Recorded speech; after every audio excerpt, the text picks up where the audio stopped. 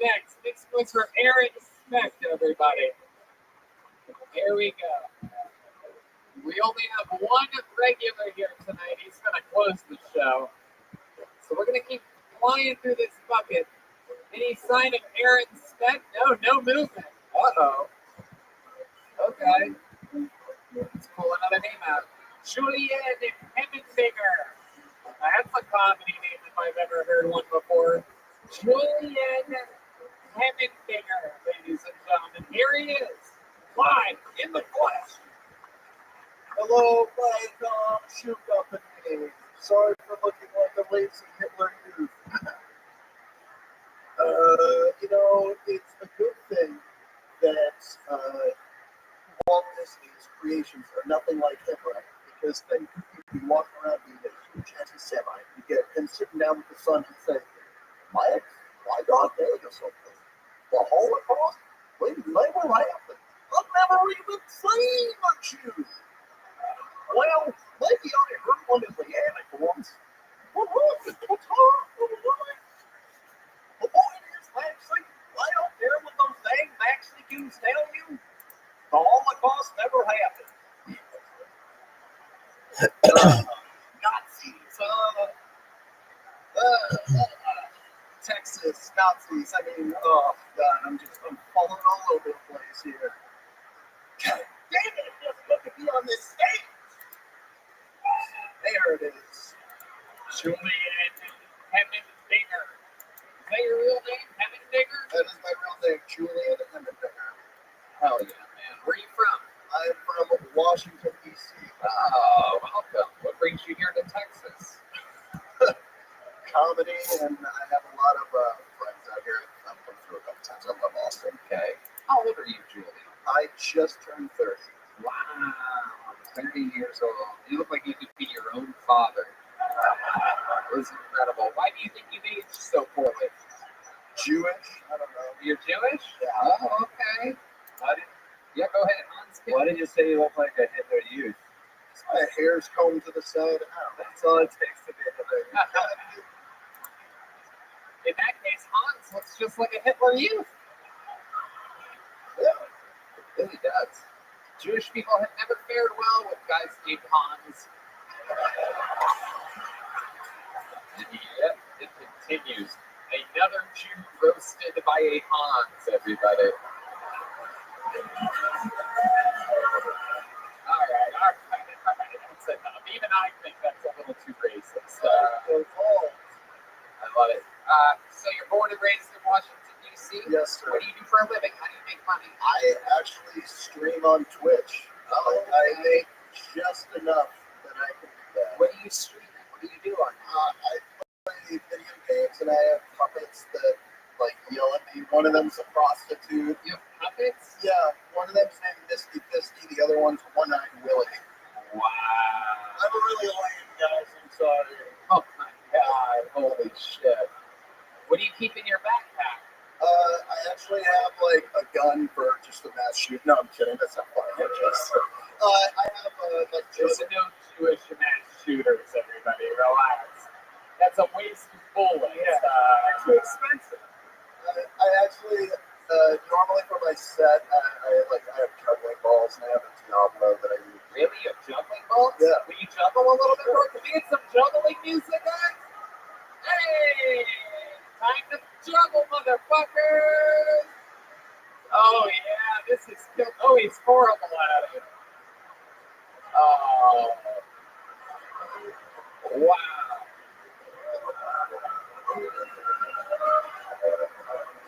He's getting food. Welcome to Texas. Wow. Oh, my goodness. Wow, that was some of the least talent I've ever seen. Thank you. Oh my goodness. He was just playing catch with himself at one point. Imagine how. You want to play with my balls? What? I was asking Red Dan if you want to play with my balls. Oh, of course. You know me. Anyway, my goodness. Imagine if this was the Holocaust and he's like, I have a talent, Germans. Watch me juggle. I can be very good. I promise. I swear. He's like, watch me juggle, Germans. Right to the head. They would shoot you, is what I'm implying. Yes. Hemmendinger. Yes. All right. So you twitch professionally. How much money do you make twitching with that? A little bit over $1,000. It fluctuates, man. A month? Yeah. A month. Okay. Oh yeah, $12,000 a year, ladies and gentlemen. What kind of games do you play? Do you play like new games or old? I play a variety of things. I was actually one of the first people in the world to get 100 wins on Fall Guys. That means nothing. Oh, that's awesome. Okay, that's impressive. Yeah, I'm up to like, I think I have 970 crowns, almost 1,000. Yeah, What's a good tip? What's a good secret? Yeah, that's what the listeners definitely want to know. Why don't you guys go suck each other off at Nerd Kingdom or whatever the fuck you guys are talking about right now? Jesus Christ, we'll never know. Oh my God, you fucking motherfuckers. Hemmendinger, what's your love life like? Are you getting your balls juggled at all? I mean, I'm single, but I think I've been doing all this since I moved to Austin. Yeah? Wait, you moved here? Yes. How long ago did you move here? 2 months ago. And how good are you doing? What is that to you? I've gone on a couple dates, and one of them said they wanted to go on another one, but then later on got off on rejecting me, I think. Wow. And then I went on like 2 or 3 dates. Okay. I've got laid. Did he stay? You got laid? Yeah, Wow. twice. Okay. All right. My friend Hans here is living a whole different life. What do you think about this guy's story? He's gotten laid twice in a few months. I can't believe that this guy's way more than Colin O'Meara. Yeah. Whoever that is. And he has one more father than Colin O'Meara as well. Oh, okay, everybody did forget who that was. All right, very good. Well, Julian Hemmendinger, while I love your name, your performance was, I don't know, Red Band, what did you think about this? It was Disney meets Holocaust. I barely remember it. Yeah, You know what, though, since you only make $12,000 a year, I'm going to give you a big deal Tony joke, but oh yeah, absolutely. There you go. Julian Hemmendinger. Let's keep it moving along. You guys having fun out there? Let's see what happens next. This looks like a fun name. Make some noise for Nat Rogachevsky. Oh, there's another big pop from the Canadians area. They must like Nat Rogachevsky. Here we go. Here he comes. Come on, everybody. Make some noise one more time for Nat Rogachevsky. Yeah, what's up? You ever see like a really fat guy like fixing his hair in the bathroom? Like, what do we do? You guys like, all right, problem solved.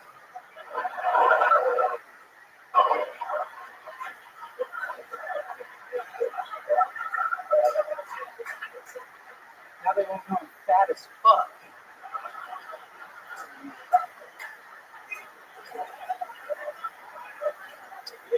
I don't know if you guys heard, DC Comics just announced their very first transgender superhero. First ever DC Comics transgender superhero. Her name is, her name is, wonder if it's a woman. Wonder if it's a woman. Her name is young. Yes, keep clapping. Let's keep clapping until the meow. Keep clapping until the meow. I don't have time for that joke. Keep clapping until the meow. You want to do one more joke? Is that what you're saying? Yeah, go right ahead. So I was at HCD the other day. I was getting helped out by a person that was right there.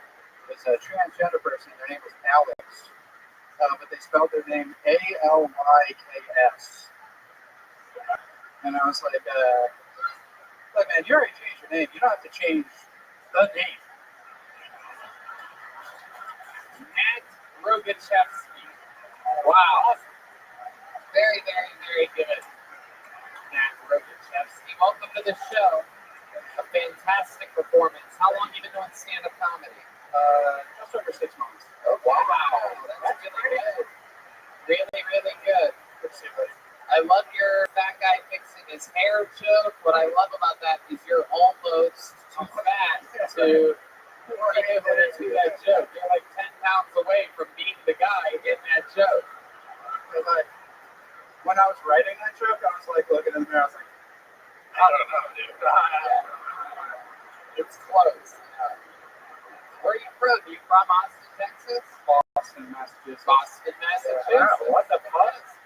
They just keep pulling people from Boston. I performed in the Mecca there this weekend. It's incredible. Davis, my. Did you know that I performed in the Boston Garden this weekend? We did it with Joe Rogan. 16,000 people. No kidding. Yeah. In the Boston Garden? Yeah. Yeah, that sounds about right. Hell yeah. Trans superheroes. I believe we had one of those on the show earlier tonight. That's hilarious. Yeah. He's laughing over there. It's all good, folks. Yeah. Nat, what do you do for work? I'm gainfully unemployed currently. Okay. What's the last job that you had? Drug dealer. Really? What kind of drugs? I sold a shit ton of like Molly and acid and Wow. Get that. Put some fans of Molly in the room. yeah, these are fucking losers. Everyone's like, yeah, drugs, dude, yeah, hard drugs. Texas absolutely fucking loves drugs. Yeah, they do. They do. Did you just move here? Yeah, a month ago. Okay. What do you love so far about Austin, Texas? What are your favorite things about this city? You can do like a gay joke on stage and not get in trouble. Wow. You get in trouble in Boston, Massachusetts? So bad. Are you kidding me? No, this dude, I did this joke at like this super dumb mic in Boston, and it was like a dumb black joke that I was just trying to work out. I wasn't married. We can say dumb. No. Are you saying The that joke- they're dumb or the joke? The joke was and I walked this lady, and I go outside. She starts to yell at me about the joke at an open mic, and she was like, "Can you imagine doing that joke for a crowd in Atlanta?" And the only other time I tried that joke, when I tried to debut it, was in front of a black crowd, and it worked. Yeah. And I was like, "Yeah, it actually works." And she goes, "That doesn't matter." And I was like, "Lady, like, you think you know better than they do?" Yeah. Yeah. What's allowed? White lady, right? Right? Oh, Blue hair? yes. Blue hair? Yeah. And yes. And clearly presenting as a lady, big old tits. And at the end of the session, I was like, we made up, and I walked away. She goes, "By the way, my pronouns are he, him." And I was like, "Leave me alone, lady. Like, All right. That's enough. it's over." This is in Boston? Yeah, it's bad. Wow. If that was in Boston 15 years ago, that lady's in a river by the end of the night. Just floating and bloated. I'm not gonna say her name, but shouts out to all my friends from open mics who fucking hate that lady. I bet. You have a real earring there. You have a very legit earring. It almost seems like it has some real purpose there. What's up with that? I thought it looked cool as shit. I was like, You're a funny guy. Nat Rogochevsky is a funny man. I like this guy. Hans, what do you think about Nat Rogochevsky? I don't know you could make a paperclip into an earring. Yeah, that thing is. What are, now that I see that earring, I gotta ask you, what are your pronouns? No, I'm kidding. You seem so comfortable on stage. Like for 6 months, that doesn't seem possible. Do you have any reason why, or it's just the drugs? I'm a sober guy. I used to do like heroin, so now I just don't care about anything. Wow. That's what it is. Former drug addicts are always some of the funniest people. We've seen this before. Tim Dillon, Theo Vaughn. There's a lot of newly sober people that end up being able to obtain a level of funny that is just absolutely incredible. So that's where you get your swagger from. How long were you hooked on heroin for? Like 5 years. Wow. Yeah. My goodness. Shooting it up or snorting it? Shooting it up. Oh, wow. Yeah. This guy's like snorting. I'm not gay. Yeah, come on. Don't let the earring fool you, dude. This guy's shooting up. Absolutely beautiful. Wow. So how'd you get off the heroin? What did you fill that gaping hole with? I do all the like 12 steps. So Yeah. like consistently all the time. Awesome. There you go. Look at that. They love you, man.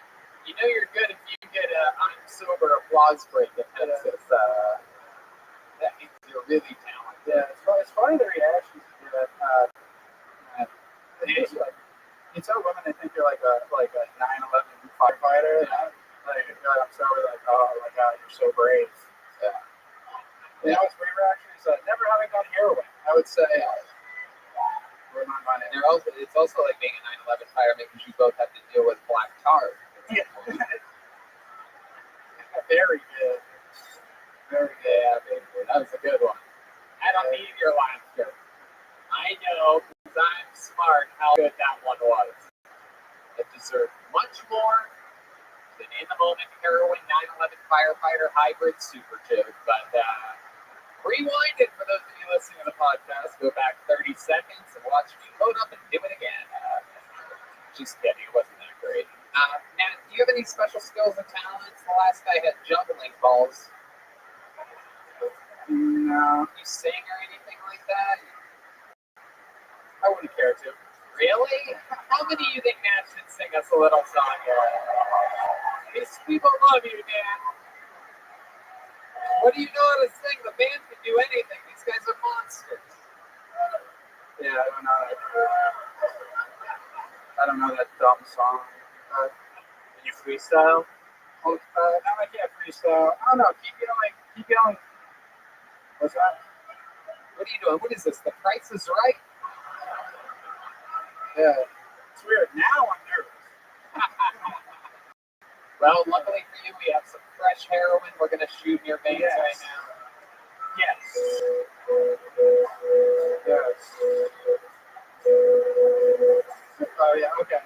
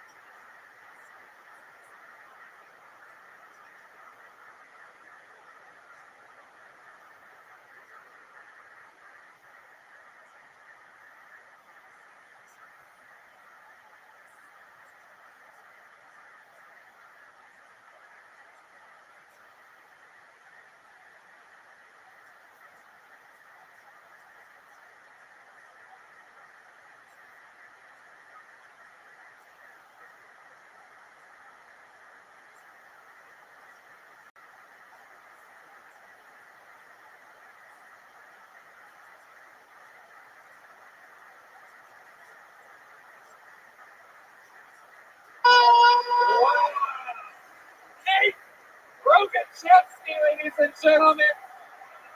Wow. Wow. Wow. A standing ovation. And the entire Vulcan cast coming and singing along. Look at him. He's getting high fives. Wow. Wow. Unbelievable. Yeah, I'm fucking cool. I bet that. Hell yeah. What was better, that or heroin? Heroin. Heroin. Hey, you are absolutely hilarious. If you had to guess how long of a set you think you can do, how long confidently of a set would you do?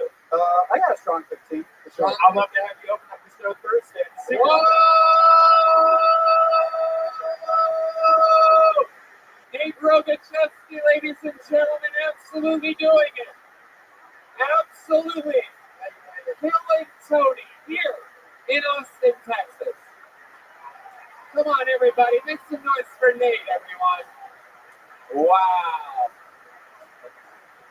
I don't know whether he was just extremely great or just the people before him were so terrible that it feels like we found a young god here on the show. I feel like I need to start doing heroin. All right. We got our first real lady here. Next one's for Mimi Meyer, everybody. She's next on Pill Tony.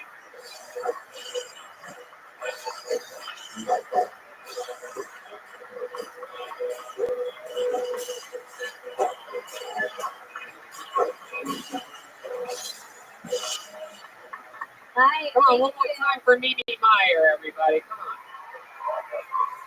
Thank you. I'm kind of an awkward person. Today this woman said to me, Mimi, oh my God, I call my grandma Mimi. And I didn't know what to say to that. I was like, cool, is she a slut too? Yeah, I grew up wearing a purity ring. If you don't know what a purity ring is, it's this ring you would wear so all the boys in the school knew you were serious about being a loser. Yeah, but now things have changed. I think Plan B is a great invention. Anybody? Yeah. Who knew that one night I'd be able to walk into any Walgreens and pick up a bag of Doritos and my freedom? And you know, ladies, we've all taken it. We've all had unprotected sex. Not all of us. Not all of us are fun.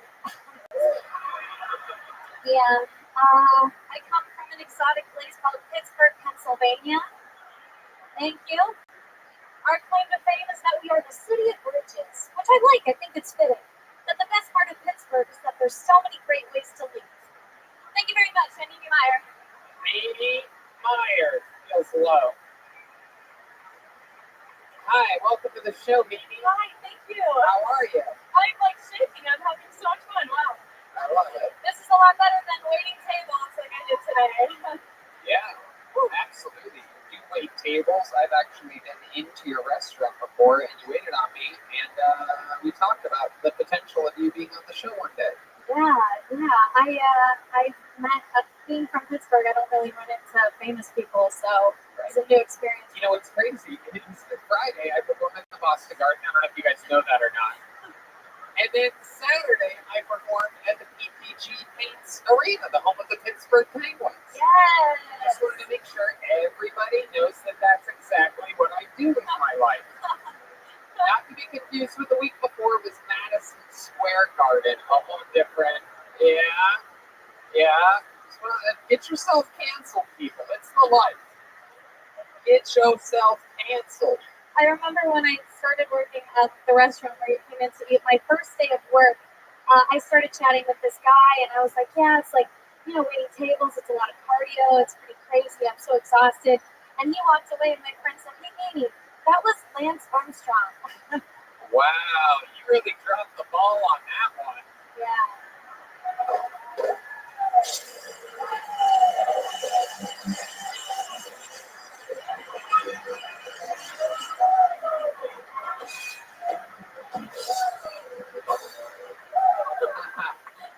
God, I'm so good at this. Jesus Christ. Mimi, you seem like a wild, wild girl. You're somewhere between like super dork, but you also seem a little bit freaky. Am I correct? A little bit. You referenced unprotected sex at some point in your set. Was that you talking about you, that you have unprotected sex with people? I used to work on a cruise ship, so we got kind of weird. Oh, shit. Hell yeah. Hell yeah. Okay. We talking about what? Carnival cruises or Norwegian? I worked for Disney Cruise. Whoa!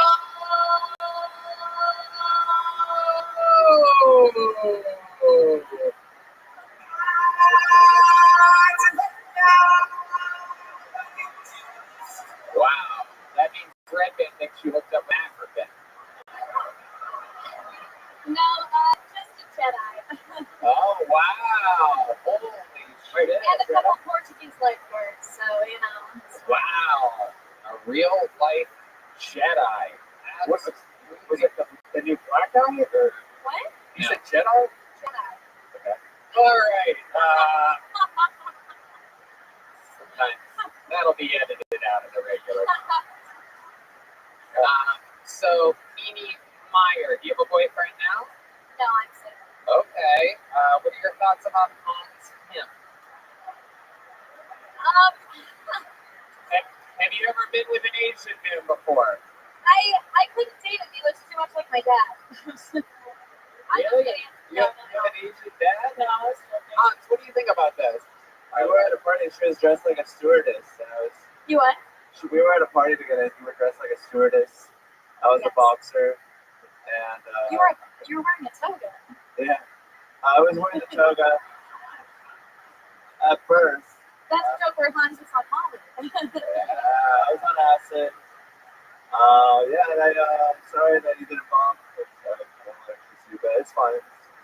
Wow. Maybe if I get on the show another time. What'd you say, baby? I said maybe if I get on the show another time as well.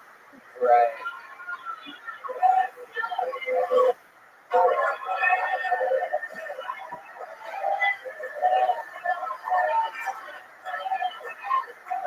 I think they want me to miss you. This is something. I don't want to pressure you. Yeah. I'll ask for consent. We can film it and put it on TikTok. I can film it and put on TikTok. After the show. If you don't want to do it now, sorry, I'm okay. Turn it down again. Turn it down. Wow. Just for that, Hans, I'm gonna make you eat her pussy right now on the show. Mimi, what do you like to do for fun when you're not waiting tables or doing stand-up comedy? What else? I do like to sing a little bit. Oh, really? Yeah. Should we hear a little? You have a song that you know how to do? They know how to play Don't Stop Believin'.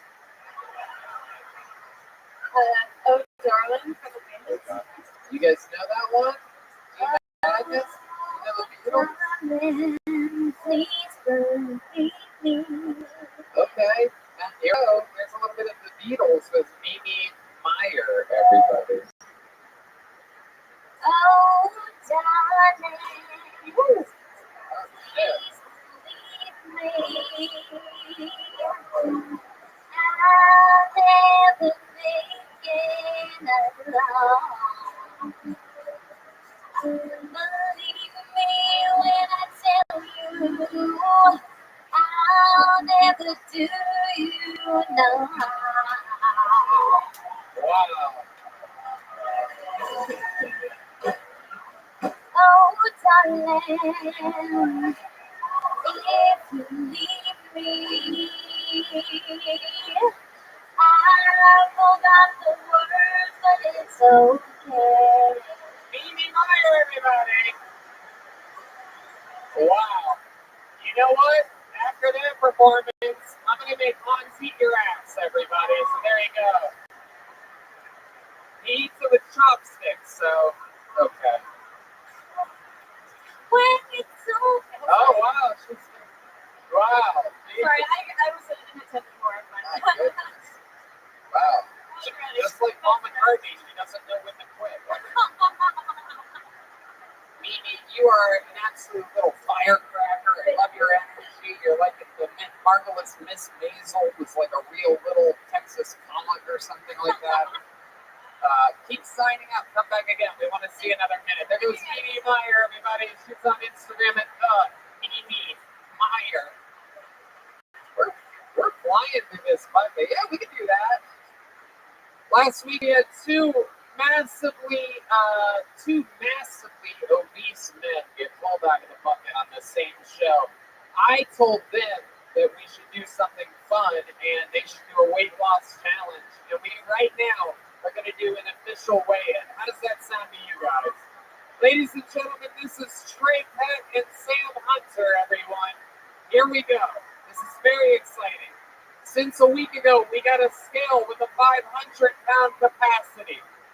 And these guys are going to have a weight loss challenge during the month of October through the first week of November. And here's the deal.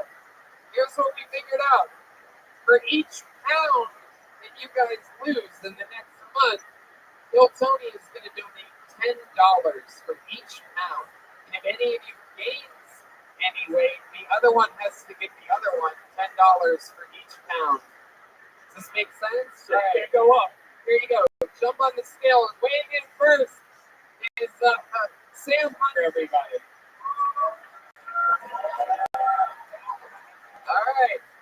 300 and oh my god, it's fluctuating. It has no idea. Wow. We're gonna guess 334 there. Is what it looks like. Holy shit. All right, here goes straight back, everybody. Oh my god, the scales just started sweating. 396 pounds, everyone. Wow. My money's on him. Jesus Christ. All right, here we go. Trey, how do you feel about what just happened here? I've not been under 400 pounds in 6 years. Wow, look at that. I've done nothing. I've just eaten barbecue. It's fine. I did not deserve this at all. Absolutely incredible. Do you feel confident going into this weight loss challenge? There's no chance I'm losing at all. Do you have a game plan? Do you have like a go-to diet or something that you're gonna do? Just starvation is gonna be fine. Wow. He's not gonna outweigh my heart. I will die for it. Yeah. I highly doubt that you're going to die from starvation. I don't see how that's possible. Man dies today at starvation. 360 pounds. I find that to be impossible. I'm pretty sure you're going to survive. Hand the mic over to little Sam Hunter over there. Who, next to you is a tiny little boy, it turns out. Sam, what's your plan for the next month? What's your plan of action here? I'm going to reach out to one of the trainers who used to work at the college. Oh. Shit house. Wow. Trey's about to run into an absolute buzzsaw. Wow. Dude. Oh, Let's go, boys. oh my God, that's right. He knows how to shake his tits. Show the people, wow. No, that's not even muscles. That's just heart palpitations, folks. Well, I'm so excited for you guys, and I wish you both the best of luck. I'm glad that Kill Tony can get behind something as positive as a weight loss challenge here. And I thank you guys for doing it. Feel free to keep signing up for the show and keep doing comedy in the meanwhile. We'll get updates along the way. We're going to see them the first Monday in November, and someone's going to win a bunch of money. We should bet. We should bet on this. Like, Jesus, imagine if Sam Hunter, or imagine if one of them loses 200 pounds and we have to pay them, what is it, $2,000? Jesus Christ. One dude weighs a lot more than the other guys, so he's probably going to lose more, but then the other guy's the trainer. That's, how about that? Anything can happen. We're going to see. There's going to be a lot of missed meals between the two of them. Your next comedian is Mason Smith. Back to the bucket we go. Let's meet another stranger together. Mason Smith is next on Kill Tony in Austin, motherfucking Texas. Here comes Mason.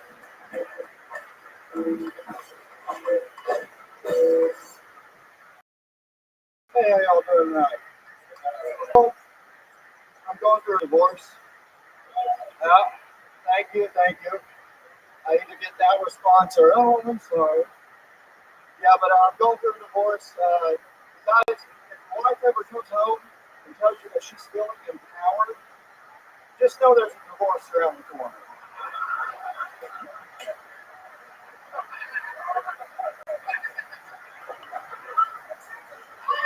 I'll tell you, it all went to hell after she started going to therapy. She started getting mad at me about certain things that she's never gotten mad at me before. Like, she got mad at me one night. She said, how come you never give me head scratches and foot rubs without trying to touch my vagina?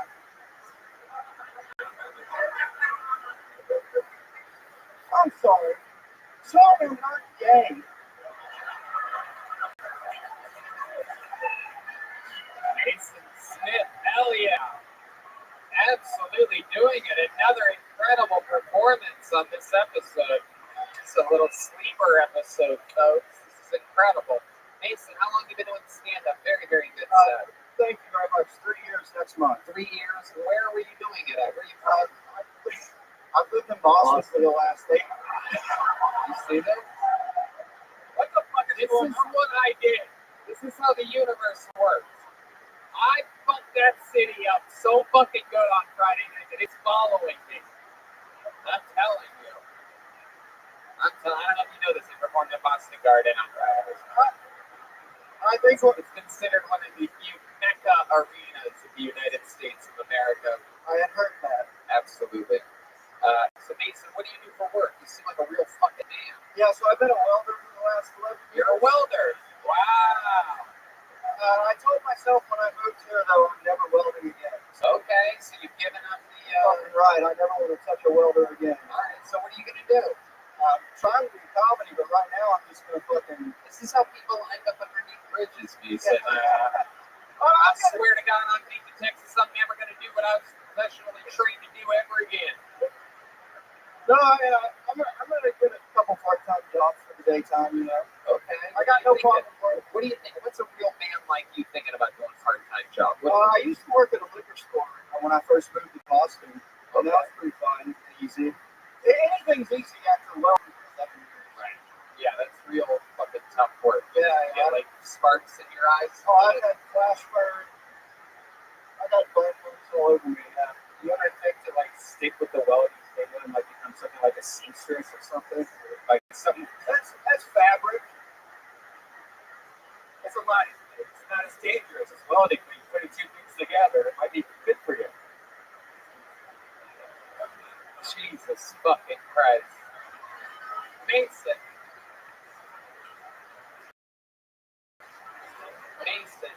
What do you find? You seem like a real man, so I'm excited to hear what you Yeah, so before I'm going through a divorce, but back in Boston, I got a little kid. We go kayaking, and then in the wintertime, just drink a lot and party. Okay. I really like just having fun and hanging out. Okay. You know, take drugs every now and again. What kind of drugs are we talking about? I got an acid tattooed on my arm. Whoa! Wow! Look at that. Meet my friends the Nether Hour.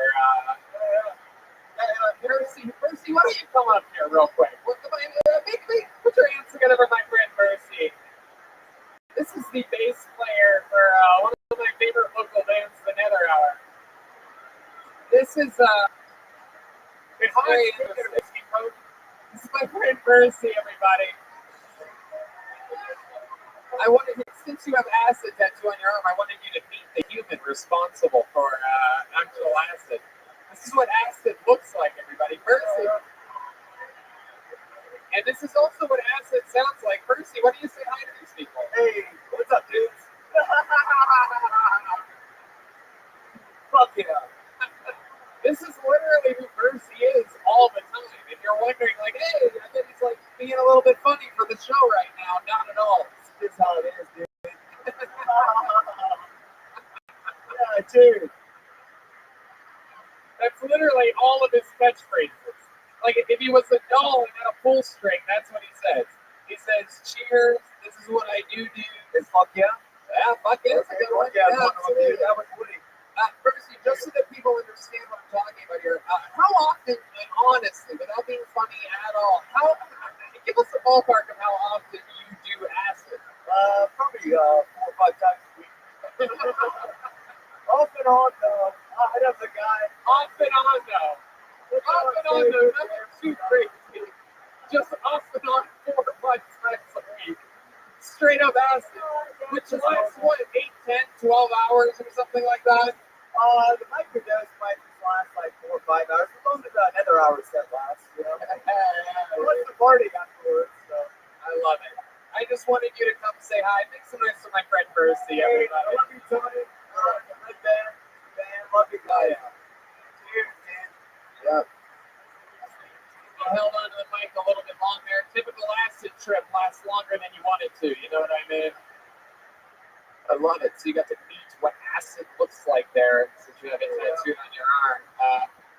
Wow. His relationship stuff is so real. Like the realistic. Like where the start complaining about things she never did. Like, Yeah. That hit close to home. I think with a lot of people in this Yeah. audience. What does she do for work? She's a nurse, and she just graduated from grad school to be a nurse practitioner. Oh, okay. Yeah, doctor thing in her. Yeah. So you left her in Boston, and now you came down here? For all the glory. And then what was it, a month ago you said? I got here 2 weeks ago. 2 weeks ago. Fresh blood here in Austin. What part of town are you living in? I'm staying with my boy. He married my wife and I. You look like the kind of guy that would get a studio apartment in Round Rock. Am I correct? No, I got one actually like near here. Oh, okay. Yeah. Very cool.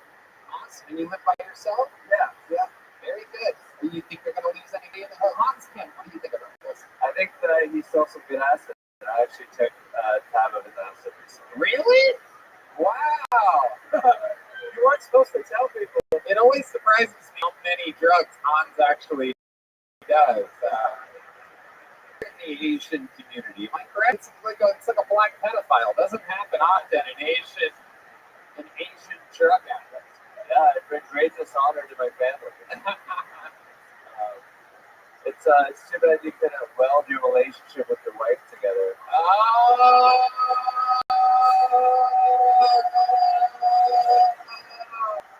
my boy, my greatest creation.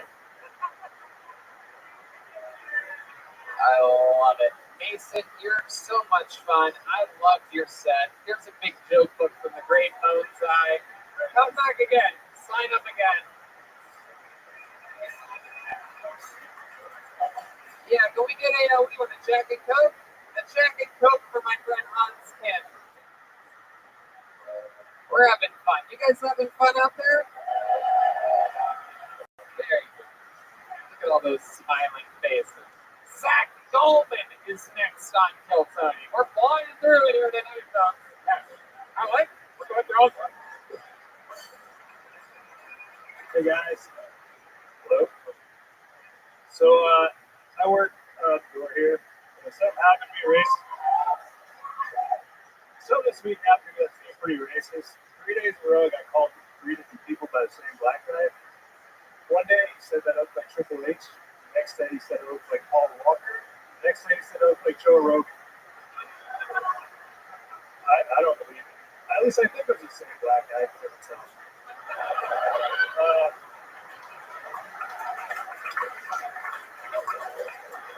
I've been going to therapy a lot, and I like it, but I feel like they don't let me take the blame for a lot of things. Like, pretty sure my dad had nothing to do with me getting drunk and shit in my ex-girlfriend's front porch. I mean, he was there, but it was my idea.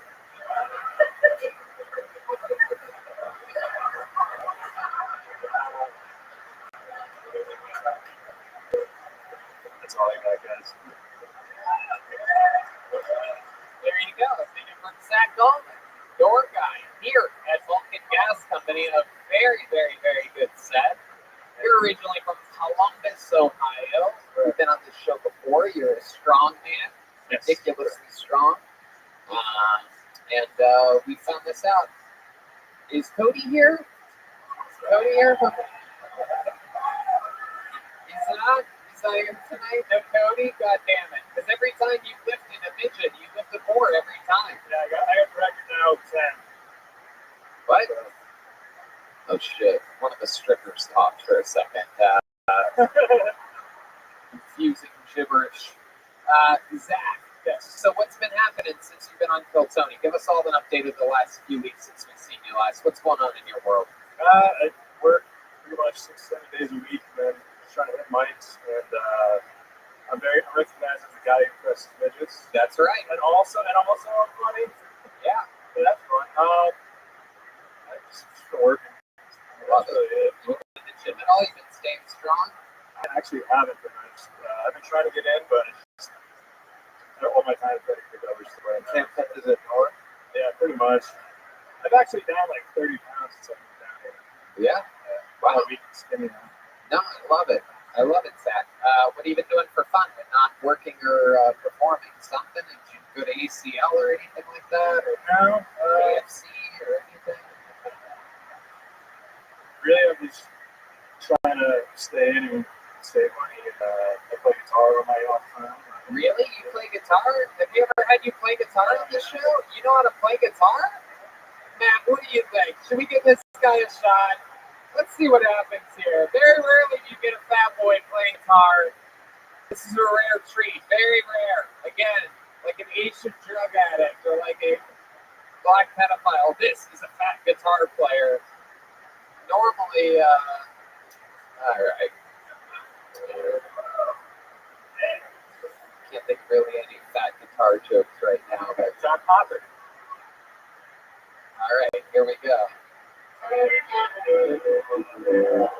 Wow. I'm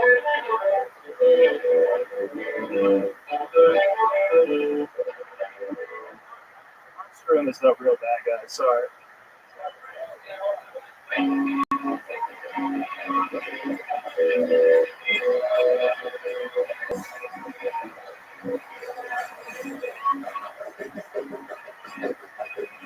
She calls me Goliath and I wear the David mask.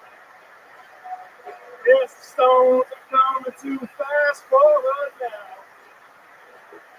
I'd like to believe I can bring up the past.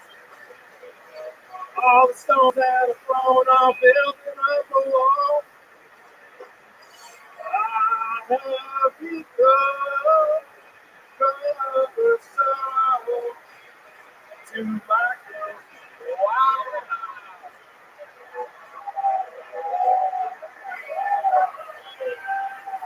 Look at that. My goodness gracious. That was absolutely incredible.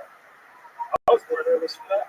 That sounded like Soundgarden, which reminds me, they performed in Boston Garden. This weekend at Madison Square Garden the weekend before. You catch a lot of the comedians you saw tonight performing in actual gardens. Yeah, that was great. How long have you been playing guitar for? 25 years. Wow. Look at that. That's incredible. I didn't play a lot when I was training for the so like, I'm pretty, like, if you're good at music, I'm fine. If you're not good at music, Were you in like other like bands growing up, like the Alvarez and Dylan? no, actually, I played with some people here and there, but everyone in my family's a musician. I'm actually like the worst musician in my family. I didn't play instruments, so But you can beat them up. exactly. So That's true. That's all that matters. I'm also tallest and biggest, so yeah. You're shredded and you shred. And Zach, I love it. You've been on the show quite a few times. You always do good. You already have a joke book, right? Yes, I do. All right. Well, then there you go. Another great performance by Zach Allman. Let's keep going through it. Let's get another one up here. He's a big guy, but his hair is thin. All right, Kit Hudson. This looks like a new name. This should be exciting. Kit Hudson. Let's see what happens here. Here he is, Kit Hudson.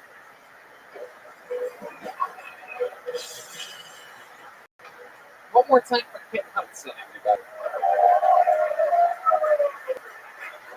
I appreciate that. So I was the best man at an interracial wedding, and no matter what, my best friend said, it's okay that he married a white. My biggest concern during that wedding was when his family asked me to tie his grandfather's tie. Luckily,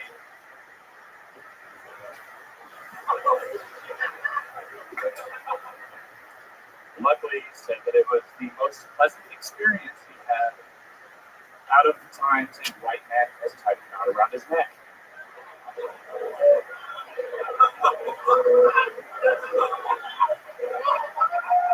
Do I look proud? I should look proud because it was pleasant.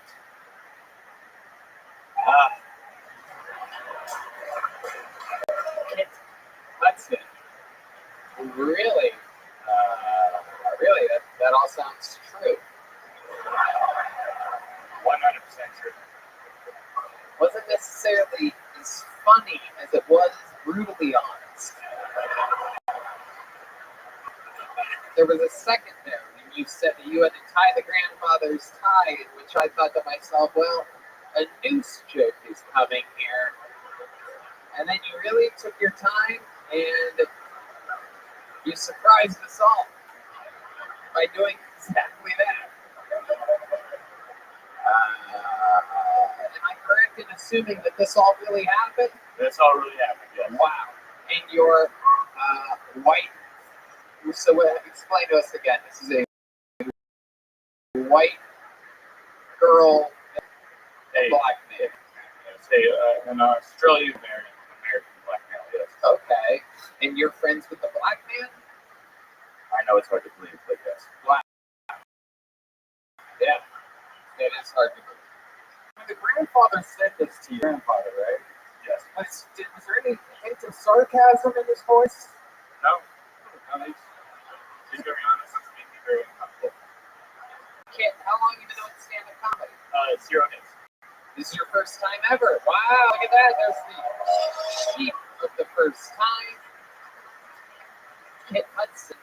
Yes, sir. Hell yeah. What made you want to start stand-up comedy? Or you have like state trooper energies or something like that?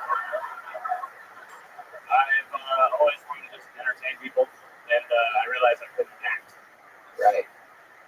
You can't sing, you can't dance. Nope, none of those things. But I've been writing comedy for a long time. Yeah. And just didn't have the balls to perform it. What made you start this week? What made you have the balls to sign up for this show? Well, it's a lot like my first kiss. I was holding out for that one special girl.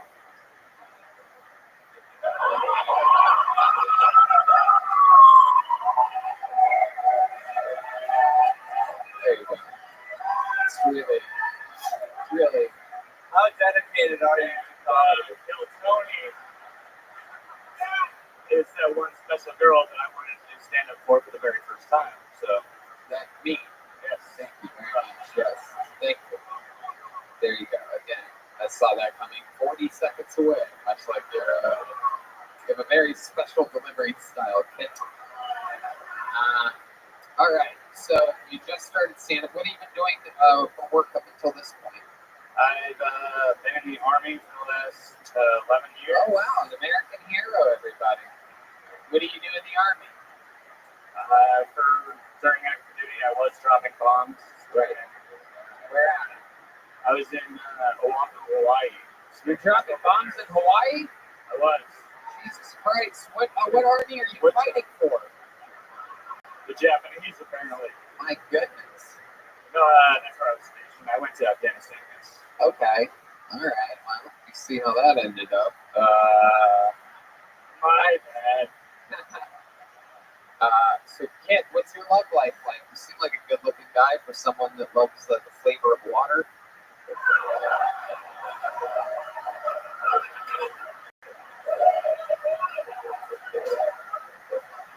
You look like the start version of the creative player on like a Army Ranger game or something like that. Level 1, recruiter level. Your name's Kit. No, I'm married. Oh, married. Okay. All I right. asked my wife whether or not I should go out tonight with this. She said, well, I haven't seen your hair that short without it, so no, I don't want you to go out like a shaved testicle. So I was like, oh. What does your wife do for work? She is a mom right now. Yeah, we just moved out here. Oh, how many kids do you have? Just one. Just one. Boy or girl? Boy.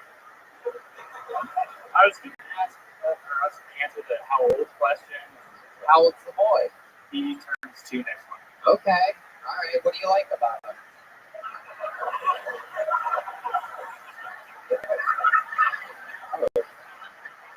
What's pronouns? That's a good question. We did move here from California, so that's a valid question. Yeah. What part of California did you move from? We were in Green Valley, just outside of Valencia. Oh, shit. It's All up right. in the mountains. Yeah. Okay. Wow. And you just moved here to Austin? We moved to Broncos 2 months ago. New Braunfels. How do you like it out there? We love it. I was originally born in San Antonio and raised, Texas and Arizona. So I was very. You have a truck? Yes, What we bought it before. Yeah. Yeah, we moved to Texas. Right, yeah, you can't just have a truck. It's how Like a four? No, Tony knows what it is. What? It's a Silverado. Of course it's a Silverado. Thank you very much. Of course it is. Texas edition or regular pussy version?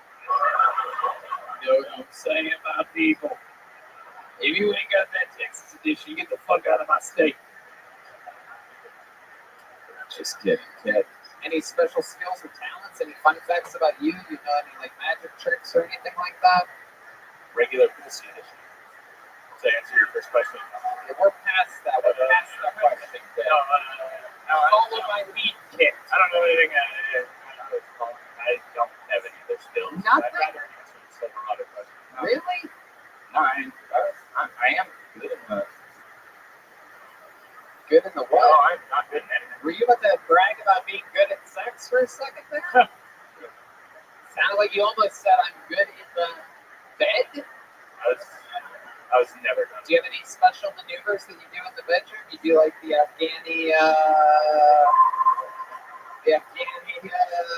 sex trick where you wrap your girlfriend in a sheet and then fuck her?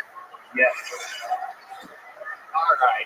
You guys are going to throw in about Afghani jokes, and I'm getting out of here. I'm going to end the show early tonight. That was. You ever just fuck her and throw a handful of sand at her face?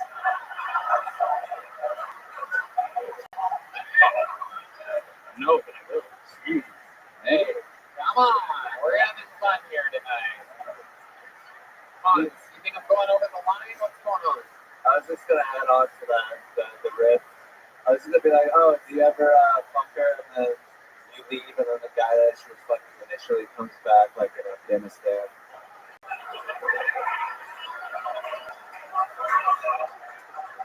By the way, Hans, pro tip, you don't have to say I was going to make the riff and then say the riff. You just say the riff. I'm really nervous right now. Thank you for having me. This is an honor. Awesome, ladies and gentlemen.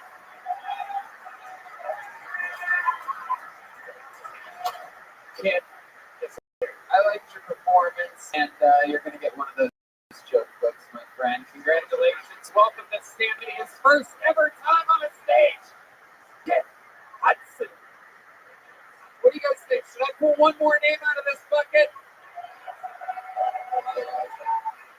Okay. I'm going to go deep in here. Really mix it up. Let's see what happens here. Real deep.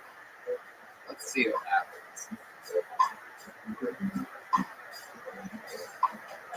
Arlene Hayes, everyone. This is another new name for sure. I know a real new name when I see one, and I would remember an Arlene Hayes. Here comes Arlene, everybody. Come on, it's your final fucking pull of the night. Make some noise for Arlene, everybody. So I just flew in. I took Spirit. Yeah. Hell yeah. $70 round trip. Anybody with me? That's right. So I'm convinced that Spirit Airlines is the only company where if you fail the competency test, you're guaranteed to die. So today I went on a walk around the place I'm staying and I came back and there was a very insightful news article talking about how there's a lack of women that are firefighters. And I thought that's great because the only thing that probably cares about gender equality is fucking fires. Am I right? All right. Well, that's my time. Thank you. All right. 50 seconds from Arlene Hayes. Welcome to the show, Arlene. How are you? I'm doing good. Hell yeah. How long have you been on stand-up? This is my 5th time in 3 years. 5th time in 3 years. Yep. Hell yeah. You have That's right. You have the work ethic of, That's right. you know what? I'm just going to stop right there. I'll let That's you fair. finish your own punchline on that one, Okay. depending on where you want to take it. Yeah. Arlene, so why have you only done stand-up 5 times in 3 years? I only do stand up when I need to feel something. That's why. Yeah. Okay. Have you ever thought about jumping off a bridge? Are you on a lot of medication? No, I'm on no medication. Nope. Okay. Arlene, what do you do work? I work corporate office jobs. Yeah? Yeah. Okay.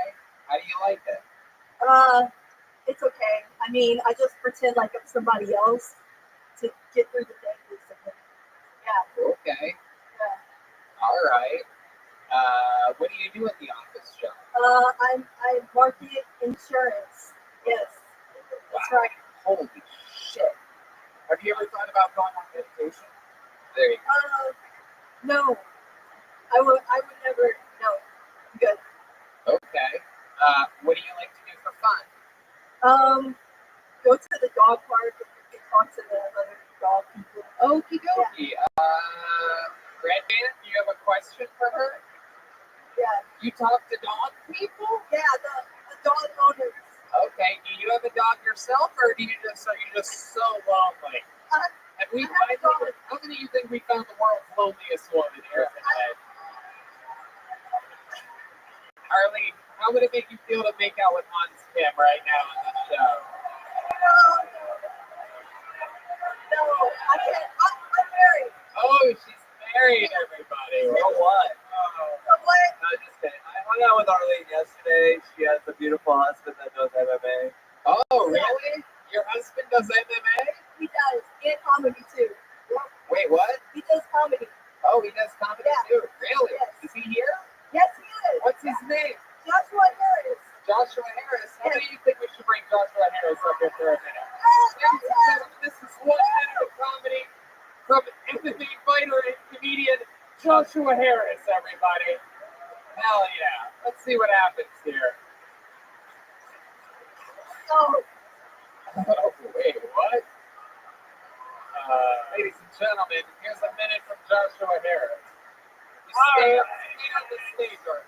Sorry, stay on the stage, Arlene. This is a minute of comedy. One more time for Joshua Harris, everybody. So I've been trying out CBD oil. Yeah, it's not really working out for me though. They must switch back to water-based lubricant.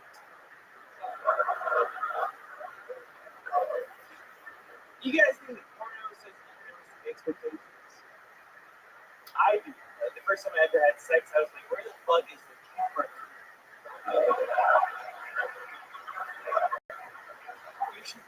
Where's the fluffer? I need a fluffer. All right. Next joke.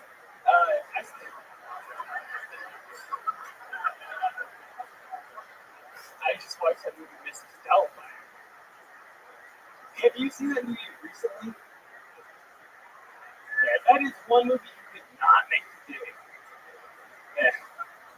Because Robin Williams is dead.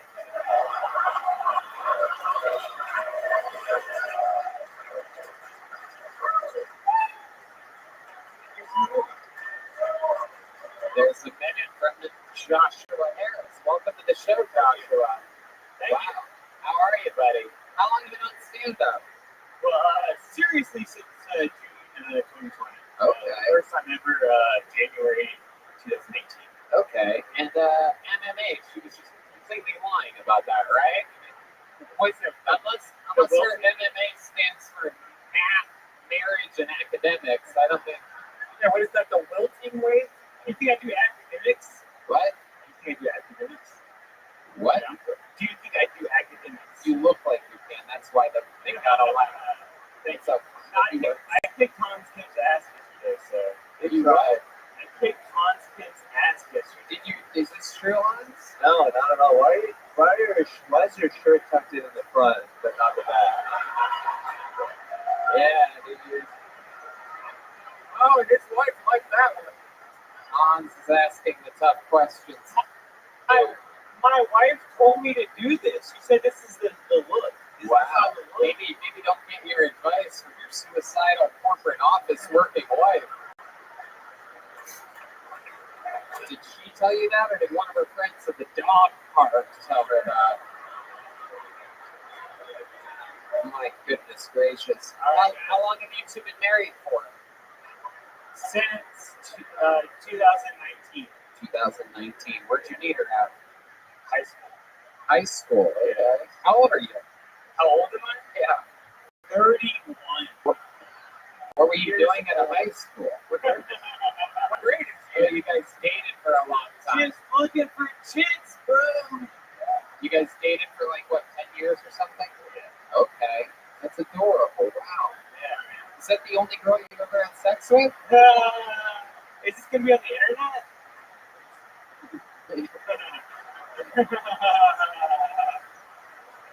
That's your answer. Okay. You're like, How about you? Is this the only guy you've ever had sex with? No way. Wow. Look at that. That's what domestic violence looks like, everybody.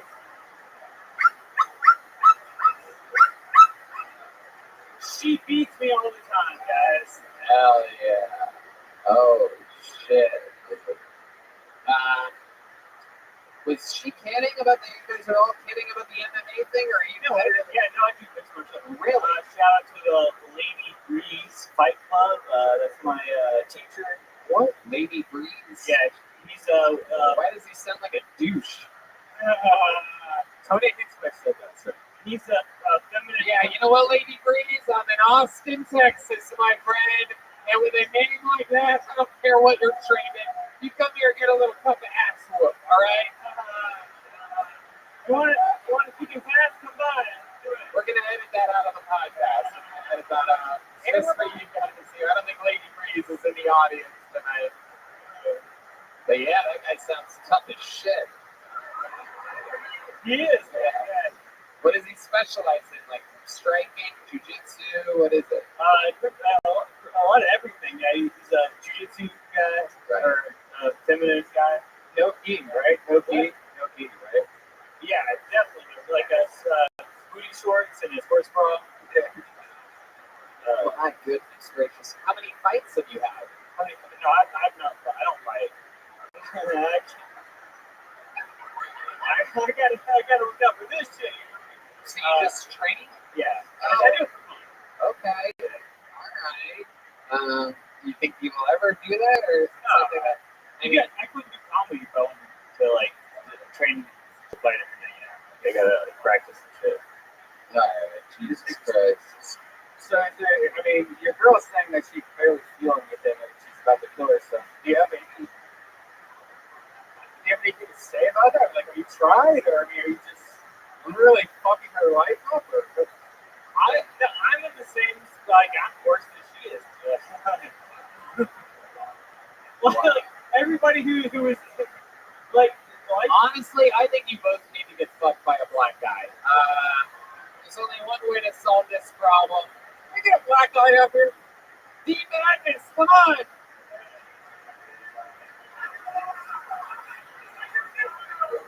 I am not used to doing comedy in front of this many white people, by the way. All right. Joshua Harris and Arlene Hayes. Why do you guys have different names? Because of feminism. All right, there he goes, Joshua Harris and Arlene Hayes, everybody. New minute from this power couple. There you go. So a couple little stocking stuffers for you. There you go. Tell Lady Breeze I said hello. Lady Breeze. why do I feel like they're not really married? I don't know what's going on there. Something's up, though. Something's a little rotten in Denmark over there. You guys ready to bring this thing to a big close here, huh? Ladies and gentlemen, your final comedian of the night, one of the longest standing regulars, the longest standing regular in the history of the show, an absolute legend, undefeated, undisputed champion of regulars, the Big Red Machine, William Montgomery! Wow, a standing ovation upon arrival. This crowd is hot. I don't know who's running this fucking place, but I'm just trapped in the goddamn walk-in freezer for 20 minutes. I'm freezing cold.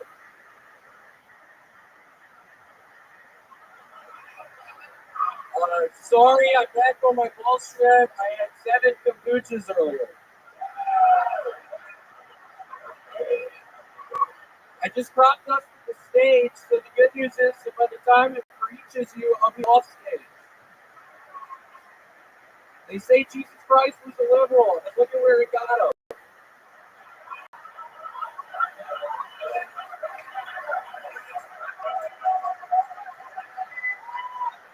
Let's give it up for Jesus Christ! Let's give it up for Yahweh! Give it up for the Son of Man! Do you know who I really feel sorry for? The butthole surfers' parents. California just passed a new law requiring gender-neutral toys. I'm just trying to figure out where the fuck I'm supposed to buy balls now. Caitlyn Jenner's garage sale?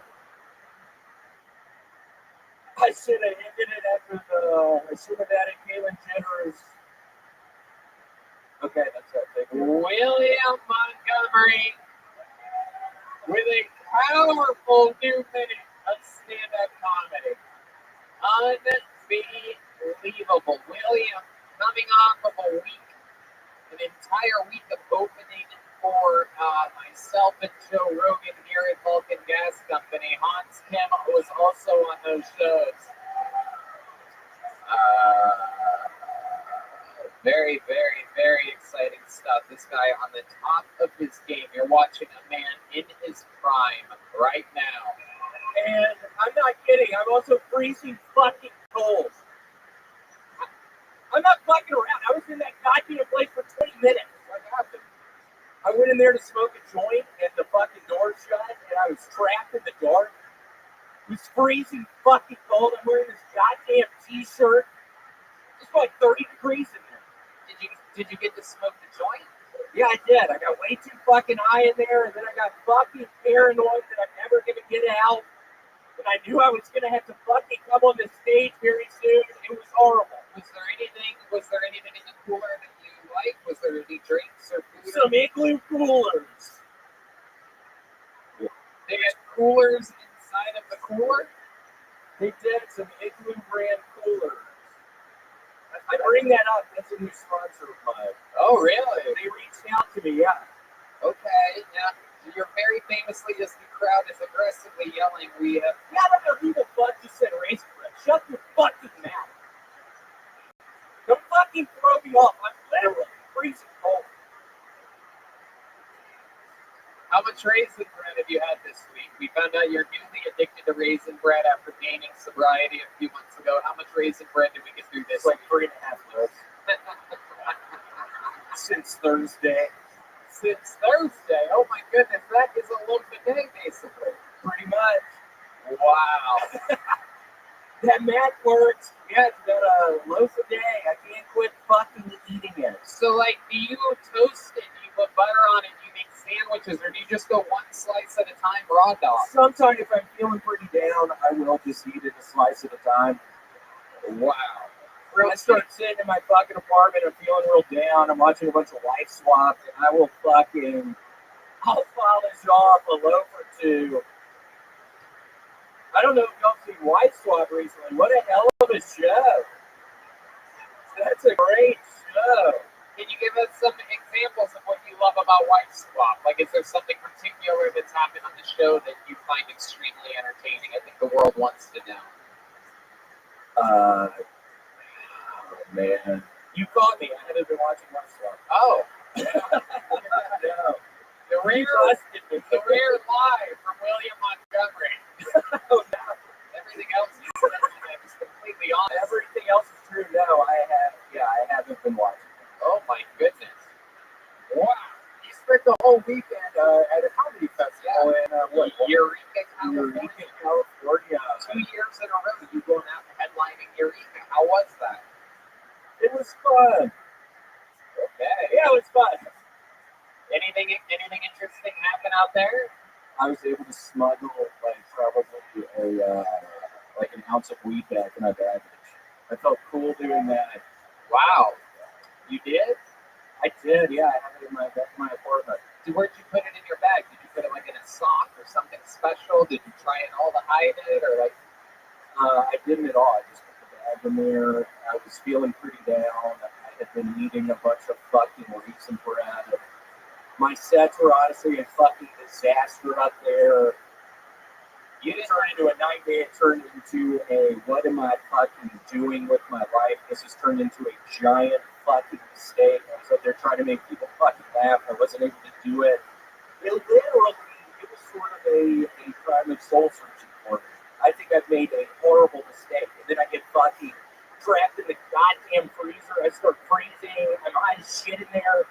Wait, that happened in California as well? Yeah, I got trapped in a fucking freezer up there as well. Oh my god. You should really stop going inside a freezer. I don't think I'm gonna fucking stop. I love it in there. A nice fucking black freezer! It's freezing cold! I love how that feels! I love being cold!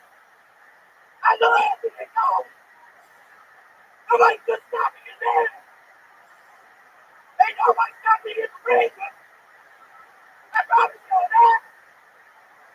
I stay in the freezer! Get up the igloo! Wow. Nobody does it like this guy. This is, without a doubt, peak performance. I mean, the crowd. I'm trying to get one from igloo! I need that igloo one! I'm really close to living on the street! I'm about to be homeless! We're supposed to cheer at that part. God! Sometimes I wonder what it's like if somebody brought like their girlfriend to this show for the first time or something. You did? You brought her? This is your first time seeing the show? What do you think about this moment right now, lady? Got to get out of here! I'm kidding. William, you're an absolute fucking saint. You're on top of the world. You're out. You're headlining. You're selling out shows. You're opening for Joe Rogan. You're on the best shows in the city. And he's a product of Austin, Texas, everybody. Come on, make some noise for William, everyone. How loud can this place get for guests tonight? His first time on panel hunts him, everybody.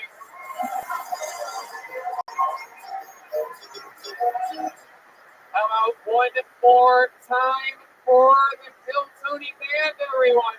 Screwball, peanut butter whiskey, Michael Gonzalez, Steve Madness, Matt Mueling, and the great John Bees on the keys. Make sure you follow all those guys on social media. They are the Screwball Butter Whiskey Kill Tony band.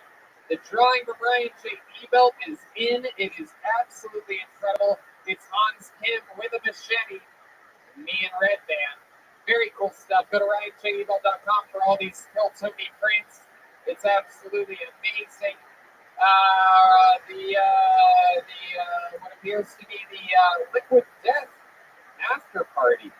Following Liquid Death? Yeah, following. I fucking love Liquid Death. Immediately following this show, right here, right now, at Vulcan Gas Company. Unlock your phones, hang out, have another drink, mingle, have fun. Thank you so much for coming out, everybody. Good night, everyone. Thank you.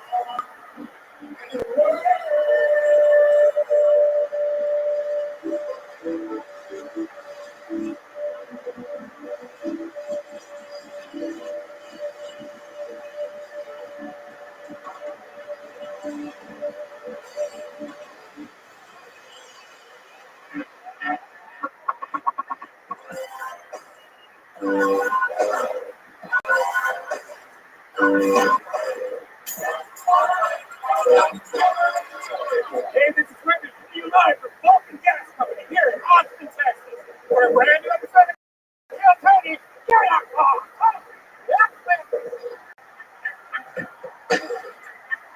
It's Monday night in Austin, Texas. You guys can make more fucking noise than that. You guys ready?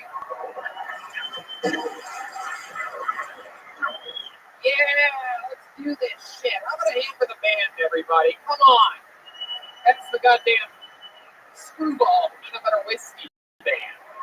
Sounded goddamn good tonight. It's a great Matt Mueling on guitar. Everybody, that is Michael Gonzalez on the drums. And my friend D-Matt is on the bass guitar. Great red bands here. Very exciting stuff. This is another episode of Kill Tony live in Austin, Texas, brought to you by the Red Rose and the Yellow Rose, the two best strip clubs in the world. It just so happened to be here in Austin. Fun stuff. Good looking audience we have tonight out here. A bunch of fucking scramblers coming in. I like it like this. Fun week. Let's do this shit. Before we start tonight's episode, here's a little bit more about the amazing sponsors that made tonight's episode available for you right now. There are some things in life that I like to pick out myself, so that I know I've got the one that's best for me. Like a cut of steak, or a mattress, or a prop gun. What if you could do the same thing for hiring? Choose your ideal candidate before they even apply? That's where ZipRecruiter's invite to apply comes in. It gives you, as the hiring manager, the power to pick your favorites from top candidates. And right now, you can try it for free at ZipRecruiter.com/KillTony. How does invite to apply work? Well, you post a job on ZipRecruiter. They send you the most qualified people for your job. Then you easily review the candidates and invite your top choices to apply for your job. Lauren Webb, SVP of Talent Acquisition of Padula Health, raves about ZipRecruiter's invite to apply. She says, I love that feature because we have a much higher follow-through rate if I invite candidates. It's easy for me and it's easy for them. In fact, according to ZipRecruiter's internal data, jobs where employers use ZipRecruiter's invite to apply get, on average, 2.5 times more candidates, which helps make for a faster hiring process. Ooh, that's right. See for yourself. Just go to this exclusive web address, ZipRecruiter.com/KILLTONY to try ZipRecruiter for free. That's ZipRecruiter.com/KillTony. ZipRecruiter, the smartest way to hire. You guys ready to start tonight's show or what? All right. We're all filled up on CM Smokehouse. Thanks to our friend Cade Yoni over there at CM Smokehouse in Golden Acres. Ladies and gentlemen, this is so exciting. Every single week I have one of the funniest comedians in the world on this show. This week, no different. You're going to remember that you were here when this man was a guest on this show here tonight. It's Kill Tony's own, the longest standing regular in the history of the show, the Big Red Machine, William Montgomery, everybody. Oh, shit. Wow, it's the real William Montgomery. Looks a lot like Quentin Tarantino when we had him a couple months ago, but it is William Lights Out, the Vanilla Gorilla, the Big Red Machine, the Slumdog Billionaire. So nice to be here. It's Lord. I am one of the top comedians in the world. So I was able to fit it right in my schedule to be here tonight. Very excited to be here tonight. Absolutely. We've been sipping on cantina, but you're sober now. You are addicted to raisin bread. Yeah, I'm just eating the shit out of raisin bread now. I've had 2 loaves since Sunday. There you go. Today's Monday, so you can guess. Yeah, do the math on that one. I'm eating a shit ton of that fucking bread. He's addicted to raisin bread. He's 3 months sober. He's a heavy drinker, and now he's heavy raisin bread. We're going to have fun tonight. How's your bathrooms with that much raisin bread? Like, how's my what? Your bathrooms, is it just coming like just raisins that they like thick? It's sweet. Call it my bathrooms. For those of you watching the video, why not subscribe to our YouTube channel? That's what everybody's telling me to say every week. Yeah, smash that like button. Subscribe, boys and girls. I have a bunch of joke books made here by the great Adrian Cavazos at Boneside. We're going to any of those out tonight. Another amazing local artist, the great Ryan J. Ebelt, drawing tonight's episode from Los Angeles, California. You guys know how this show works. It's a bunch of people that get the opportunity to do stand-up comedy on this stage. I pull their name out. They get 60 seconds uninterrupted to do stand-up comedy. You know their time is up when you hear the sound of a kitten. That means wrap it up then, or else they're going to bring out the angry West Hollywood Bear. That's how that works. And I interview them afterwards, and we talk to them about their lives and find out more about them. Are you guys ready to start tonight's fucking show? Good. Your first comedian is a regular on the show, much like William has been for years. We have always maintained a cool group of comedians that like to perform a brand new 60 seconds every single week. You get to watch them grow. This guy has been opening up for Joe Rogan because of his appearances here on Kill Tony. He is the only regular that was made a regular here in Austin, Texas. The very own Hans Kim, everybody. Here we go. Oh, shit. Here we go. Hey, what's up, guys? My name is Hans Kim, and I'm not a racist. I'm a minority. How could I be impossible? I don't even see race. I only smell it. Especially in the Ubers.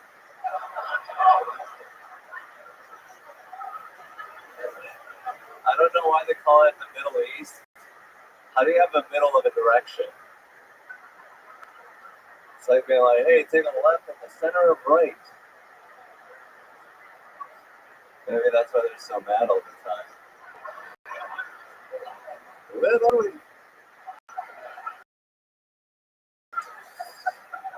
I didn't have anything, but a lot of people do it. They're always into like the Nazis or the Confederate flag. They're never into building a castle or yodeling. That's not white pride, that's racism. You don't have to be white to be a Jews. I can do that too. Thank you.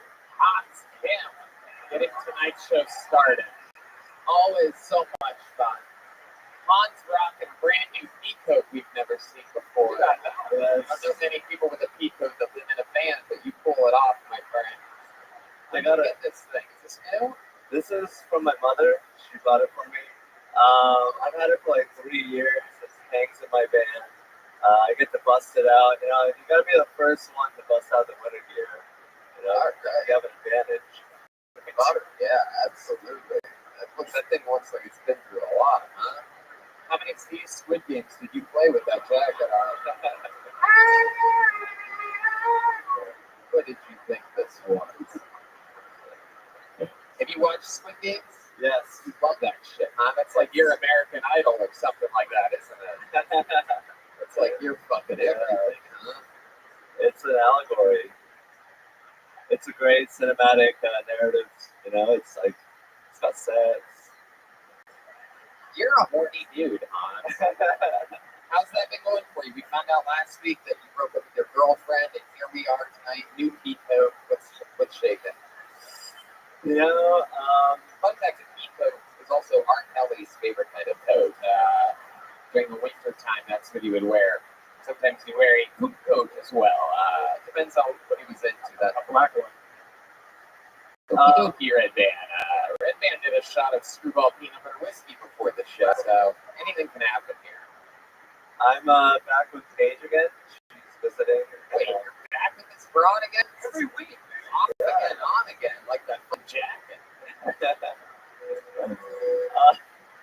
didn't realize how weird it looked in the light, but in the dark, this is like a in the dark jacket. I guess you could say that about any shitty clothes, huh? This is more like dark wear, you know. It's really meant to be seen. It's up. I'm back with Paige again. She's a beautiful lady. She put her finger in my butthole recently. Whoa! Oh, shit! Holy shit! Talk about Squid Games. Oh, my God. You had a little tentacle in your little duty hole, huh? She only got up to the first knuckle. Wow. Okay, Red Band, that's enough of those sound effects. First knuckle, and then what happened? It was What like a happened? moment, What did you say when she put her finger? Did she warn you she was going to do it? No, she was just like really enthusiastic about it all night, and I was like, I guess this is happening. Like, what am I feel like? No, it's like no. If she wants it, She didn't buy her a big pull a fortune out or anything like that. Stop it, the lights. Hilarious. When the lighting guy loves a joke, he goes a little crazy sometimes. What else is going on in life, Hans? What else you been up to lately? I'm going on the road. I'm hitting Abilene and Sweetwater, Texas. Wow. Gonna get to know the country. Hopefully, Redman loves Sweetwater. I do. Feels a cool day. I love that you did the joke about you don't see race, you smell it. I know this Deep Madness laughed extra hard at that one. Really relate. White pride. Can you smell Asian? Oh shit! Yes. Don't ask questions you don't want the answer to. Oh yeah, we smell. Even in Parasite, the South Koreans smell the South Koreans and judge each other. Remember that movie? It's not me. I'm just referencing the movie, everybody. And I'm being racist against Asians. I would never. Alright. Hans, but is life good? Are you happy to be back with Siege? Yes, it's the first day back together, but I just couldn't keep my hands off of her. First day is today. She's already got one knuckle in on you, dude. Jesus Christ. Isn't that mentally draining though, going back and forth with the same girl over and every week? You don't know if you're together or back, but you could just be fucking tons of strangers. Yeah, well, those of you that don't know, Hans was Olympic swimming in pussy before settling down with. Yeah, pussy is like so easy for me to get. It's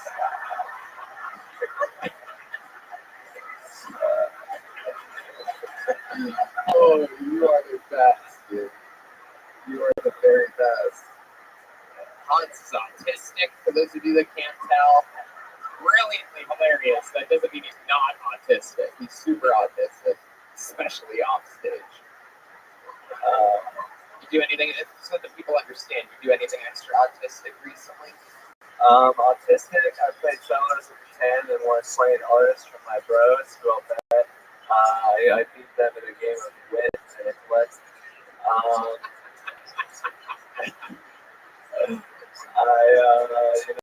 What did I do? I went to like this show and I hung out with the guys afterwards, and I was like, dude, what is life all about?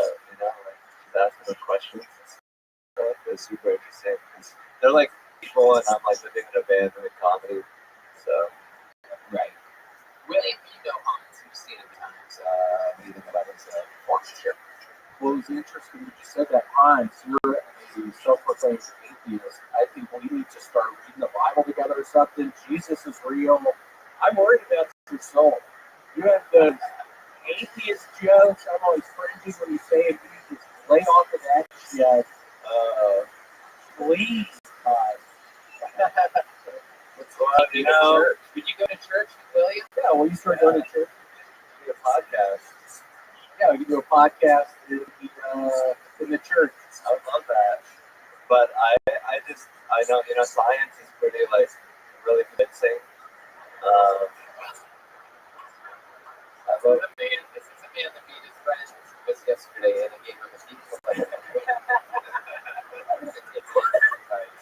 Hans, another amazing performance here. You're an absolute bloody murderer. We all love you. Thank you so See much. you next Monday. The great Hans Kim, everybody. All right, now I'm going to pull the name out of the bucket. This is where anything can happen. Perhaps you signed up tonight. Perhaps it's someone's first time. Perhaps, no matter what, it's someone that either really wants to or really regrets signing up for the show. So it's always exciting. It begins now as I pull out the first name, which is Stephen Hairston. Stephen Hairston is the first comedian tonight on Kill Tony. Here he comes, everyone. Come on, everybody. Put your hands together for Stephen Hairston. What's going on, everybody? Hey, so y'all heard of the saying, drunk as a skunk, right? Man, drunk Skunks are not fucking zombies. You ever smelled a skunk? That motherfucker just took a fat ass long whip right in your backyard. That motherfucker smelled like weed all the time. And fucking. So, what's up with light beer? Like, it weighs just the same amount as every other beer, so that's just crazy, man. So, I'll put this bulletproof vest on today, just, because I'm DEA, and y'all are all going Christmas, so, yeah. But,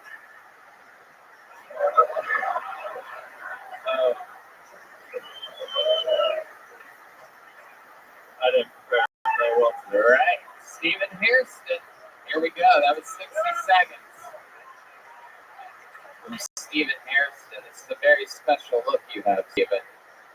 You look like Cabbage Patch Kid Rock.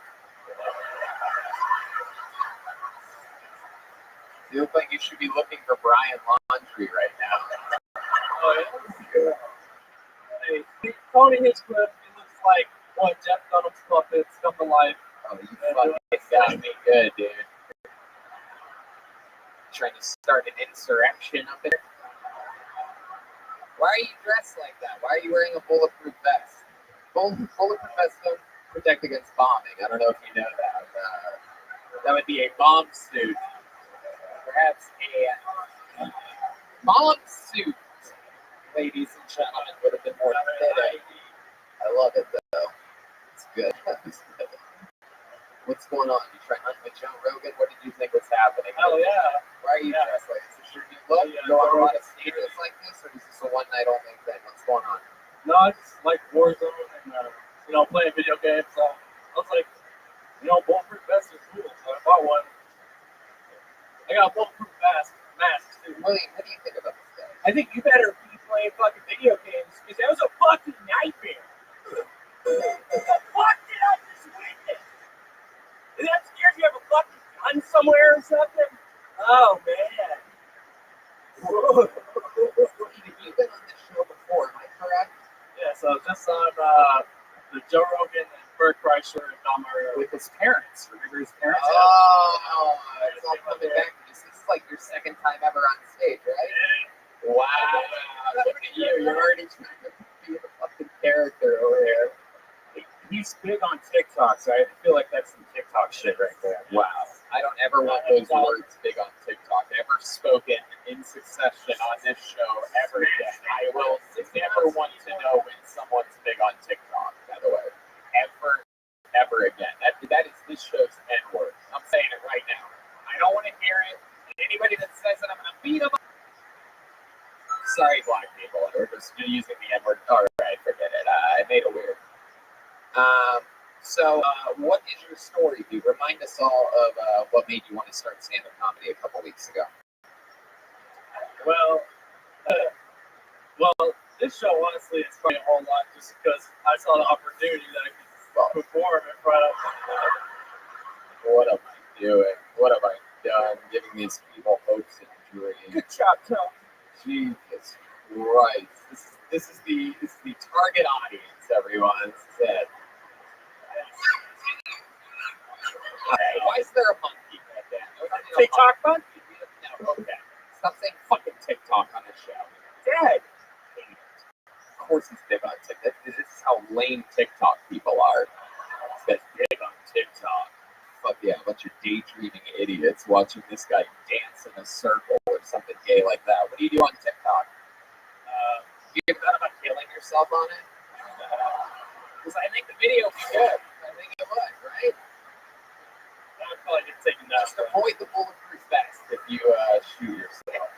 Aim for the face. I have said It really sucks if you're like, I'm going to do a couple shots to the chest and end it all. All right. Well, Steven, what did you think was going to happen here tonight with the act that you prepared for 60 seconds? Honestly, I just had written some stuff down in the new Kill Tony book. Okay. Are you on drugs or anything? Did you do something special today? Did you go Yeah, I drinking? smoked a big ass blunt before this. Okay. If anyone wants to join me, I'm doing it after the show, so, you know. No one wants to smoke weed with you at all. Yeah. Everybody here basically smokes weed, and they would all smoke weed with each other, and no one wants to smoke with you. That's the vibe in the room right now. I know there's a lot of people watching on the internet. You can't really get a vibe. It might not be translating through the YouTube, but creepy. Like and follow on Kill Tony. Like and follow. All right, there you go. Stephen Harrison, everybody. We're going to pull another name out of the bucket. Wild. We need a metal detector for next week. Braden Paul is the next Canadian. Anything can happen here, people. We've had homeless people sign up. We found unbelievable talent. Here he is, Braden Paul. My best friend's baby just died from severe diaper rash. She's going to have him cremated, which I think is kind of ironic because a little bit of baby powder could have saved this whole thing.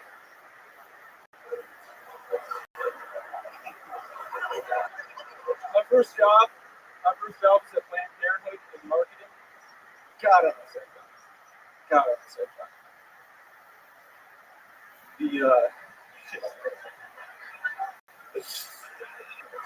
I'm not even a doctor, and I killed it at Planned Parenthood.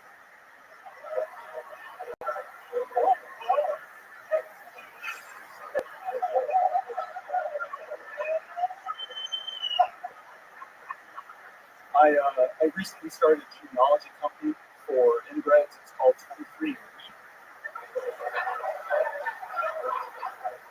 It's way better than my last idea. Also a genealogy company. It was targeted at people with extra chromosomes. That one was called 47 and going to be dead before you turn 11. Jesus Christ. Braden Paul, everybody. 60 seconds of stand-up comedy from Braden Paul. Hell yeah, dude. One school shooter to the next. Look at us just churning them out in here. Just everyone. Could be any one of these fucking mugshots walking up. I love it. Braden, how are you? This is your first time on the show, right? First time ever doing stand-up. Wow. First time ever doing stand-up. That's great. My legs like fucking shaking. Your legs are shaking. God, I shit. So we can tell. We know. No, that's good. That's good. You had a good idea. The baby powder joke would have been funny if you're just like, if you cremate a baby, is that how you make baby powder? Like you have a good idea, but you took I think 45 seconds to get to. It was supposed to be a lot quicker. Diaper rash. You can't really die from diaper rash, right? I looked it up and no, you cannot. Right, exactly. You start your set. Yeah, well, if you get an infection, I tried to make it plausible, but then I decided I didn't really care that. But when you say it's your friend's baby, you immediately put this like feeling out to the audience, like, oh god, Yeah, you get away from You know, have you ever thought about maybe opening up your set, just bring a baby and then smash its head on the stage? because that would get people's attention. No one has to do that. There's no like Gallagher smashing babies up here. Love it. What do you do for work? I'm in insurance. I'm a quality auditor, so I listen to. Well, obviously you're not auditing your set. Jesus. This is your first time doing stand-up. What made you want to start now? Big fan of the show. I write all the time, and just figured I'd give it a go, see if it works. But really didn't. No, I wouldn't say that. Actually, I really like it. So. William is my favorite comedian. All right, shut the fuck up, dude. Jesus Christ. I paid him to say that. Guy. All right. Tell us something fun or interesting about your life. You come from like a weird family or a weird place. Anything fun that you can do? It's tragically normal, unfortunately. I used to be big into cliff jumping, so into water, not concrete, which I wish I did. I was actually going to recommend you jump off a cliff after seeing your set. I think we all thought the same thing there, but no, I'm kidding. Where were you saying? Cliff jumping and then what? Yeah, I used to cliff jump a lot, and it's God, biggest cliff was like 9 feet, like 8 feet of water. All right. Well, what else? What else, Braden? Anything else interesting about you? What's your love life like? Got a fiance. So shout out Hannah. Love you. Oh, okay. Wow, that's adorable. Damn. You really do your insurance quality auditing. Look at you fucking romantic. What does Hannah do? Hannah waits tables. She's going to school now. So. Oh, okay. All right. Is she young? Is this Hannah Montana we're talking about? What's she going to school for? Occupational therapy. Okay. What do those people do? It's kind of like, from my understanding, like physical therapy, but a little bit different. Fuck yeah. It sounds like you're really good at listening to her when she's. I go in and out. All right. Well, Can you imagine like being younger and like I want to be an whatever that therapist is. I want to be a brain surgeon. I want to be a heart doctor. I want to be an occupational therapist. yeah. Great. And you seem like a fit guy. You work out a lot. Fuck no. I'm naturally skinny, but I'm starting to get beer gut because I have a kegerator at home, so I'm just pounding beer all the time. How old are you? 26, sorry. 26 years old. Absolutely. Remember when kegerators used to be the cool thing in college? You're like, man, will never get a kegerator. Nope. Nope. Red band's old. Remember when the locomotive used to bring the alcohol? Remember the times of the prohibition? No, Red Band. No, really? Yeah, of course, there were kegs. Yes, there's still kegs. No, kegerator, where it's like a tap, where you have like at the bar. That's what a kegerator is. Like, never mind. All right, well, what else? What else about you, Braden? I feel like there's something. I feel like there's a question I could ask you that would blow the whole fucking roof off. You seem more boring than anything that I've ever. I got something for you. Like literally like a glass of water. Yeah, I don't even know what you're like, dude. Salt water or something. When I was in college, sophomore year, You remind me of saline solution. I've never told anyone that before. I've been doing the show almost 9 years. You remind me of saline. thank you. Okay. What were you gonna say? When I was in college, sophomore year, a girl I sort of knew gave birth to a baby, a live baby, in a fucking dorm shower. So, yeah, shout out Becca and Adam. All right, we don't need their names for it. Wow. Did you get to watch it? Did you see it? Did not see it, heard secondhand. Wish I could have been there to welcome the little guy into the world, but Wow. At least it wasn't a toilet baby. Okay, there we go. All right, Braden. Well, fun times. Congratulations on getting picked. Here's a little joke book for you, Braden. Welcome to stand-up comedy. His first time ever on a stage. He had the balls to do it. The courage that it takes to sign up for a show like this. All right, so one-word name. These are usually pretty good. Make some noise for strategy. Strategy. This should be interesting. Maybe I'm wrong now. Strategy. A one-word name. Next on Phil Tony. Here he is, everybody. Make some noise for strategy, everyone. So I feel like the toughest part about being in a relationship is staying loyal. And I don't know if you really know about loyalty until you date a girl who thinks she's down for a threesome. Loyalty is waking up your girlfriend while you're getting blown by the hot Puerto Rican chick that you guys brought home together earlier that night.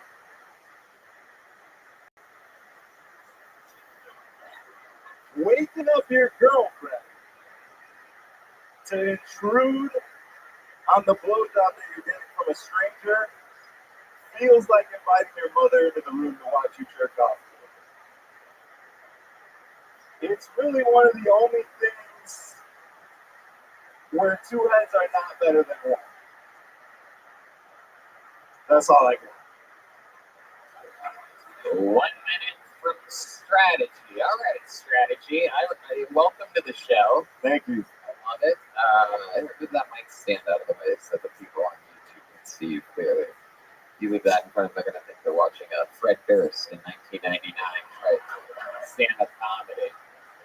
you look like that. You're always like this. You're like a more brain damaged Ron Gronkowski or something like that. Yeah. What's your story, strategy? Let's talk about it. Is your first time you're new at stand up? Yeah, I mean, I've never done stand-up. I'm a DJ. Okay, I was gonna say you still haven't done stand up. Right. That was what we call spoken rap. Anytime someone says loyalty 3 times in a set, it becomes rap by default. That's it 3 times? Yeah, basically loyalty Beetlejuice, dude. That's so stupid, so dumb, literally so stupid. But I couldn't stop myself once I started saying like that. Hey, come on, that's the loyalty. Come on, God. All right. Strategy. Why is your name Strategy? It doesn't seem like you have one. I didn't come up with the name. My brother gave me the name when I was younger and wanted to make music. And well, if we're going by names the brothers give us, nice to meet you. I'm Faggot, everyone. My older brothers. Never let me forget exactly how gay I was as a little boy. Yeah. Right. Strategy. How long have you been DJing for? It's been, we're coming up on like 12 years now. Okay. Did you know that Hans Kim, you know Hans Kim that was on earlier? Yeah, I do. I'm in Houston. I'm from Chicago, but I live in Houston now, and I just reached out to him to come on the podcast that I've done. I know he's DJ Hans Kim. Well, no. Well, what is it? It's DJ Hans Kim. And then I asked him why it's DJ Hans Kim, and he says it's because he hates DJs more than anything in the world. Can you believe that? I'm going to give him some money, so I feel like... What are you going to give him money for? To come on the podcast. Oh, cool. How much money are you going to give him? I mean, I was going to give him like $200. How about $400? Think so? He's Peng Dang's listening. I just want him to know he's missing out on all these little opportunities. These little $400 an hour gigs. You know what I mean? So strategy. 12 years as a DJ. You've done some wild stuff. What's your DJing style? Are you like more like EDM clubby, or are you playing the hits of the 90s? Yeah, I'm a nightclub DJ, so I'm playing the hits. I'm mixing in a little bit. Right now, it's more hip hop than anything. Mixing in a little bit of house EDM, but I do what the manager tells me. I'm a nightclub boy. Okay. All right. I love it. So now you just doing that. You do like private parties and stuff like that? Yeah. You get hired for a lot of those? Yeah, I just did actually an art show with the homies that I'm here with. You would make all your money just from DJ? I make every dollar that I make from DJ. Wow, that's great. That's not easy to do. Strategy. You were talking about threesomes up here. You have a lot of girlfriends? Not a lot of girlfriends, but probably more threesomes than girlfriends. More threesomes than girlfriends. He's had more threesomes than actually having girlfriends. So he's a slut. Yeah. He's a slut at Club Applebee's, literally. You're a dirty little boy. How many threesomes are we talking about here? Do double blowjobs count as a threesome? Double blowjobs. Now that is, I'm guessing that is 2 girls giving you a blowjob at the same time? Yeah. Like mouth to mouth? Like, how does that work? Aren't they just really taking turns? I mean, it's taking What turns. dicks are we talking about? You got like cactus for a dick that branches off or something like that? You have the old one hits the top, one hits the root. I think like one works on the top of it, and one hits the root. This man knows. Red Band makes everything disgusting. Nothing better than picturing Red Band's stump being kissed by girls. Jesus Christ. Strategy. What is your definition of a double blowjob? Because the Webster's is actually here, that we're looking for the actual definition of a double blowjob. I feel like if there's 2 girls that are willing to touch your penis simultaneously with their mouths, that would be a double blowjob. Simultaneously meaning at the exact same time. At the same time, maybe like in transition. How many times have you had to guess do you think this is happening? How many double blowjobs are we talking about? Because like you're talking about it like you're the Tom Brady of double blowjobs. No. It's not that Trying serious. to get a feeling. My guess is 2. No, I would say maybe like 8, 9. Wow. Oh my God, that's basically 16 or 18 blowjobs. Red man. You had to hit me with a clown horn, dude. Come on. All right. Strategy. Tell us something very interesting about you that you think that the fans of the show want to know. A fun fact about strategy. I have a pair of titties tattooed on my arm. Oh my God! Look at you. You're like the kid from Big. You're like a 6-year-old that went to one of those Zoltar machines. That got a grown-up body. You're like, I like double blowjobs and boobies. This is incredible. What kind of brain injury did you suffer? You got real tits on your arm, dude. Real, yeah. I love it. Wow. When did you get that tattoo? Maybe like 5 years ago. 4, 5 years ago. Like that's something you might like. Yeah, he also he has tits as well. So you guys know this slingshot ride where it's like a ride where you get shot up into and they always record the people like passing out and stuff. Yeah. There's a whole porn category of kids that have fallen out of the slingshot ride. And it's always great because they're there with their kids and their kids have no idea their mom's tits are flopping all around. It's Jesus. should be illegal, but it's not because they can't see each other. Oh my God. God, what is going on right there? Is that a specific tattoo of someone's tits? Yeah. Who's that person? Her name's Jenna. I would have been more happier if you would have said it was your mother's tits, to be honest with you. It seems like it makes more sense than you could get some of that mama's milksies. So I got it on the underside of my arm because I didn't really want it to be super visible, but it actually works out really well that somebody could put their head right on top. And if you take a picture where you cut off the bottom, Okay. it just looks like that person's showing their titties. All right, we're going to be figuring out how you make your money. You charge people to take pictures with their head above their heads. With really big HGH heads. Like they're going to be like bobbleheads. Yeah, it's a funny picture. Strategy. I love it, man. You definitely dress like a DJ. You act like a DJ. You do stand up like a DJ. I'm in it, 100%. Absolutely. I moved to Houston because I was ready to die for the shit during COVID. But wait, what were you ready to die for? DJ. Oh my God, really? 100%. Wow. Well, you technically died on stage tonight, so That's what I came up here for. strategy. You get a little Kill Tony joke book from Henry Bones by Adrian Cavazos. Thank you. Anything else for strategy? No, we're good. Keep up the good work. I really liked it. You liked it, I thought William. that was pretty good. William loves strategy. That was really good. He's got a special strategy to fix the mic stand. DJ strategy. Silly. Imagine. What was your DJ name, Tony? Oh, this is interesting. It would be this guy's name. My DJ name would be. This guy's currently. Yeah. Well, we'll talk about it with him. Ladies and gentlemen, Trey Pack is your next comedian. Trey Pack. DJ Tony. Here he is. This guy famously part of the weight loss challenge currently happening. Make some noise for Trey Pack, everyone. I woke up this morning and my nipples were hard, which can only mean one thing. It is Girl Scout cookie season time again, ladies and gentlemen. It's here, y'all. Hell yeah. I was trying to walk up the store today and they had some soldiers out there with their girls were out there. You guys laugh, but that's what they call themselves. The troops or whatever. The girls are out there, okay? And the troop mom is talking to this little girl, right? The troop mom, she looks up, she sees me. She went back to the little girl, and I read her lips. She said, "Big spender." Fuck that bitch, right? Jesus. It was actually my mom.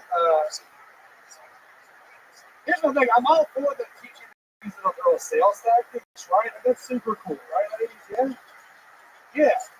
I don't think they're so aggressive about it. I don't think you have to be like, hey, see me, there's a fucking whale in the water. It's not going to be a shark. Let's do this. fucking wolf of Walmart or whatever. I would just be cool, okay? Thank you so much. Trey Mack, everybody. Yeah. A little bit.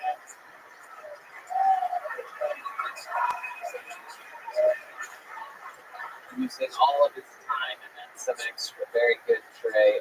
What is your favorite kind of cookie? That's what everybody wants to know. Samoa. That's the only kind of thing. Okay. Yeah. Oh, yeah. Yeah, it's the only. Yep. They're all good. I'm going to be honest with you. It's a real problem. I took you for more of a not so thin mint kind of guy. Talking about Girl Scout cookies here. Trey, that was an unbelievable minute, by the way. Congratulations. Really changing the tone here. A lot of first timers and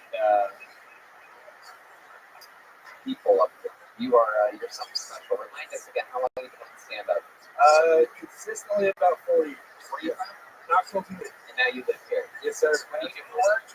I work bar security at home, so I'm just kind of trying to figure stand up out right now. Okay. You work bar security. Yeah. Okay. Yep. You saved a bunch of money. Yes, sort of. I guess something like How that. are you surviving out here if you don't have a job? I'm just kind of waiting on Rothschild's club to open. I'm going to go try to door guys out. Okay. Yeah. All right. So you're just basically hibernating until then. Choosing your reserves. I've done some like side security stuff, like some one-offs and stuff. What do you like to do for fun? What else about you? Man, I do stand up every single day in the week. So What else? This is it. Yeah. I love working as a bouncer. I mean, that's really what I can imagine doing anything else other than this. You love it. I love it's the most fun job in the world. Okay. If you were gonna kick this guy right here out of a bar, if he kept grabbing guys' asses or something like that, like how would you handle that exactly? I'm more of a talker. Well, yeah. Well, show us. That's what I'm asking you. What would you say to him? But he's gonna yell at me, and I'm not. Hey, all right, real fucking. You go to UCB or Second City? This is brilliant. What's going on right now? Why don't you just fucking try what I'm telling you to do? Okay, let's fucking fight with it. Let's go. Okay, that's not how you work. Yeah, I don't think you fucking said that. Jesus Christ. Some of these stand-up comedians, it's so funny. You think I can be hilarious and not know how to improvise whatsoever. Tony, if you do that, he's just going to yell at me, and it's going to be hilarious. I don't want to do this. Let's go, buddy. It's still not working. No, I'm not getting out. Then Patrick Swayze out the door. You just walk him out. It's very simple. It's not Patrick Swayze, you slowly died. Pancreatic cancer. Oh, fuck you. I've had a rough week, all right?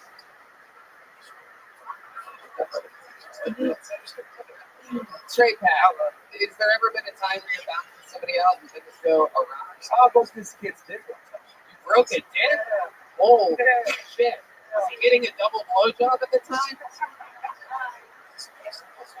No, man. He had like a porch, like an upstairs porch or whatever, balcony or whatever, and he was pissing off the balcony, and I caught it, and I was like, hey, fucking quit or whatever, right? And he flipped me off, so I was pissed off. So I went up, went to get him out of the bar, got him downstairs, get him to the door, and somewhere in the mix, his dick had gone hard. I don't know what that was about. Are you serious? I swear to God. And I had him. It was out. It was hard. Yeah. Or it's in his pants. No, it was out. I had no idea. This guy was eating with the boner? I think he got the boner in the mix. I don't know. Again, that's between him and Jesus. I don't know. So I had him like a full Nelson, and he kept trying to fight me, which was weird. Wait, you had him, he's hard as a rock, and you are behind him with your arms. For those of you who don't know what a full Nelson is, it's basically what you wouldn't want to do to a guy that's hard as a rock. You can put your arms behind his arms, and you can really get the back motion in there, right? Full Nelson. I'm just happy he's in front of me, not facing me. But no, so then he looked at me, he spit in my ear. I mean, technically, I don't think it's boner. The way you're built, if you guys work face to face and you bear hug him with your belly, I don't think he hit. Yeah, right. You sure it was spit? I don't want his dick touching me anyway. All right, so how'd you break his dick? So he's hard, he spits in my ear, I get pissed off, and it was like this high, and I just kicked his feet out from under him and threw him on his chest, but he hit dick first. Oh, shit. And that shit was like, I mean, it was crooked. It's crooked as fuck. I mean, it was something. Dick hurts. Holy shit, the new stand-up special by Trey Pat. Dick hurts. This guy lands dick first. Then what happens? He just starts crying for his life. No, so the cops show up and like, that's the Cops come, they just put their fucking knee on it for 8 minutes or whatever like that. So, just trying to end this guy's bone. And he immediately gets Oh off. no, he put it back in his pants and when the cops come, he's like, this guy got broke my dick, dude. Like what? And they arrested the guy. So Was his dick like crimped, like it had like an elbow? it looked like my finger. And it was broken as fuck. Yeah. Oh my god. And you saw it before, it wasn't broken before. He claimed that I broke it. So it could have been like an insurance claim situation. He said I broke it. Wow. I mean, that's what anybody with a broken dick would say, though. They don't get that shit covered. That's absolutely incredible. I love it. Willie, what do you think about this guy? I love that. Those are I incredible. love you. Go Balls. I got my Titties t-shirt on tonight. Trey, we did a thing last week. We weighed you in. You and Sam Hunter are currently just out of the kindness of our hearts in a weight loss challenge because we pulled 2 obnoxiously fat people out of the bucket. It's back to back on an episode a couple weeks ago. It's been a week since your weigh-in. Remind these people what you weighed in at. I weighed in at 398. Yeah, absolutely. You did. And how do you think it's going so far? I weighed in this morning and I'm down to 382. Whoa! Wow! You're losing 16 pounds a week. What's your secret? What you do? Get big pussy? It's just starvation. I literally just stopped drinking like 2 liters of Mountain Dew. It's really easy. Wow. It's not that crazy. Yeah, Thursday. It's probably diabetes. God damn. Out there just fucking breaking dicks and. Alright. Trey, fun times. I'm excited to see how the whole thing goes. Congratulations, 16 pounds lighter in 1 week. Trey, do you already have a joke book? You already have one of these. No? There you go. You deserve it. A big one from Boneside. Check out his books. They are, follow him on Instagram at Boneside, Bonezeye. You can buy a book from him. Just ask him. Yeah, he makes custom books. Yep. All right, Arash Tajia. Arash Tajin or Tajil. There could be a lot of things at the end here. Arash or Arash. There it is. Arash Tajila.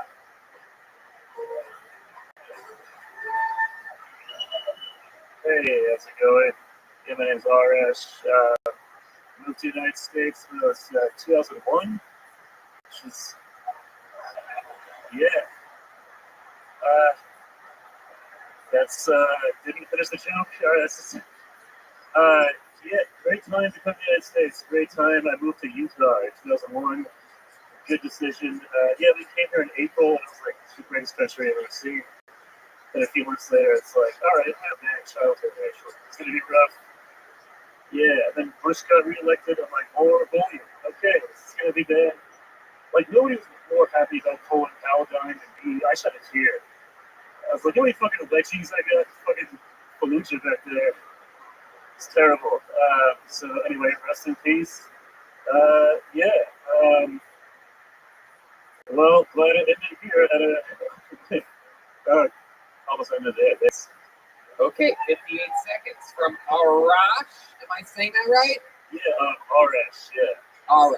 Yeah. Okay. What kind of Middle Eastern are you? I'm from Iran. Oh. Yeah. That's a good one. Yeah. Wow. Thank you. Yeah. No, we're not that. Yeah. Yeah, that's what they all say though. I would say that's more Pakistani than anything. Or Saudi Arabia. It all really all works. All your neighboring countries. So Arash, tell us more about you. What do your parents do for work? Oh, did they come here with you, or did they? Yeah, we all just moved together. We moved a lot. Like they're chemists. So yeah, they were students. Jesus, Iranian. I know. Yeah. I didn't realize how bad that sounded until now. That's really bad. Right. Yeah, I should not have said my name here. It's a bad idea. Yeah, there were students, so they moved to like Turkey and they went to Australia. Then they came here. There's a lot of. Okay. Yeah. All right. How about you? How old are you? I'm 28. What do you do for work? I'm a programmer. Yeah. Also very typical. So Yeah. Yeah. Good stuff. Yeah. What are you programming exactly? Oh, I work in video games. Oh, nice. Yeah. Any fun ones?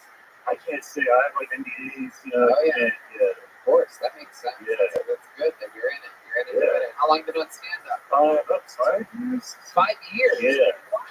And you've been doing it all here in Austin? No, I just moved here. It was in Salt Lake City. Yeah. Oh, wow. Yeah. That was real. You really lived in Salt Lake City. Why? Why there? Well, my dad got a job, so it's like, we gotta go. And then I thought we were gonna go to like, because when you don't live here, it's like you think America is just like LA and New York. And so I thought it was gonna be those two, and then we just showed up like the desert. So, yeah, it kind of sucked. It was not Felt like home, huh? It actually, yes, it's the exact same climate as Tyrone. It's nice. Yeah. No, What do you like to do for fun? What are you into when you're not playing Dude. video games or doing stand-up? Pathetically, yes, I have no. I mean, I have a girlfriend. That's nice. Okay. Yeah. What ethnicity is she? She's also Iranian. Oh, Yeah. you found her in Salt Lake City? Jesus. No, she's from Texas. Yeah. I don't know. It's like, yeah, you're not gonna find anyone who's Utah. It's just, it's bad. No offense to white people or anything, but yeah, it's not. Yeah, but it's not the same. Yeah. That's interesting. We can't. So you found an Iranian. What are Iranians like known for? What do you guys have? I'm guessing a lot of pubic hair. What I like. Yeah. Yeah. I mean, it's nice. It's all matches. It's cool. But like, I would say we're like Latino adjacent. So it's like if you dated Mexican, probably same thing. Yeah. Really? Yeah. Like I used to date Mexicans is like off brand. It's like I'll go for it. Yeah. Wow. It's like, Okay. like Now we're getting somewhere. 80% of the way there. Yeah.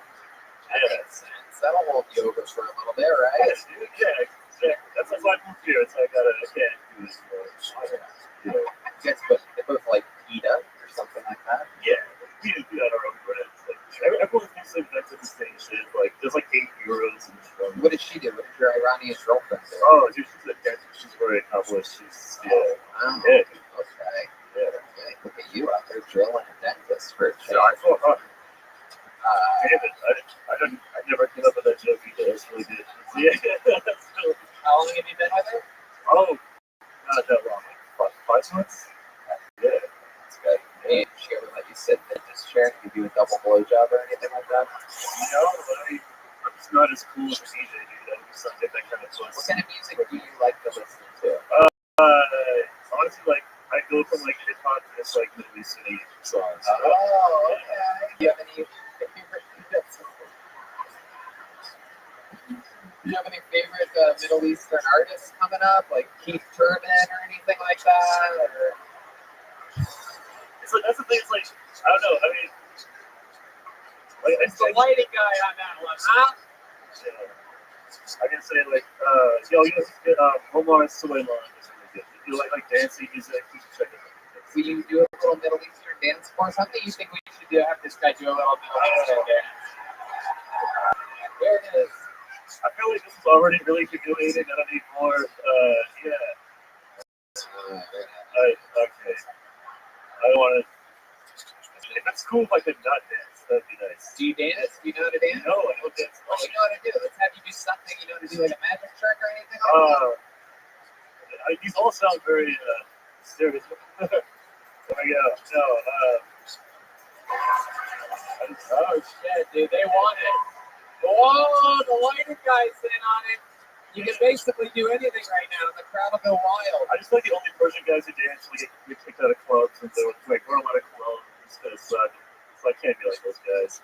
It's just yeah. I'm sorry. I mean, it's already embarrassing that I do comedy. I can't be dancing. I thought that.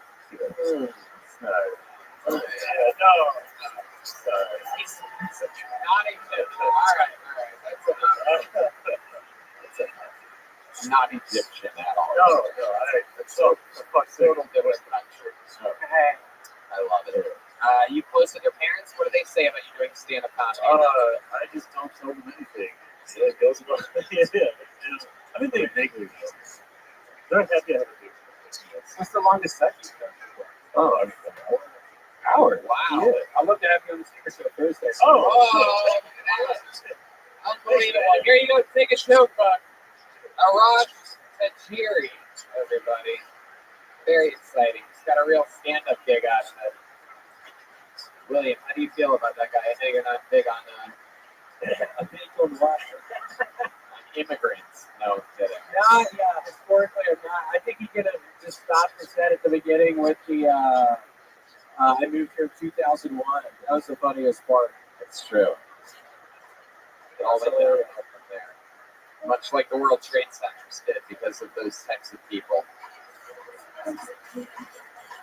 Gabe K is the next comedian here on Tell Tony. Gabe K, live in Austin, Texas. Here he is.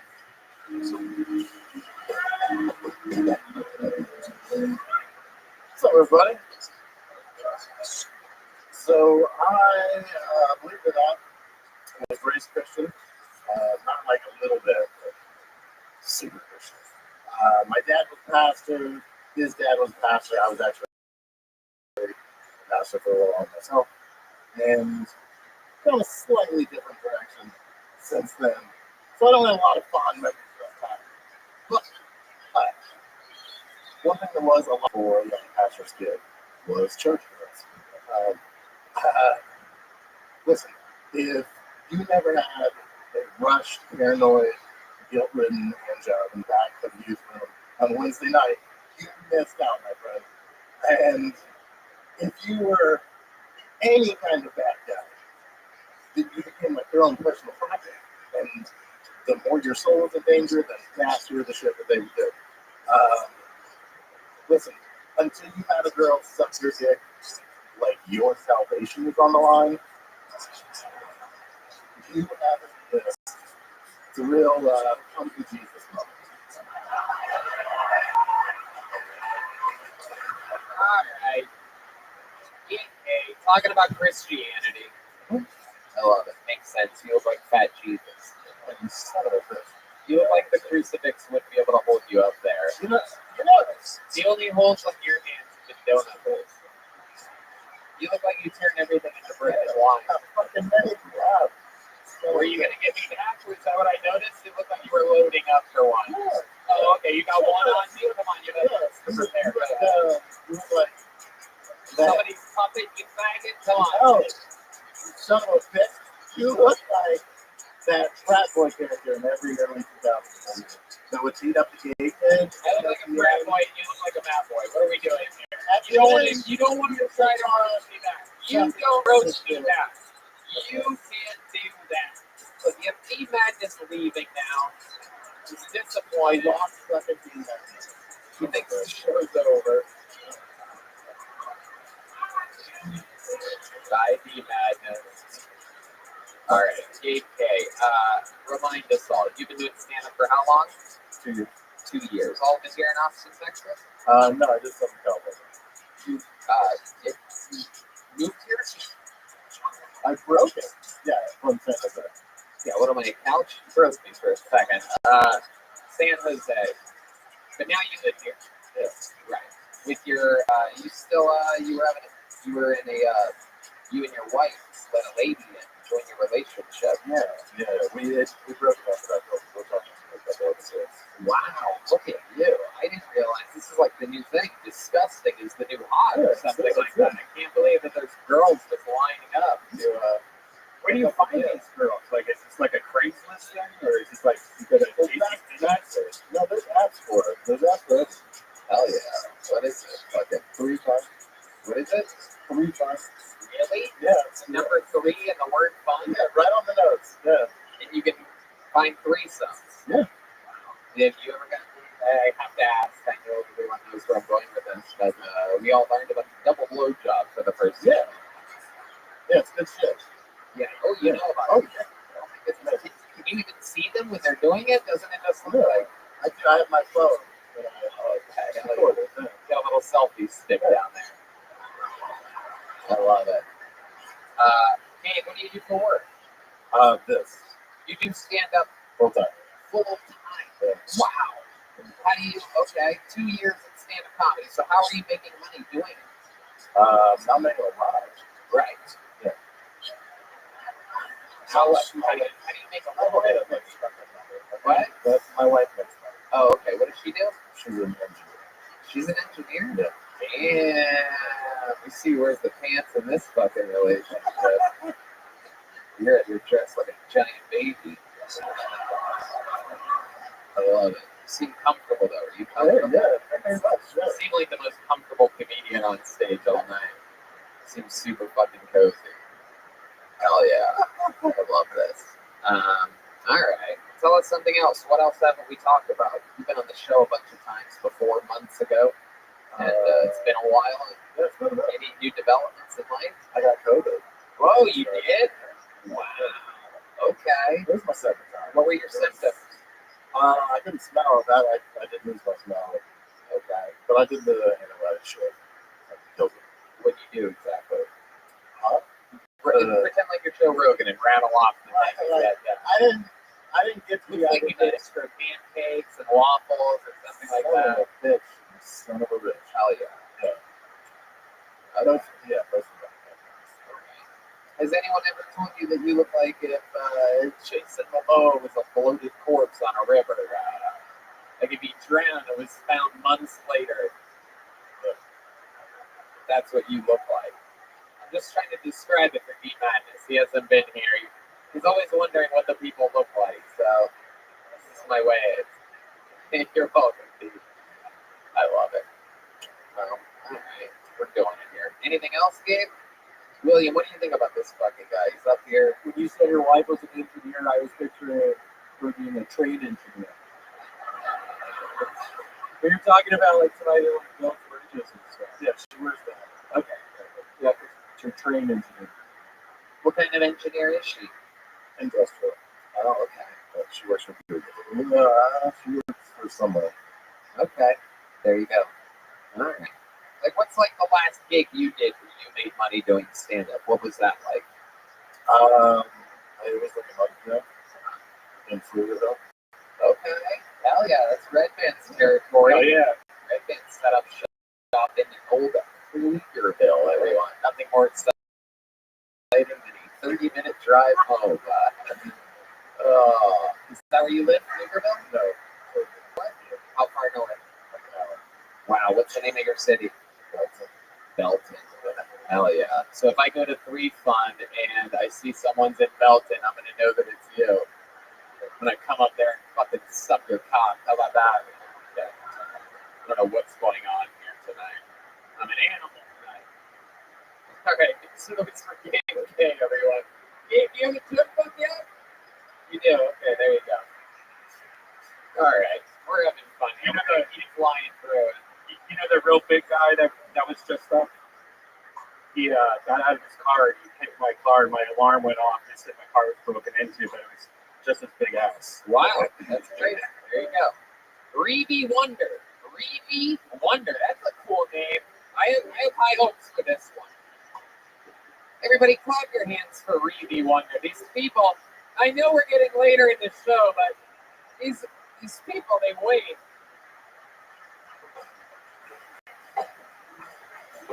There we go. This is Reedy Wonder. One more time for Reedy, everybody. What's up, y'all? What's up? How y'all feeling? I was raised by a single mother, so I feel like I picked up some feminine qualities on accident. I had to jump with his pants on today.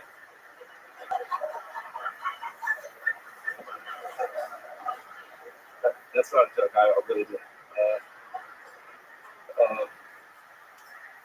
I'm really nervous, so I forgot the next one. Actually, I put my hair up in a towel as well when I get out of the shower. I say yes, queen, after drinking a little bit of wine and taking pictures.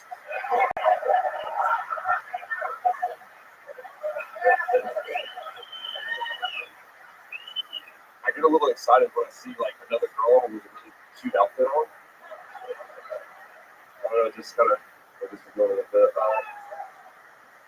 Thanks, I'll stop. There you go, Revy Wonder. Fuck yeah. This is very exciting. Very rarely do we have someone that looks like both Kurt Cobain and Courtney Love at the same time. So it's wild. This is what could be their long lost child or something like that. Hell yeah. Look at you, Revy. I'm super excited to be here, man. I'm a big fan. I love it. Well, welcome, welcome. This is amazing. We were both raised by single moms. You and I can tell because you have her haircut, obviously. It's obviously similar. It's obviously similar. How long have you been doing stand-up? This is my third time. Third time ever. Third time ever. And already one of the funniest female stand-up comedians in the world. Absolutely incredible. So what do you do for work? What HEB do you work at exactly? I got it. Oh man, I do roofing right now. I'm project manager for. Really? You're roofing? Yeah, I used to do photography before the pandemic, but it was just mostly a company. You look more like a photographer than a roofer. Thank you, I appreciate it. Absolutely. What do you like to do for fun? You have a fun name, Revy Wonder. I imagine you do something. I race motorcycles and dirt bikes and mountain bikes. Oh, really? Wow. How long have you been doing that for? About 2.5, 3 years now. I grew up riding, and something got me out of it at a certain point. What got you out of it? Well, I never really took it seriously beforehand, so I guess friends that just like wanted to do nothing but drink and still drink, but they were like, I do other shit too. So, how often do you drink? Are you a heavy drinker? I was when I bartended. I bartended for a little bit. Okay. Got a little bit out of hand with it. I did Sober October last year, and went a little bit longer into it. And it was cool, but I like fucking tequila. So. Absolutely. If you like fucking tequila, you really love drinking it. I mean, burns your dick. Just fuck it. All right. Stupid. William, what do you think about this guy? I think you need to be fucking careful on those motorcycles. I'm serious. William's concerned about your. Whoa! Oh, what's that? You started getting a crash? Yeah, I broke my arm earlier this year. Oh shit! Wow. That was just a one-man accident, one vehicle. Fortunately, Didn't hurt anybody. You have a girlfriend? It's not official, but it might as well be. Whoa! Well, that's the most adorable answer I've ever heard in my goddamn life. How long have you been hanging out with this chick? On and off for probably like 3 years. She lived in New York. And 3 years, but you don't know if that's your girlfriend? What the fuck? Are you waiting for her to turn 18? What's going on here? That's a good point, Redman. Very good.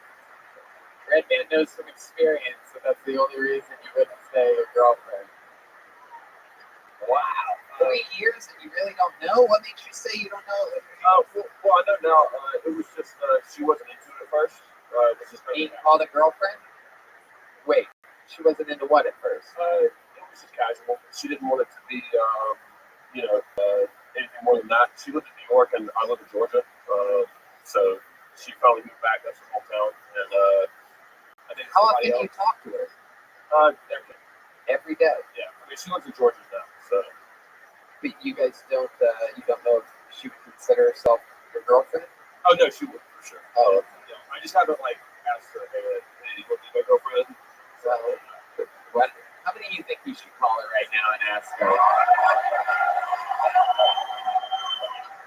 Oopsie daisy. Long distance call to Georgia.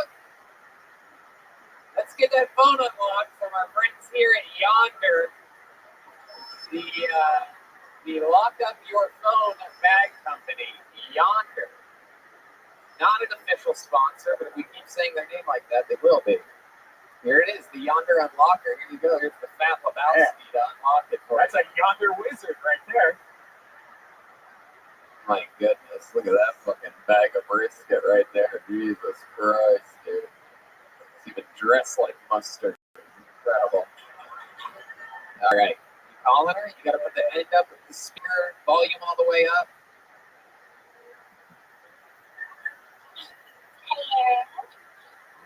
Hi. I'm on Kill Tony right now.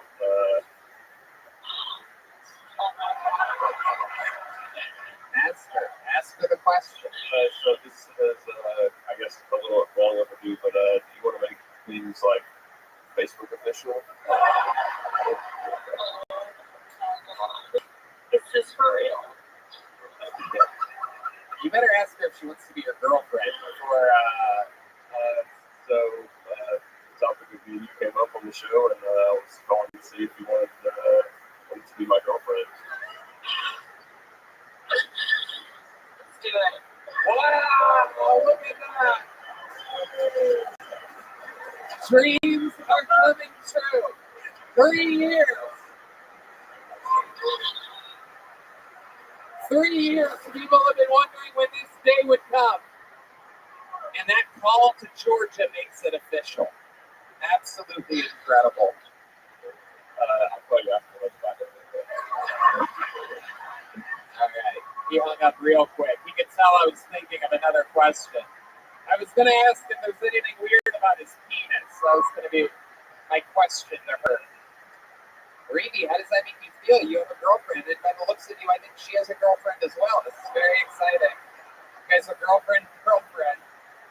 I love it. Who has longer hair? Her? Right now, her. I actually just got it. Okay, wow, look at you. Fuck yeah, you really do ride dirt bikes, dude. All right, Rabbi. Well, you were fun, man. Congratulations. You've done stand-up. This is your 3rd time ever. I don't know. What do you guys think of his set? I don't even remember. Thank you. How was the set?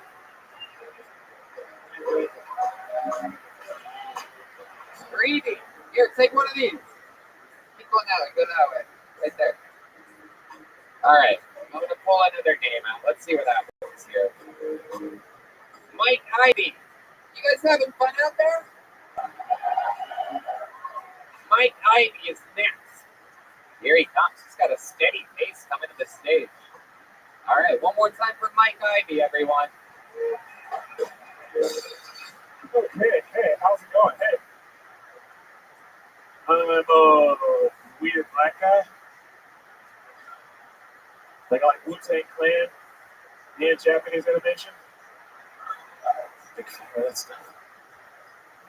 My favorite television show of all time. A little show called Game of Thrones. You ever seen Game of Thrones? I think a couple nerds have. You haven't seen it? It's a show with swords, dragons, and stuff. I'm kind of a nerdy guy, so I end up doing it in public. I promote the show.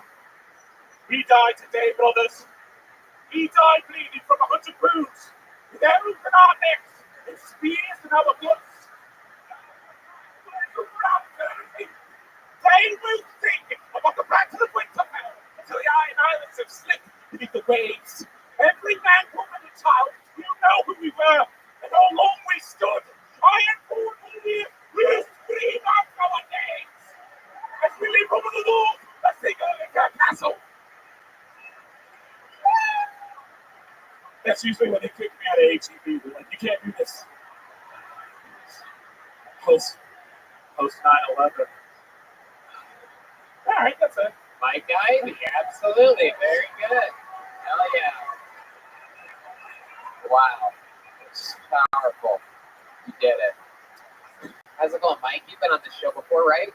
No, I actually haven't. Really? Wow. Well, welcome. How long have you been on stand-up? About 14 years. Wow. Really? 14 years. Incredible. Are you Leslie Jones? Yes. Yeah.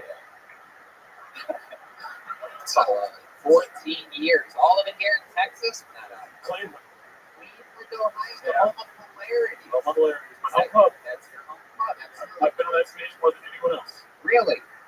Is that true? It's absolutely true. Wow, that's so cool. So it's too much. I love it. I love it. We love that place. It's incredible. It's great. Good food. Yeah, good food. Great pasta back there. Yeah. Okay, how long have you lived in Austin? About 3 weeks. 3 weeks. Wow. And you already have a good HEB reps. Look at that. You know what's up, dude. You know the quickest way to people's hearts. You know what it is. You got to pander. You know what it is. Absolutely. You got to pander. You don't really like pandering. The state of Texas. All right. I love it. You really are a weird black guy. He said it first. I feel like he's cosplayed before. What's your character? That is true. Which Power Ranger are you? The green one, of course. I mean, the coolest one. Have you dressed up as things? The only thing I've really done, I was Jehovah's Witness when I was a kid, so I never did Halloween. I did Scary Spice in a talent show. Yeah. Damn, Jehovah's Witness, huh? Yeah, we were kids for a little bit. It got a little culty. Like my mom she was really into Jesus, but she was also black, so it was like it's too much. Like they were good with the Jesus, but then too much with the hey, how about your business? What's going on? Yeah, so normally people that look like you are that are a witness, it's in a courtroom. I meant defendant. I'm sorry, I said the wrong thing. Just kidding. You get it. You are a weird black guy. You're wearing a fila. Is that a fila? Like Fila's back. Fila's back. I'm saying it right now. Italian. Yeah, you know, Italy, man. and the bandana around your neck. What's going on there exactly? So during the pandemic, when they wanted to put masks on, I hate government shit. Like I was in the punk rock when I was a kid. I was in the real hip hop. I like looking like a ninja. I like looking like a ninja, so I'm cool with that. Blazing Saddles. Okay. Occupy Wall Street, something like that. All right, Mike. What do you like to do for fun? What else? Tell us some interesting shit about you. I'm a classically trained chef. Oh wow. I can make all that shit. Okay. All of it. Anything. I make pizza by hand. I do all that shit. Yeah. Really? Yeah. What got you into that? I love eating. Seriously, when I started as a kid, I loved eating. So I was like, why don't I try to become a chef? And that's the wrong way to do it, by the way. What's your one meal? What's your one thing you're proud of that you would like make? What's your special? To make an authentic Chinese style fried rice. Wow. Yeah. Crispy. Yeah. Okay. You gotta use old rice. That's the secret. Oh wow. Yeah, it's true. They just try to throw away old rice, so they fry it, and it's like, oh, this worked. All right, yeah. Let's just sell this to white people. It'll be great. Mike, what's your love life like? What's going on there? You are you seem a little bit nerdy. Yeah, I'm a little bit nerdy. I'm a serial monogamist, I guess. I had a relationship with a girl who's smarter than me. She had a doctorate. She's like the world's premier authority on slow lorises. If you know what these animals. What? Slow lorises? Okay, they're like these little mammals that like climb around, and they're kind of like sloths, but they're cute. People are trying to record them and shit. So she's like premier authority. Basically, she broke up with me because she's like, you're not gonna make any money, are you? Right. So yeah. So now I'm here in Austin trying to make my money, as a comedian. Cleveland, not the media center of the world, so I don't think it's gonna happen there. Figure out where it's happening, Austin, Texas. This is true. This is exactly where it is indeed happening. Tell us something weird about you. What's something crazy? A fun fact about your life? There must be something. I crack my neck about 40 times a day. Oh, okay. Why do yoga? Well, I was a cook, so like this tall, and fucked up, you know what I mean? Like bad on your neck. So I have to do yoga in order to keep myself balanced. Wow. Yeah. Wow. Yeah. This is a very rare episode of Black Yoga, everybody. Very rarely get to see this.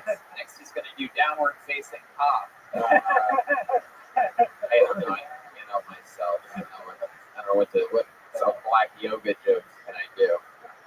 It's a real stretch. There is a lot of crazy shit about me. I've had a lot of like we were homeless when we were kids. Oh, really? Yeah, for a while. But I turned that into being able to be poor.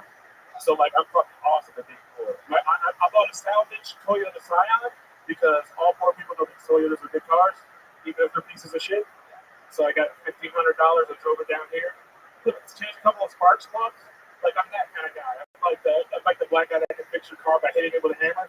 I've become that person now. So wow, look at that. Repping a Toyota Scion. Yeah. Scion XD, baby. All right. Even D Madness is like I would drive a Scion. I would not be seen. Well, Mike, congratulations, man. Nice to meet you. Great stuff. Come back again. Here's a joke book. Have a big joke book. Fill it up with more great stuff. All right, what do you guys think? Should we go to this bucket one more time, huh? Oh yeah, we haven't a lady yet tonight, huh? Should I keep rolling until I get a woman up here? Ooh, sorry to Zach. Sorry to Sam. Sorry to David. You guys were so close. cousin Berto. I bet that would have been great.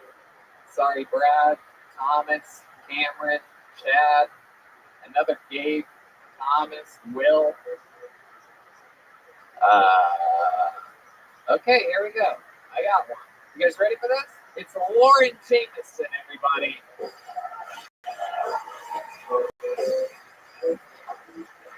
Lauren Jameson. One more time for Lauren Jameson, everybody. Hey, y'all. I love how Governor Abbott recently barricaded the Texas border with miles of trooper vehicles in order to keep the Haitians out. What a dumb idea. It's not like those immigrants are going to want to hotwire those cars.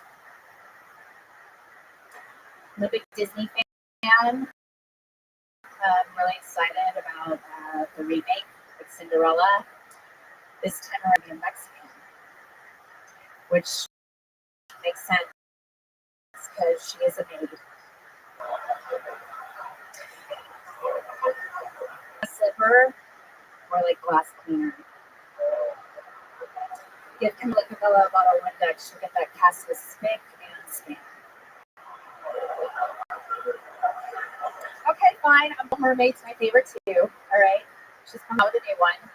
Yeah, this time Ariel's gonna be black.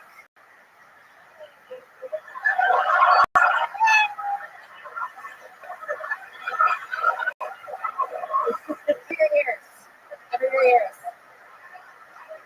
I just don't think I'm gonna watch it. I'm afraid she might drown.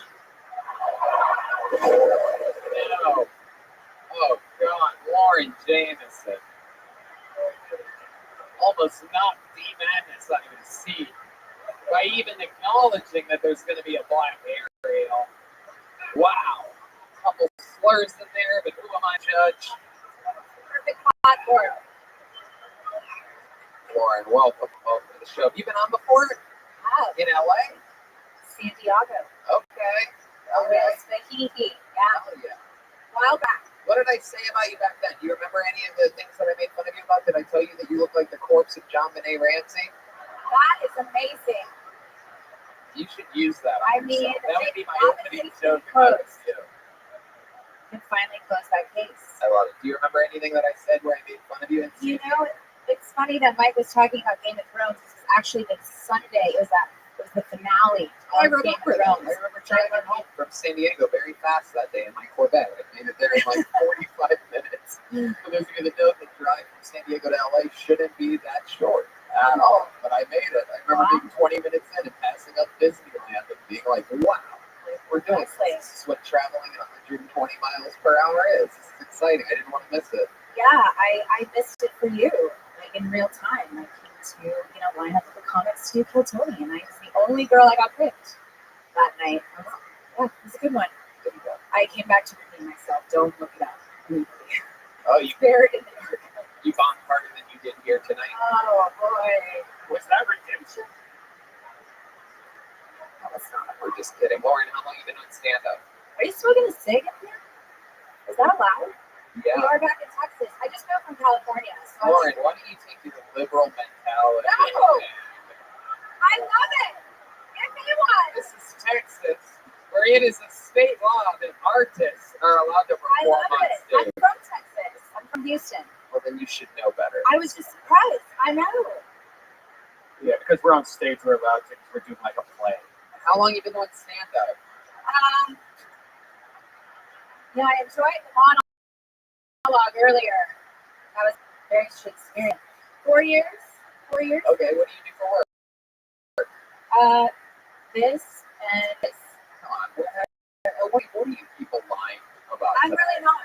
You make a living doing stand-up comedy. I do. I'm still living off the government, but unemployment. So that's the end. No, I walk dogs. I do. I take care of some hamsters. Okay. Yeah. All right. Other comedians. How long have you been on that for? A few months. I've only been in Austin 4 or 5 months now. Okay. Yeah. What do you love about Austin? Well, essentially, I'm back home in my home state, so that's nice, time to time. And I don't know, it's different, change. I lived in Mexico for last year. I fled California. Oh, wow. Mexico. How was that? I could do comedy down there, so that was a bonus. Really? Mm-hmm. I didn't give a shit. It's kind of like Texas. I never did nothing. So it was just normal life down there the whole time? It was, yeah, like a big day in the life was like going to the Costco. And they thought I was Miley Cyrus down there. You put a cowboy hat on and pigtails. They're like, oh, sorry. Oh my gosh. She's like, What was your living situation in Mexico? You're unemployed, living off the government cheese. So what do you have there? Your own castle or something like that? yeah, kind of. I was essentially a white maid living in Mexico, doing manual labor to earn my reward. You were cleaning up. You went to Yes. Mexico and you were cleaning Joke's up on me. after Mexicans. Yeah. Wow. No, Ukrainian family. It was very interesting. A friend of mine runs like a eco-friendly retreat down in La Fedora. It's where the blowhole is. Okay, tell us something interesting about you. Give us something good, like a juicy part of your life. Like one time you did this, and they call you this back in wherever because one day you did this. Like, what's that? Something. I picked a guy out of a lineup a couple days ago, and it was a bucket list item. What was that? What kind of lineup? For a criminal. No, sadly it wasn't. Really. Red Band. Weird question. Jesus Christ. No, Rabbi.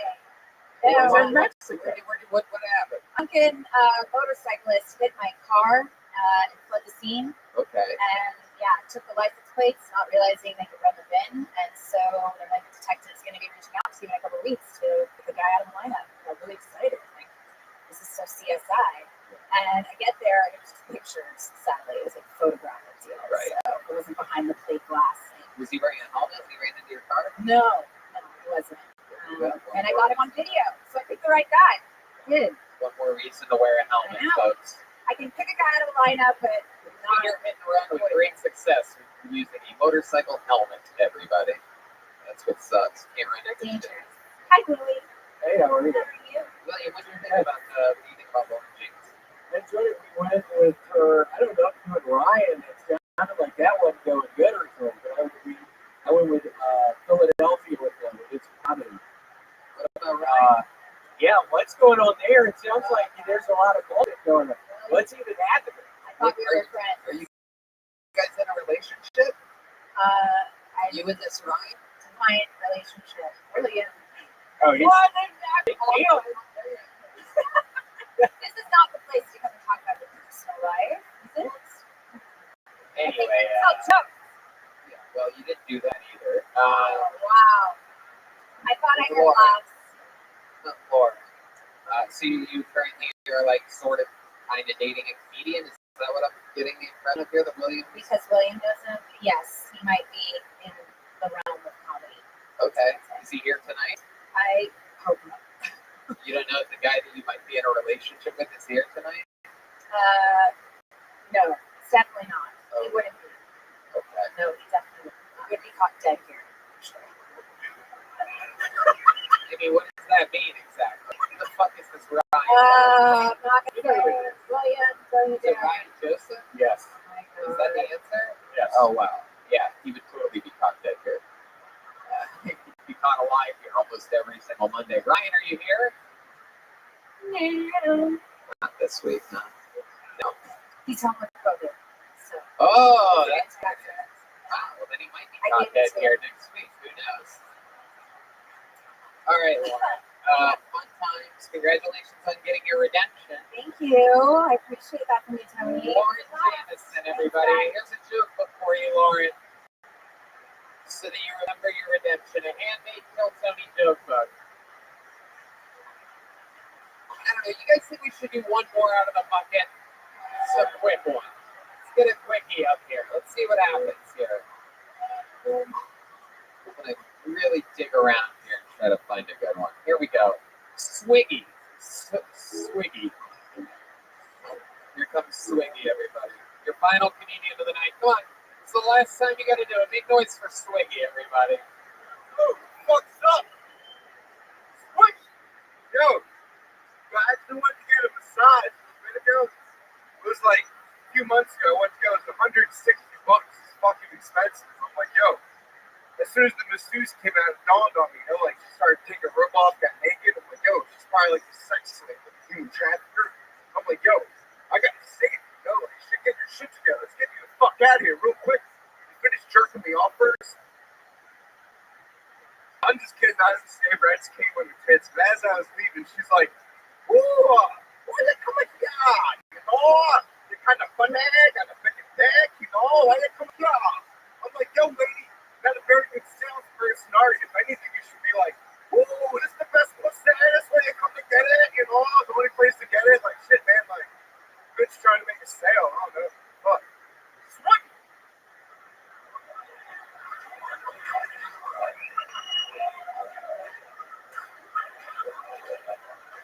All right. Okay, here we go. For those of you wondering what would happen if you smoked pot that had fentanyl in it, here we are. You get swingy. What a special treat you are. Yo, what the fuck are you, dude? I'm like, oh, I ate 2 hits of acid at 3 o'clock, so I'm chilling right now. What? I ate 2 hits of LSD at like 3 o'clock. So Okay. or 2:30. Hell yeah. Sounds like an awesome trip. That's what happens. With a tie-dye video or a tie-dye t-shirt. Very rarely do people flash 2 different types of tie-dye. Even most filthy hippies are like, that's a little bit too much tie-dye. But not here with Swiggy. Swiggy is over the top. I love it. Fuck it. Absolutely. He has a landing strip for a beard. Look at this stuff. You're wild, Swiggy. Where are you from? Philadelphia area. Okay. Yeah. Absolutely. I get that vibe totally.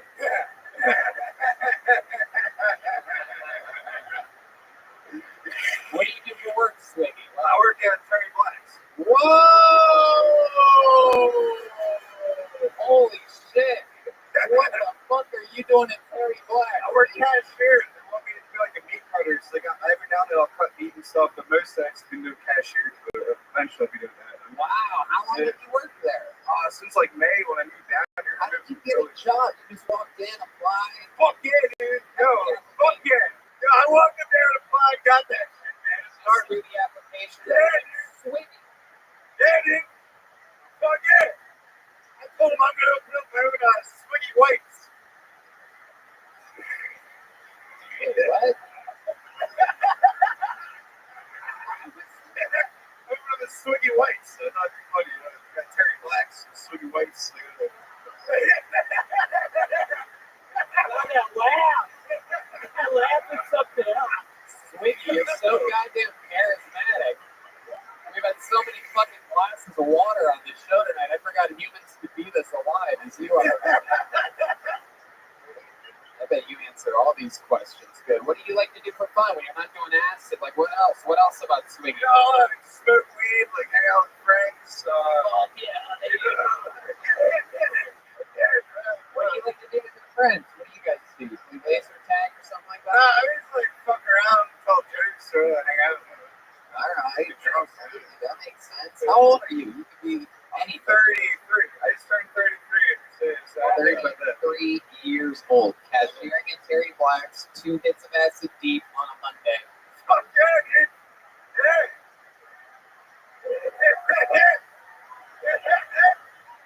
And now you live here in Austin, or you just visited? No, I live here. Yeah. I moved here in May or whatever. Right, that's right. I do that actually. Yeah. I actually got a show coming up at the Green Jail like tomorrow night at 9 o'clock. Yeah, dude, 10 minutes. It's like the best Houston.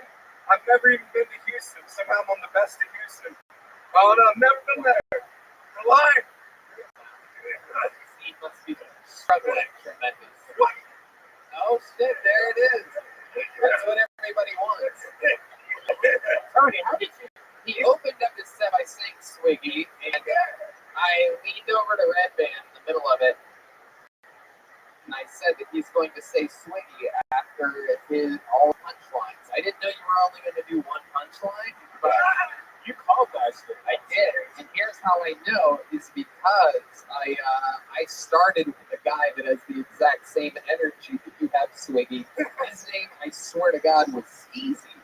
And he would literally go on stage and say, Skeezy. The audience would be, what? They'd start laughing because, well, why the fuck would anyone do that? And then he had a bunch of great jokes. And after each quick, short, great joke, he'd go, Steve, proud to lose the shit. It really worked. Have you ever heard of Skeezy? Shane Skeezy? No, I've never. Where did you get that then? Why do you say that? I don't know. I've been called Swiggy since I've been like middle school, and then like for a little while I used to rap with one buddies. My last name's Pearl Swig. Pearl Swig? Yeah, it's Jewish. It's weird. Wow. It's one of them pike names. I don't know. Wow, Pearl Swig. Your parents must be disappointed as well. Drop the mic, held the beer though the whole time. Fuck yeah! Swig. What? See, what do your Jewish parents do for a living? Well, my dad's Jewish. My mom's like Irish and Catholic. All right, what did your dad do? My dad, he works for like a painting company in like Philadelphia. Painting? Yeah. Okay. How about mom? What does she do? I don't know, man. She like collecting unemployment or something. I don't know. All right. She's a little crazy. I think she like thinks she's a psychic or something. Really? She's like, Like, what is she? Has she ever done any psychic readings for you? Like, what has she said? Like, what makes you say I don't know, that? man. It's weird. I think it's all like very, you know. What's your Yeah. That's what she says about you. Swiggy, what's your love life like? Does Swiggy have a little piggy at home waiting for him? I'm pretty single. I was banging this chick that was like 48 that was working at the Terry Blacks. She got fired. Yeah, she got fired.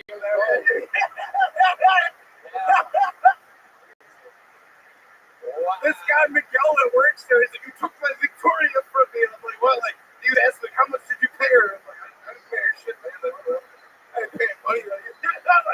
How did it start with you and this 48-year-old at Terry Black? She just started giving me rides home. So I take the bus home from work. So she started giving me rides then. Oh, hell yeah. Get Swiggy with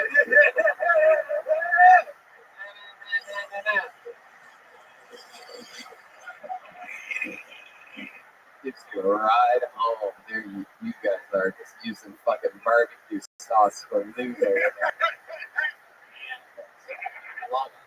Why do you say she's 48? Did she seem 48? Did you feel like She told me she was 48.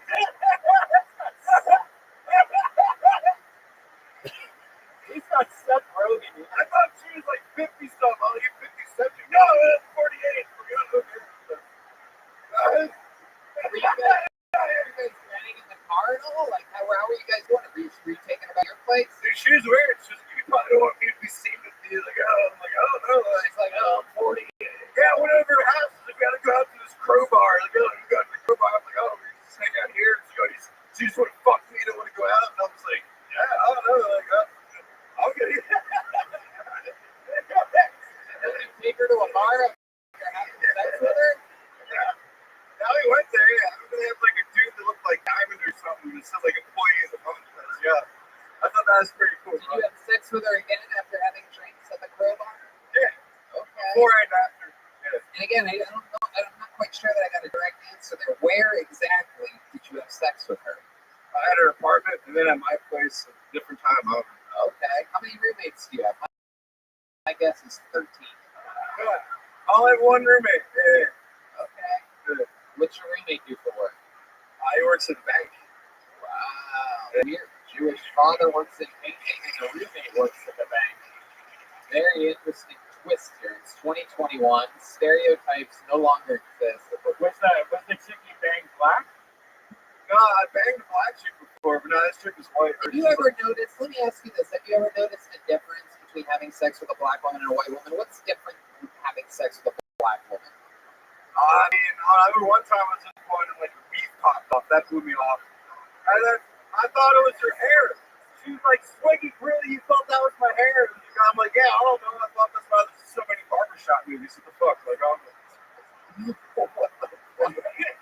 You're a wild man, dude. I fucking love you. You're crazy. What do you have in your pockets? Anything exciting? I feel like you have one of those little hands that you put on your fingertips. A weed vape pen. Look at that. Absolutely, pal. Go for it. We're all basically in a play right now, so it's okay. Oh, shit. William. Taking a hit from the little red machine. Oh, What the fuck was that? That tastes weird. You don't know. DMT, William. There's no DMT in it. She would have got it from Swiggy, please keep signing up for the show. We absolutely have to get you out of this bucket. Fuck yeah! Swiggy! Swiggy! Swiggy! Swiggy! Swiggy! Swiggy! Fuck yeah, dude. Very hard fist bump from Swiggy. Very aggressive fist bump. Ladies and gentlemen, your final comedian of the night. Another regular, everybody. He just flew in today from Los Angeles, California. This is the legendary David Lucas, everybody.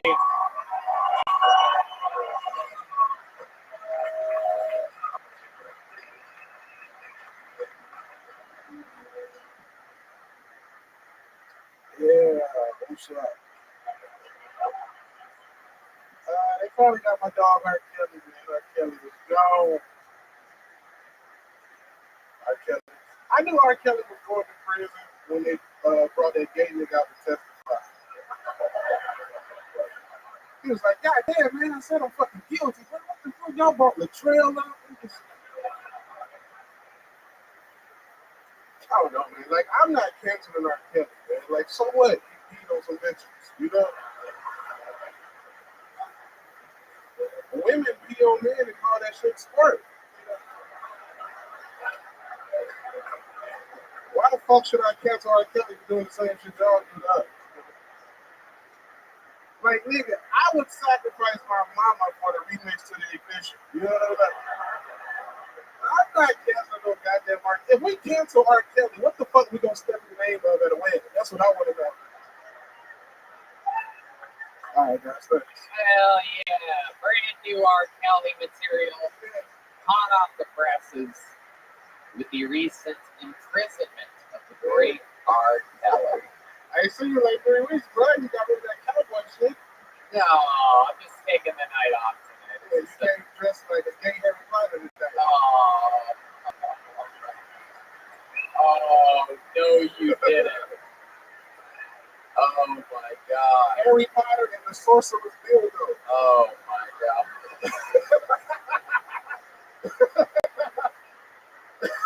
You just put the word dildo in there and it worked. I don't know if you can make fun of people, David. I mean, you're coming in here with the table from Beetlejuice as your haircut. So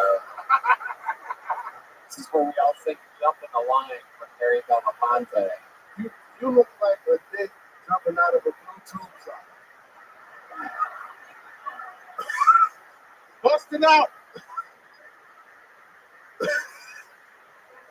You know that meme that everybody sends around of the naked black guy with a giant dick? You look like there's 4 of them set up your head right now. You look like there are 4 giant black cocks coming off the top of his head. Did you go to the barber shop and ask him for what Tony wants in his butt for a week?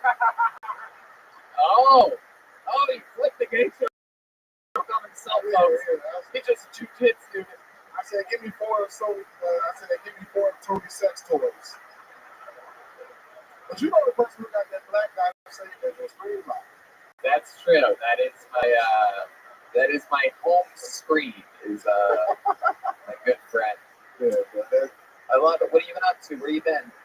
Denver, Brea, 11th through 13th of November at Arlington Improv. Okay. Tomorrow at Rogan. Oh, nice. Thursday, Secret Show. Hell yeah. Yeah. Working. We're on those shows you do this week. You have pockets on your sleeves. What do you keep in there exactly? What type of honey bun do you keep in there? I keep gay jokes in there for your ass, man. Oh man, that's true. No one loves honey buns like I do. Let me pull one out. Honey buns. Tony looked like a gay paralegal. Check. I love it. You have a little tear in your jeans down there. You got a little tear in your asshole.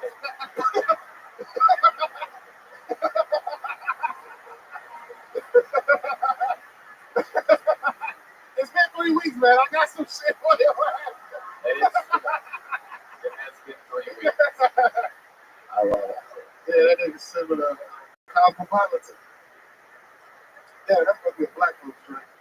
What are those? What are these shoes that you have? Are these new orthopedics that we're talking about here? He's a Travis Scott. You would know about this. I love it. I didn't even realize you were wearing shoes. I thought the green was just the diabetes taking over. It's the only gang that David's ever been in. It's gang. Those pockets on your sleeves, what are those, hot pockets? You got a stripe on your arm for every time you say no when it gets fucking. There'd be a lot more stripes than that was stroke. I always say no. We'll get it.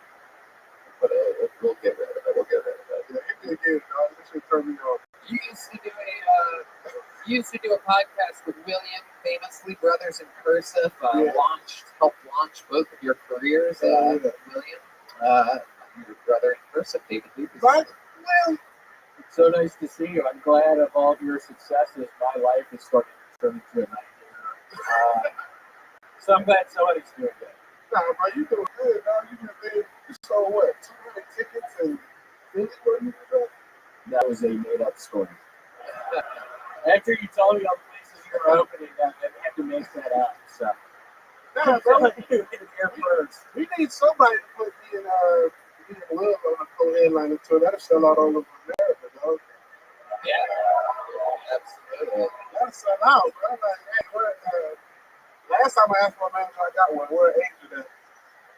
Oh, there you go. Yeah, That's how it happens. Yeah, that's how it happens. Absolutely. There's probably a big Hollywood agent out there right now. I'm going to sign the guy with cat poop on his head. That's looking like cat poop. That looks like leopard poop. Yeah. And they'll sign the stand-in for Woody on Toy Story. They'll sign me. You know? Oh, It's a Toy Story joke? yeah. Hell I said you was the stand-in for Woody on Toy Story. Oh, okay. But is it Woody that you look If you like? were in Toy Story, you'd be Buzz Heavier.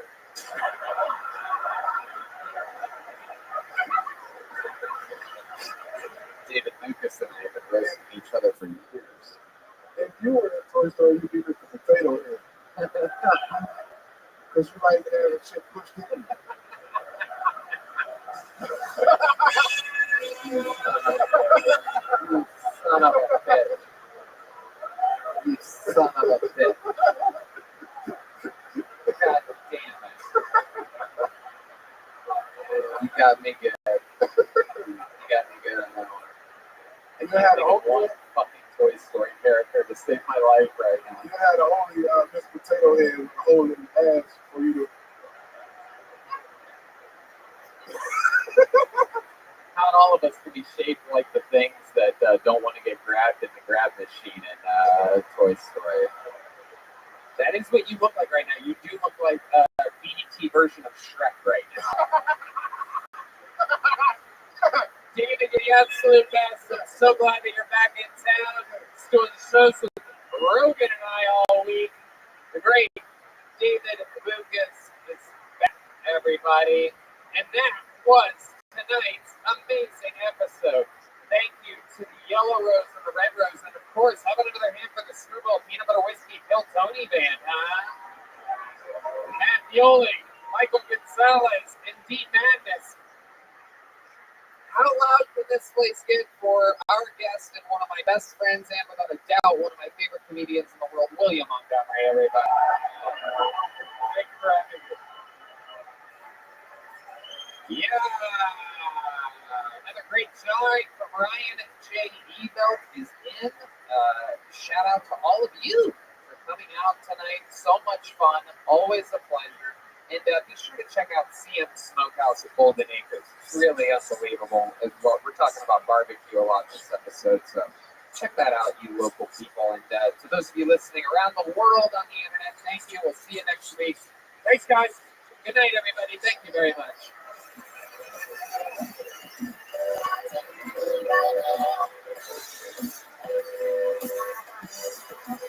Love you.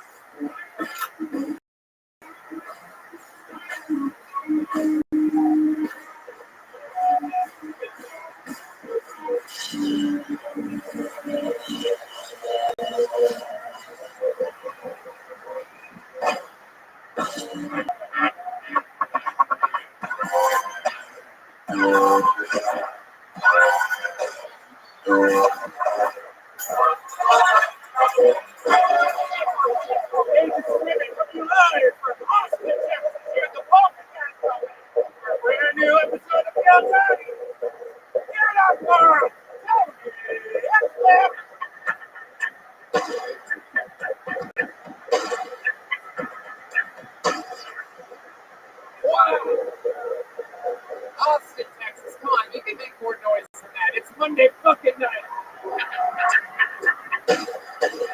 Oh, shit, dude. It's going down. Brian Redman's here. What's up, everybody?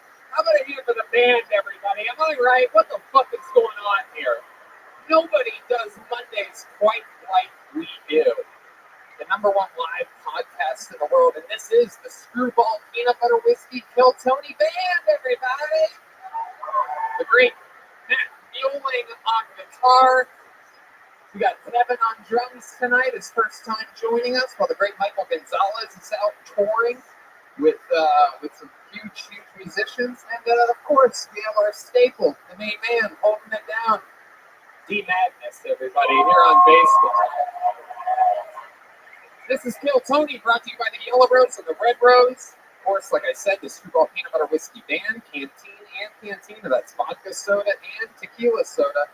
Northern Lights vodka soda brings you tonight's show. The great Ryan J. Ebelt is drawing it all the way from Los Angeles, California. If you're watching this on YouTube, why not subscribe? That's what the kids are saying. And we're all stuffed up on delicious food by Sam's Smokehouse at Bolden Acres. Shout out to our friend Katie, the best barbecue in town. Crunch Wrap Supreme. Check it out. Yeah. Bunch of good shit over there. And follow our friend Yoni, the producer of the show at Best BBQ. And let's do it, right? Before we start tonight's show, here's a little bit more about the amazing sponsors that made tonight's episode available for you here, right now. You know, when the moment for intimacy arrives, you need to be ready. Roman ready. Whether you've been in a relationship for years or just getting started, having the confidence that comes from preparation means you're free to enjoy the moment when the moment comes.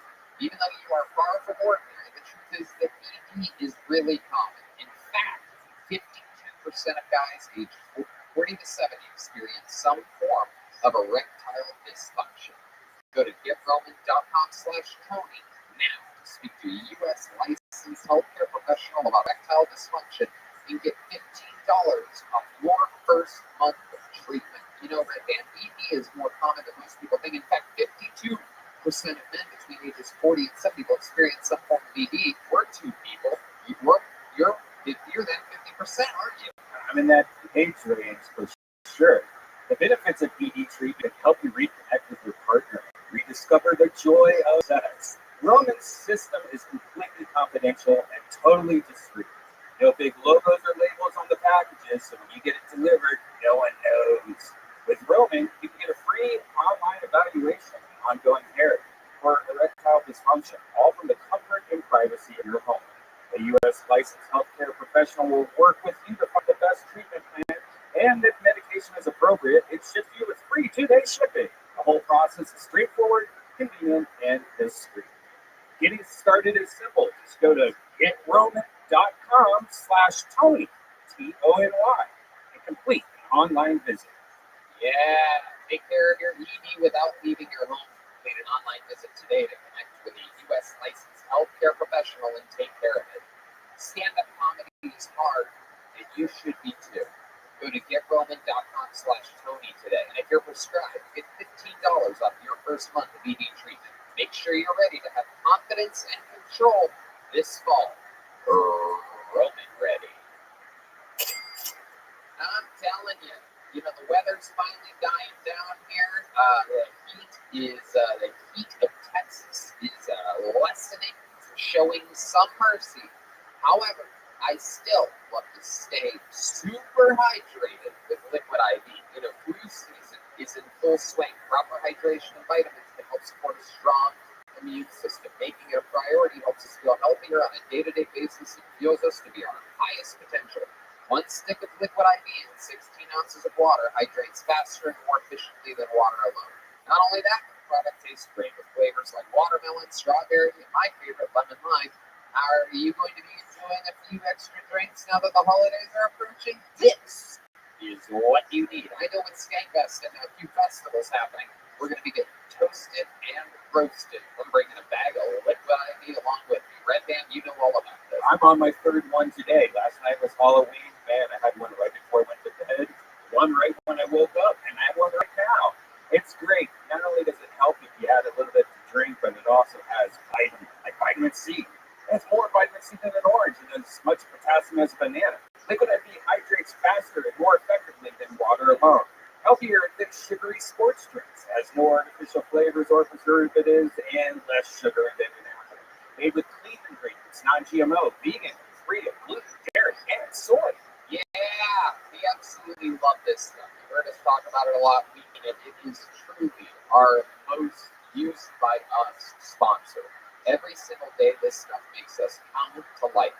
Grab your favorite liquid IV flavors nationwide at Walmart, or you can get 25% off when you go to liquidiv.com and use the code TONY at checkout. That's 25% off anything you order. And you get better hydration today using promo code TONY at liquidiv.com. So you guys ready to start tonight's show or what? Every single week, as you've learned here in Austin, I always have one of the funniest people in town. This week, absolutely no different. This is a Comedy Store paid regular that I've worked with for years, passed by the queen herself, Mitzi Shore, a real Comedy Store regular and amazing comedian. This is Justin Martindale, everybody. Come on! Original in the state of Texas. He is back. It's been a long time since we had Justin Martindale on the show. Headlining the Creek in the Cave this Thursday and Friday. Famous from the Glitter and Garbage podcast with Justine Marino. Of course, you had your own show on E! At one point. Oh, yeah. Store paid regular. You're the fucking man. Welcome. How you doing, Justin? I'm good. It's good to be back in Texas. That's for damn sure. Born and raised in Texas. Yeah. San Antonio, right? San Antonio. I grew up there, yeah. We made friends in Los Angeles. It's fine. That's the, yeah. Justin has an incredible story. He was doing a show, outside promoted show at the Comedy Store in which Mitzi Shore, towards the end of her life, literally stumbled in and caught him before the showcases that were scheduled to happen. She didn't pass in classic Mitzi Shore form. She didn't pass anybody on the scheduled program of people that were up, working their lives, hoping that this lady would like her. And instead, she liked the guy on the show before, Justin Martindale. And I was hated by everyone. Oh, yeah. Whitney Cummings wanted to slice your cock off. Well, I want to slice her cock off. Yeah, you know what the fuck's up. That's what we're talking about. Weren't you the last person to be passed by Mitzi Shore? That is true. That is it. So you're looking at it right here. This is the final pass. I'm so sorry. You guys know how this show works. A bunch of people signed up before for the opportunity to get 60 seconds on the stage. You know their time is up when you hear the sound of a kitten. That means wrap it up then, or else we're going to bring out the angry West Hollywood Bear. And then after their time is up, I interview them. I talk with them about the set that they just had, and we find out more about their lives. You guys ready to start tonight's show or what? Yeah! Let's start it off with a bang. Before I reach my hand in this bucket, where over 100 people signed up for the opportunity to get on the show tonight, why don't we use one of our regulars, huh? What do you guys think? We with this tonight? This was made a regular here in Austin, Texas. He's on an absolute fucking kill streak that nobody could possibly fathom. He might be our greatest ever regular in the making. Ladies and gentlemen, kicking off tonight's show, 60 seconds new from the great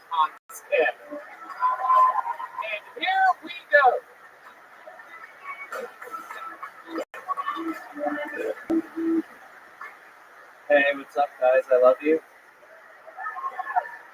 I hate it when people call me autistic.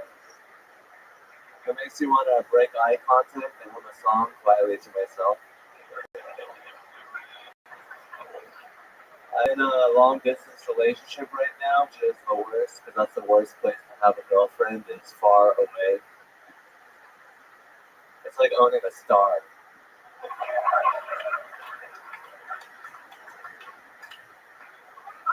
I got the certificate right here. She's really hot.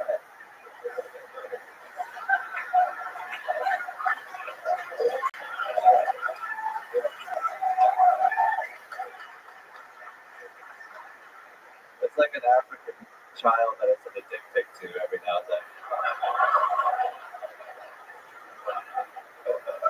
It's like having a cheeseburger in Europe. I can't touch it or smell it or taste it, but some European guy has it all over his mouth right now. Thank you. Wow, he does it again. It continues. The great Hans Kim reigns supreme. Thank you. The audience kind of laughed after my first tag. It's like I have two more. Yeah, good problems to have. The audience is laughing too much at your first tag. You're like, God damn, all these people shut up so that I can get to this other material. Good problems to have. As we'll see when my hand goes, reaches the name out of that bucket, you'll see people later on. You'll be like, wow, this guy doesn't seem to have that problem at all. But Hans, jokes on jokes on jokes. It's all true. You are autistic. Are you really in a long-term relationship or long distance? No, not really. But that joke was amazing. I mean, if you're gonna lie, that's what it's all about. Make it funny. Fuck yeah. What else is going on, Hans? I completed a comedy tour recently. Slept with my feature, Riley Gilmore, at the same hotel bed. Did you try to dry hump her? Did you try to do anything? That's a guy. That's a Riley is a man. Doesn't matter. Doesn't matter. People don't know who Riley Gilmore is. It's not a famous name, so you'd have to explain that. Yeah. What did you say? He's a good friend of mine. I call him by his full name. Riley Gilmore. He did a tour. How many nights? What cities? 3 nights. 2 nights. 1 night in Abilene, 1 night in Sweetwater, Texas. Got to know the people of Texas. You made Sweetwater sweet and sour. I don't know. Well, we're just getting warmed up here. You know what I'm saying? So how did these shows go for you? How long of a set did you do? Did you read headlining? Yeah, I was headlining. I did 40 minutes. Yeah. Yes. The little baby boy is all grown up. So look at you. I can't wait to do it more. I would love to be booked. Please book parties. Oh, hell yeah. Is that the longest set you've ever done? I did 45 before, but it's the longest set I've done recently since the pandemic. Okay, all right, very good. What else? Single now? Yes. Oh, There was a pause there. well, yeah, because he's in this on again, off again relationship with this white girl, And he's autistic. yeah. He thinks the feeling he feels is love, but what we know is it's just that little fucking South Korean egg roll just fucking getting wild down there. It's a little hard. It goes from a spring roll to an egg roll real quick. You know what I'm saying? It's hard. All right, forget it. So what's going on? You hooked up with anyone new? No, I got recognized at the Abilene Zoo by a dude. Oh, that makes sense. That tracks. I was hoping you were going to name an animal of some kind, just an elephant. That's it. I'm a big fan. Wasn't he on Kill Tony? That's what he said. What did the fan at the zoo say? He said, "You're hilarious." Bye. Wow. Someone more autistic than you. Hard to do. Hard to pull off. But at a zoo is where you find these people. Hans, what else is happening? We found out you can sing. We found out you can play guitar. Are there any more special talents that you haven't shared with us yet? I mean, I could try freestyle. Oh, yes, absolutely. South Korean freestyle, nothing like it, people. Absolutely. I used to do it a lot. Really? Yeah, we're just comedians, but I'm kind of rusty. But I sang Mulan at karaoke. I'm pretty good at Mulan. I want to hear you. How do you think we should have Hans freestyle right now? You want to give us a little something there, Kevin, or D Madness? Let's see what happens here. Give us a little D. Oh shit.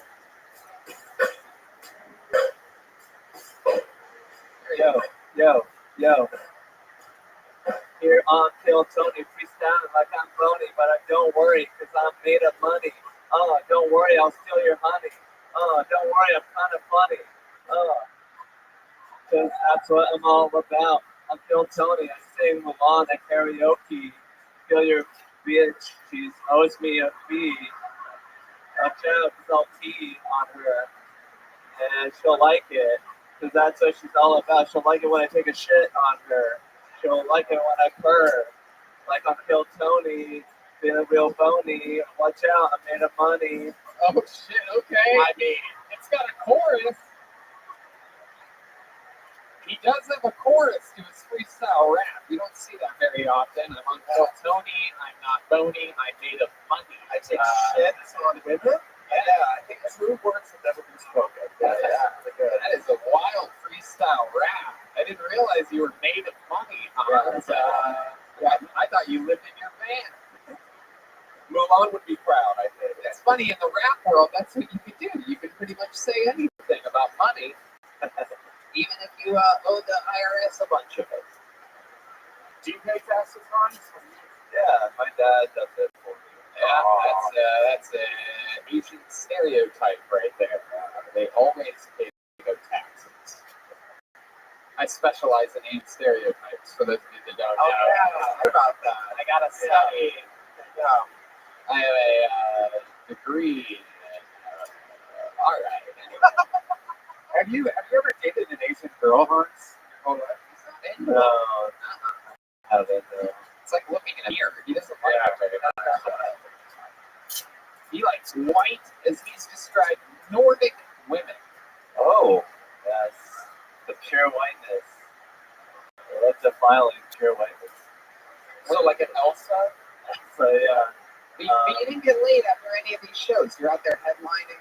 Yeah, no, I mean, it didn't happen, but, it's fine. There weren't that many women at these shows. I tend to draw a large male audience. Were you in a gay bar? Yeah. Do Asian butch lesbians exist, or are they just like one of the guys? Like, Yeah, they exist. They're slightly more masculine than me. All right. Okay. Well, Hans, another unbelievable new minute. Great times always talking with you. Kill Tony, he's not bony, he's funny, it's Hans Kim, ladies and gentlemen. Let's go to this bucket. Let's see what happens here. This is where the shit really gets crazy. Could be somebody that is not well. Could be an amazing local talent. The first name that I pull out of the bucket, 60 seconds, uninterrupted, goes to Ryan Westover. Ryan Westover is first on Kill Tony.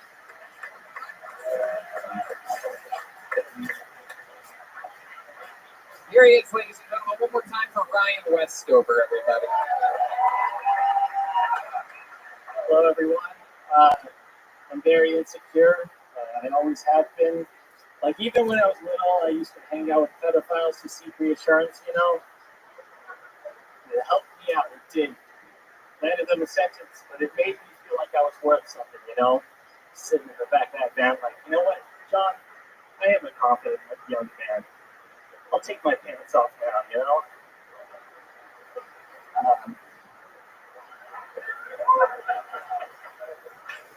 My girlfriend and I just moved to Texas. We're living with her brother, and it's been hard trying to have sex living under the same roof. We try our best to be discreet about it, But like, no matter what, my girlfriend always ends up catching us every single time. And I always say that. Yeah, you can't be low-key because anal is smell-y. I'm sorry I said that last part. Thanks. Ryan Westover, closing with a little apology. Welcome to the show, Ryan. Thank you. How long you been on stand-up? Almost a year and a half. Almost a year and a half. Where at? Utah, Salt Lake City.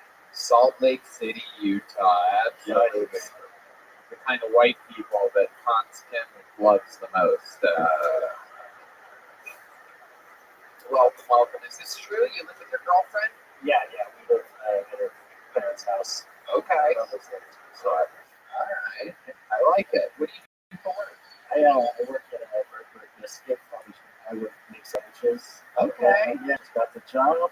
All right. Yeah. Okay. So you basically are like a sandwich artist. I am. I try to be.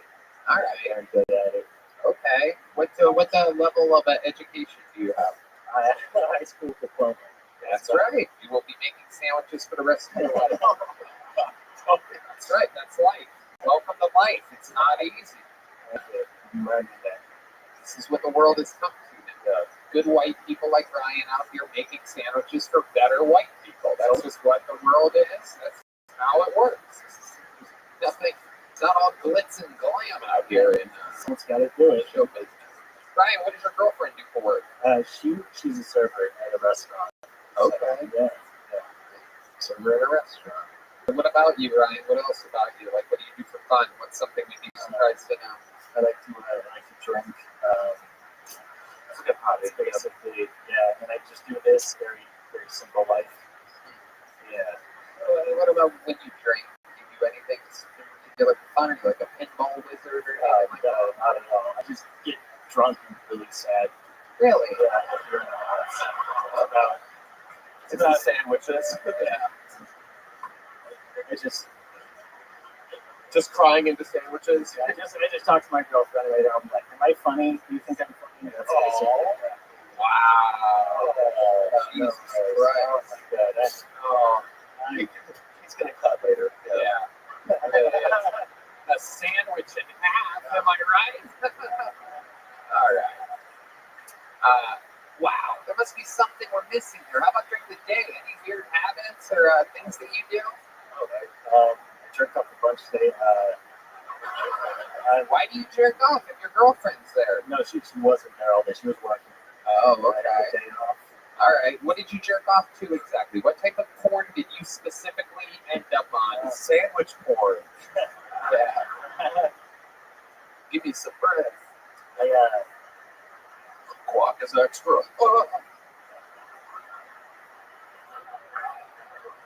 think I've fallen in love. Sandwich porn jokes, people. I started off with straight porn. Straight porn, oh yeah, that's where we all start. Get it warmed up, and Well, easy. then get to the good. You know what I'm talking about? Get ready to scrub that browser. What'd you end up on? Bisexual porn. Whoa! I get points for honesty, everybody. Little bit. How bisexual are we talking about? Like, I don't know if to talk to you guys about it, but I don't know if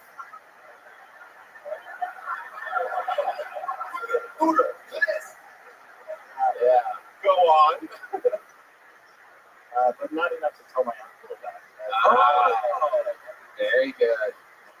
Fair. I love it, Ryan. Very, very interesting. Have you always had that mustache? No. It goes in waves. Sometimes I have it, just depends how I'm feeling. And it matches the mailbox shirt. Any fun facts about your family, Ryan? What do your parents do for work? My dad's a financial advisor. Wow, look at that. How disappointed is he in you? My goodness. He wants me to take over. Wow, you're out there fucking buttering bread and he's fucking crunching numbers. Wow. How about your mom? What did she do? She used to be a personal trainer. Now she's a stay-at-home mom. Okay, now that you're out of the house, she's a stay-at-home mom. She's just avoiding you the whole time. He's gone. All right, now I'll do my mom duties instead of raising a sandwich maker.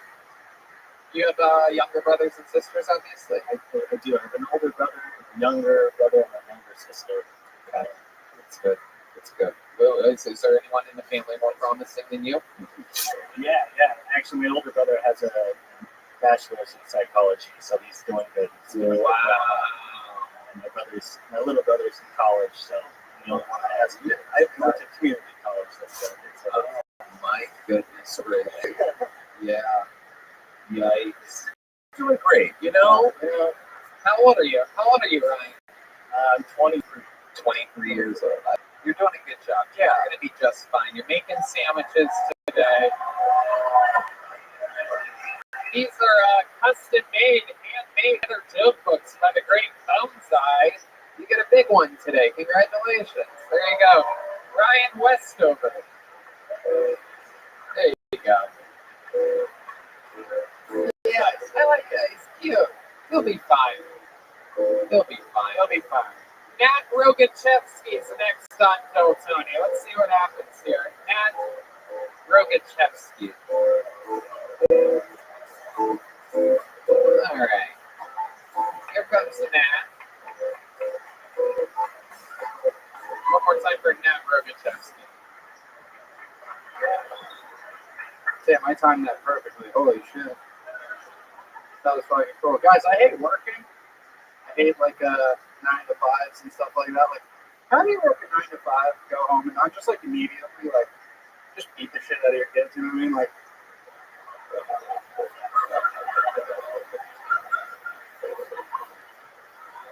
My mom used to work a 9 to 5.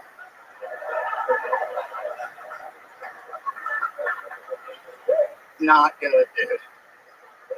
Not good at all. She would come home, this is the 90s or whatever. She'd see I did something wrong, leave the light on in the bedroom. She'd be like, stop. Hammer time. And I'd be like, oh.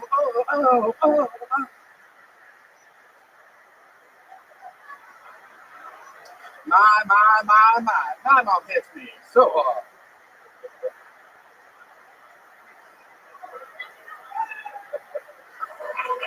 Andrew Machevsky. Bringing back MC Hammer references. And they're working. Absolutely working. Is it true your mom used to beat you? Oh, yeah, dude. What would she beat you at? Hands. Oh, just straight up hands. Hands and fists. Oh, wow. Yeah. Hands and fists. Very interesting. Very old school. Yeah, thank you. It was great. Did it happen a lot? Yeah. Were you a bad kid?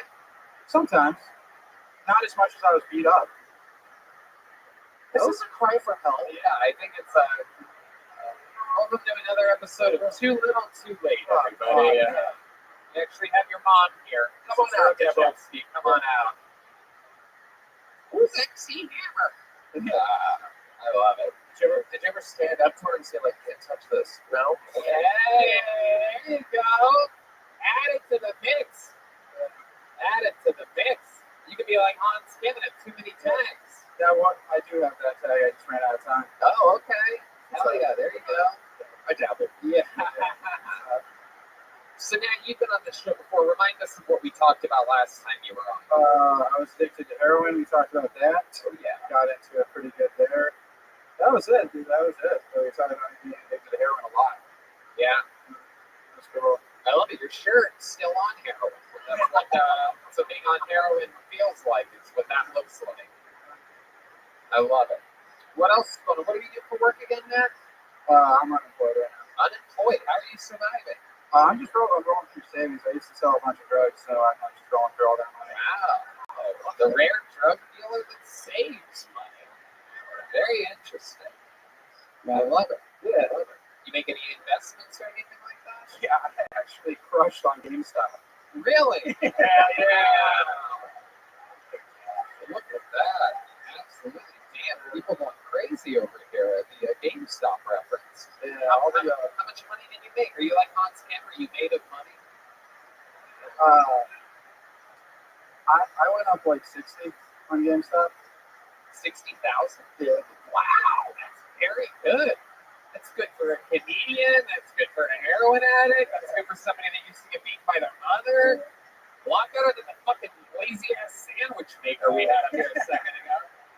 Yeah. Quit your job, sell drugs. I know. Pretty better. Making sandwiches. Jesus fucking Christ. I love it. What do you like to do for fun, Nat, now that you're not on heroin anymore? I like going to movies. I like to work out, believe it or not. I like to. I really enjoy running. Must be lower body workout. Another feet gang. It's only legs. Every day is leg day. Yeah. Yeah, only legs. I mean, I hang out with all my comic friends right here. The comics are the best here in Austin. They're the coolest dudes. It is. It's a real scene. A lot of people saying the comedy capital of the world. That's rocking. So that's fun. And what do you love about Austin? How long have you lived here? Just over a month and a half. Yeah, what do you love about it so far? HEB? HEB is the best. Yeah. We love HEB. HEB does rip. I love HEB. What are some of your favorite HEB brand products that you get from HEB? Yeah, they have the best almond butter. Yeah, they do. What is the deal with HEB almond butter? It really is nuts. Anyway, I love it. No, it is good. They do it. They have a special almond going on over there because they're chocolate covered almonds. Unbelievable. That's the truth. Hell yeah. Even D Madness knows what the fuck is up with chocolate covered almonds. Of course, sometimes it's just like nuts and bolts that he ends up eating, but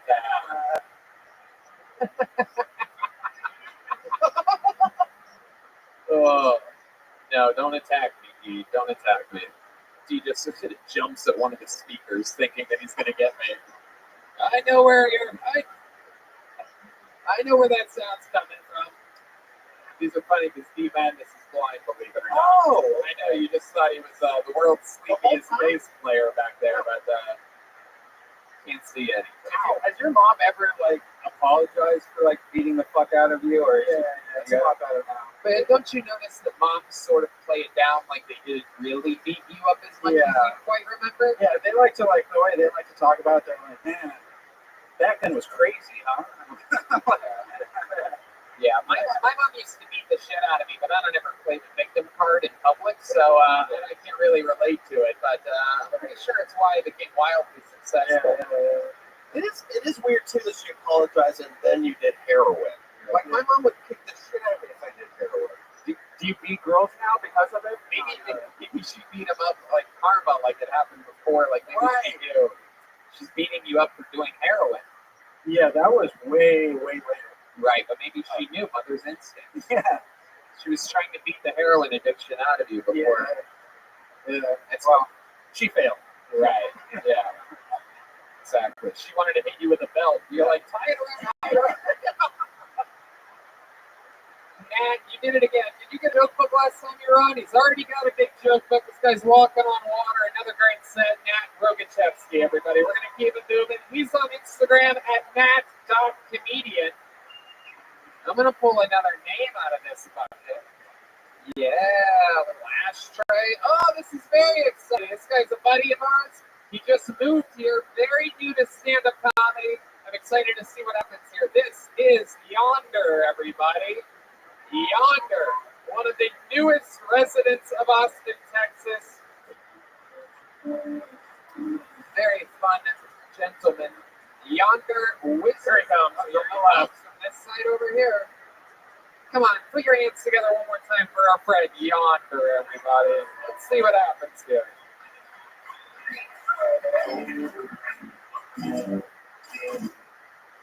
So I'm Hagrid. If the house you sorted into was the Waffle House,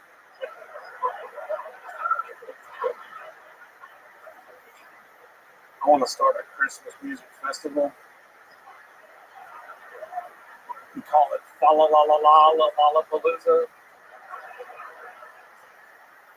We're a little too far away from Christmas for that. Halloween's coming up though. It's nice to see the city of Austin got their Halloween decorations out. You know, those ones that come to life when you walk past them.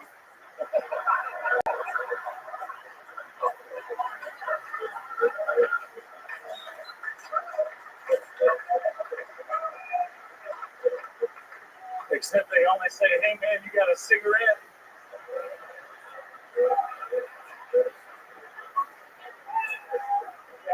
Thank you. Wow, Yonder. Holy shit. What a great set. It's been a long time since we've seen you, correct? Yeah, man. When's the last time you were on this show? That place that shall not be named. Ah, that's right. That shithole on 5th Street down there. That's the one.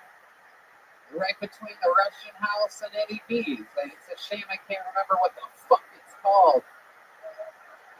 Anyway, I love it. So Yonder, incredible. I do believe, I think you would agree that was a great set for you. You're new at stand-up comedy, correct?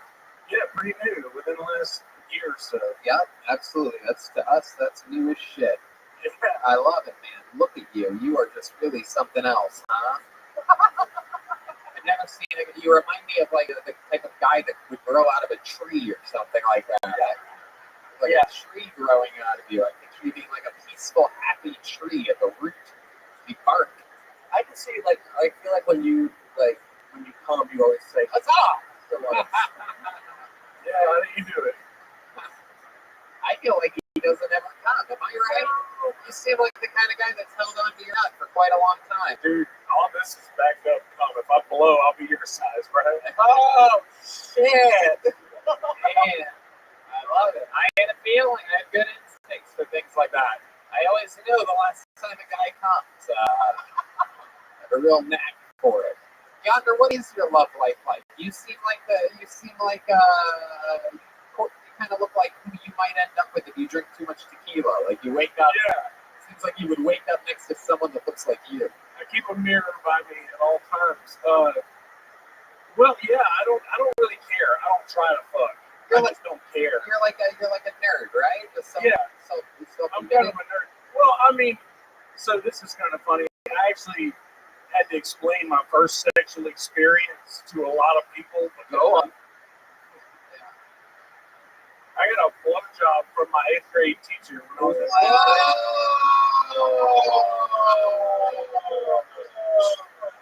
Damn. By the looks of you, I'm guessing it was a science teacher. Yeah, nice guy.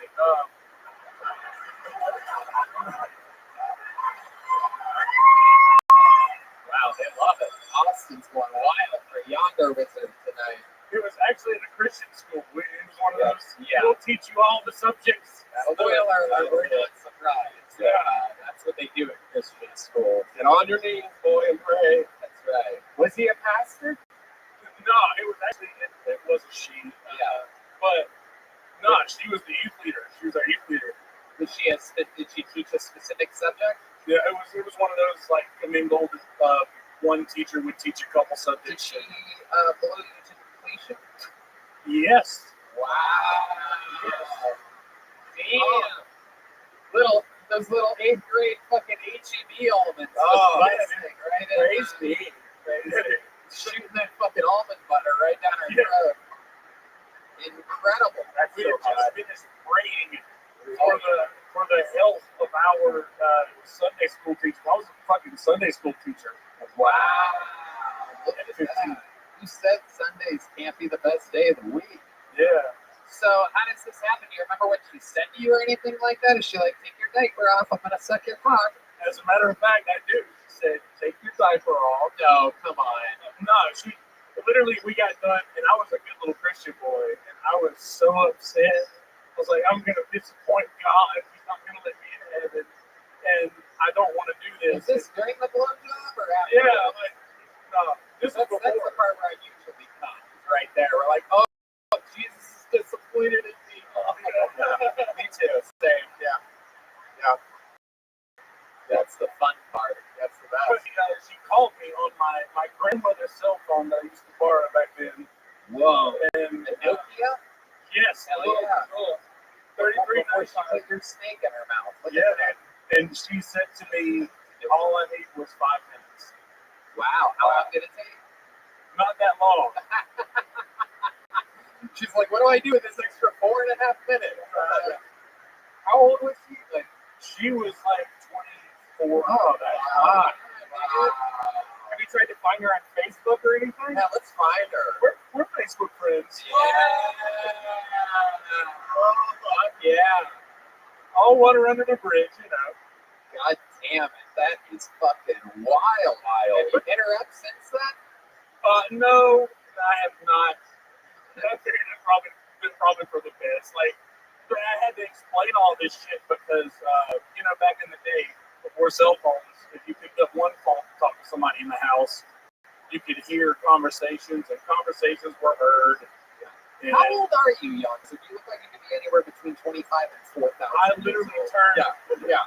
An old oak tree. Yeah. 1,301 this past Thursday. Count the rings. Yeah. What do you like to do for fun, Yonder? I know you're into VR. You're part of Red Band's like crazy, creepy VR incel circle. Shout out Virtual Red Band. No, I do music, man. I fuck around with music a lot. What do you do with music? Whatever's missing, honestly. Really? You play like multiple instruments and what? Yeah. Really? You should hear him play guitar, man. It's fucking awesome. Really? Did we ever have you play an instrument on the show? No, I'm saying I don't think I've ever played anything. Really? What do you think, Matt? Should we get this guy a shot on guitar? Let's see what happens here. This guy looks like the Grateful Bread. Yonder. This guy looks like all right, here we go. It's a little something from Yonder Wizard. It's got a lot of cable there. This is very interesting. Can't fit the guitar strap around his massive head. I mean, for those of you just listening to the podcast, this guy is huge. Oh shit. Whoa.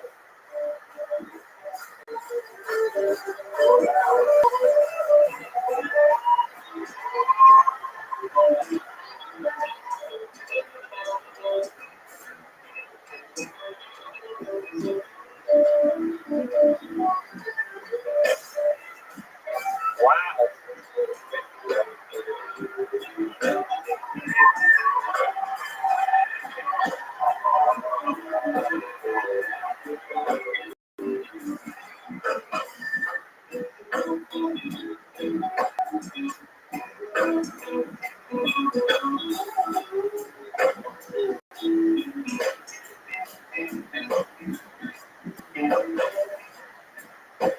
All right. Bring it.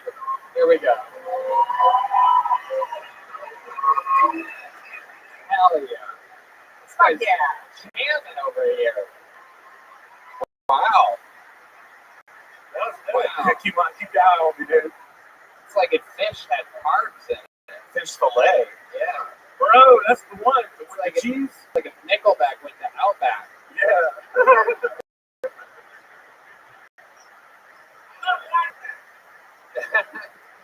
D-Madness. No idea where he is right now. Very excited. Wow. Hell yeah. Rhythm and blue cheese, something like that? Yeah. Something else I was thinking. You know, Yonder, if you're free on Halloween, I would love to have you at the Secret Show Halloween show. Whoa. And you know what? Look at it. And you know what? You don't even have to dress up. You're already won best costume at the Halloween.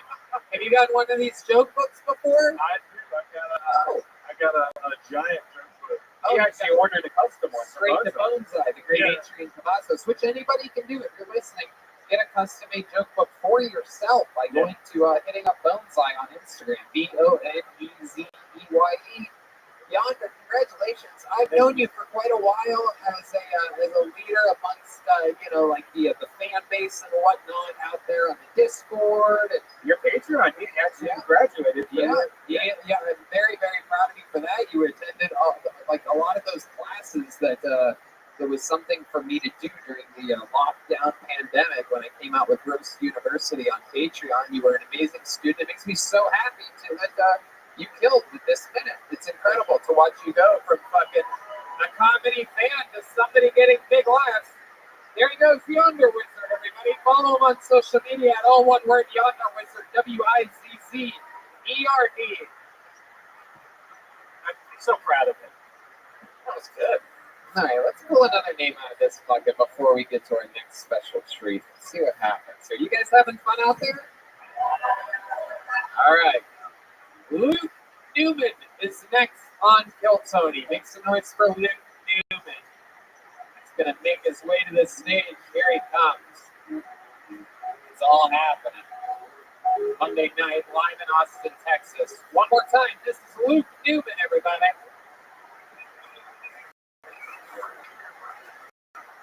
How's it going? I'm white. Thank you. But I'm from Oakland, East Oakland, California. Okay. Not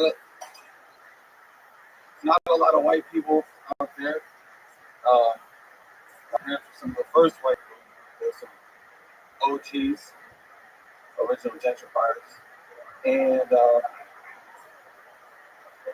it was hard, man. It's hard being white. And so I got fucked with them.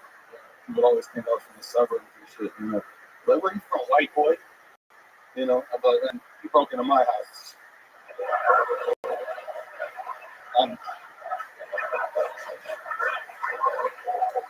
I'm from that house. Welcome. Absolutely. Luke Newman. Welcome, welcome. Great set. Love the joke. I, too, born and raised in an all-black neighborhood. Is that where you were born in Oakland? Born in Oakland. Wow. Incredible. Yeah. How long have you just visiting Austin? Yeah, for a week or so. Okay. When did you get here? Today. Wow. You coming today from Oakland? Yeah. Southwest. Southwest, of course. Yeah, Southwest. Direct to Oakland. I know. I've been on the road a long time, people. I mean, now I fly on jets and shit with Joe Rogan. But I mean, I remember the old routes. I remember the old days before. Get yourself canceled, people. It's a good life. Okay, so Luke Newman, what do you do for work? You seem like you have a real job. You have the beard of a man that has a real job. You're not out there making fucking sandwiches. I make pizza. Oh, okie dokie. What are you gonna do? Sometimes you're just not right, Tony. That's next level shit. Yeah, it really is. It's a one from sandwich. Absolutely. Absolutely. You had to go to college for at least a few months to get the pizza. Yeah, you gotta drop out. Yeah, absolutely. All right. How long have you been making pizzas for? For a few years. I used to deliver. Oh, promoted. Yeah, absolutely. Is this like a real pizza place or like Papa John's? It's complicated. It's like a pasta factory. You can make a bunch of stuff and I make the pizza. Okay. All right. You get paid well? No. Exactly. But I get free the pasta. Absolutely. It works out. Absolutely. I know a lot of people that would work just for that alone. Pizza and pasta. Ah. I love it. What's your love life like? Pretty dry. Yeah. Your voice cracked and everything. Yeah. Absolutely incredible. Have you ever taken pizza dough and made love to it? Yes. No. The old stuffed crust, you know what I'm talking about? The old fucking Mama John's, the old fucking. It feels like skin. It might work out. It might be good.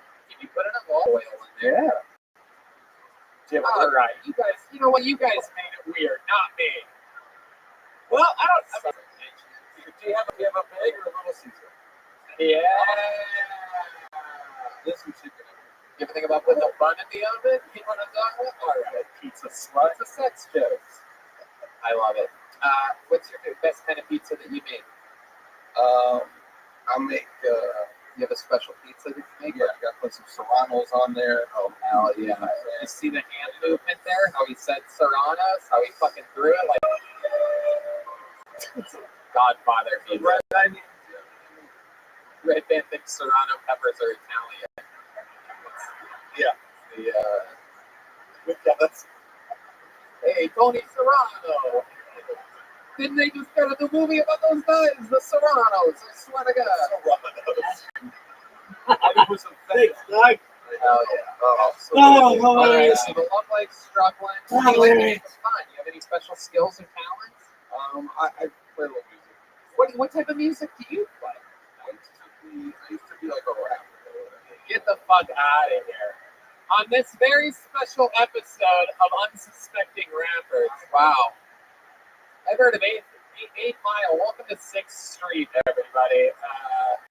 I gotta listen to this ultra white guy from Oakland that makes pizzas. I gotta hear you rap. Ladies and gentlemen, this is Luke Newman, everybody.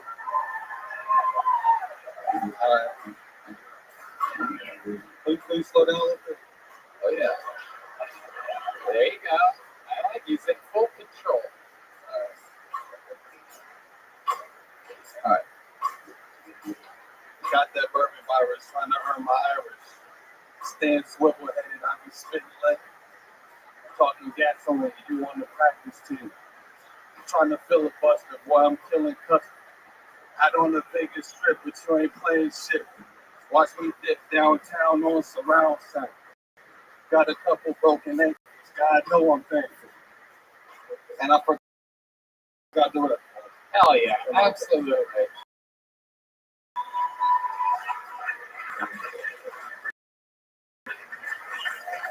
One of my favorite making rappers of all time, actually. Believe it or not. I love it. I love it. Were you in an Oakland gang growing up? Did you read like? We don't really have games over there, but there's little cliques and shit. Yeah. Yeah, like the Ku Klux Klan. It's called. It's the clique. Yeah, these cliques. I love it. What are your like? Do you have any big goals? Right. How long have you been doing this? Like about 5 years. 5 years. And you had a great. You're already doing it. Do you think staying in Oakland's a move for you? Do you see yourself perhaps in advance moving somewhere where comedy's a little bit bigger? Yeah, I'm doing some recon. Yeah. I like it. There you go. Perhaps a future Austin resident. Luke, we need someone that knows how to make a good pizza in this fucking city. I'm telling you. I don't know what's going on here, but somehow Austin's the best sushi I've ever had, and there's no pizza, and everyone else would be a 313 buying that shit. Sorry, not that good. And I'm a world traveler. I know a lot of people that make it out of Abilene. But I tell you, you know what? Everyone told me the same thing. Nobody knows more about dog shit food than Brian. I feel specialist. He's like the Sanjay Gupta of shitty pizzas. He sort of knows what he's talking about, unless someone else. 6.7. Oh, a little bit of a good Sanjay Gupta reference. You know what I mean? I love it. Luke, congratulations. An amazing appearance. Take a big joke book from the Great Boneside. We love people like you. Different stories, different shapes, different sizes. The bucket can give us anything. The names that we've pulled out of this thing in the past 8.5 years have been incredible. And one of the names that we pulled out of this bucket has made her return here tonight on a very, very special episode of Kill Tony. This young lady that I'm about to bring up, how many of you are fans of the show and actually know anything about where you're at? Then you might be very excited to know that this lady, a legend here on Kill Tony, one of the greatest comedians in the history of the show. This is the return of Nicole Tran, everybody. A brand new minute and then an interview. Here she is. Kill Tony royalty, everybody.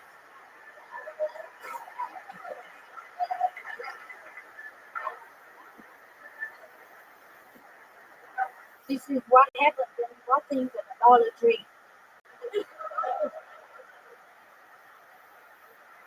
And from Vietnam. Last week, I went to a black comedy club in Auckland. All the sisters looked at me like, oh, somebody forgot to pay the bills at the nail salon.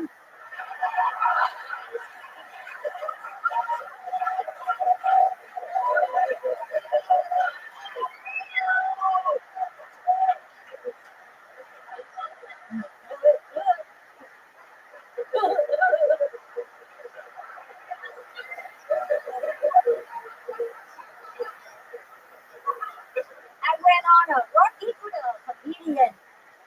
She told me she has Asperger's syndrome. I say, no problem, man. Let me pull over and get your Asperger. You can keep going. Nicole, you can do as long as you want. My mother hates Halloween. She better turn up the lights and iron bed. It would be easier just to buy a bag of sneaker bars. The first thing we were here for trick or treat, she gave me kids a spoonful of sticky rice. I had to clean the window for a week.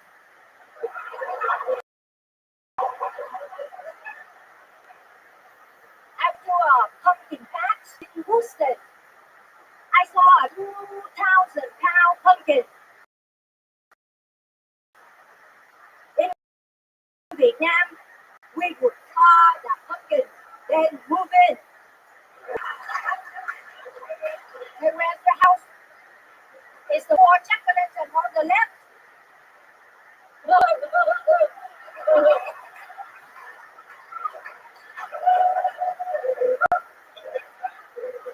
I paid my mother to do my daily chores for $25.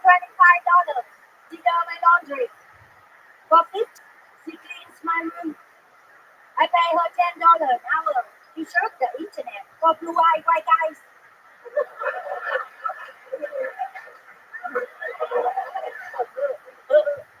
My mother doesn't believe in psychic reading, but she's happy to tell me that I have no future.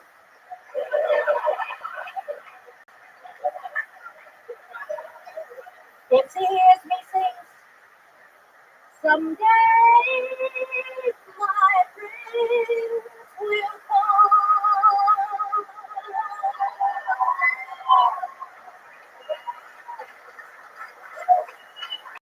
She thinking I'm talking about Prince, the Chihuahua who lives at the dry cleaners.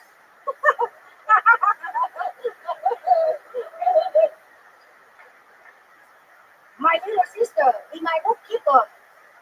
With all the money I make him stand up, she not very easy. 2 hour lunch, no problem, man. She always carry a lot of cash with her in her purse, just in case the house burned down. She still can afford one karaoke night and some brisket barbecue. I wrote that joke for you guys.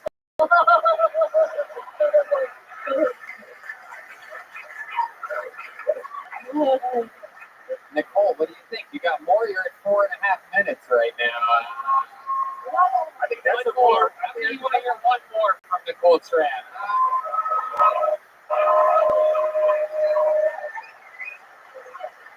Toby, recently I found out I'm allergic to alcohol.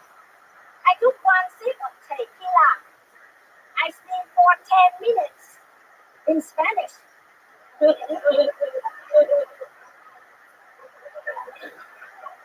Hell yeah. Nicole Tran, ladies and gentlemen. Literally doing 5 times the work anybody else did up here tonight for the same price. I love it. Nicole, welcome back to the show. Absolutely incredible. Was famously the lady from the red light, green light part of Squid Game. Yes.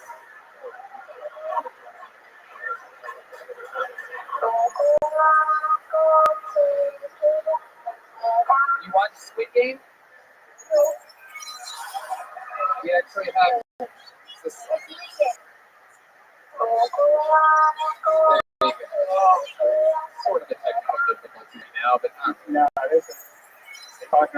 Can you turn around real quick and then like, yeah, like just turn around and then like, it's all right, forget it. There you go, it's all good. Nicole, welcome back to the show. You are indeed Hill Tony royalty every single time you're on. It's unbelievable. There is an aggressive innocence to your style. You are adorable. You're so sweet. Justin, this is the first time seeing you. Oh my God, yeah, a star. Seriously, you're just adorable, and your jokes were solid and hot. So yeah. I love my guys. You're not the only one. So does Justin, actually. It is my purse. Yeah. I love it. You did reference blue-eyed white guys. How's that been going for you? Have you taken any down lately? Oh, yeah. I just recently dated a blue-eyed white guy. He worked at the racetrack. I always looking for a man with a stable job. Get up after horses. It's a horse race track. Okay. Well, there's a sandwich guy and a pizza guy back there, so all right. From Oakland, the last guy was, remind me, isn't that where you're from? Where do you live in? Northern California? I live in San Jose, Little Saigon. Right. Little Saigon, is that true? Yeah. They have a Little Saigon? Yeah. Oh. Okay, Red Band. All right, that's enough. Red Band has this crazy Asian instrument he likes to play when she's on stage. It's super annoying. So what have you been up to since the last time we saw you? What have you been doing for fun? Like, what do you do in real life when you're not doing stand-up comedy? You told me earlier when I saw you that you've been getting recognized all over as famous from Kill Tony, which of course I love and I know. But what else do you do? Oh, I love to show. As you can see, I love fashion. What? Fashion? I love fashion. Oh, you like I love fashion? to sew. So Okay. I love to sew. This is a $10 dress. Wow.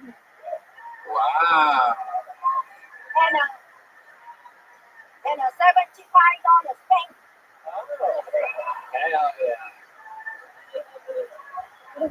Absolutely. Do you have a boyfriend currently, or are you single? I told you already. Last week, I went out with a garbage man. With a what? Boy, he was always talking trash. Oh, you son of a bitch, you did it again. Oh my goodness. Oh my goodness. You are something. Tony.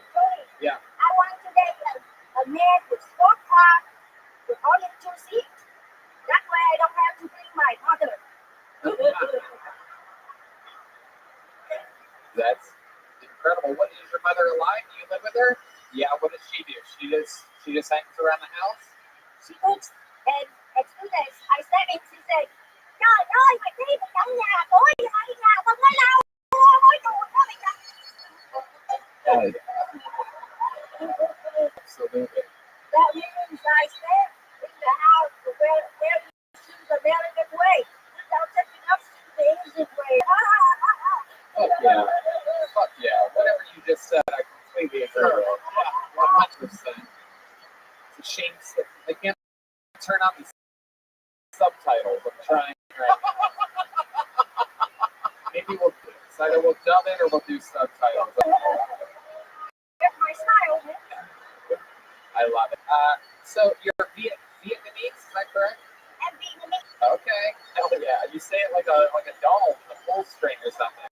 Yeah. I'm Vietnamese. I love it. Mom and Dad both Vietnamese. They don't cross the streams there, right? And you don't have any kids? No kids for me. Only comedy. How did that happen? How does it end up with such a beautiful doesn't make kids? Weird question. Okay. Oh yeah. Let's keep it going. Sometimes I hear what I say and then I take it back and they might have had a daughter. Oh, blue-eyed, my guys, broke my heart. It's true. Oh no. He did the Russian girl. Oh no, he left you for a Russian? Oh my god. Right? So before the show, I put a lot of makeup on just in case a blue-eyed, my guy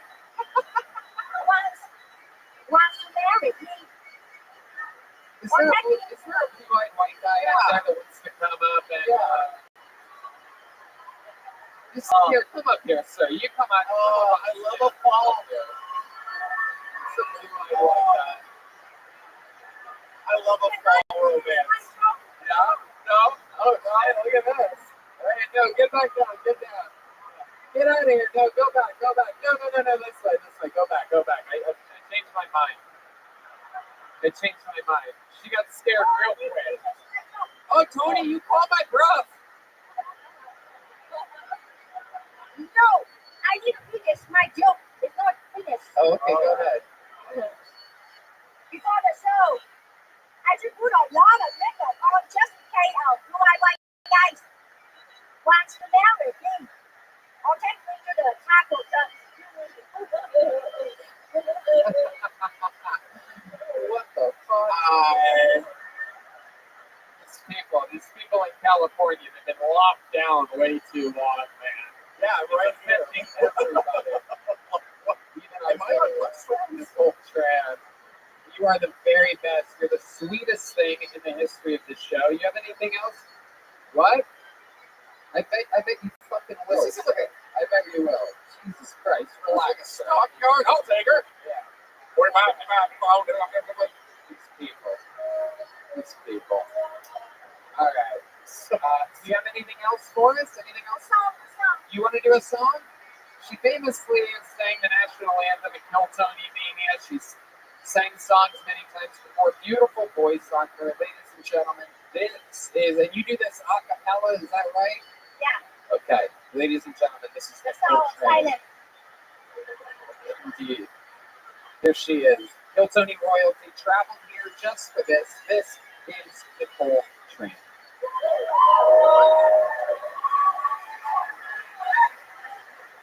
Also, can I have a chronic book whenever you get a chance? This is Nicole Tran. Hello, darkness, my old friend. I come to Texas once again. I love Tony, I got on the plan. I know he's stating what my heart says. I hope this girlfriend found love with a queen like that. Then told me mine. The whispering sound of insult.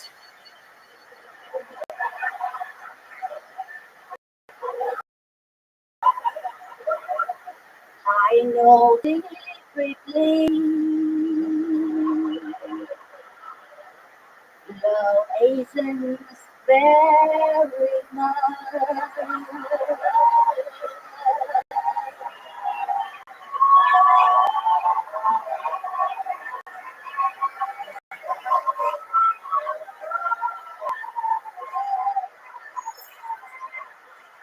Really?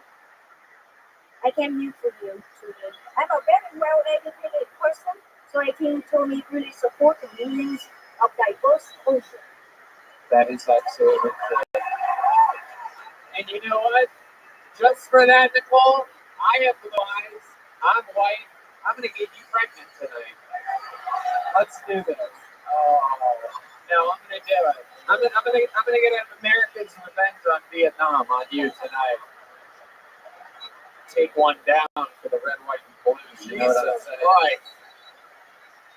Tony, if you don't stop heckling me, I get my brother to eat your dog. Oh, no. Don't do that. Yeah. Oh, no. My poor dog. Nicole, you are an absolute angel. Somehow in this wild world, someone like you that doesn't seem like you should be at this show at all can come up and have full command of the stage for well over 15 minutes. We love you. Austin, Texas loves you. How about one more time for Nicole Tran, everybody? Legend. Oh, she's still here. She's still there. Got something to say. Oh, God. Typical Vietnam, just like the war lasts a little bit longer than you need it to, but a long time and then some. Thank you so much for coming to support live comedy and support King Tony show. I think it's a great show. And by the way, I don't have a green card. So please do not tell anybody that you saw me here tonight. Hell yeah. Nicole Tran, ladies and gentlemen. Unbelievable. You're just unbelievable. Catch her November 12th through the 14th at the Santa Monica Playhouse Theater for those of you still in Los Angeles. She'll also be on the Secret Show Sunday. Oh, yeah. She'll be here doing stand-up comedy on Sunday as well. So for those of you in the house, you don't have anything to do on Halloween, you have to see a real stand-up comedy show. It's different than the podcast. And she's going to be in costume. Ooh la la. All right. Hold on the name out of the bucket. Your next comedian, Doug Allen, everybody. Doug Allen has the pleasure of following the isolator, Nicole Tran. Here he is. Come on. So tell follow one more time for Doug Allen, everybody. Oh, hey, yeah, awesome to be here. Thanks for calling me. Fuck, dude. I recently got interested in van life, but not for like the travel and the free spiritedness, just because like I want to kill my girlfriend.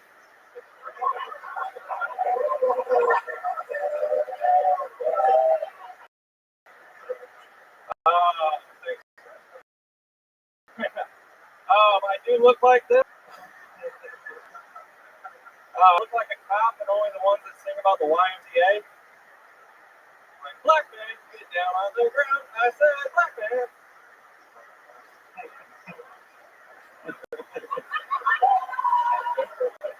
I'm not ready. What happened?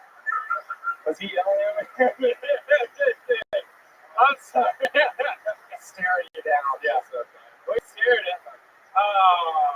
I'm from Charleston. I'm a big fan of golf. I watch the PGAs every year. Can I finish this? I watch the PGAs every year. I noticed this year there's a lot more Asian golfers than there's been in the past. I really like seeing Asian golfers. It's good to see the diversity. The thing I don't like about Asian golfers is all the holes are blurred now. That was for right there. Fuck yeah. Doug Allen, everybody. Welcome to the show, Doug. Thank you very much. How are you?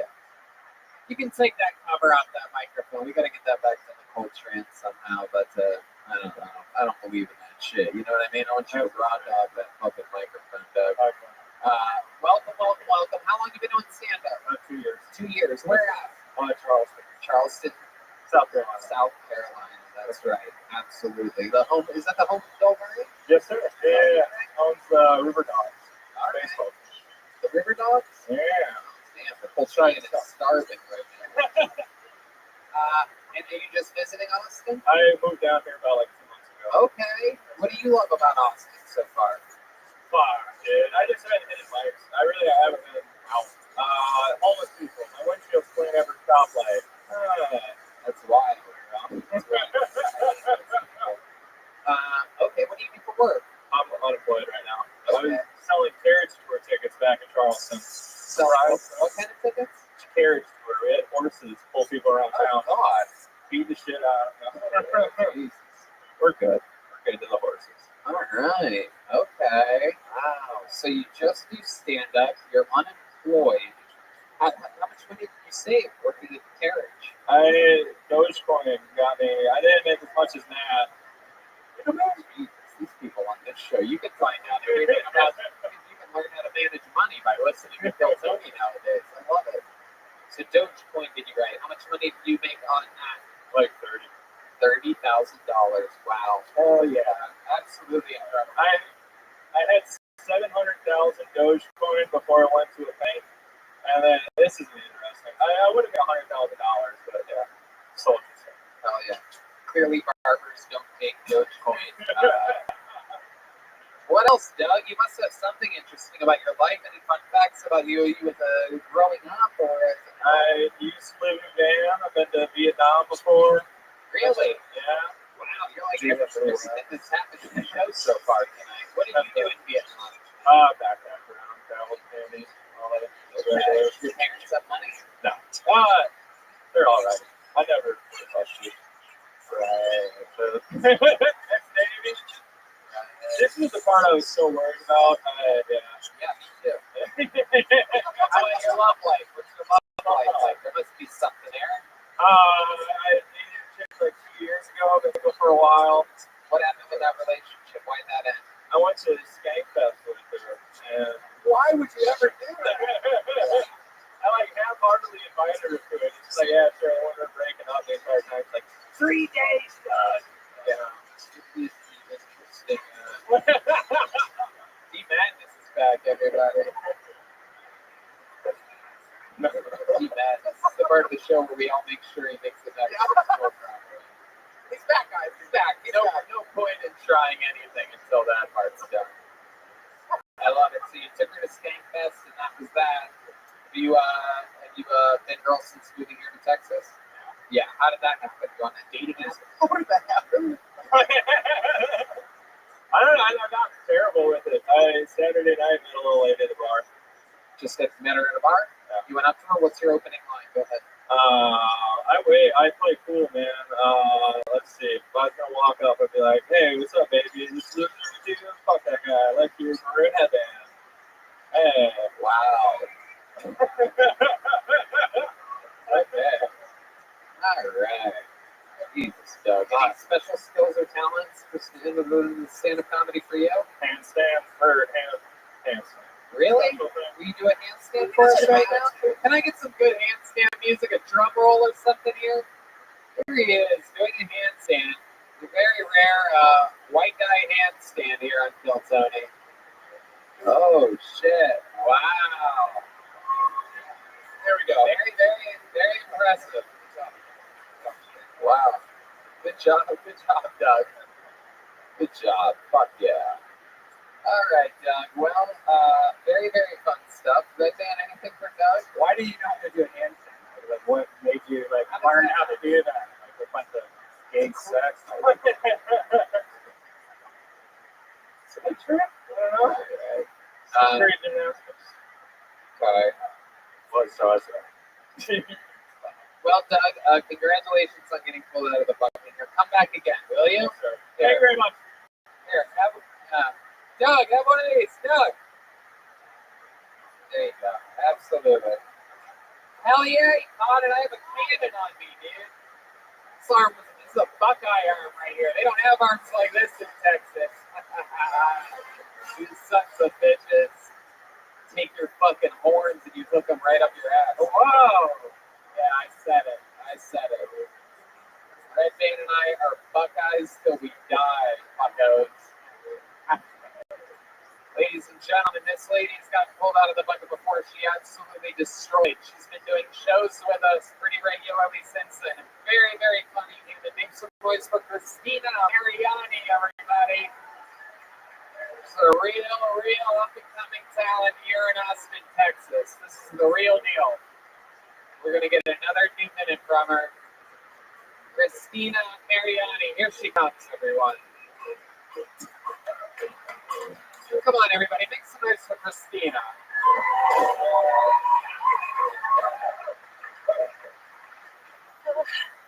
Hi.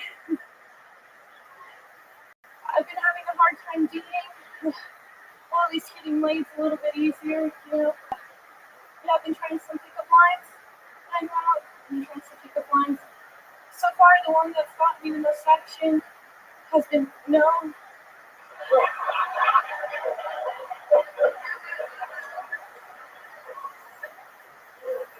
Usually that works, but you know, when it doesn't, I'll go home and have to turn to the internet for some material to help me get off.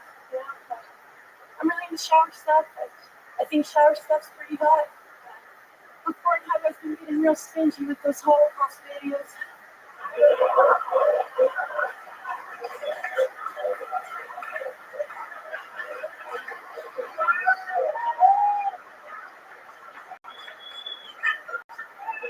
I guess I would just sucker for that uniform.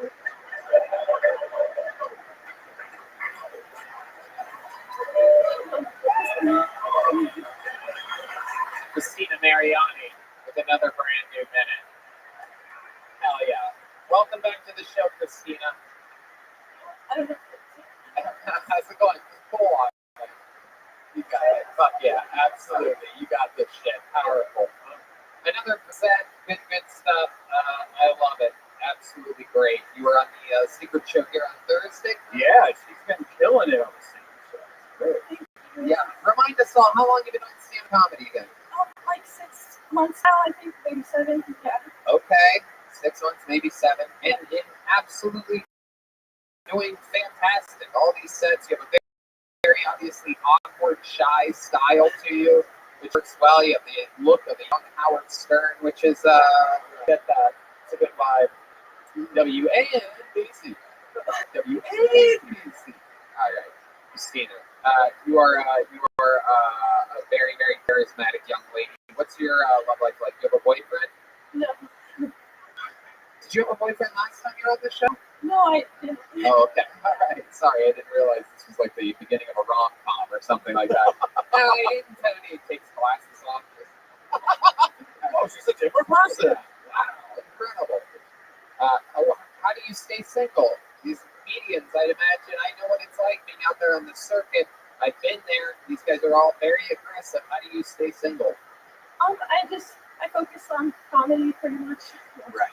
Absolutely. That's Yeah. a good way to do it. What do you like to do for fun when you're not doing stand-up comedy specifically? I like playing the accordion. I can do that. Holy shit, you have an accordion? Yeah. Do you have one here with you? No, not with. Is it in your car? Do you have a car? Do I have a car? Yeah. Yes, but it's not in It's not in the car. It's at home. Yeah. God damn it. Bring the fucking accordion next time. That's one thing we haven't had in 8.5 years. Bring your own accordion. Yeah. Let's do it. Absolutely. How long have you been playing accordion for?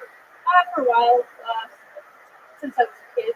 Oh, wow. Is your dad playing? No, we just had one lying around. Oh, same. Yeah. You know, Yeah. That's how it works. Yeah. Do you play like a lot of polka music, or do you just?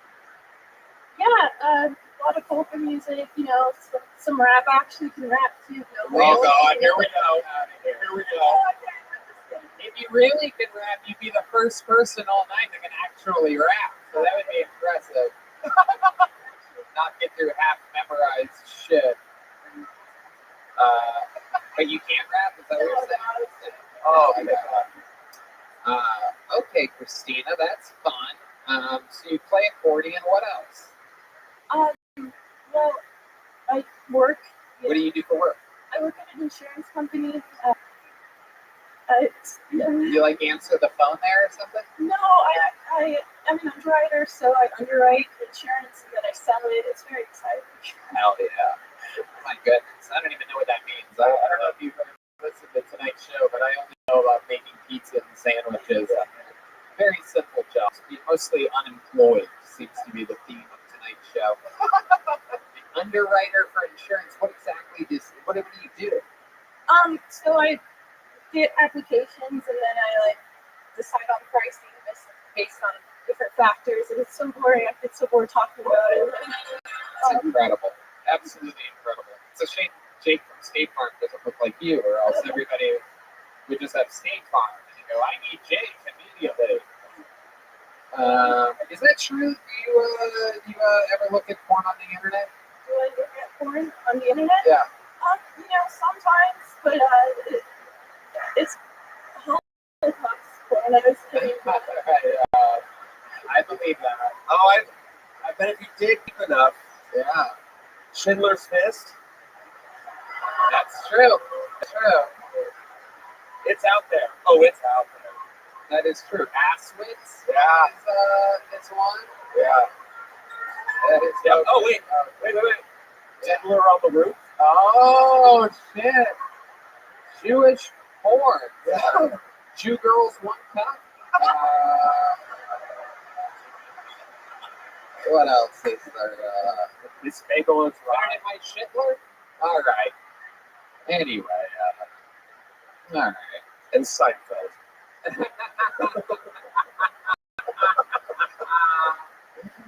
Jewish porn jokes. One in the bank, two in the stank. What are we talking about here? Okie dokie. We're going to keep moving forward. What kind of porn do you like? When you do search the porn once in a while, like, I'm straight, but I like lesbian porn. Oh, yeah. Just a bunch of women camping. I just feel like they're gentle with each other, you know, they like each other. I don't know. I never get that vibe from the guys. Hell yeah. Listen to all the unsatisfied women out there whooping and hollering, everybody. All that extra energy that they get from not having orgasms. They're going wild tonight. All these wild lesbos out there. Just working on their mics. Yeah, that's it. Just on the Peloton, just cranking it out.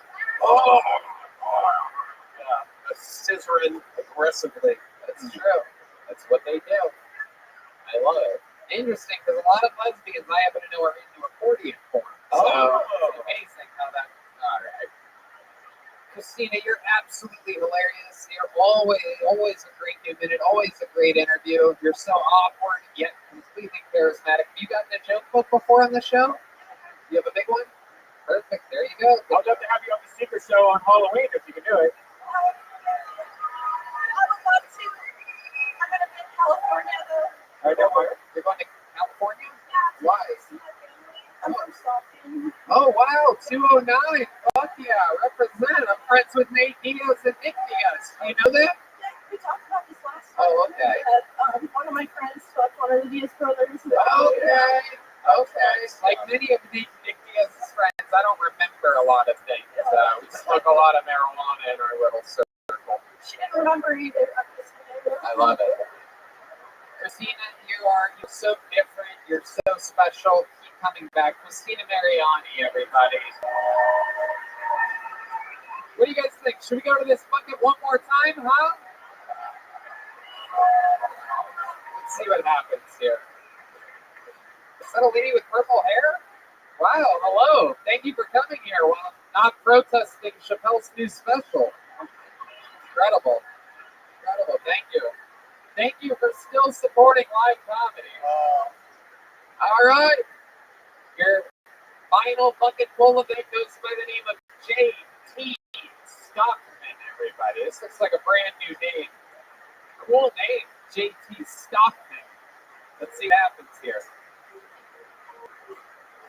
Come on, everybody. One more time for J.T. Stockman. Oh, how are we doing tonight? I started using Tinder again. I see now on Tinder you can identify if you've been vaccinated or not.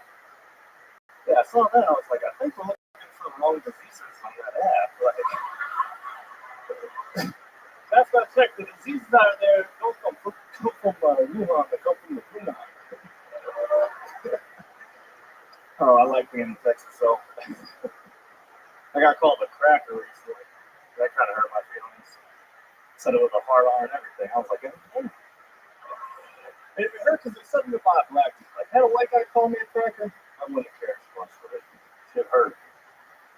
Got called the N-word too. That was pretty sweet. It was only sweet because it was something about black people. Had a white guy call me N-word, I would have been like, but when you're a white guy and a black guy calls you the N-word, it's kind of like when a girl tells you she loves you for the first time. Like you gotta sit there and think for a second. Like, should I say it back?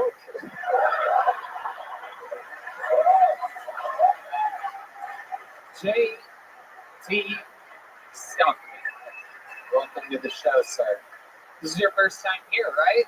No, actually, I met you after the freeze over at the other place you don't talk about. Oh, okay. Yeah. All right, after the freeze. What did we find out last time you were on the show? February. I was dyslexic. Oh, okay. Still a problem. All right. I can see that. The end of your set was a lot better than the beginning of your set. You did that sort of backwards. You would have had that momentum in the beginning. You could have carried it throughout, but you do things backwards. So that's a little bit. What do you do for work? Well, actually, it's my 1 year anniversary of starting my own business with my buddy from the Navy. Oh, wow. What business is it? We install mini split AC units with veterans and mainly with a lot of hot plumbers too. So wait, you install mini air conditioners? Mini split AC units. The more energy efficient, the kind of energy costs. Okay, Shark Tank. We got it. All right. Quality of life. Yeah, they kind of, did they cool your place down? Actually, heat your shit. They do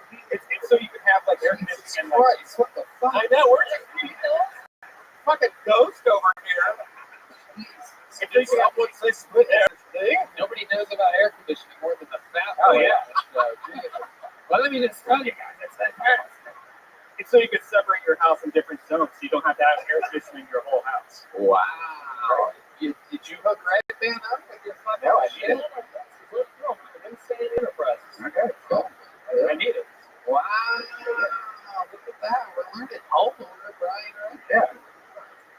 Absolutely. Okay, so business is booming over there?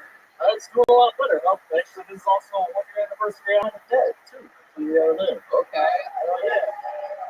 What are we talking about? How much money do you have? How much money do you have? How much do I have left? No, yeah. Or how much was I down? Nah, gives a fuck. What do you do for fun, JT, when you're not installing air conditioners or? I mainly play basketball with my roommates over in Houston. That's where I live now. Okay, is that where you were called a cracker? Yes. On the basketball court? No, it was by someone on a crackhead on a bicycle. Sorry about that. Yeah. It wasn't you. Did you say it was a crackhead on a Yeah. It looked like one. A crackhead called you a cracker? Maybe that means they like you. Wait, what is a crack have, like, a crack profile? Yeah, I think so. I think it happens. What were you doing on the bus? The AC business is going so well. I wasn't on the bus. Okie dokie. All Bus. right. When you're not playing basketball, what else, JT? You seem like the kind of guy that's into like Uno or something like that. Uno? Yeah. Not like bones. Bones? Yeah. Okay. Oh, shit. Madness knows what's up. Okay. How the fuck do you play dominoes, D Madness? Easiest guy to cheat ever. Yeah, you can feel the domino. Oh, you can feel dominoes? Oh.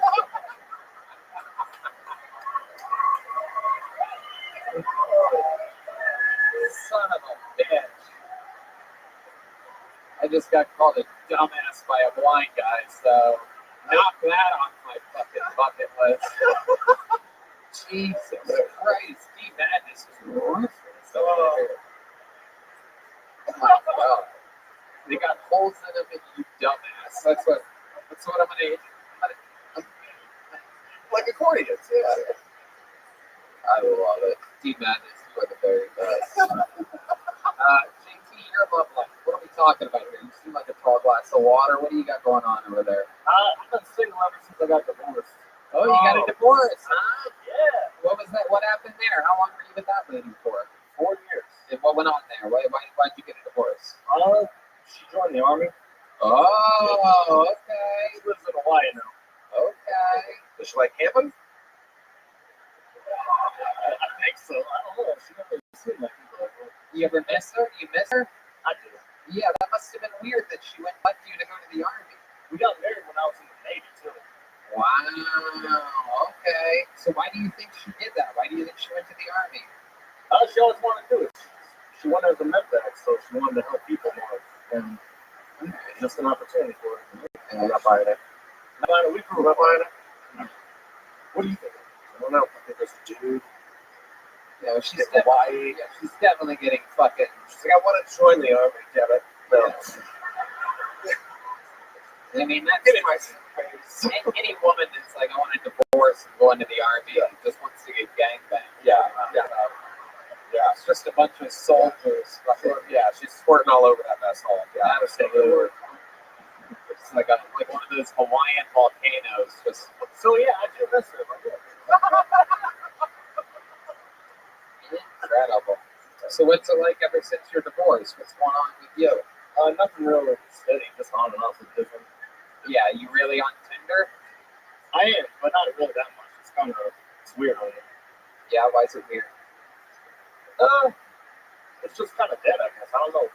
I have a profile, but I don't really use it. Yeah, what does your profile say? What's your description? Hi, I'm JT, and my wife left me to go to the army, so I'm sure you'll have a fucking blast. Is that what it says? Yeah, in the ballpark, I guess. I'm kind of guessing that, like, any girl that's on Tinder nowadays, that's kind of gross, right? Like, they might. You're gross, right, Justin? Yeah, women on there, they have their age, and then they have their Tinder age on So, What? like how long they've been on Tinder. A 34-year-old is 27. What's a fun fact about your life that you think makes you different than everybody else? Must be something, JT Stockman. Where are you originally from? Minnesota. Ugh. Yeah, I know, right? The Canada of America. The everybody. deep stopper It can. really is. Got the fuck out of there. My God. Yeah. No, it's not that great. Yeah. Had to leave. But, Any fun facts about you or your family or anything like that? Your great grandfather was it? well, no, not really. My mom was a sociologist. My dad's a truck driver. And that's it. Really? Yeah. Truck driver. Was he around a lot during your childhood? Oh, yeah, 50-50. You can know. Jesus Christ. Good thing about having a truck driver is that at least he can't leave you to go to Hawaii. Can't drive to Hawaii, people. All right, JT. Fun times, my friend. JT Stockman, everybody. You want a joke book? JT, take one of those. There you go. All right. No, he didn't. No. That's not true, right? You see him anywhere? What's that beeping sound that I hear? What is that? Someone want to come up over there? You want to come up, make an appearance? You do? Hey, let's get a couple of the boys over here to help my friend. This guy, a former regular on this show, famously retired a couple months ago. Yeah. This is going very cool. This is completely unplanned, completely improvised. I didn't think this day was going to come this soon or here right now, but I'm very excited about it. Ladies and gentlemen, this is former Kill Tony regular legend, all the way, lives here now, but followed the show all the way from Los Angeles, California. This is the return of Michael Lair, everybody. Holy shit. Wow! Abso-fucking-lutely. Kill Tony royalty. Legend of the game. Over 100 new minutes of material we've seen this man provide. A legend. Soaking it in. He got a standing ovation. He's still soaking it in even though they're not clapping anymore. Ladies and gentlemen, one more time, this is the return of Michael Lair, everybody. Fucking thing's in there tight tonight, huh? Yank that out of there for him. This fucking mic is in there deep.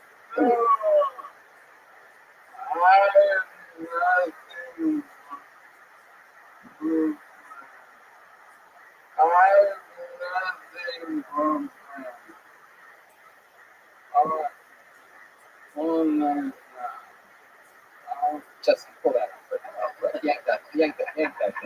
Not the first time Justin's pulled it out for another man. Yeah, it's happy for bear.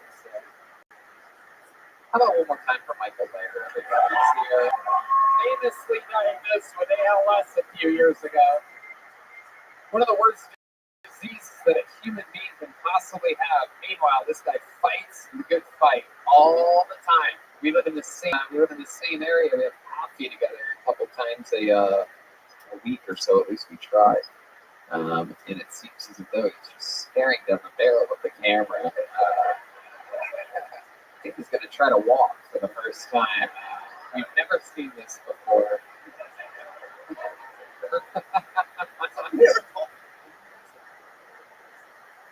Something's happening. Hell yeah.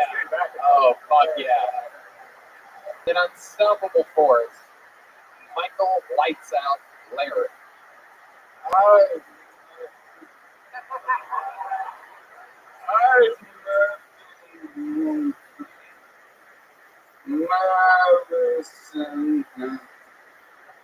What's a suggestion? Oh, he wants a suggestion from the audience. Why don't you guys, one of you normal people, yell something out at a genius? What? No, come on, something. Somebody said herpes over here. famously has a Rainy Street joke that says trying to help Michael Lair. What'd you say? You guys suck at this. This is all references from earlier in the show. Does anybody have anything that we haven't talked about? Alec Baldwin. Somebody did say Alec Baldwin.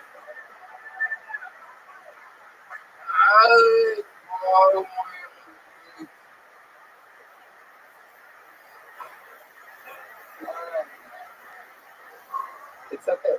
Oh, your foot's on it. Foot, Michael. You got this shit. Is a famous super actor. Asian maker Glenmores on Broadway. Is an always be person. And when I was always killed to look at it.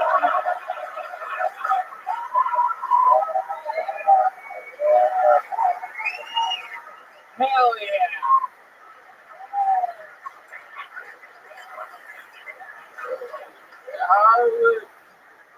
Our woman is one of the rare white people.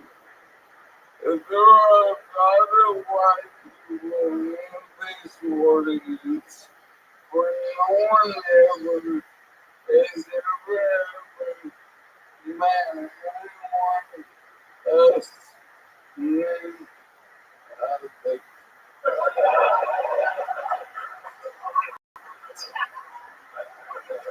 The Baldwin brothers are like the Jackson 5 without molestation.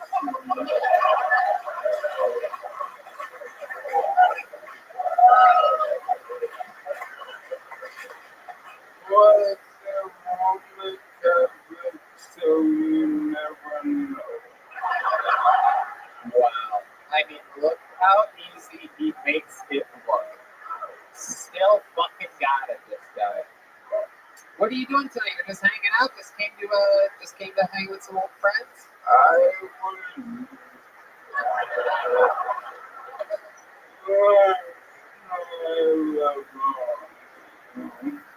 and I was 7 days sober.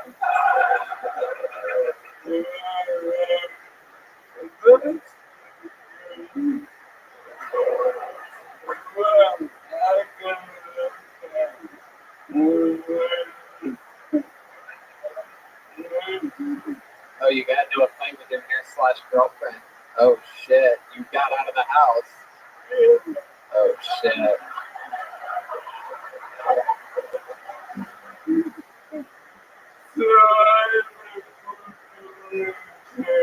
Oh, Voodoo Ranger, for those of you that don't know, is a tall boy of extremely alcohol-infused beer.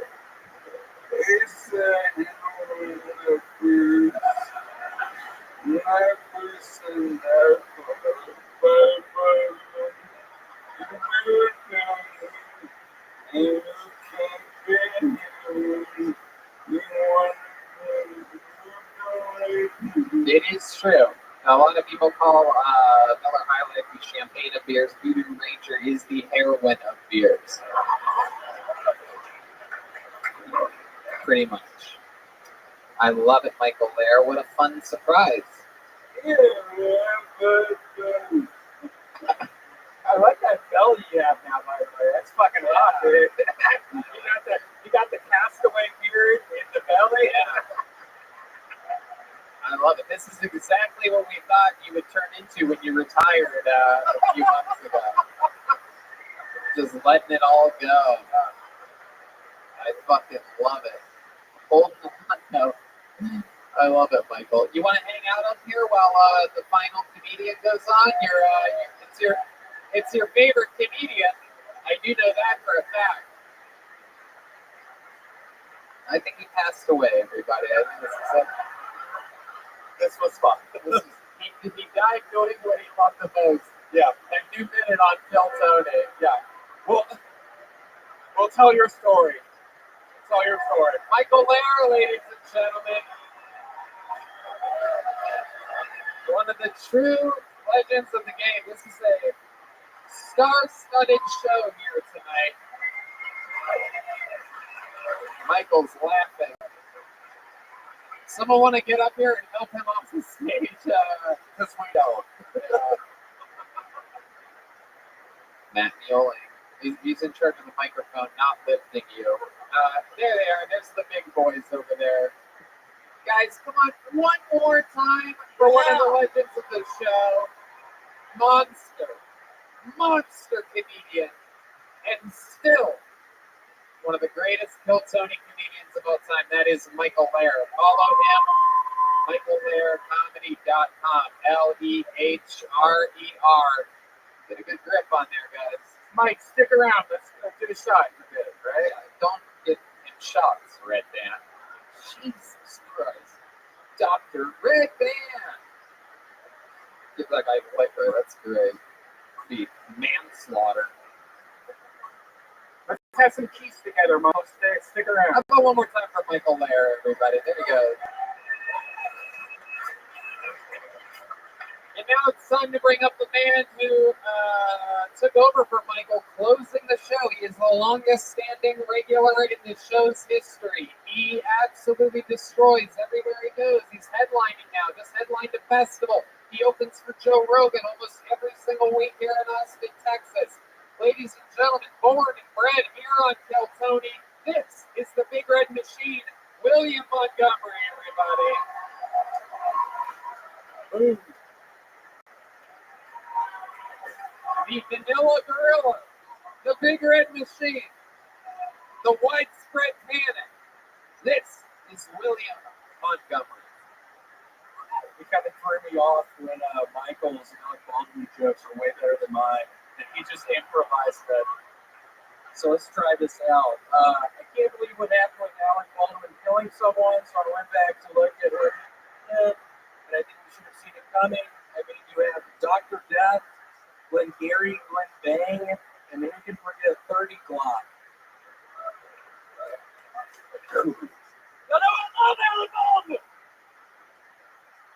I bet after Fight Club came out, the Dixies were like, just what we needed, more downloads. Yo, no, I love the Dixies! Very unhappy to announce, I ran over a guy earlier today. I was looking up at a billboard trying to figure out what it said. The dumbass walked right in front of my car. It turns out the billboard said, please be careful, pedestrian deaths are on the rise. Y'all know I love running over all those people. Y'all can make all the Alec Baldwin jokes you want, but if you were to do stand-up, you would kill. Y'all know I killed all those people before. Just ding the fucking thing, Red. What are you doing? You should say that you're done. Thank you. That's my time. Thank you. That's my time. Yeah. William Montgomery. My name's William Montgomery. Thank you so much. That's been my time. As good as he is, at the peak of his career, and somehow he doesn't really end his sets. That was my time. Thank you so much. My name is William Montgomery. That was my time. Thank you all so much. It was a real pleasure. That was my time. My name is William Montgomery. Thank you all so much for being here. Thank you for driving so far. That was actually my time. Y'all are so sweet. Y'all came from such far distances. My name is William Montgomery. That was my time. You're getting good at it. It's good practice for you. That was my time. How's it going? You just got back from Los Angeles, I California? did. It was honestly a fucking nightmare. I go to Six Flags. The second day I'm there, my phone gets sucked out of my pocket on the X2 roller coaster. All my fucking Chick-fil-A points were connected to that phone on that app. I had like 5,000 fucking Chick-fil-A points. I spent probably $500 this year there. Now it's all fucking gone. So my week was honestly awful. Wow. You lost your Chick-fil-A points. Have you gotten a new phone since then? I did. Have you re-downloaded your Chick-fil-A app? Yeah, but it was on like another email that I gave her to, so I was unable to access the Chick-fil-A app. Did you go to forgot password? I honestly did not click on That'll that. send an email to your. That'll send a link to your email. Yeah, but I'm not logged into that email, and it's a whole fucking mess. Who just fucking said that? I have a fucking gun in my car. No, I'm not fucking around. I have a gun in my car. I bring it back in here. I don't think this is the week to talk about. We have a prop gun here on Tony actually, but stupid. Ours, we keep a flag jammed into it so that nobody can possibly do anything stupid. Shit, I'm fucking dark. Yeah, that's how it works. So did Alec Welcome Baldwin. to the cartoon film Tony, where the dart flies out. I love this style. You've been dressing up a lot lately, and then tonight you did this. You did abusive grandfather or something like that. Yeah. I'm not kidding when I say we lost those fucking points. My week literally was I started drinking again. No, I get drunk as fuck right now. no, you didn't. Shut the fuck up, you pussies! I'm drinking again! William, I'm doing blue tonight! William, someone just threw raisin bread on the stage at you. They're trying to get you back on the. I'm not eating this shit anymore! Get the hell out of my face! The raisin bread just hit an old Vietnam veteran on the lap, right on his stick. Oh shit! They're throwing it back on the stage again. This is like when a Yankee. Who fucking brought that? You have a really weak arm, William. It's something else. Your raisin bread just hit the purple-haired lady on the head. Who fucking brought that? Oh, he got it! Oh, look at that! Absolutely incredible, sir. Get that autograph after the show. The official Kill Tony after party where the great Dan Heather Hour will be playing. We have fun here. We hang out after the show. You can unlock your phones and hang out if you want. I also did a set at the Comedy Store on Saturday night. Some lady, probably 5 minutes into it, said, "You're not funny." Then I called her a bitch, and then she got up. She's like, "What, you just call me a bitch?" And I was like, "Yeah, you bitch." And then they had to escort her out. Wow. Best. Wow. Different fucking playing that night. Wow. And so then what happened? Did you hang out at the Comedy Store till late? What's the Comedy Store like right now? Give us a report. It was fun. A lot of people were wearing orange for some reason. It's fall. It's fall. Yeah, it's because they want to make sure Alec Baldwin sees it. Yeah. That's. Why did I say a bunch of people were wearing orange? What the fuck was I thinking that was going to accomplish? Why did I say that? Set me up for a joke. William, do you ever go hunting or anything like that? Do you ever do any outdoorsy things? Because you look like A lumberjack. Yeah. You look like the guy that comes out of a cuckoo clock or something like that. I went hunting one time with my Uncle Lance up in Mississippi, and we shot something. Oh. We were hunting people at a convenience store. Oh. Right. Somebody owed my uncle a bunch of money. I was only 6 years old. Uncle Lance fucking shot him through the chest. It was horribly gory. But yeah, that was what got on. Did you try to save the person at all? When they had an open wound in their chest, did you go over and try to plug it or something? Well, I was driving the car and I immediately hit the person as they were falling down. What a weird story. Why did I even say that? It was totally made up. William, are you kidding about starting drinking again, or is this true? No, I'm kidding. Well, in that case, I'll ask you. A lot of you might not know, William famously a heavy drinker, quit drinking, got addicted to raisin bread. How much raisin bread have you eaten since the last episode a week ago? Well, since last Thursday, I've had 4 minutes. Wow. Last Thursday. Since this past fucking Thursday, That's I love a that loaf shit. today. Did you eat a loaf today? Yeah, All right. earlier today. That's why I didn't want to fucking see that because I don't want to be tested. That's right. You're already at your limit for raisin bread. What's your favorite kind of raisin bread, William? Who fucking said blueberry? I mean, some I have a swear to God, I'll bring it back in here. I swear to God. Some lady that does not know how raisin bread works. Those are the words of a lady that has only looked at raisin bread and not eaten it or read the fact. Oh, look at that blueberry bread. What a monster. I can't believe I don't know how to read. Or eat the bread. Blueberry raisin bread. Well, that's why there'll never be a female president right there. Because people like that yelling out. There will never be a female president. Look at the table with the purple haired lady is the only lady's giving me the finger right now. What are the odds of that, huh? Yeah, why don't you guys go picnic or something, huh? Go make some signs and be all loud about it. Oh my God. What the fuck are y'all even doing? What the fuck are y'all trying to prove? Seriously, what the fuck are you trying to prove? Get out of here. You don't have to leave. You don't have to leave. Willie, did you want this? Yeah, I'm pissed right now. My fucking phone came out on the X2. Did you ask the people at Yeah, they collect the phones every night. You get them like. Well, I talked to the people, but no, I got an email the other day and they don't have it. So it's gone. Wow. My goodness. To think there's someone out there eating all that Chick-fil-A right now. Shit. I haven't even thought about that. Yeah. I know. Oh my God. I wonder what piece of shit is eating all my fucking. I didn't even think about that one, Tony. Yeah. Oh my God. Crazy time. A lot of people right now investing in Tesla and Apple, and you saved up all those Chick-fil-A points. And I always thought if I ever went homeless or something like that, I would at least be able to eat Chick-fil-A for like a month.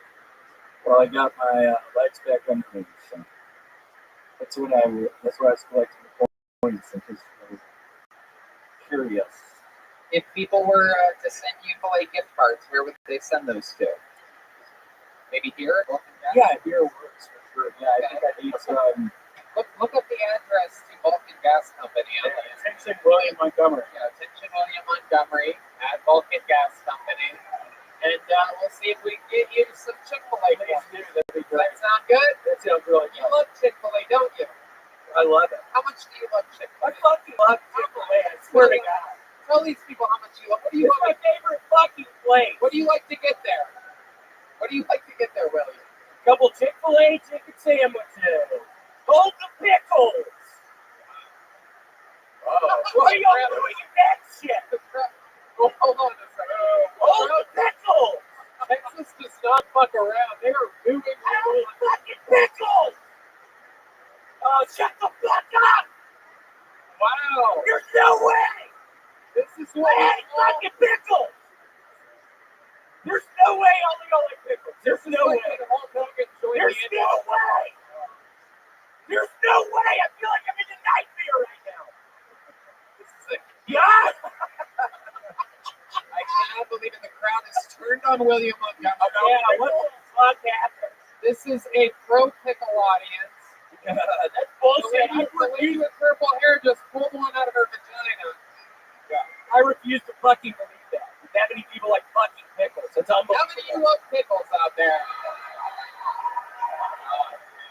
Fruit of Loops. It's fucking bullshit.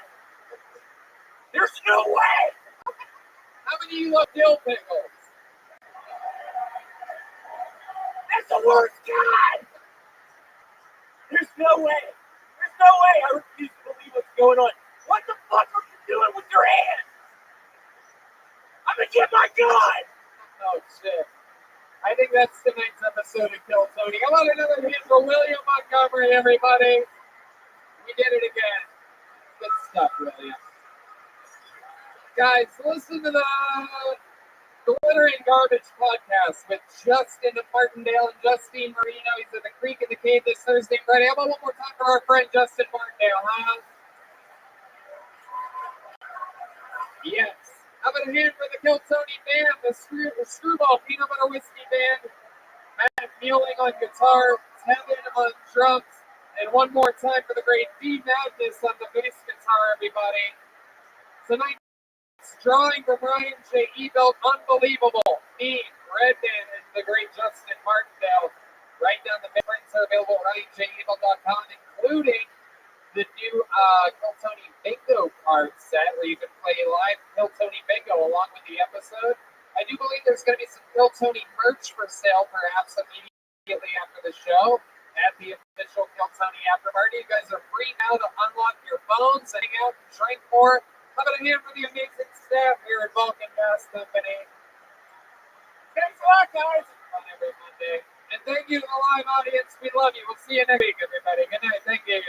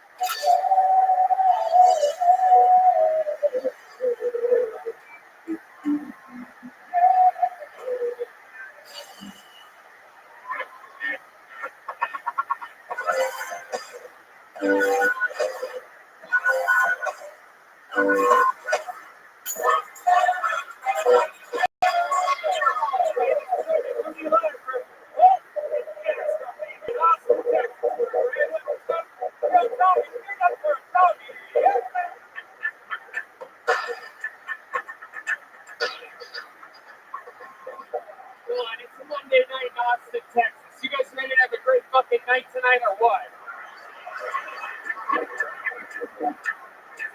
Yeah, here we fucking go. It's Brian Redband, everybody. We're here for another taping of the #1 live podcast in the world. Are you guys fucking excited or what? I'm gonna hand for the band, everybody. That's the Kill Tony Band. The Screwball Peanut Butter Whiskey presents the Kill Tony Band. Fuck yeah. That's Michael Gonzalez on the drums, everybody. Great Matt Mueling on guitar. And that's our good friend, D. Madness on the bass, everybody. Amazing. Fuck yeah. Brought to you by the Yellow Rose and the Red Rose. Very exciting stuff. Northern Lights Vodka Seltzer. CM Smokehouse, the best damn barbecue joint in Austin, Texas. Call our friend FS Barbecue at CM Smokehouse. They're at Golden Acres. You got to check them out. They're the absolute best. At Double Dog Area. And our friend Bonsai made handmade real Texas leather Kill Tony Jocos. Big ones for the ones we like, and small ones for the people that tried their absolute best. We're going to have fun here tonight, but before we start tonight's episode, here's a little bit more from the amazing sponsors that made tonight's episode available for you here, right now. Did you know that there are over 10 million job openings, but only 7.6 million unemployed job seekers? And this issue is being worsened due to a mismatch of employers and qualified talent.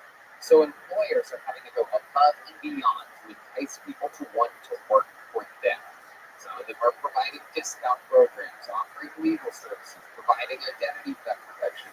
If you relate to any of these challenges of growing your team, then you need to try ZipRecruiter. And right now, you can try it for free at ZipRecruiter.com/KillTony. ZipRecruiter uses powerful technology to find and match the right candidates up for your job. And it proactively presents these candidates to you. You can easily review these recommended candidates and invite your top choices to apply for your job, which encourages them to apply faster. No wonder ZipRecruiter is the #1 rated hiring site in the U.S. based on G2 ratings. ZipRecruiter's technology is so effective that 4 out of 5 employers who post on ZipRecruiter get a qualified candidate within the first day. Within the first day. Wow. And now you can try ZipRecruiter for free at this exclusive web address, ZipRecruiter.com/BillTony. That's ZipRecruiter.com/KILLTONY. ZipRecruiter, the smartest way to hire. You know, a lot of people want to get a gift that will make their mom, dad, or grandmother feel like he or she is right there with you during the holidays, and Skylight Frame is a perfect gift for that. You can update instantly by email from anywhere. It's a great way to feel close to those you love, and even when you're separated, and it sets up effortlessly in just 60 seconds. Just plug it in, use the touch screen to connect to your wireless network, and enjoy Red. And we have these. You get these both in our place. Great. I gave it to my grandmother. You know, my grandmother doesn't really know technology very well, so it's really easy for her. Multiple people can send photos to her frame. So it's a great way to keep large networks of friends and family in touch. It has a black frame and a white mat, so it looks like a real photo frame that adds a beautiful touch to your home. Skylight Frame has a gorgeous 10-inch touchscreen. You can swipe through photos with your finger and even tap to thank persons for the photo. It's 100% satisfaction guaranteed. If you don't love your Skylight, then we'll offer you a full refund. You can preload it with your favorite photos for a personalized gift, so you can preload it and then give it to them as a gift. So the photos in there, you can import pictures of you and your significant others. Look, so simple that even my non-tech-savvy mom and dad can set it up and use it. They're old, beat up. They don't know what they're doing. This stuff's easy. Now, as a special offer, you can get $10 off your purchase of a Skylight Frame when you go to skylightframe.com and enter the code TONY.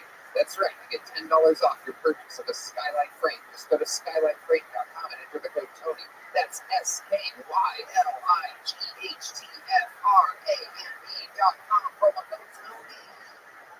Hey there, auto mechanics and super cool do-it-yourself guys who work on their cars. I want to tell you about RockAuto.com, the online store with every auto part and the best prices. This is your one-stop shop for everything auto parts. RockAuto.com has been in business for 20 years, and they make it easy to find the parts you need at the best possible prices. You know about this, Red Man. You know, I actually grew up and I used to work on my own cars and go to junkyards, go to all the miscellaneous stores just to find one part.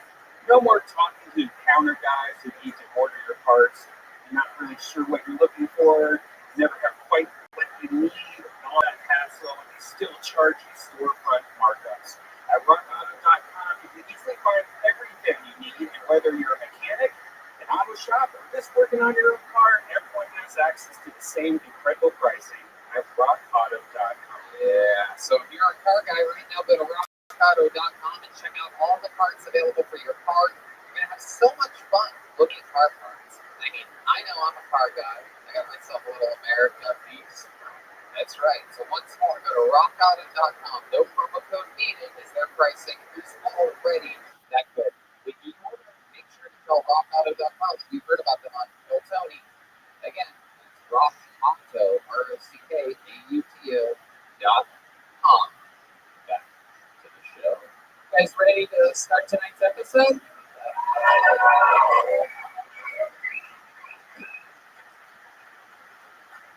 I love it. Ladies and gentlemen, every single week we have two of the best comedians in the world on this show to sit along with us and talk to people. This week is very, very special. These are the original, the very first ever two regulars ever in the history of the show. 8 years ago, these two young ladies literally started, basically just completely started stand-up comedy on the show, and now they are full-time working fucking comedians. Ladies and gentlemen, I present you two of my favorites, two of everybody's favorites.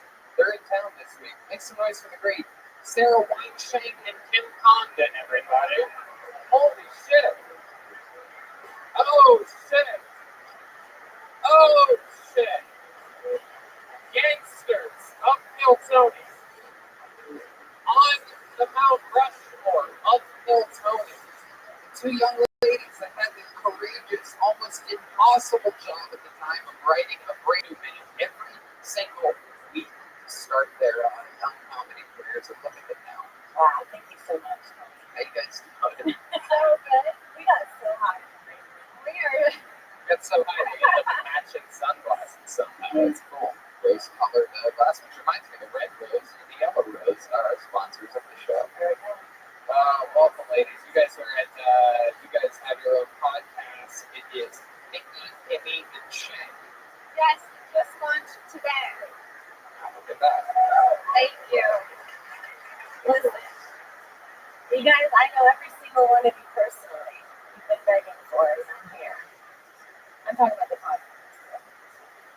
We're on Topics is the podcast that Kim also does. And this Wednesday, they are co-headlining at the Creek of the Show. We love you guys. We're so glad you're in town visiting our insane, fun chamber called Austin, Texas. This place. How many of you have been to one of these live shows here at the gas stop? Well, the rest of you are in for a real special treat. A lot of insanity is going to happen. A bunch of people signed up with a chance to come on this stage and join us. They all signed up on their way in. The chance to get 60 seconds. You know, their time is up near this end of the ticker. That means wrap it up then, or else they're going to bring out the angry West Hollywood Bear. The whole thing. The place we used to do the show. You guys ready to start this Mamma Jam or what? Huh? Austin, I'm telling you, it's about to fucking go down. Are you guys ready to do this shit? We're sort of there. We're sort of almost there tonight. I think we're going to get there. We're going to start the show with something very, very special. A couple months ago, another on this very special Kill Tony Regulars episode. One of our favorite regulars in the history of the show retired from stand-up. Michael Laird, of course, since we met him, been under the tutelage of the disease ALS. And yes, there's the frog of ALS, the official, is all known that when you hear the word ALS, the sound of a frog is never too far behind. Anyway, he retired. However, one of the characters that he was famous, I do believe I saw before the show, so this should be interesting. It's on my piece of paper here. Ladies and gentlemen, this is very exciting. The return of one of our favorite human beings of all time. You've seen this guy on Kill Tony before. It's the one and only Injured Dice Clay. Injured Dice Clay's very sick brother. Injured Dice Clay. I'm going to kick it off with something special here.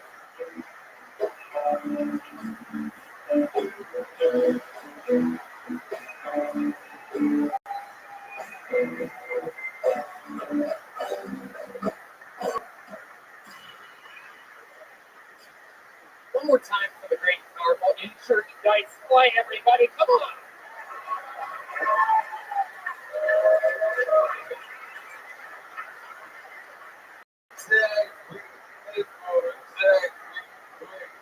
Jack shows up to fucking box. Oh! Oh! I fucking quit. Wow! I so small. When you're so fucking fat. You are my blood pressure. You fucking like too much pressure. Get the fuck off of me, you fucking bitch.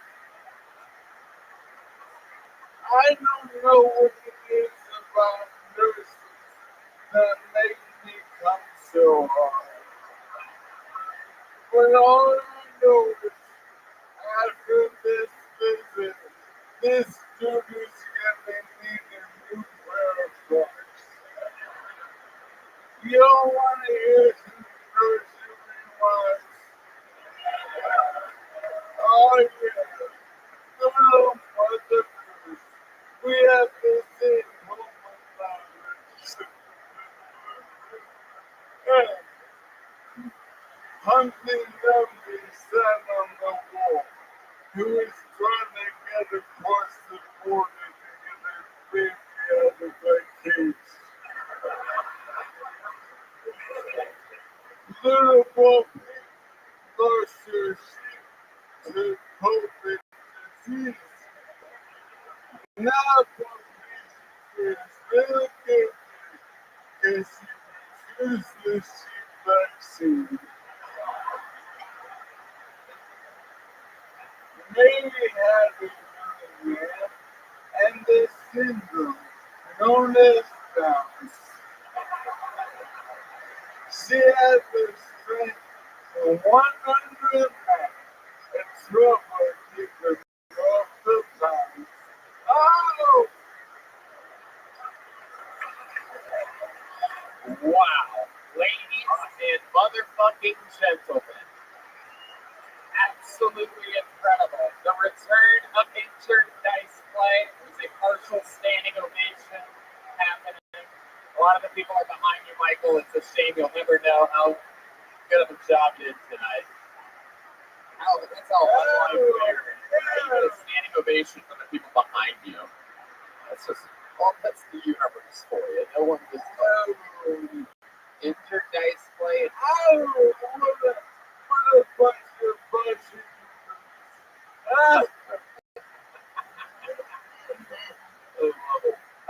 Injured, I gotta tell you, first of all, I do believe that this will be played back in slow motion. You will see that for the first time in the history of almost 9 years we've been doing this show, my true first spit take happened on your very first joke. You guys didn't notice you were facing that way. Some of it may have gotten on you. It wasn't your general direction. I thought Michael had cute on you. I just saw a bunch of water flying in his throat. It was very, very bizarre, but you got me right from the beginning. Your timing is unbelievable. You have the timing of a guy that spent over 20 years in the Chicago Second City system, but it's crazy to think that you're just Andy Dice plays your brother. Oh, my first blue shield. Yeah, that's fucking me. I'm trying to think. One of the ones who I that are real funny. I forgot now. Oh, I got it. Oh, no. My doctor is such a bunch. He's like, let the body of this 70-year-old woman being double penetrated that the student's motorcycle rally. Fucking Obamacare. God damn it. My doctor is like, okay, you can, if you have trouble swallowing, you can eat your pills without the sauce. Oh, what a wonderful thing to hear. Swallow what she does. Can I eat them with cookies? Can I brush them up, ignore them out of my baby boy's asshole? My doctor's like, oh, you shouldn't keep drinking. You might get dementia. I'm like, can we focus on the dumpster fires that is happening? Like, the rest of it? No.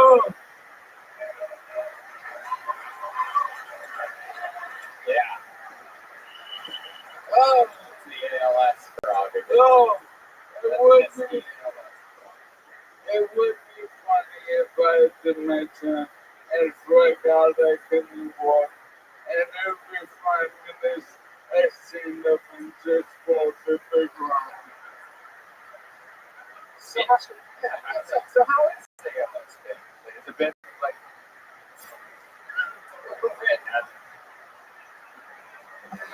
And right now, yeah, this is his main. it's wild? Yeah. No, it's over.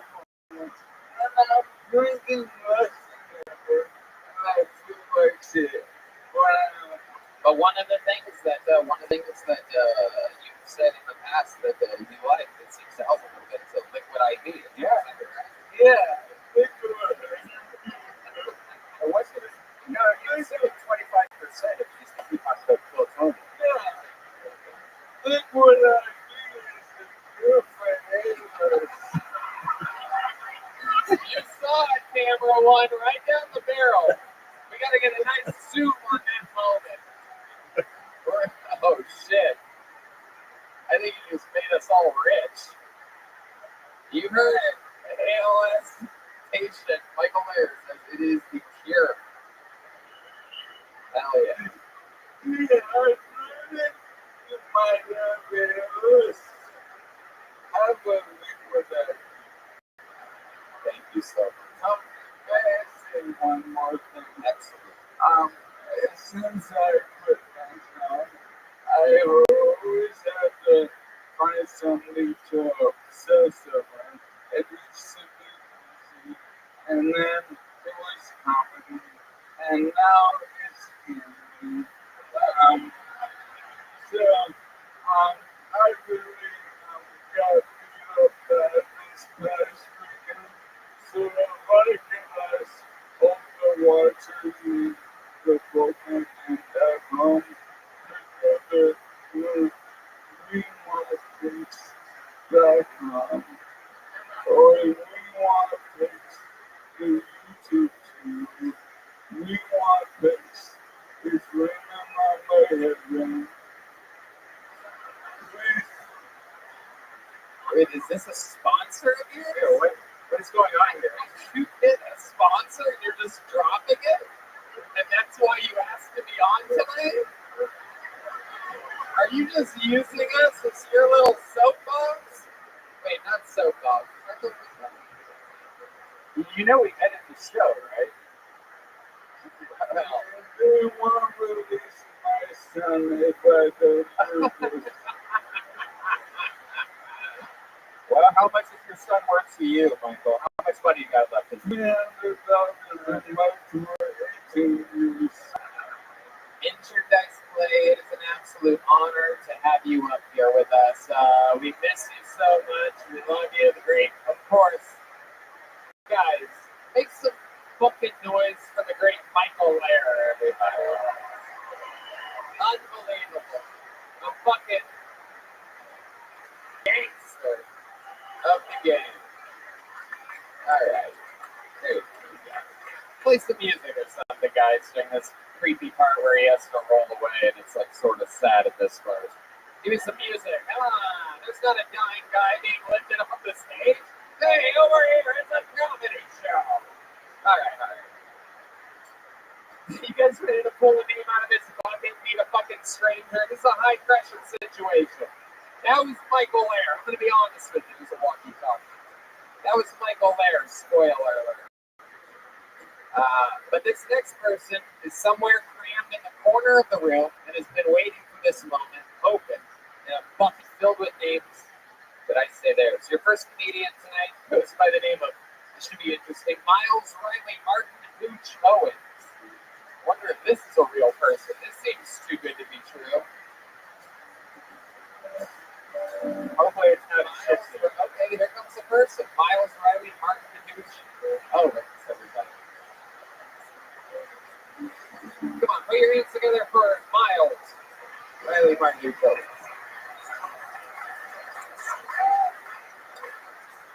I had to quit my job because my boss was in love with me. Like, it was already a really hard job. And then, trying to get me. Like, freaking Dean's already, like, that's kind of like, I gotta sit there, and then she's over here, telling me kisses. Like, I do not have time for it. One time she asked me to walk in the fridge, and she wouldn't let me out until I gave her a kiss. My teams are gonna burn. So I ended up kissed my boss. And then I put my 2 weeks in, and I didn't have a backup plan. So I flew to LA. I was like, I'll just be mine. I'll figure it out. I'm not in LA. I don't know how to. I can't even do the wall.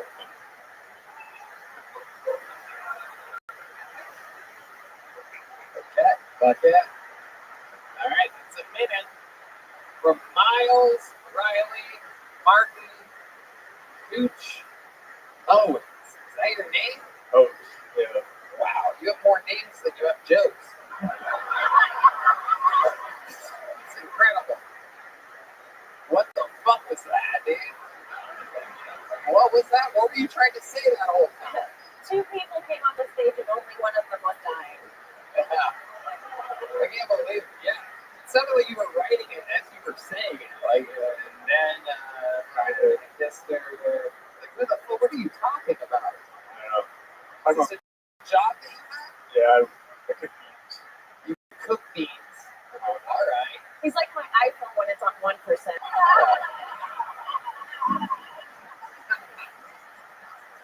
So, you cook beans. That's what you do for a living, right? That's what I did for a little. So I quit. Now I see why your act stinks, by the way, around beans.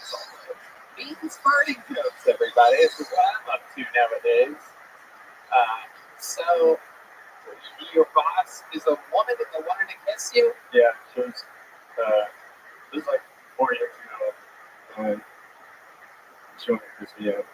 Wow. You're like someone took all the testosterone out of Edward Norton.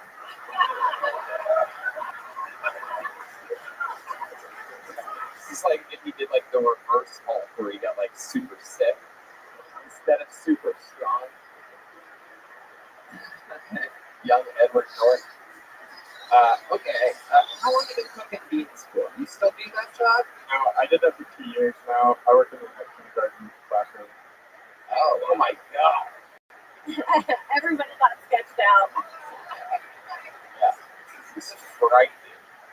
How do you teach it from more than 100 feet away from the school? You just yell through the window. All right, today, kids, get out your butts. The worst part is they keep showing their genitals.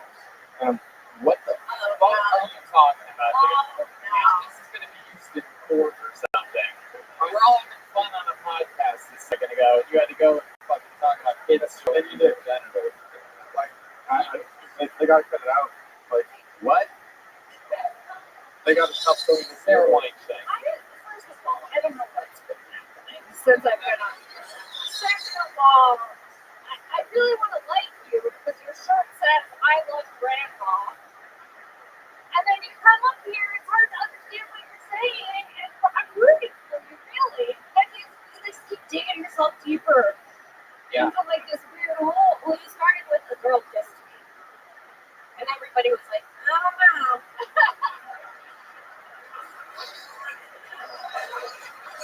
I saw that too when he came up, the I Love Grandma shirt. And the more that I listened to him, I'm like, oh my God, he made that shirt after murdering his grandmother. Like, this is like a weird way for him to separate himself from the crime. Like, well, they see me on the podcast, they'll know that I always love my grandma. Good to be me. I don't know where she went.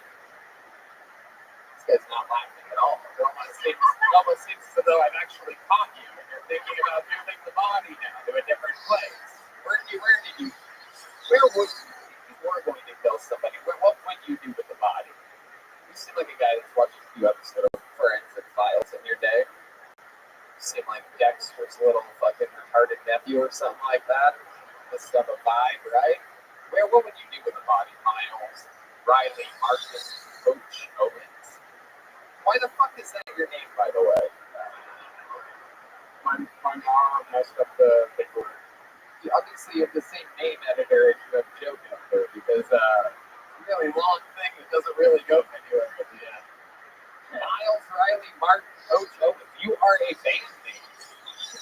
You're like a big band name. You know you don't have to use all the names. You know you could just be like Miley Owens. I actually don't. But when we signed up, they asked for ID. I took over. What the fuck? So your stage name is Miles Riley, but your real name is Martin Coach Owens? I use Miles Owens. I also love it. Totally non-committal with all these aliases. What's the greatest crime you've ever committed? You seem like the kind of guy that's lit a cat on fire before. To be honest with you, I've never guessed that about anybody, but am I close to one? You're close to lighting a cat on fire at some point? no, I don't put a fire. How about a rock? Have you ever thrown a rock at a cat? Have you ever fucked a cat? No. How many trench coats do you have? Good question. So what do you do now? Kindergarten. Yeah, that's right. How long have you been on stand-up? So I did my first mic when I was 20, but it's never been like consistent. How old are you now? 26. Okay, why'd you laugh like that? Because I've been doing it 6 years, and I don't want 26. Where have you been doing this at? Where do you see happening? Is this in front of the bodies? You go to the shed sometimes and go, hey, real cold audience tonight. Mostly in the mirror. This is the bathroom mirror. Okay, the bathroom mirror. Okay, so the bodies are crowd behind you. That's good. You can see them and yourself at the same time. Keep an eye on your evidence. I love it. Weird energy. 6 years. Are you on wolf medication? No. I feel like I know where Brian Laundrie went. This is the guy that took bites on a Brian Laundrie and left him in a creek. When you say you work with kids, are you a teacher? Assistant? I don't know what my job is. How did you get it? Who gave you? Who the fuck hired you?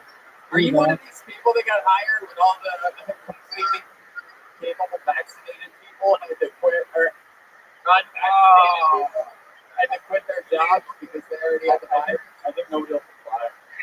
This is what's happening, by the way, people, right now. By the way, I don't know if you guys have been paying attention to the airlines. They're about to hire this guy to be a pilot in a week. All these completely capable, usually the best at their job people that I'm getting in touch with, guys. This is where all the fast food workers have gone. Now they're teachers, right? Like the Taco Bell by my house hasn't been open in a week because there's not enough employees. Where did they go? You want to really tell them that.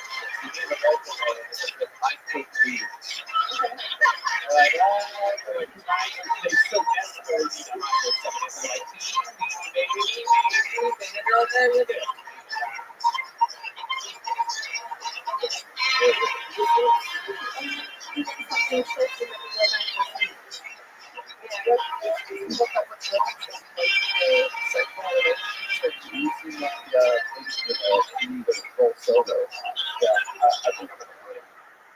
What makes you say that? Describe that more for us. Sometimes I'll do things like I feel like as a tourist, like a human being tourist. What kinds of things? Keep describing. Just talking to people. I'll go to concerts and I'll just stand there. I don't even dance. I just watch. Oh my god. This is like the real Anthony Jeselnik right here. This is like, if he was just himself on stage, this is what it would be like. Where are you from? What part? You from Texas or TC? Oh, that makes sense. Fuck yeah, you could be an alien. What else do you do? This is good. I think we're actually finding your real comedic voice here. Is you talking about the creepy shit that you do? Like, tell us why else you're an alien. Just keep describing it to us. After work, I go to Chick-fil-A and I fall asleep in the parking lot. And then I'm literally the funniest in this guy. This is your new opener. You understand that? That's good. Why the Chick-fil-A parking lot? Do you eat there or do you just go there to sleep? I go there every day, and then I eat so much food I just go into a coma for a few hours. Then I wake up and I do mics. Wow. Which location Chick-fil-A is this so that we all know to never go there? I switch it up because I don't want them to know that. Whoa. Wow. That's the reason for all the names. That's it. That makes sense. Miles Riley was at the one on 270. That's a freeway in Columbus. There's not even a 270. Circle. It is. It is the circle around Columbus. Wait. Yeah. sorry. Yeah. You say you go Chick-fil-A hopping, like you rotate Chick-fil-A. It started, when I left Chick-fil-A, I worked at Chick-fil-A, had to eat there, and then I was still hungry, but I didn't want to eat there again, so I would go to another Chick-fil-A, and I just never stopped eating Chick-fil-A every day. Jesus Christ, you might be the fucking. Did you ever like have a traumatic brain injury or something like that? Like, I'm trying to figure out what's going on here. I don't believe so. Have you had the breakfast at Chick-fil-A? Okay, Red Band. We got Red Band's blood sugar going over here now, everybody. You can almost hear it. I could use a biscuit right now. Good. Simple. All right, Miles Riley, Martin and Coach Show. Congratulations, your first time on Kill Tony. 6 years in the game. Here, take one of these. There you go. It's a real Kill Tony leather notebook made by the great Valentine. Let's get someone else out of this bucket. Jesus Christ. That was fucking weird. That guy seems like he did a fucking line of lithium before coming. Yeah. They also look like his dick. All right, your next comedian goes by the name of Isabella Carrozza.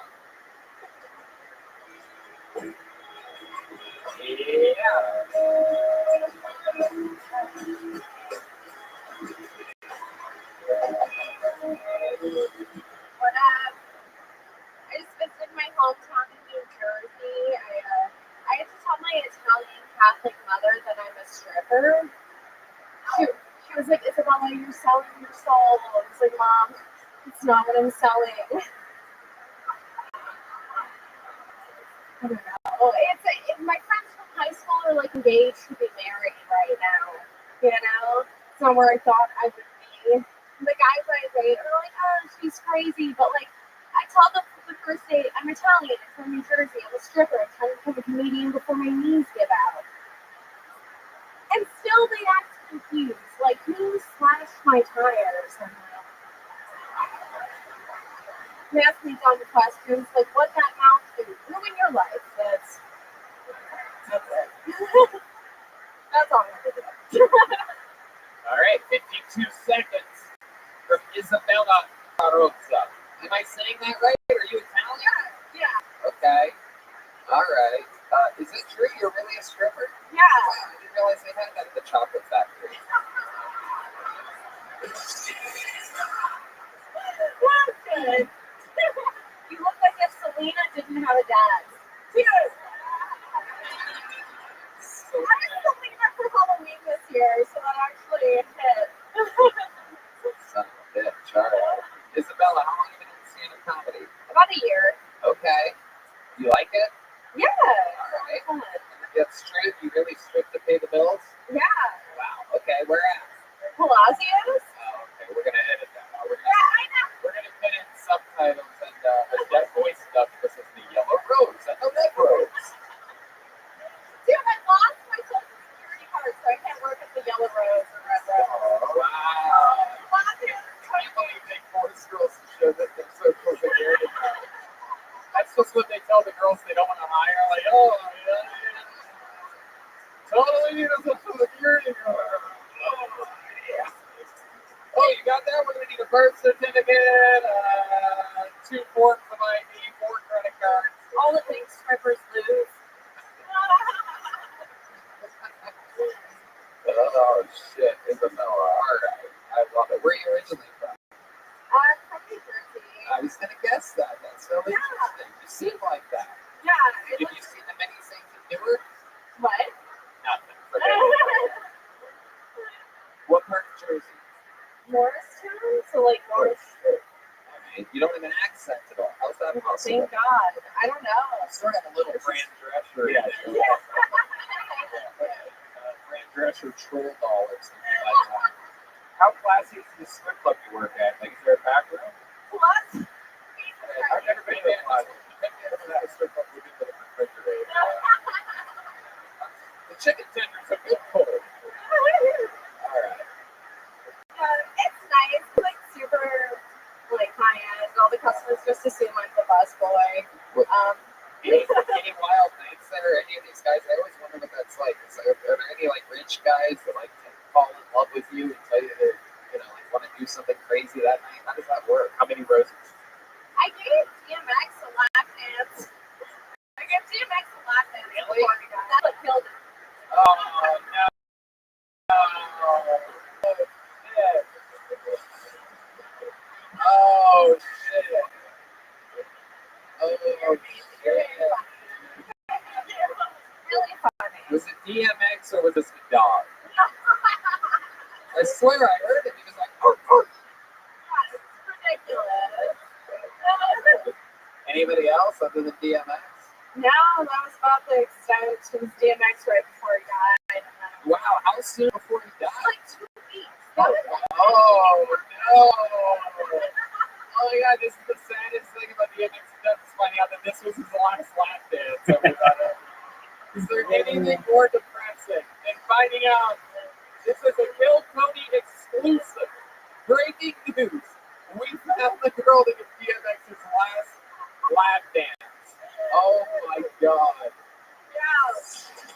It's just in. We got her. She goes by the name of Isabella Carrozza. She's been identified. I want to know more about the lap dance.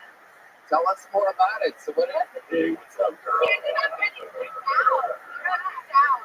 He went down his dick, and I was like, no, DMX, no. Oh, shit. And I was like, no. And then he was like, huh? And then the bouncers came and like, we're like, here we go.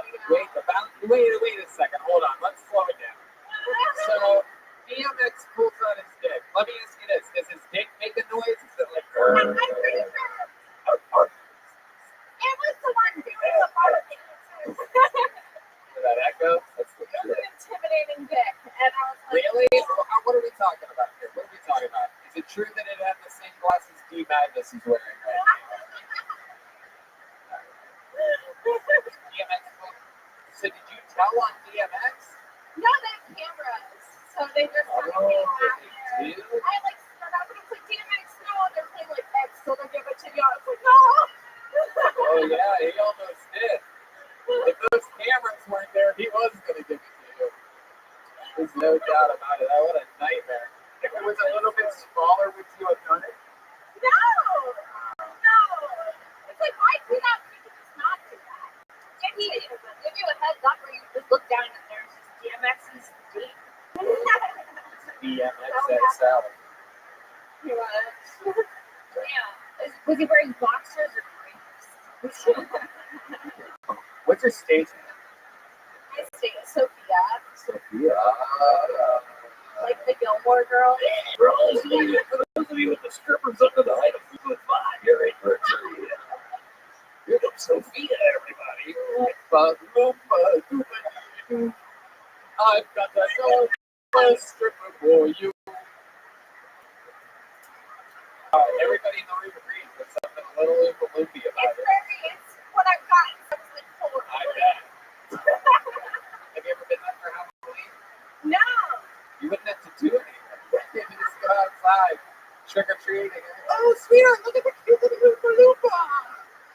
What kind of body spray do you use? All right, Grandman, too creepy.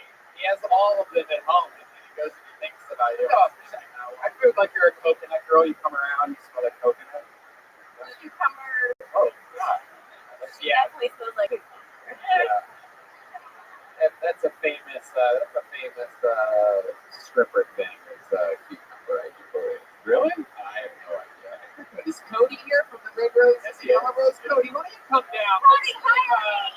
Let's see if it's true. We happen to have the general manager of the Yellow Rose and the Red Rose here tonight. These are the two monopolized by far best strip clubs in the city. We're going to find out what would happen if this girl walked into Cody's office looking for a job. We're going to find out right now. This is the type of show. People sign up for this. You're taking a risk on this show. If you do, if great things happen, then great things happen. But every once in a while, here he is, ladies and gentlemen. Just when the show doesn't get any better, this is the general manager of the Yellow Rose and the Red Rose. I've now confirmed Weinstein and Condon are indeed too high for this moment right now. Way too high. Oh my God. Spinning around in their chairs. The glasses aren't going to help the situation. All right, Cody, this girl walks in your office. What do you say? Are you taking her back to Oz with you? What are we doing here? I'm gonna hire her. What's that? I'm not gonna hire her. You're not gonna hire her? Oh my god. Cody is cold as ice. Wait, just pick him. He's cold as ice, Cody, which makes sense because you're built like an ice cube. So, wow. What you guys actually take social security cards up there? You gotta have 2 funds ID. How about this one? How many forms of ID does she do? 3 at least. There's nothing better. This is such a great moment in the history of the show where I brought up a midget to make fun of somebody else. You just gotta love Phil Tony. This is like auditioning for Book of Mormon, but in the stripper world. You don't have a passport? What club did you say you worked at? Oh, that's right. Oh, the hell yeah. Those people at those other strip clubs, they all fucking turn their nose up at you, Cody. Yeah, they don't even have to do it. That's the sad part. Because they're already towering above you, technically. Alright. Cody is the fucking man. Isabella Perosa, thank you guys for being on the show. Cody, we love you. Yellow Rose, Red Rose is the best. Land for my friend Cody. Here, Isabella, take a joke, but you have one of those already? There you go. Whatever. She's been on the show before. She wants made out with Hans. Yeah, maybe we should do that, huh? Mm-hmm. No, let's wait a beat. Let's get one more person out of here. Yeah, make some noise for your next comedian. It is Hunter Geo, everyone.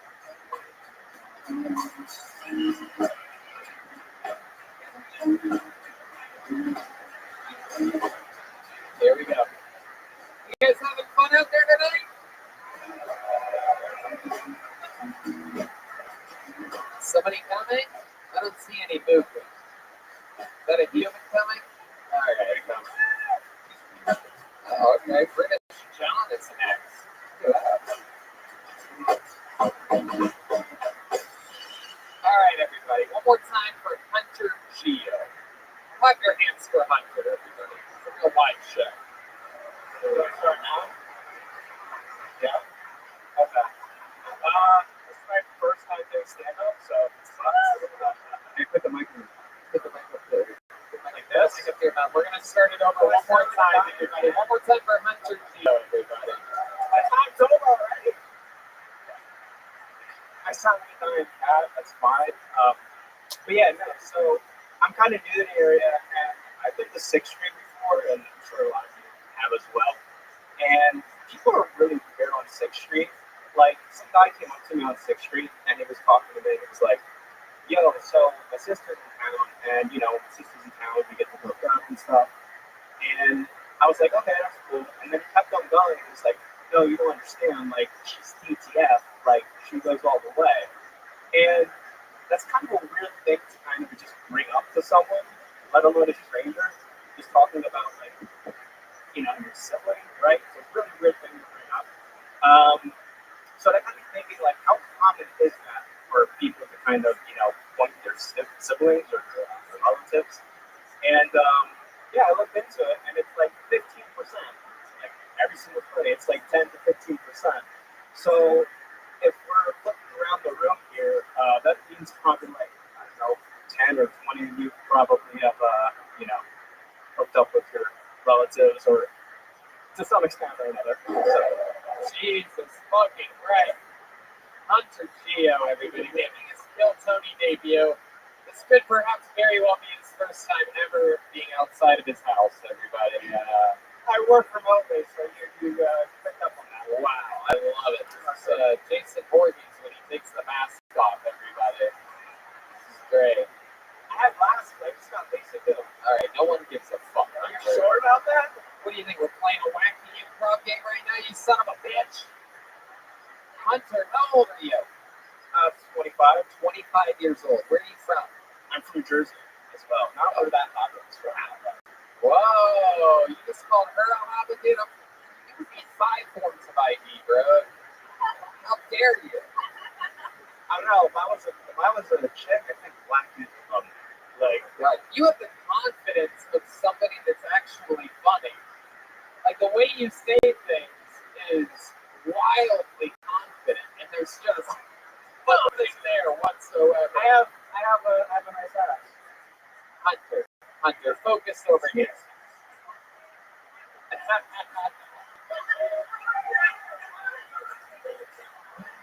That is true. He's blind. He's so confident. You look like in college, like you were in a fraternity. Like if you roofied a girl, you'd go down on her first. Yeah. Just to smell it though. He wouldn't even do anything. He would just smell it all creepy continuously. He wouldn't even use his mouth on it at all. Seems like a real sniffer, this guy. You know what I mean? Hunter, have you ever been with a woman before? This porn count? Have you ever done porn? Jesus. Welcome to a very special brain damaged episode of Phil Tony. Did they know each other? Do I know people? Did they know each other? Put together, guy? Do you know the other guy that was up earlier? Are you talking about Riley? Miles Riley? Martin? Yeah. Maybe you guys just have a gas leak. Are they like roommates? Yeah. There is something going on. You seem like you're having the time of your life though up here right now. You seem so happy. I'm shaking. I'm so nervous. It's the first time doing stand-up ever. Yeah. You ever do karaoke or anything like that? You ever put a microphone in front of your face? No. Right. That's how the universe was trying to keep it for a long time. And then, what made you want to do this? Did somebody tell you you're funny at the ice cream parlor or something like that? What the fuck happened here? How does this happen? Just seemed like something to do in Austin. Something to do in Austin. Jesus Christ, man. The crazy part about this night is you still somehow had the second best set of the night, according to my notes. That's how bad the show's been tonight. Where's your cowboy hat? What the fuck did you just say to me? Where's your cowboy hat? Wherever the fuck I want it to be. What are you asking me right now? Where's your fucking cowboy It's hat? at home. Jesus, do you really have a cowboy hat? That's a nice one. $300 on it. Wow, how do you have $300? I don't. It's a little on the hat. Jesus, you're like if Jim Carrey wasn't funny. Just a not funny, like Down syndrome Jim Carrey. You're like Jim Scary. There you go. Thank you, sound effect for that. That was a dolphin. Alright. What should we know about you before I let you go? Because you're frightening the shit out of me. What should we know about you? What's the fun fact about Hunter Geo? I pretended to be a Marine for a whole semester at community college. Oh my god, I fucking love you. Oh my god, you're a special kind of honest. Are you a little autistic? I'm probably on the spectrum. Hey, okay, there we go. There's a fucking speech. Unfortunately, it sounds like this. Oh my god. You're so likable until you talk. Yeah, a little bit here. I'm probably gonna get fired. Fucking sea animal. Jesus. That was another attempted joke by Hunter Geo. He sounds like this guy. Do you live with your parents still? No, I moved here. Whoa. Oh man. What's your apartment like? You live by yourself? I have a stuffed bobcat in the corner. What? Do you really? Yeah. His name's Hunter. Yeah. Your parents named you after what you do to women. After that, we wish they go. That's the The fuck is that? Is Michael Lair's chair stuck on the stairs or something? What is that? It's wild. He's backing up. He's just shit faced by now. The guy does a shot of tequila. He's raw. All right, Hunter. Wild stuff, dude. How do you make money? marketing. Marketing? Just a normal job. Yeah. Yeah, you say that like that's not the truth, though. That flailing arm when he said it, you guys see that? That fucking right arm is fucking marketing. Totally nothing went on. You're a suspicious fucking dude, bro. I'm gonna be looking at the TV for your mugshot in the near future. What kind of things do you market? I don't know. I don't even know. I just I show up and I BS my way through that. I mean, if you market something, you have to know what it is. It's kind of 90% of the job. Yeah. Yeah, I mean, I don't know. I'm surprised they think it too. So, Wow, you're literally the worst. It's incredible. I love it. Hunter Geo, thanks for signing up for the show. Hopefully things get better for you. Here, take a little joke, Bob. It's a tough business, bro. A lot of these people prepare. They prepare for months, years. Hunter Geo's like, I just want a fun thing to do in Austin. I'm gonna go golf.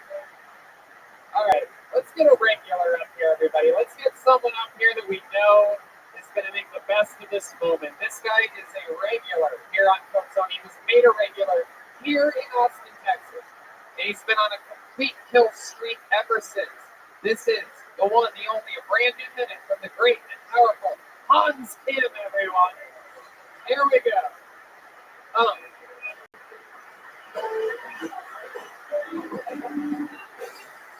Yes. Good to be here. My name is Hans Kim, and my grandparents are Holocaust survivors. They were in Korea the whole time.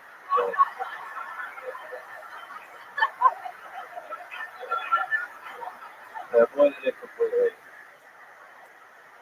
The Japanese occupation, not so much. They both got raped multiple times, but the Jews can really learn a lesson from how we handled the Holocaust. It's up to date in 2021 without a social safety net. It's like kids aren't looking for a good time, they're looking for a retirement plan and health care with dental and vision. It's like, I think they're looking for Bernie Sanders. Why don't you go vote? You know, if you don't go to Bernie Sanders for an orgasm, don't come to me for basic human rights. But I love you guys. Thank you. Exactly a minute, in and out. Genius, the brilliant, the great Hans Kim. Welcome back, Hans. Thank you, Tony. Indeed, Hans. I loved it. Loved it, Hans. You look like one of the kids from the Magic School Bus.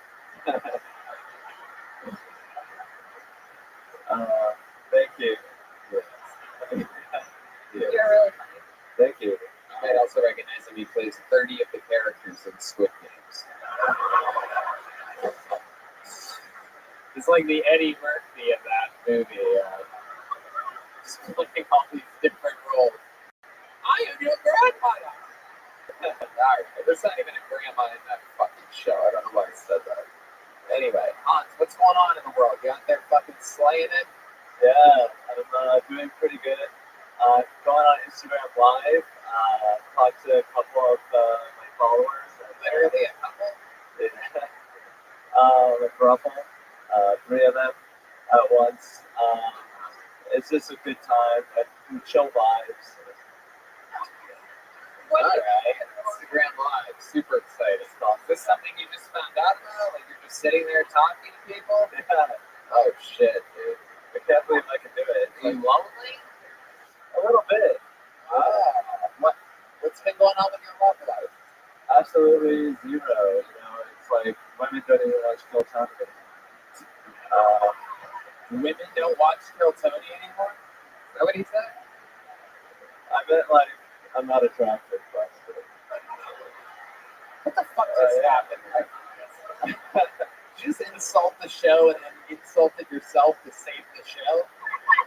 Is that what just happened? Is that what I just witnessed? He's a genius. Yeah. Wow. so sorry, Tony.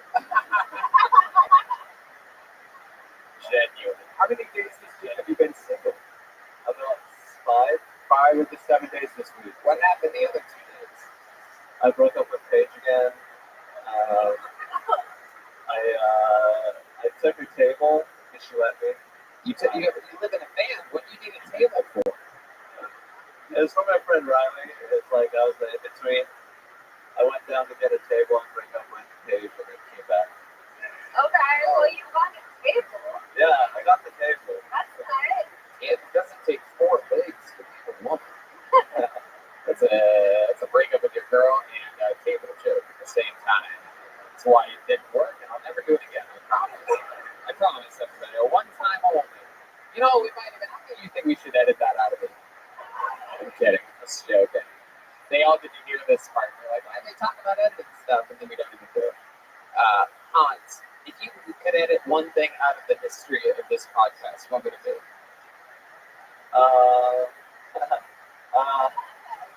Oh, I almost did the first thing that you thought of that you're not going to say. That your brain scrambles for I the was going second. to say every time Paige is on. Like, that's Oh, she really has your heart a little broken, huh? What do you want to do? You need to feel extra special tonight? You want to kiss a girl? Yeah. Every once in a while, we do a thing where random, beautiful woman in the audience comes up and gives Hans Kim a big smooch on the lips. Famously, girls, when they come up here, they really never go for a peck. They always shove their tongue down his throat. The crowd goes wild. Is there a woman out there that wants to come give Hans Kim a big kiss? He's a good boy. He's Asian American. They went through a lot this year. It turns out. So I heard. I think if nobody does it, it's a hate crime. Yeah, that's true. Come on, everybody. We're only 7 months away from Asian Awareness Month. Come on, let's celebrate it by kissing Hans Kim. It's in May. I know that shit. Trust me. I'll never forget that. Asian Awareness Month. May. Don't do those jokes in May. All right. Up June through April. Let's go. Okay. All right. Shut the fuck up, dude. Stop being creepy. This Chucky doll's come to life over here. Jesus Christ. Don't touch anybody. Look at this fucking carrot bottom over here. Look at this guy. Hans, what else is going on? You want to do a song or something? It seems like you have like a bunch of pent up energy. Nobody wants to kiss you. Yeah, I could do a song. Hold on, this guy's standing up. Here we go. This guy with a beard. The first ever man to kiss. Come on, oh, where's he going? Oh, he's going to put money in his beater. What do you want to do? I could try to like entertain with a funny story. Oh, okay. What's a funny story going on? Oh, you didn't think I would call you bluff on that? I got arrested for shoplifting in college. Whoa, you did? Yeah. What were you stealing? I was stealing like a computer mouse, the bowls, and like That is the most Asian shit I've ever heard. Black kids are cool. They're out there stealing sneakers. Fuck it. Did you get caught shoplifting? I mean, I had something worse than that. I had a color CD. Like, that was even. Wow. Redman was shoplifting Arby's. Yeah. Did you have to shoplift on this? Yeah, it's hard to shoplift at an Arby's. You have to get on the other side of the counter. I made those 6. No, but my friend Billy Poole used to get in trouble. He would always be the one that got caught. Anyway, what happened? Did they put you in a little? Where was this at? Atlanta. What store? What a Target. Oh shit! Really? Well, I bet you're great to shoplift with. Nobody even fucking looks at you. Yeah. I'm pretty skinny, so I was putting it in my coat. So, Oh wow! pretty sneaky. Hey, look at the skinny Asian guy with holes in his coat. Everybody. Oh my goodness! There you go. So what did you say when they caught you? How did they catch you? The security guard come up to you or capture you? They were watching me on the camera, and they saw I had a little knife, so they called the police. They had to. And the police was like, "Don't reach in your pocket, or I'll fucking punch you in the face." Wow. So then I started taking my glasses off. They didn't want him to punch me with my glasses on. By the shape of your face, I'm guessing he punched you really hard. Tony, you can't say that. Did it again. Britney's free, everybody. All right. Anyway, Did your parents find out? Yeah, they paid for my lawyer. oh, that's the second most Asian thing I've ever heard in my life.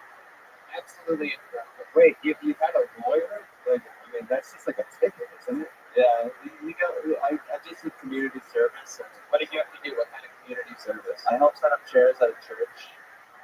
And then Look at you, dirty little center boy, dirtying up the chairs at a church. Wow.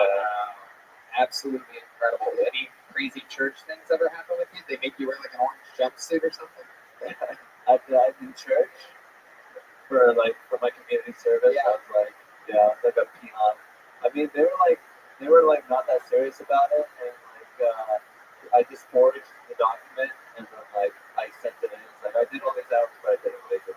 So I Oh, I think we might send this clip into them and get you back on the community service. I love it. Mons, you're a legend. Here every single week you come on, you do another new minute. So much fun. We love you. Thank you so much. Let's keep it moving. Back to the bucket we go.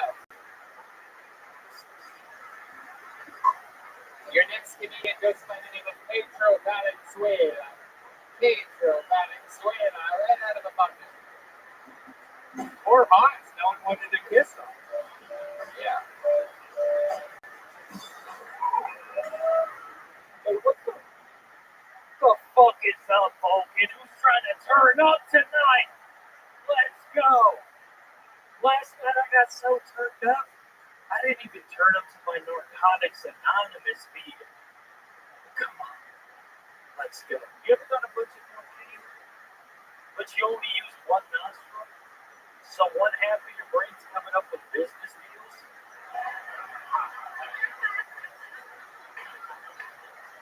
And the other half's just killing the fucking lie? Let's go. Wow. When all this white girl on me, you would think I was Elsa from Frozen. Let's go. Let's go. Hey, man, I miss my hood drug dealer. Just because, like, he always had drugs I didn't even know I wanted. You know, like, he had ecstasy. I was like, oh, good, bro. And he was like, hey, bro, this shit, this will put the tips back on Ellen Page. I was like, all right. All right, thank you guys. All right, Pedro Valenzuela. All right. Pedro, grab that microphone. I'm going to talk to you. How do you look like a grandmother and a grandson at the same time? First of all, it's very tricky to cover generations and genders like you do. Hey, it's incredible. You look like if Napoleon Dynamite if the dynamite went off. What kind of dynamite? Tell me. Dude, I do. People try to tag or play along. I was in Napoleon Dynamite. That dynamite stuff is great. Is that from the New Year? No, that's a great joke. Oh, okay, thank you. Yes, I know. I know that my jokes are great. Okay, thank you so much. Literally don't know who's talking about. Thank you for the validation. Okay, so let's talk about it, Pedro. You've been on the show before. Remind us of what we know about you. I was on the show before. Yeah, okay. Are you with a freestyle rap right now? Is that what's going on? I was on the show before. Knocking at the door. I knew you wanted more. If you were a rapper, your name would be Fancy Block. Anybody got some bennies though? God, never mind. Sort of hate you. It's incredible with so many unlikable people that I can also. Pedro, what do you do for work? I deliver for HEB pharmacy. So it's like, just kind of give pharmaceuticals to old people, and they're sometimes not really happy, sometimes they're like kind of angry at me. So like, why it takes so long? You ever lose it? You know, you lose the role. It's like, yeah, it's like when you eat a fry. One time I delivered to this guy, and he was like, "Oh, thanks for my morphine dinner." Wow, Jesus Christ. This guy's on acid. Yeah. Are you on something right now? You always like this? Like Lenny Kravitz with the brain injury? Lenny Kravitz after the show, baby. Okie doke. Alright. This is an episode where I want to ask everybody, are you okay? It's very interesting one. Every once in a while, it makes you wonder what's going on in the corner of that room. There's some kind of like black mold over everybody or something. Where they just come up here and just fucking everybody's all googly eyed like this fucking guy. Look at this black. It's just the I remember you once said that he looks like Uncle Junior from The Sopranos. That's my favorite joke you've ever made. While we're complimenting each other's jokes. I know that Uncle Junior. He said you have the eyes of Uncle Junior from The Sopranos. Well, for the people that know the show. Yoni, can you zoom in on those fucking glasses? There you go. You got it. Anyway, what else, Pedro? Since the last time you were on, is there something where you're like, wow, maybe I could have talked about that for a second. It wasn't a boring story about delivering drugs to old people. Okay. Well, at the beginning of the pandemic, I moved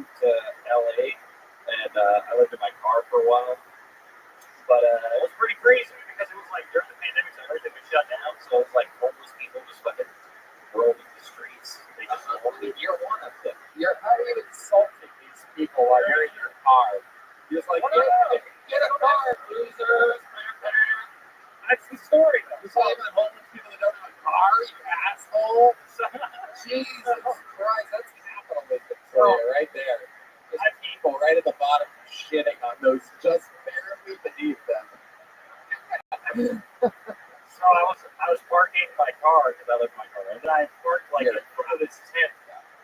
Parked in front of this tent, and this guy came out and he was like, "Hey, you can't park in front of my tent." And I was like, "You don't own the street," you know what I'm saying? So he came, he grabbed a golf club, and he like smashed my car window. I bet he fucking did. Yeah. Why? Guess what? That guy owns that street. He did. After that, I was like, "All right, bro." Imagine if you don't have a car and someone pulled their fucking muffler up to your tent. What would you do? I mean, he And all you owned was a golf club. He said, "Are you in the ATV?" Like, this guy was pretty. Yeah, but when you have a car, you could just you're not parking somewhere. Like the distance isn't a problem. You could just went down the street and park somewhere else. Why do you really fight with this guy? Well, I didn't fight him. That's all I said. And then he said, he was like, "You're a weirdo," or whatever. I was like, he was like, "You're homeless," and I was like, "You live in a tent.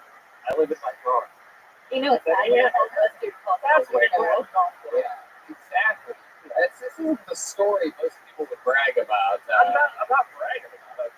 Hey, Joe, good to have you on again. You already have a small joke, Yeah. right? All right, there you go. Pedro Valenzuela. That's what he was getting tonight. We need more small joke books. Boneseye. I pulled a name out earlier when someone was walking slow. Your next comedian's name is British John, everybody. British John. It's next on Bill Tony.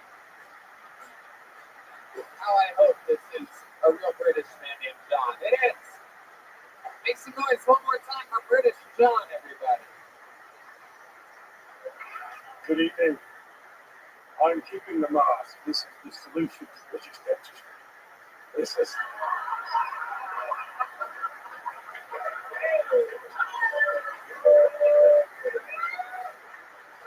I'm not welcome. You're very kind. Now, this is the accent you could have had, but we decided to go with a slightly gay John Wayne holding avocado toast. You're not going to get an empire, but I like it. I like what you've done. It's nice. I have an American wife. In that case, if that doesn't work out, that's the new white bullshit. Yeah, we're taking that as well. Oh, I am truly blessed. I would apologize for my being such horrible pieces to my shirt, but you're the ones who make wire hangers and people, so fuck you.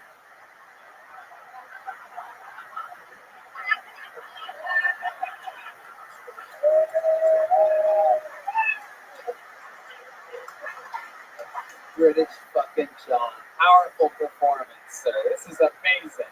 You're making up for the lack of stage presence and presentation every other comedian has lacked here tonight. This is absolutely incredible. You're dressed like you're here for America's Got Talent or something like that. You actually dressed up for this. I don't know if you saw that train wreck that was on before you. Those thick, dirty glasses he had on. You are a class act, sir. He could have been my father. Wait, why would he be your father? He played away. He was good at it. He had a good game. That must be some of the wacky British jokes that we don't get. Some of this stuff doesn't translate over. What kind of car do you live in, sir? I'm in a Rolls Royce, my friend. British power. We used to ask him to borrow your country, but things have changed. How long are you visiting America for? You live in the United Kingdom? No, I wasn't joking. I really do have to get baby. I didn't know that. Oh, nice. What part of the greatest country in the world do you live in? God, Betty Brown. Don't you ever fucking forget it. But I probably How's this sound for a gay John Wayne, you son of a bitch? You be careful. I got my prop guns from Alec Baldwin, alright? I waited 1 week for that. I'm just kidding. I'm kidding. It's wacky British. They'll get you sleeping for Christmas or something like that. I was just a forces. I've seen videos of stuff. Yeah, I know. Where are you at in America? The Bay Area. The Bay Area. I love it. You like it over there? I like women. Wow. I can't afford not to. So you're not just settled down with one woman? What until my citizenship comes through, we'll just stick with the one. That's Right. Absolutely. How's that going for you? What do you like about American girls that are different than girls in England? well. Can I ask the audience a question? Come on. All right, sure. Any fans of Jimi Hendrix? He died in London. He choked to death on a British woman. That's how hairy they are. That's why I live in America. You son of a bitch. British women don't shave, huh? Harry, they got bushes down there? I was raised on a farm. I knew what I was doing. That's wild. Not everyone else has the opportunity. That's wild. I thought Bush was American royalty, not British. Anyway, stupid joke. Admittedly. Mark it down. That's a stupid joke. I love it. Remind us what you do for work exactly. You're such a classy gentleman. I know you're the one of the challengers of the game show The Chase. That's for like 7 people that know that reference. You guys know what I'm talking about? The Beast over here. No, I'm actually a professional hacker. I actually fuck with people's computers. Oh, wow. This is super cool. Hell yeah, we want you on our side. I love it, British John. Turn your VPN on. Yeah. I love it. I've seen your mail history, man. I want to know why the fucking mail don't be seriously. The female just makes it easier. The males are clean. He's actually looking at it. He's not that fucker. You wanted a new beat? Yeah. Oh, the dry donkey. Those are the types of purchases he makes at 3 a.m. on Amazon. You look like the new Monopoly man. Yeah, thanks. I love it. So British John, you do like private jobs, like you work for like a corporation. What do you do with that type of power? It's I can also switch to something. Talk about. I love it. This is very fun. James Bond also wanted to dabble in stand-up comedy a little bit, and that is awesome. You're a badass, sir. I like your style. How many different outfits do you have like that? They're all very similar. It helps with the material. Just lead into it a little bit. I like your style. Do you think VPNs actually are pretty good for most people to secure their networks? Not for you, but for most people. Why not for him? He's got a dirty browser. He's watching porn on the smart TV. That's not right. You are watching porn on the screen. Well, I got a VPN on my phone. Oh yeah, he's got a VPN, a KFC. He's got it all over there. And then you don't get up because I'm waiting for that one. That's awesome. I love it. Fuck, I was just gonna ask you. You have any special skills or talents? You seem like the kind of guy that doesn't do fucking magic tricks on him at all times or something like that. Yeah, you play any music or anything like that? I used to front rhythm and blues band. You can sing? I used to. Is there a song that you used to sing in particular? How many of you think we should have British John sing a fucking song here? Could have been blues for the soul man. Oh shit! Here we go. The British are coming, everybody. The British are coming. My favorite blackface movie. British John putting it together here. It's like if Elton John slayed American Puss. This fucking guy. It makes sense that he's British because he's shaped like a teacup. Hey, I like that. This is the front code before the top. I'll be honest with you. Oh shit! Look at that. That's just fucking crumpets right there. This guy's made of crumpets. You guys gonna play a little something? All right, here we go. Oh shit! No way! What is about to happen here? On a dust road. I got a truck rolling. I'm waiting to get it. You got something, so don't worry. Cause I'm going. I'm a soul man. I'm a soul man. I'm a soul man. I'm a soul man. Fuck yeah! Wow, British John. Incredible. God bless the Queen. Holy shit. That was amazing. Wow, British John. That's great. Absolutely incredible. I love it. What do you ladies think about British John? I'm getting real Ask Jeeves vibes. What if this was Jeeves the whole time, just answering everything on the other end? I can't hear it, sir. You stupid American peasant. Easy for me. I could just hear the body. I feel like you could though. If you say it with an English accent, I believe you. I feel like you're the security guard at the other girl strip club. Actually, that's not a bad idea. I should check that background very thoroughly later on. I don't like accents. You must be terrifying to date, like as a girl. Like you probably give her you do that, like you meet a new girl at a bar. 4 years ago. Well, there was a time right then, and I never told much about it. Like you meet somebody and they go, Let's be honest, the only reason I got played was the personality of the accent. That's the fucking thing. I mean, Does that work on a lot of American girls? They all like sort not of. since I got married. You know, this thing's got a bit. Right. Before that, there's the reason I played that. They're in vanilla. I got you.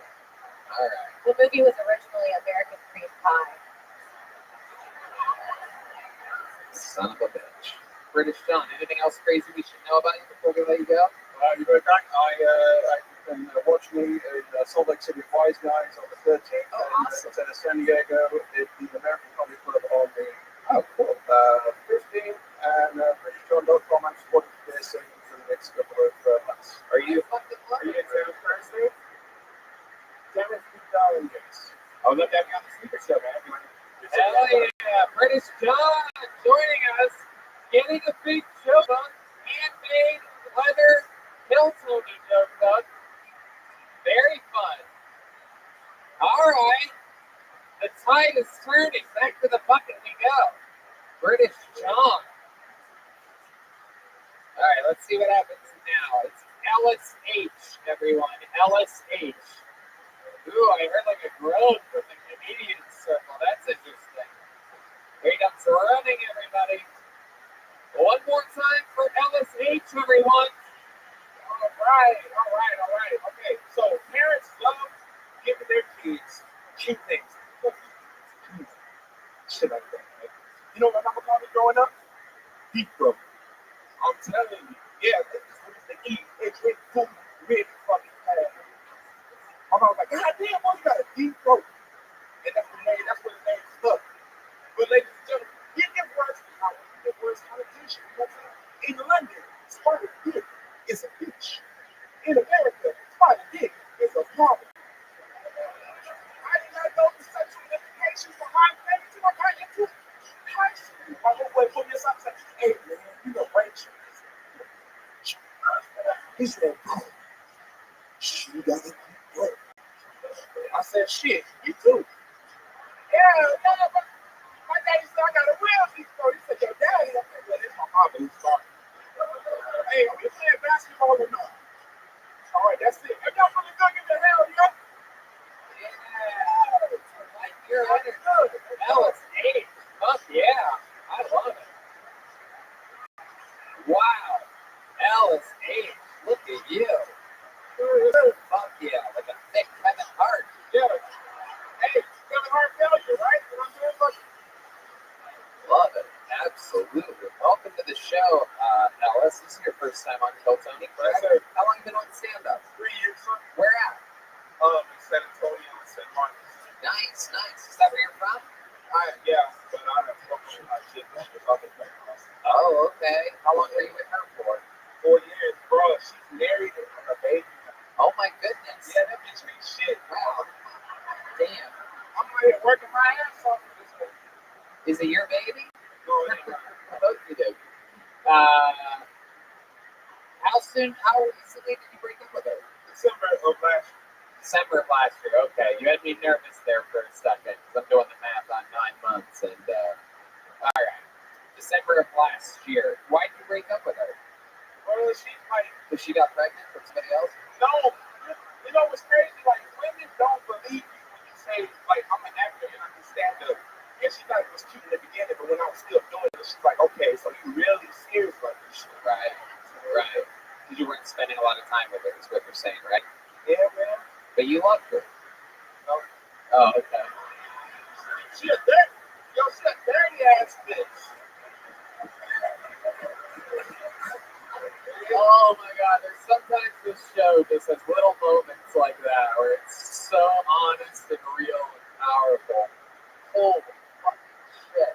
How long you were 4 years you were with her? You didn't even love her? Oh, like, it's just like, I'm loyal. And I just tried to make it work. I was like, we're going to fight through this. We're going to get it together. You're going to love everybody. I just wanted to, I said, it's fine if you want to kill yourself. It's cool. It's cool. And I found out, man, I had a few women. Why is it that when you break up with somebody, you start liking the truth and shit? It was like, my mom was like, look, you're better off the bitch than having that. I was like, what? Baby, that woman was like a shampoo bottle, just head and shoulders. I said, God damn. My daddy said that she looked like a Batman villain. I'm upset. I'm like, oh, like Catwoman? No. Oh, Poison Ivy? No. Other villain. I said, this nigga let me go around the city clapping cheeks with Danny DeVito. The deal with him. Oh shit. Oh shit. Ellis H is a monster, everybody. Every once in a while, this fucking provides. Wow. You're a funny man, Ellis. What do you do for work? I do this for You what? Weights? No, You drive the car? just trying to fuck. Gotcha. How long have you been doing that for? Since March. Okay. What were you doing before that? Working at Lowe's. Oh, okay. Yeah, fuck Lowe's. Oh, shit. What happened with Lowe's? Sounds like you never really loved it either. It just like, I don't know, man, like, it just goes for the old white folks that go there, old white men, and they old, I don't know why race is always in, like, play. Like, he's asking me about lumber, and then somehow he's telling me about his dad watching on YouTube, and I'm like, yeah. Bitch, do you want the red folks or not? Oh my god, dude. I've seen this before. He's a fucking star. What a star. It really is. You're one of those guys. This is very exciting. Very exciting moment. I love it, Alex. So 3 years, you've been going real hard at this, huh? Yes, sir. You said you act as well. Have you been in anything or done anything? Well, Lord willing, I was in a video show, a feature he made called Howard. It's coming out summer 22. Maybe not. I don't know. So if you don't see it, I said maybe not. God damn it, you are by far the most talented Lyft driver I've ever had on this show. You're in the top 3 Uber drivers, but you're the best Lyft driver we've ever had. Hey, let's go. Yeah, you're gonna be famous. Hey, thank you, ma'am. I appreciate you. You look like Oh, Okay, shit. if you're the ice cube on the She slips on her words only when she wants to fuck the guy.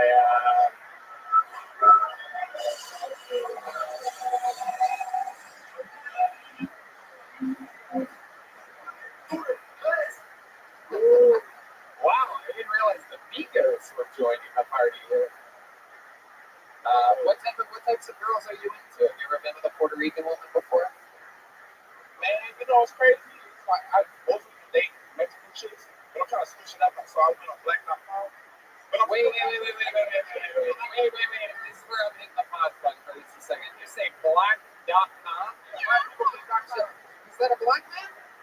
Oh, wow. Holy shit. It's a black guy with a white accent over there. It sounds like fucking Tony Hinchcliffe. Black.com's awesome. I wish you could see it, man.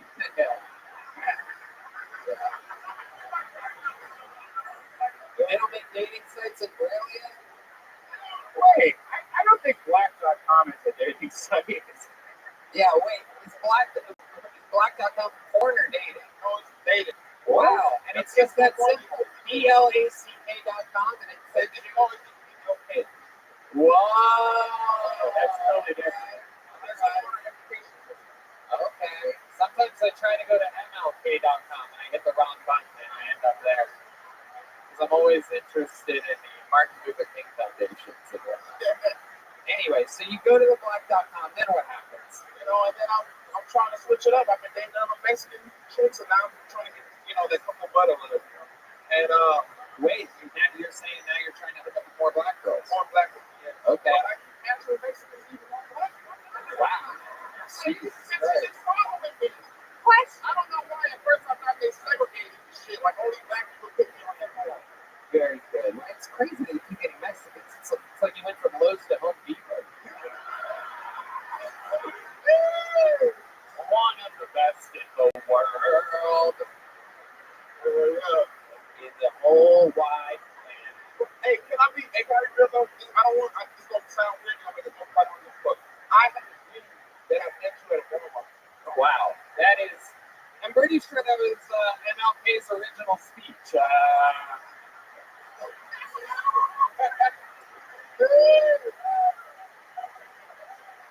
had a dream that I met you in a Walmart. What was I doing in this Walmart? I love it. I love that only my fantasy version is there ever. That's crazy.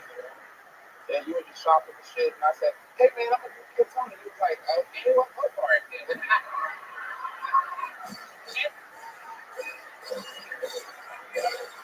That was me.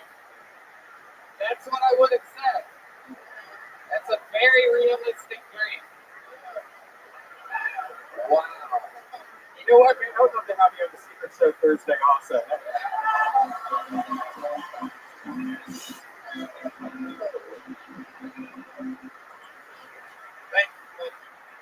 Are you in town on Wednesday night? Are you in town on Wednesday night? I'm gonna be just doing. I don't have a show, but you want to hang out? Yeah. Oh, shit. Oh, shit. Oh, my God. He's going to hang out with his first Puerto Rican. She's going to teach him how to swim, everybody. Woo! That is impossible. I can't do it. Two types of people in this world. People won't swim and people won't sink, and I'm a sick son of a bitch. You look like you float. I look like I should have flown, but I'm pissed to the motherfucker.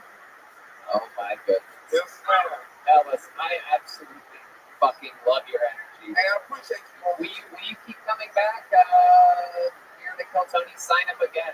You're very close to becoming a big part of this show. You're here in Austin. I appreciate you, man. Unbelievable energy. Take one of these big joke books as well. There you go. This guy literally living his dreams. 1 second he's at Walmart talking to me. He wakes up, realizes he has to try and lift that day. And then boom, he comes up, absolutely kills her. Gets booked on a show, gets booked on a date in Compton. I'm gonna get fucked too. Sarah and I actually just wanted to open for us at the Creek in the Cave, but Oh, there you go. Well, you guys also.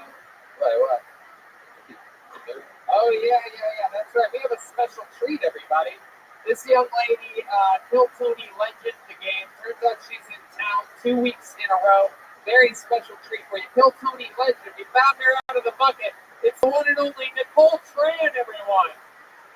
Here we go. A new minute from Kill Tony Icon, Nicole Tran.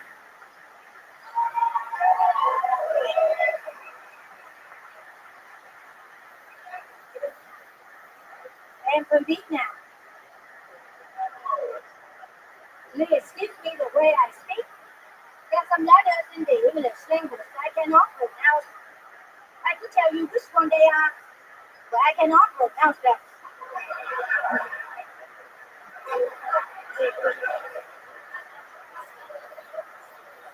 When I was a kid, we played ding dong ditch.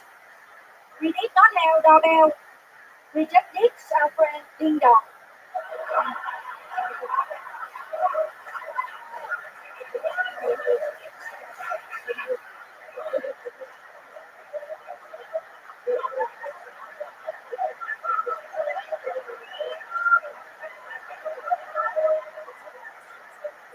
This is what happens when you walk in a carousel. I have a porcelain wind chime. Sounds like classical music. My neighbor has a little wind chime.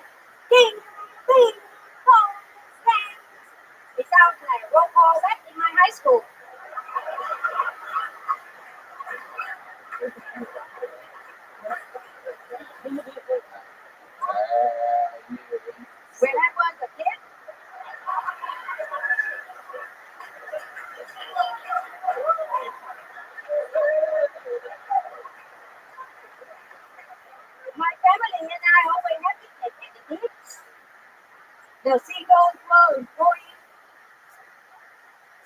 They're so tasty.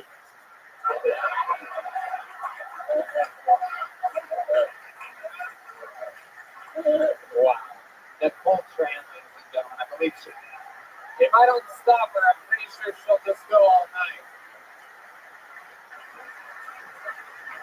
Incredible. I wrote down some of my favorite jokes here. The seagull annoying. I love that one. And I love the ding dong joke. I don't think I'm allowed to say his name anymore, but that was amazing. I wear loose now to cover my muscle, Chuck. Oh. But nothing I can do to cover my muscle bottom. Oh my God, you're adorable.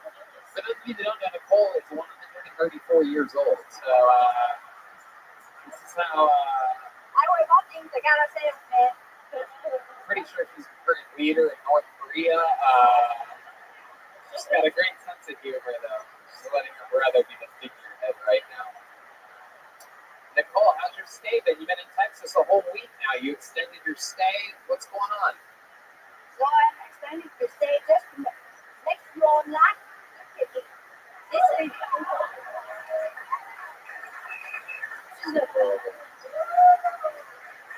I wear the $10 dress, 99 cents bracelet, $2 necklace, $1 shoe at carousel, just to make you ridicule me and laugh at me. Oh my goodness. She is the best. Your name should be Yoko. Oh yes. Oh, God. Yes. I love it. Oh, Hell yeah. Very good. Yes. Say it just like that. We need subtitles.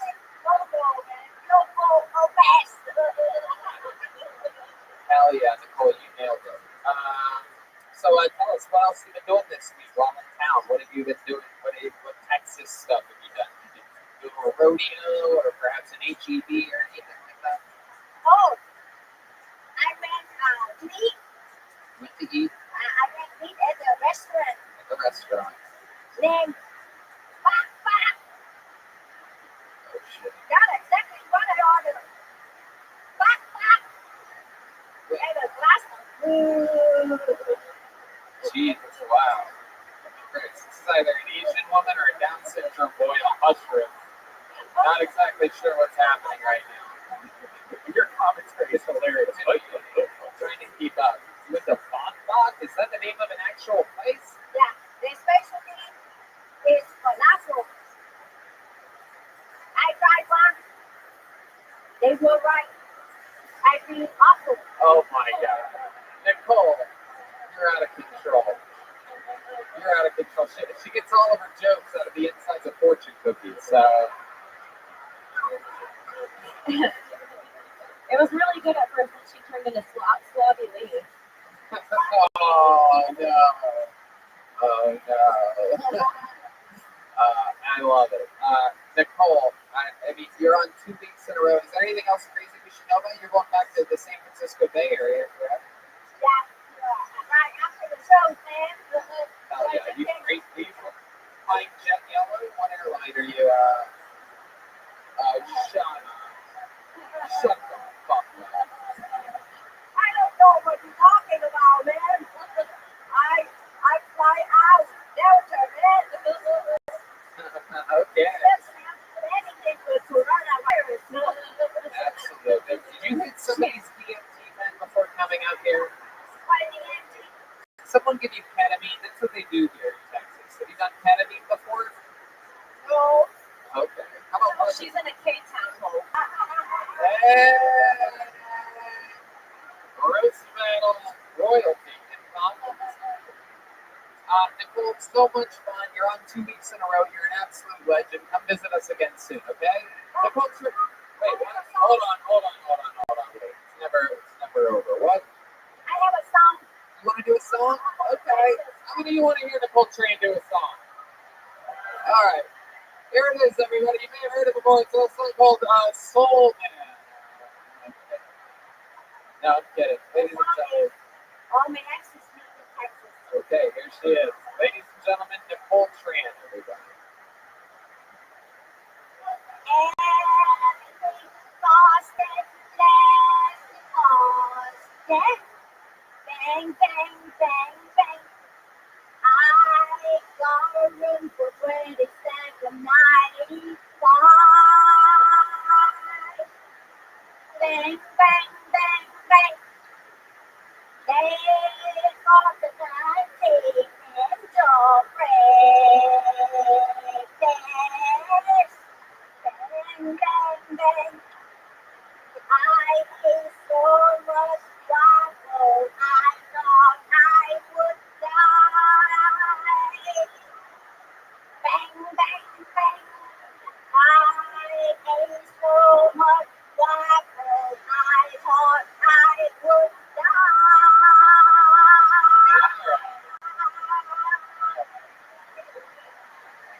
There you go. That's the song that plays before, in between red light, green light. And then she turns around and you have to stop where you're at. I thought I would die. Now I know what I'm going to see in my nightmares tonight, so that's exciting. It's just Nicole Tran over my bed at Walmart. I saw absolutely adorable, Nicole. Thank you so much for such an amazing part of Kill Tony. All different shapes and sizes of people here on this show. Nicole's got to go back to the bag. Nicole, put the microphone back in the mic stand, goddamn. You will be back? Yeah. All right. Will you be back? Yeah. All right. Nicole Tran. That's all blue eyes over there. That's me. I'm blue eyes. I don't think she's going to walk off. An Asian to run the light.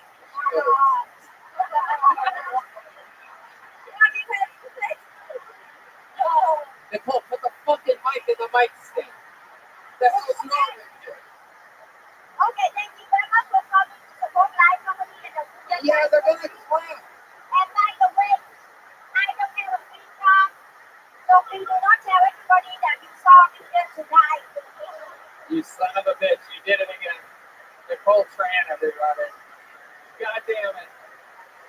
One star after the other here. I spent a lot of time with a lot of people. Can we get one more fucking point thing? We can do it, right? You guys want to do one more? Alright.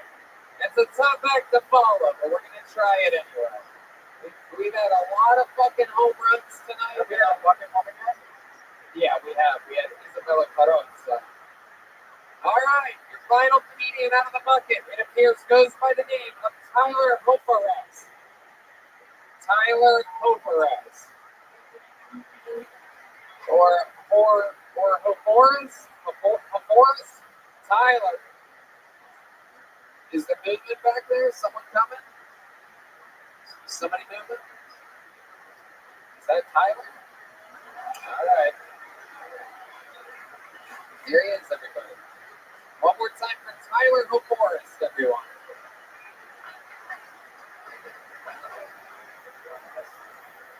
What's going on, Texas? All right, abortion. Abortion is a pretty hot topic here. I kind of think we need it. Perspective is everything here. Okay, we got a 16-year-old girl, West Virginia, Appalachian Mountains, and 2 packs of cowboy killers today. Taking enough fentanyl to kill Michael K. All right, she's getting the sister fister routine from the old brother. All right, shit's not looking too good. Okay, if we can do anything, we can abort this baby. I'm telling you, people, grew up in enough trailer parks. We're not raising the next Elon Musk here. The world doesn't need any more messed up truck drivers.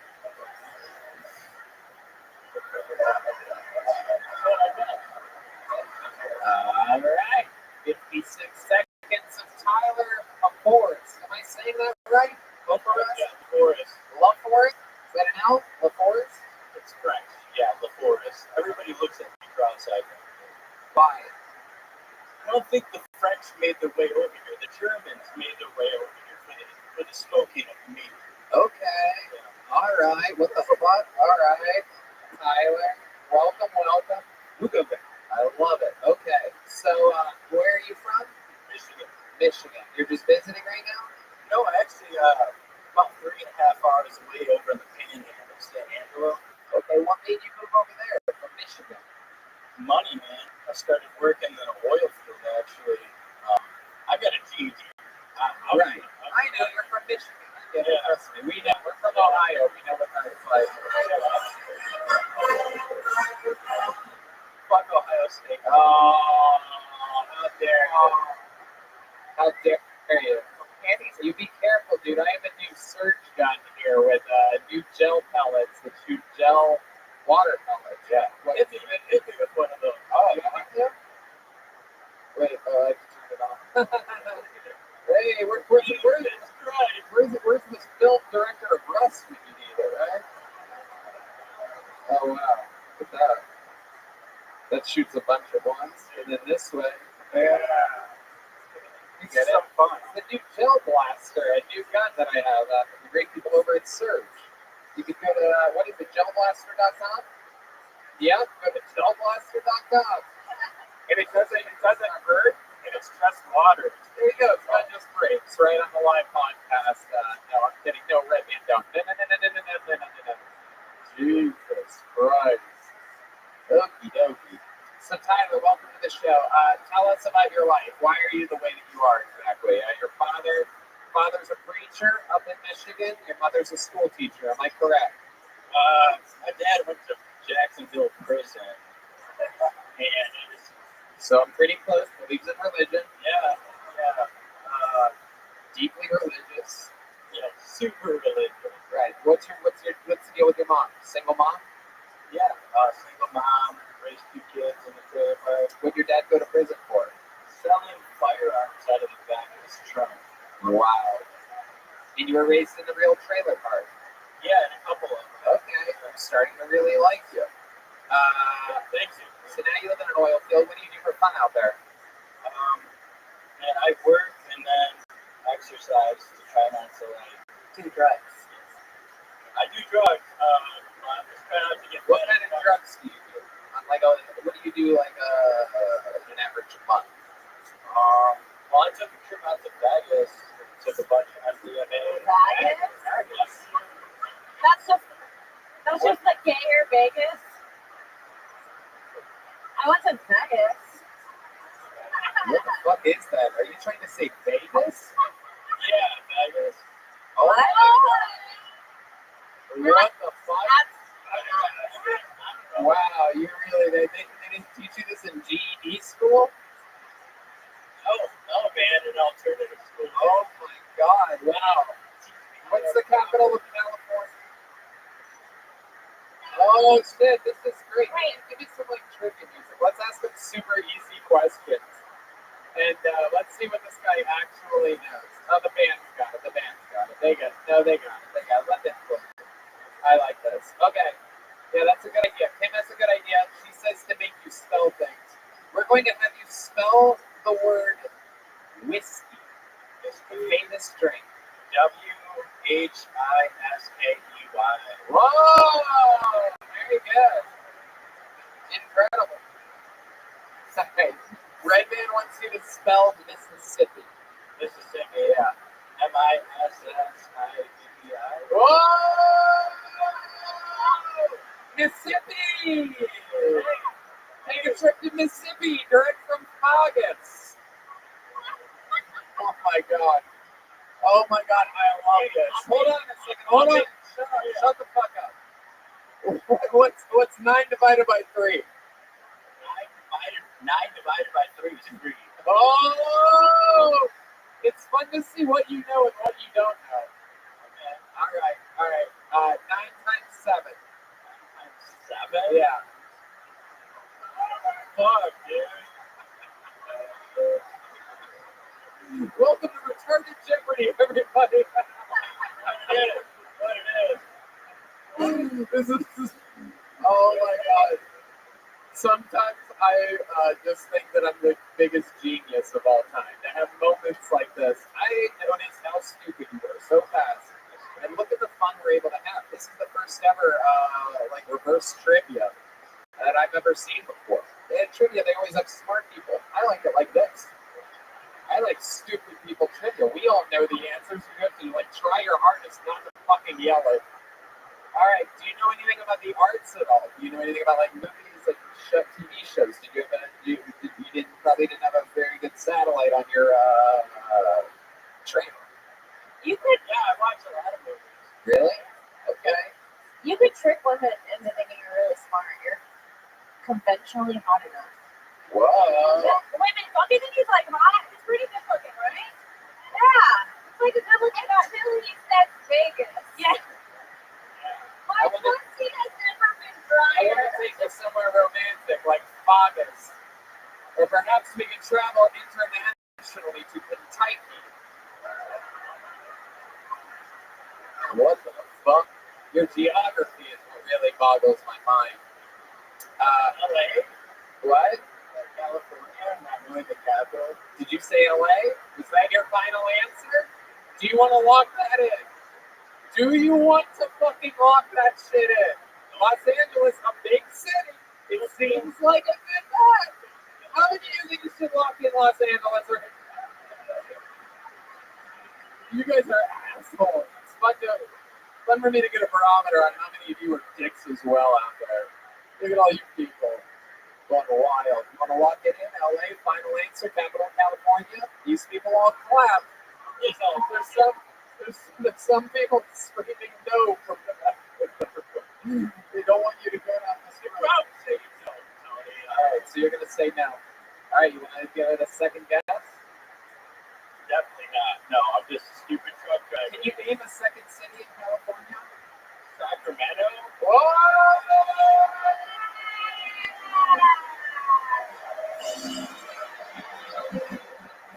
I never give up. I never give up. All right, here we go. How many continents can you name? Final question. We're going to do continent naming. Here we go. Come on, give me a little something. He's going to rattle them off. If you name every continent right now, I will give you $100 cash. You will. Asia. Okay. Africa. All right. North America. South America. Antarctica. Hey, you guys, shut the fuck up.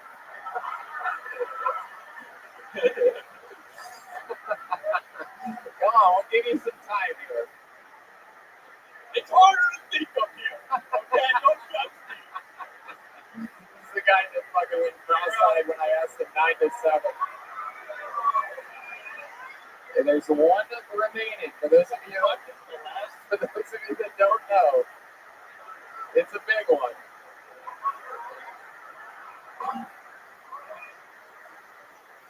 Someone just yelled oysters from the audience. Just to show you the median education level of Kill Tony fans. Someone yelled an appetizer, everybody. Australia? Wow. Wow.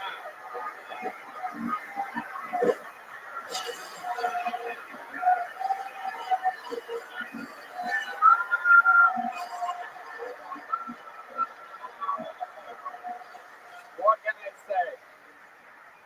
You're a fucking genius. How old are you, Tyler? 29 years old.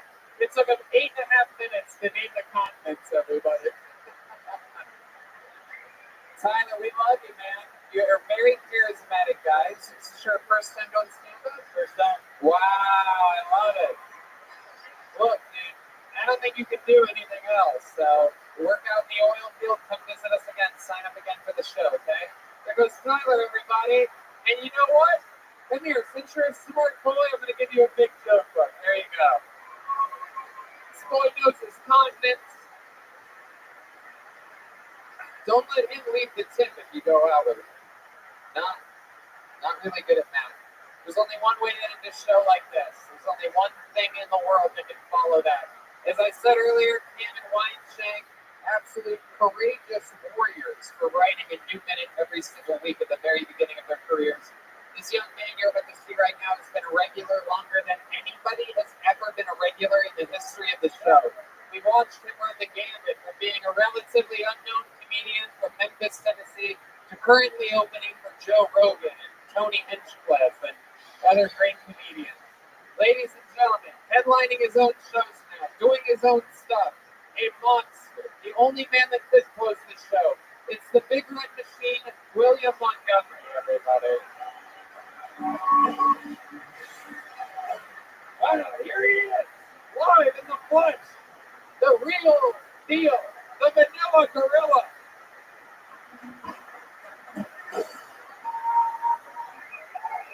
Bang, bang, bang. That's what Nicole Train and I were doing in our hotel room last night. At this point, I'm not sure if Wes Anderson is making new films. Pretty sure he's just splicing together deleted scenes. And also, Wes Anderson, can I be in one of those deleted scenes? What does it take? I look interesting. I can dress funky and listen to the Kinks and the Velvet Underground and be casually racist. It can't be that hard. Just have me say something neurotic and pseudo-intellectual. And God damn it, Wes Anderson, I'm right here. I cost 8% of 80 roadies. God damn it, I screwed that part up. I cost 8% of Adrian. Oh, man.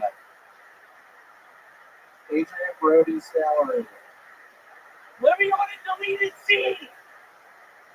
I'm in love with my sister and play tennis and slice my wrists. I'll make documentary films in the ocean. I ride a train and work in a hotel and give me Playmation Fox. I don't give a shit. Man, y'all really don't know who Wes Anderson is. This was a fucking, wow, horrible nightmare. Oh my God. But on a serious note, did they ever find that plane from Lost? Wow. Wow, this is an interesting one. Really committed to the Wes Anderson thing. I did. I was gambling on the fact that these fucking people knew who that was. And you knew who that was. It was hilarious. So I don't really know what happened to him. Wes Anderson doesn't really fly in Texas, dude. They block that shit here. This is more of a Robert Rodriguez territory. You know what I'm saying? Yeah, that was a bad mistake. I want to apologize to y'all. It was a bad choice on my part. But we'll never have it again. So, is this what happened? I'm guessing this week you saw the new Wes Anderson movie and decided to really go down this rabbit hole? Thought I would go down the fucking rabbit hole, and it turned into a bad mistake. There's a fruit fly right in front of your face right now. I am just trying not to look at it. It's scaring me to death. It's right in front of my face. It is fucking scaring me to death. It might be a new camera Wes Anderson's trying to use. I mean, what am I supposed to do? This thing was right in my face. It thinks you're a Clementine. It really likes you. It's really close to you. I know, that's funny. I do want to thank, no, I actually ate some Chick-fil-A. I want to thank Nate F. He brought me 2 Chick-fil-A sandwiches. You didn't see earlier the guy that talked about Chick-fil-A? Okie dokie. You wanted to thank somebody? I want to thank Nate F. He brought me 2 sandwiches full of pickles. Oh yeah, we found out last week famously that William does not like pickles. The crowd went into a frenzy booing him. We've never seen a thing before, but a type of energy towards William. But it turns out that people are throwing pickles here. They are, yeah. Didn't have the pickles, and it's a damn good fucking thing to have the pickles because I hate those fucking things. Oh wow, look at this audience. Strangely, also anti-pickles. Yeah, I mean, what's the fucking deal with pickles? I hate those fucking things. Wow, look at this. Maybe you should have done your Wes Anderson jokes last week and the pickle material this week. Yeah, I mean, seriously, what's the deal with fucking pickles? They're awful. They taste weird. Tell us more about your hatred for pickles. I don't know. I think it was since I was a little boy. I was forced to drink pickle juice. Is that true? Who forced you to do that? The guy named Jimmy who used to clean up our yard. What? He drank pickle juice all the time, and I started drinking it with him. And wow. He pulled it out of his pants. He was like, "Yeah, this is pickle juice." Yeah, I was sucking in his dick. And it was salty and sour, and it's pickle juice. Yeah, I was sucking in his dick. He figured it out.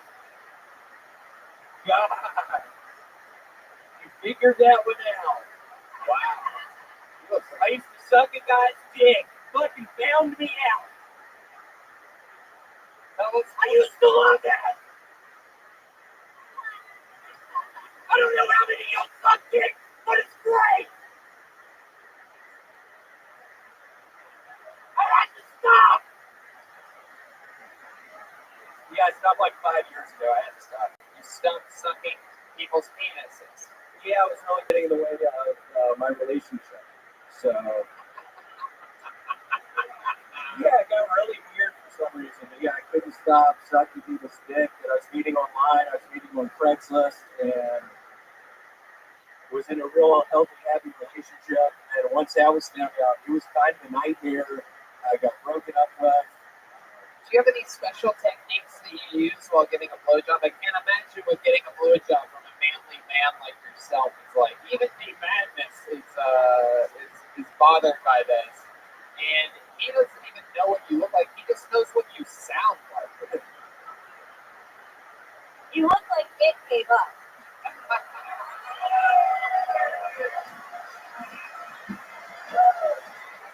My God.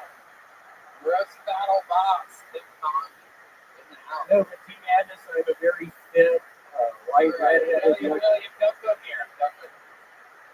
Super fit. Did you have any special techniques while getting blowjobs? I'm interested to know if you get the. I mainly just put my hands on it. Whoa, look at that.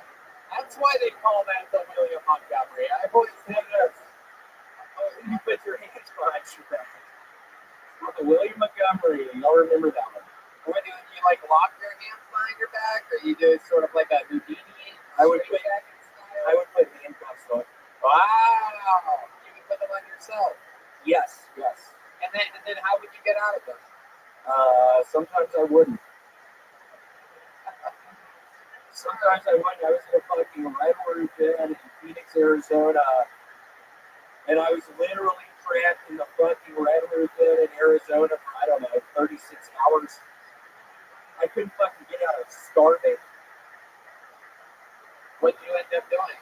I eventually got out and the lady came to clean up the room, and I was in there naked with handcuffs, very emaciated. Wait, you get naked for the blowjobs that you get? Yeah, you have to. Wait, what do you mean you have to? I mean, you have to. Those were always the rules I was going by.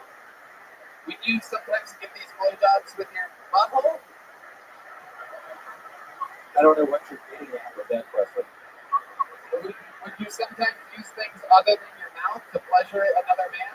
Why are you shaking your fucking head yes right now? Why the fuck are you doing that? Guys, That's right, man. Sensitive. dude, see it. Shut the fuck up. You have seen it one time. Shut the fuck up right there. Just shut up. You're like, I've been having a good time. You're not going to hear about this fucking so you haven't seen it. Shut the fuck up. You're being mean. This is like Louis C.K. defending himself. Boom. God, you gotta fucking stop that. Boom. Grand slams over here. William, do you like cucumbers? Do what? Do you like cucumbers? Why do you ask that? Why do you ask that? Well, I mean, you don't like pickles. What a dumbass question. Why'd you just fucking ask me that? William, you're such a legend. It's incredible how quickly you can improvise and bring energy. Meanwhile, you went with that weird Wes Anderson set tonight. It's crazy. You can literally make anything funny, and you're like, this is what's going on the paper. I made a fucking mistake. I already apologized to y'all. I already said I'm sorry. How many fucking times do I have to say I'm sorry? How many times do I have to sorry. Maybe if you scream it, it'll get through. Tell me fucking time. Do I have to say I'm sorry? Ladies and gentlemen, that's William Montgomery, and that's another episode of Kill Tony. We did it again, brought to you by the Yellow Rose and the Red Rose. The drawing is in from Ryan J. Bells all the way in Los Angeles. Just drew tonight's episode featuring, how about one more time for the great Kim Condon and Sarah Weinstein, everybody. Go download, rate, review, subscribe. It's Vicky, Kimmy, and Shane. THICCY, KIMMY, and SHENK. Listen to Broad Topics. Let's go headlining with each other Wednesday at the Creek in the Cave. Thank you so much. How about one more time for the band, everybody? The Kill Tony After Party begins now, featuring Nether Hour and a bunch of other special treats. So stick around, have fun, enjoy yourselves. Right there. See you guys later. Thanks, everybody. Good night.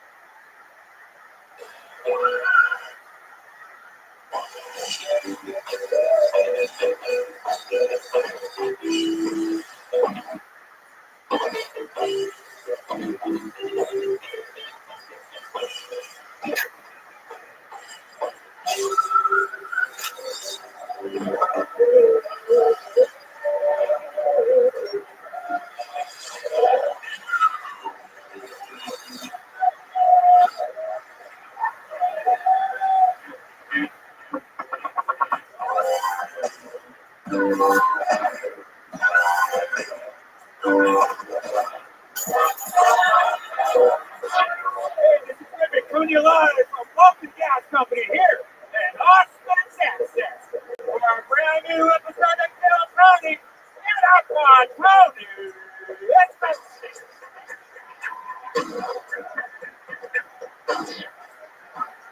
Come on, this is a live podcast. There's people around the world listening to us, so you guys ready to have some fucking fun tonight? Yeah! Great, right, Red Band's here, everybody. How about a hand for the band? Come on. Wow. Austin just does it a little bit fucking differently, doesn't it? It's the great Michael Gonzalez on the drums. The great Matt Newling on guitar. And D Madness on the bass guitar, everybody.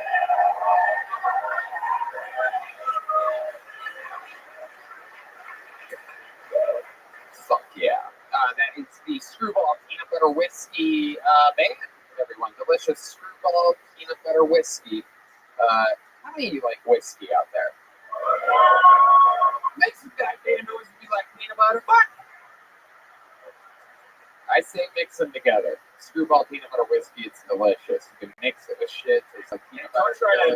Don't try to just put peanut butter in like Jack Daniels. It's fucking disgusting. Nah, that's right. Also brought to you tonight, of course, by our longtime sponsors with us through thick and thin, the Yellow Rose and the Red Rose, everyone, the best strip clubs in the world here in Austin, Texas.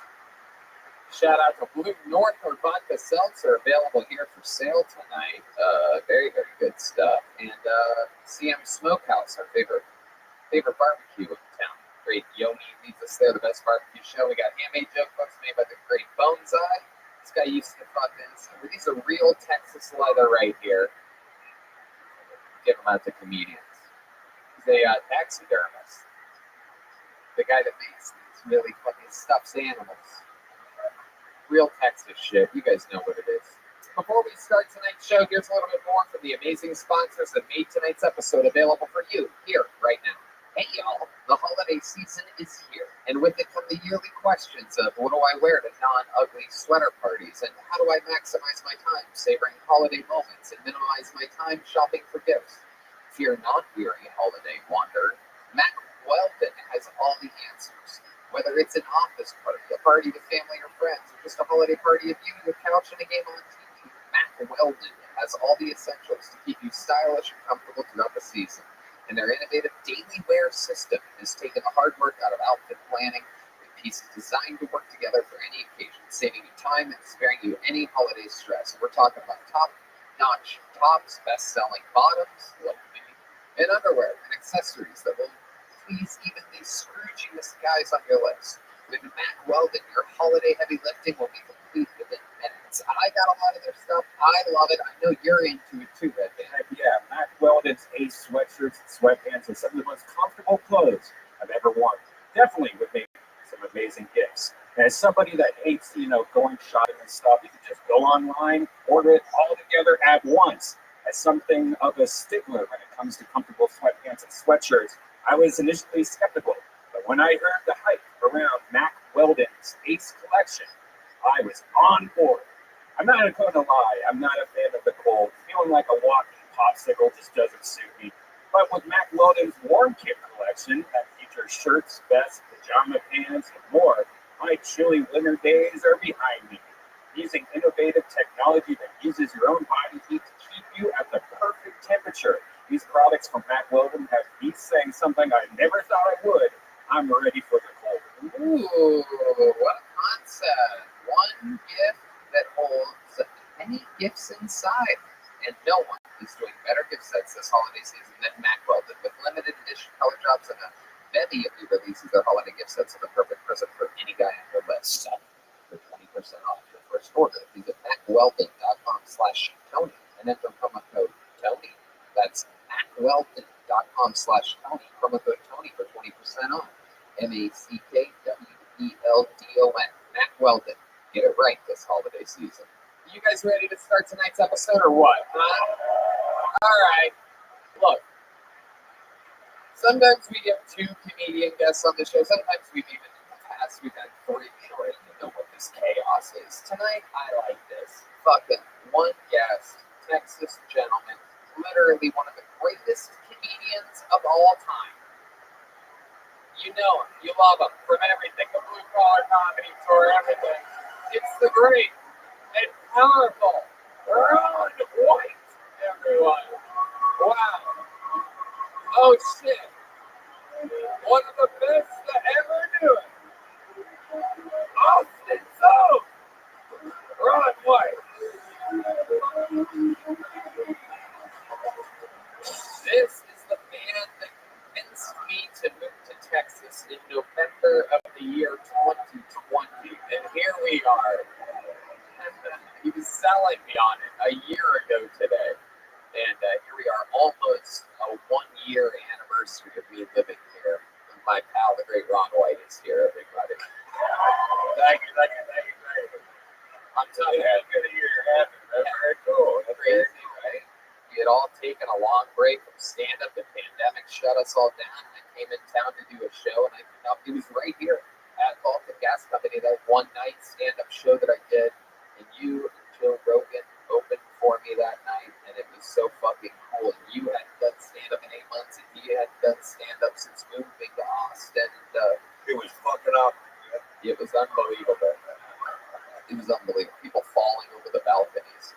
It was chaos. It happened here at Baltic, where I couldn't believe that a dirty little electronic dance club could ever become a comedy fucking hub. But here we are.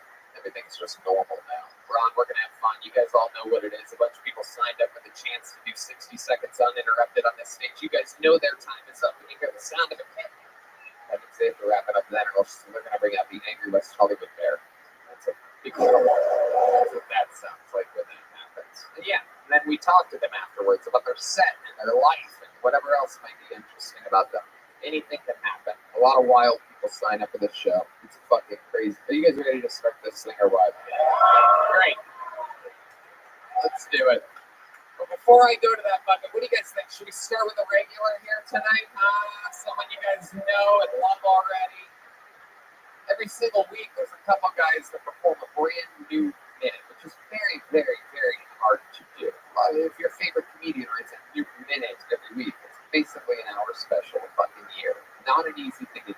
They're always in high pressure situations here, and they always follow through. This guy was made a regular here in Texas, kicking off tonight's show. This is a brand new minute by the one and only Hans Canman. Yeah.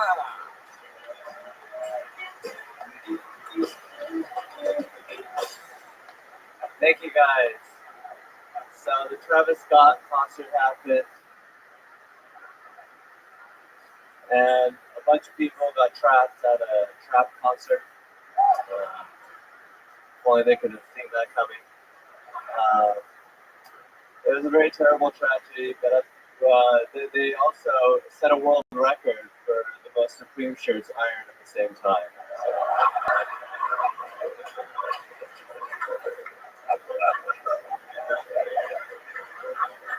It's the only tragedy you can commemorate with a face tattoo. I'm single. I turned to online dates because you need to have like a Bumble, a Tinder, a Hinge. It's like I have to start a small PR firm just to get laid nowadays. So here's my press packet. Someone touched my dick already. Alright, thank you guys. Exactly 1 minute of stand-up comedy, doing it every week. Out here, love the Travis Scott shit, love the dating stuff. How you doing, Hans? I'm doing amazing. Why so? You seem extra happy tonight. The drugs help. What drugs are you on? I never tell when Asians are on drugs. They're very good. I don't know, man. I don't know if these are stereotypes I'm saying out there. I don't want to get in trouble, but We have the perfect eyes for drug addiction. it's true. That's if I eat too many mushrooms, you are what I look like.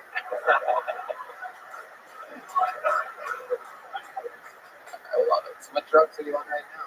Just a tad bit of marijuana, but I'm coming off of acid from a little skank fest action this weekend. I love it. Skankfest was a wild success. If anybody's wondering, we are just all getting back from a 4-day fucking insane. We did a bunch of platoon picnics. What else did you do for fun? What else did you love about Skankfest? I went to Joel Osteen's church. Get the fuck out of here. Did you really? It was on the way to Raging Cajun, and they were like, "Hey, look at that thing over there." So what happened? What was that like? Well, luckily their doors were open because there wasn't a hurricane in town.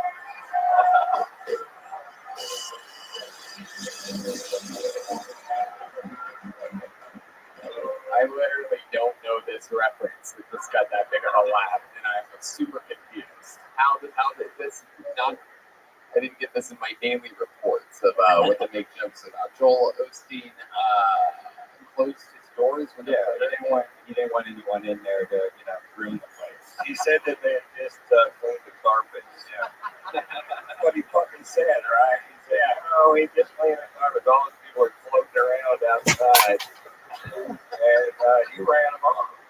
And then this guy that owns a big mattress store let them all come in. And they slept in his place. Now he can't sell a pack of mattresses. This guy's still the biggest goddamn thing in Jesus. wow, that is absolutely amazing. Incredible. So, Hans, you're talking about being single up there during your set. Is that true again? You are single, is that correct? Yeah, I'm very single. I hope you don't mind that I divulge the information that I'm about to put out there. But Hans, in the amazing work that he's done in the few short months that he's been here, has climbed up to the position of opening a lot of these Joe Rogan shows that happen here in town and here in Baltimore. And that means he's going out before me or Shane, like last week Shane Gillis, Ari Shaffir, Mark Norman, all these people were in town. Ron's on a lot of those shows, and Hans goes up first. Anyway, last week one of the shows happened, and Hans decided to match with someone on Tinder and invite them on their first ever date. I was there. Literally that great with me, Ron Wyatt, and Joe Rogan. It's not, if you're wondering, you might be thinking, wow, the median's that big. I bet the reader is huge. And it simply is not. There's about enough room for those that I just named in that green room. And one of them is just this. Like, how would you describe her, Hans? She's a very beautiful, artistic. Is she here right now?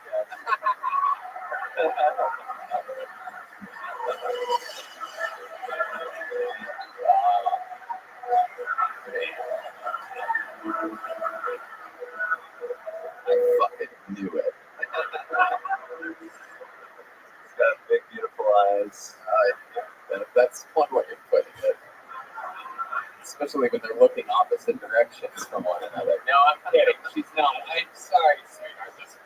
I'm making jokes. You don't look like that.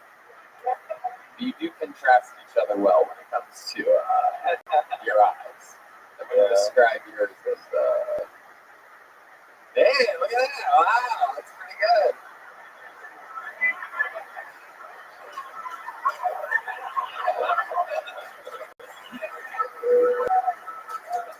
So how did that date end up going for you? You literally match with a girl on Tinder. She takes a chance, right? I mean, you have pictures of you up there, so she's probably just looking for like a hot meal or something like that.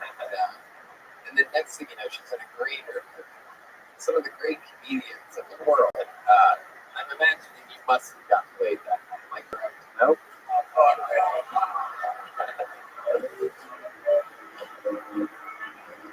You fumbled the bumble. Really fucked it up. How does this happen? How do you not close after that type of first impression with a girl? I think I'm just really respectful. I just do whatever the lady wants, and I'm just happy to have her in my band. And when she's in your band, some of you might not know, Hans lives in his band. There's like a mattress in the back, right? Yes. And so what happens? You take her back to your band. You guys like sitting, laying. Like, how does that even go? Ooh, You guys sit. You guys pretend like the front passenger seat's like the living room, and that's the bedroom.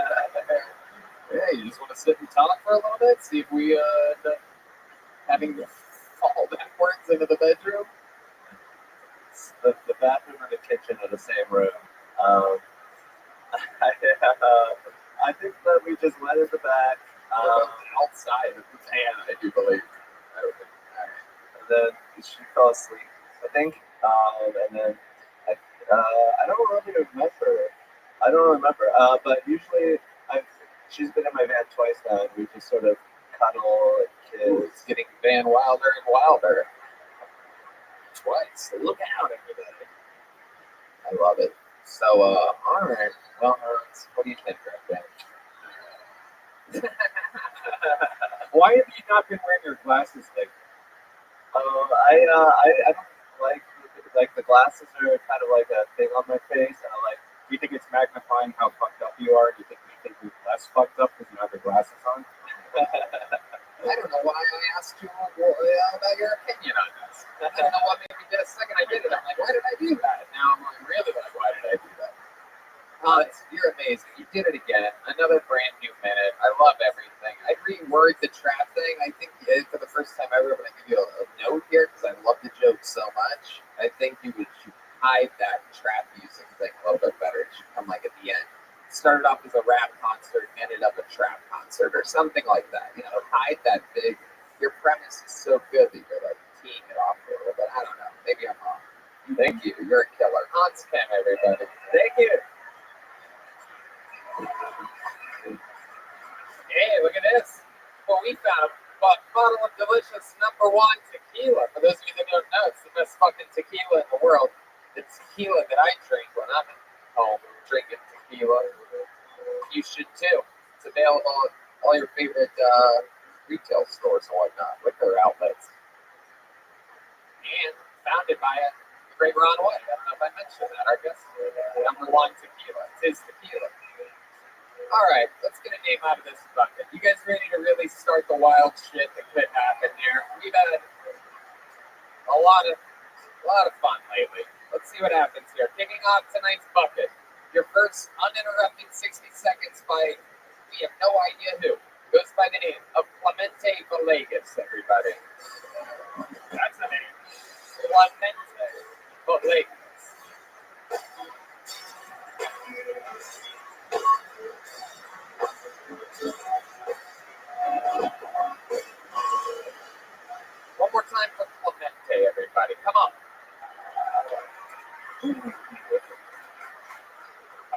dating now is harder than it's ever been.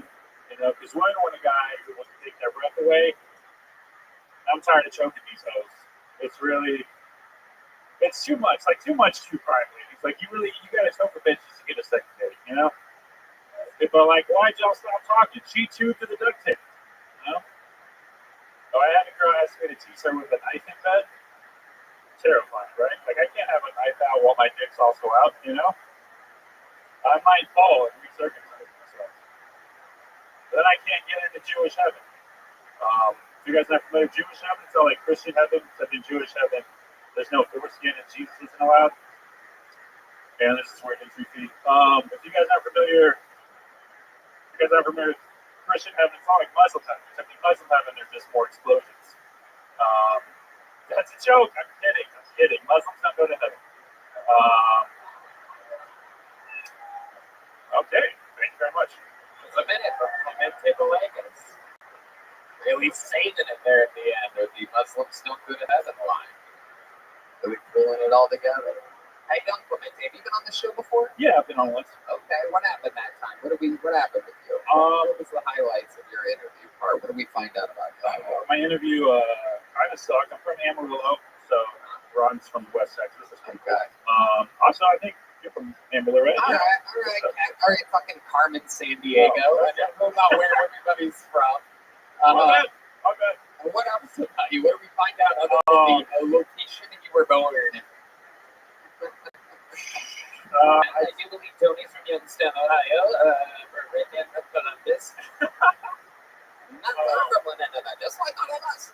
I mentioned having a brain tumor. Oh, there we go. Yeah, There you go. Lots of people from Amarillo, not a lot of people with brain tumors up here. My girlfriend's black. That's also. Oh, wow. So, goodness, look at that. Was that the tumor? Why did I get that reaction? Look. Let me backtrack here. I never explained a joke, but I don't know if you guys saw. What's the movie with Gabriel, guys? What's that called? What's that movie? Yeah, Malignant. How many of you have seen Malignant, Donna? There's a lot of hand raisers on that one. Nobody wants to make noise. Anyway, Netflix movie. All right. You know what? Fuck. I'm not gonna explain it. It's a movie about a tumor that comes to life and it's black. So fuck you guys. That sounds like a fuck you guys for groaning at my thing. That was alright. I know I didn't know the Joel Osteen church, but trust me, I know my references. That's a real movie. It's unbelievable. Oh my god, You have to watch it. It's horrible, but it's actually, now that I've given away the entire twist, it would be the worst movie of all time. Does he sound black? No, I'm not saying anything else. No, the tumor doesn't sound like. That would have been better. That's good. No, it doesn't sound like. All right, Clemente, what do you do for work? I work at a bank. Oh, what do you do at the bank? I just open up accounts. It's actually like a new bank, so I kind of just sit there and play games on the computer. Play games on the computer. Nobody walks in. Damn, what's your love life like, Clemente? Oh, well, I'm in a 2-year relationship. Oh, that's right. You have a black girlfriend. Yeah. Where'd you meet her at? Back in my hometown. We moved here together. Amarillo, Texas. I remember. Yes. Yeah. That's rare. That's like a Pikachu or something, right? Yeah, that's true. That's true. A lot of songs about Amarillo, not about finding your black girlfriend there. That's for sure. I love it. So you're in Amarillo, you're at a bar, restaurant, work together. Oh, interesting story. There you go. We met through, she actually hooked up with my roommate on a Tinder date, and then we met up 5 years later. It's not interesting now, I say it out loud. 5 years later. Mutual. Do you remember her from 5 years before? Yeah. Oh, okay. They brought you along on their Tinder date? No, she just showed up at our apartment. It was not less of a date, more of Was your friend actually banging her, or were they just were they in the Hans Kim situation? I like to believe they just cuddled. What? Is there anything that you've been with white women before, right? Yeah. Is there anything different that you notice having sex with a black woman that's different than a white woman? Well, most white women just don't have ass. Yeah, that's more okay. That's more of a That's more of like a physical thing. I'm talking about like in the bedroom, in the act of making love. Is there something different you notice about a black woman and a white woman? That's a really loaded question, dude. Your attorney Ron White has saved you on this one. You don't have to answer that.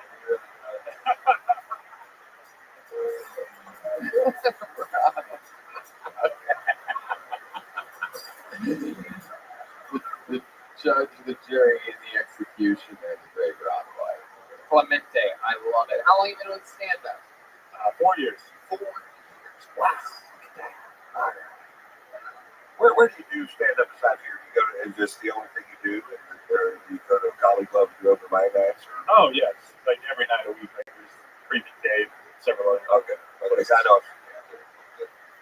Oh, cool. Yeah. You know what? I really think that you got to cut some of this edge off so that it just doesn't come off as real. You don't seem like that mean guy. So either learn how to act meaner when you get up here, come off assholey and sell this darker stuff, or do it just doesn't sound like you're being true to your nature. You know, I don't know if that's true or not, but it seems like you're not that person and you're trying to be that person on stage. And I think it'd be more interesting to you just who you are. Oh, thank you. I was gonna say you seem like a very, very like nice, well-mannered guy. Are we right in this assumption, or are you just appearing that way? I'm pretty nice. Yeah. What's like a wild thing about you? Is there anything wild or mean or anything like sort of like bad boy about you? He's a baker with a fucking tumor, dude. No. Bad boy. No, I mean I do acid sometimes. Is that bad? No, even on point does that. Jesus, that's nothing. What do you do when you're on acid? I like to like go to like parks and like see nature. Just like hang out.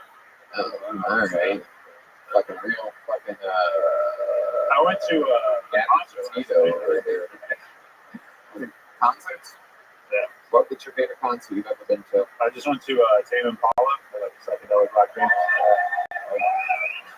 Nice. Hey, look at you. This is just fucking bank tellers out there tripping their balls out on fucking concerts. Good to know you're counting the money.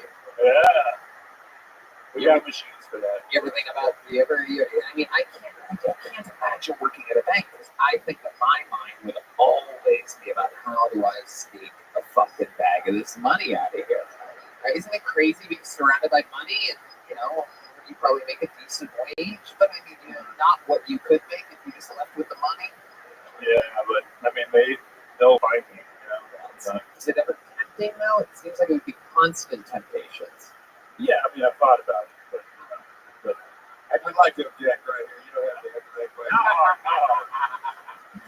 You have a good attorney, sir. Ladies and gentlemen, that was our first bucket full. Clemente Malay. Sorry about it. We're going back to this bucket.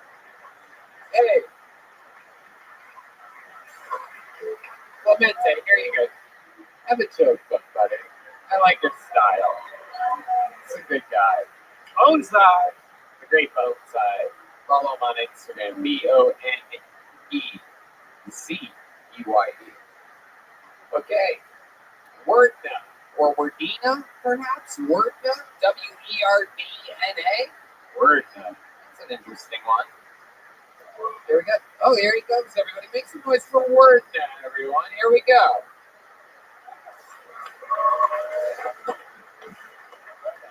What's up, everybody? So I recently started watching Harry Potter. And yeah, it's actually pretty interesting. And I started thinking, why isn't this a religion? It has everything, the basics, right? Following, plenty of literature, it's thick as fuck. Now, I'm not saying that everything about religion is bad because, I mean, it teaches women to keep their purity, practice anal sex, and that makes a good wife, right? But at the same time, religion also tells that young boys that they're going to get involuntary anal sex, and that leads to them believing in shit like QAnon, and that kind of sucks, you know.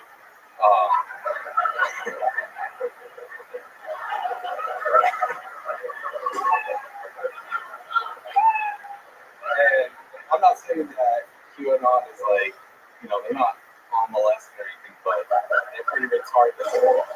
Jesus Christ. All right, we're now, everybody. This is wild. Look at this guy. I love that. Or girl. I'm not sure what the fuck this is exactly. This looks like if someone put Rosie O'Donnell in the microwave.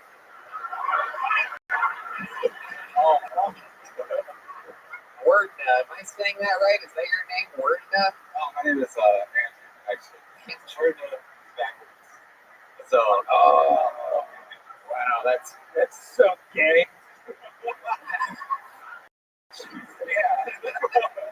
With an H. I love it. Word, welcome. How long have you been doing stand-up? Is that your first time right there? Wow, it's first time, everybody. Congratulations. And how old are you? I'm 31. I just turned 31 in Halloween. Something you've always wanted to do or thought about? No, I just wanted to challenge myself and see what it's all about. So, Okay. How does it feel now that you've done it? it was great, I guess. I don't know. You don't know? It feels great you don't know? I remember the first time I did stand up, and I was scared as fuck. So That was really the first time you ever walked on stage. Yeah, I could bad. Yes, it was. But the best thing about it is that I will have already forgotten it in 20 fucking minutes because I'm coming on to an edible. So, but it takes guts to get up there and do it. And you stare them down and you try to keep your pace. You know the material a little bit better. And I think that the next time you do this, you'll be a little better. And that's might end up being something really fun for you. cool. Thank you. I love it. What have you been doing with your life up until this point? What do you do for work? For work, I'm actually Rothschild. I'm an inventory operator. Oh, a what? An inventory checker guy? Yeah, inventory operator. You're the guy that checks the receipts on the way out? No, I work at the not that way. I work at the distribution center, so it's like most of the returns. Are you on forklifts a lot? No, not that often. Sometimes. Yeah. All right. What else? What do you do for fun? You seem like you have some hobbies. For fun, I just hang out with my girlfriend, just chill, hobbies, some graffiti, some bike riding. That's it. Graffiti and bike riding. Wow. Jeez, the ladies. You know, Costco backwards is Costco. I didn't know that. Yeah, that's pretty fucking cool. It's not. It's not at all. It's not at all. It's not cool, and it's not true, and it's not exactly where that should have been placed. And he talks about Everybody,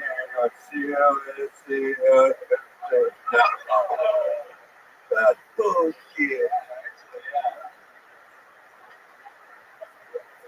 So you have a girlfriend. Tell us about this. Met her at Costco? No, that in high school. Okay. Yeah. Wow, you've been together for a while, huh? Long time, actually. What? 16 years today. 16 years. Yeah. That's incredible. That's Wow. more than half your life. Yeah, actually. Wow. Have you ever been with another girl other than this girl? My goodness. That's incredible. You want to try one tonight? While you're doing all these things for the first time, you ever think about the ultimate? No, I'm okay. All right. That's interesting. You think she's ever been with anybody else? Yes. I don't know, actually. Well, what is she doing right now? Chilling at the bar with who? Some freak. She doesn't sound like who she's hanging out with right now. I believe that's one of the Migos, my friend. No, I love it. What does she do? She makes croissants. She has her own business. Wow. Okay. People really, according to a lot of people, that's the funniest part of your entire act. Is that, all right. Okay, that's it. Let's see. Press on nails music, everybody. Never get kids though. All right, Word Noel. It's your first time doing this. What else have you done that you've been experimenting with? Seems like you're knocking things off of a bucket list. Are there other things in life you're looking forward to doing for the first time?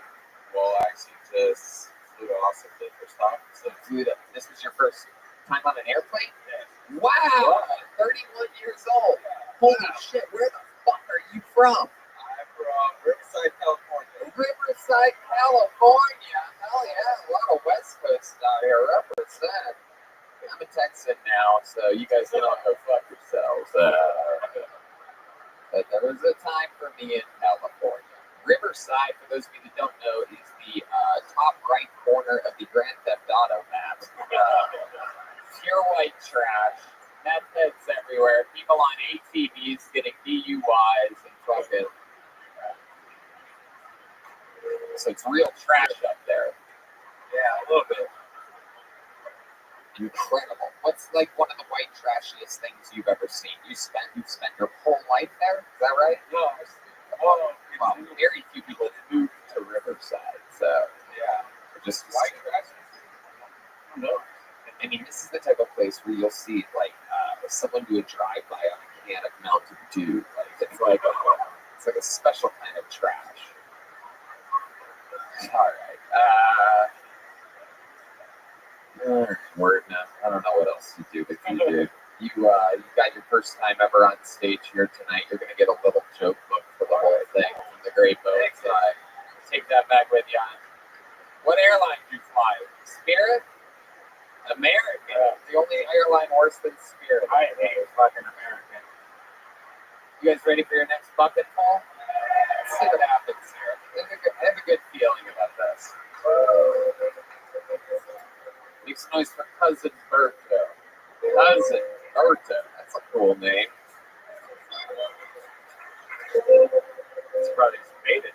You guys having fun out here, huh? What's going on out there, Austin, Texas? You guys with us tonight? Here he is. Cousin Berto. Wow, this is badass, dude.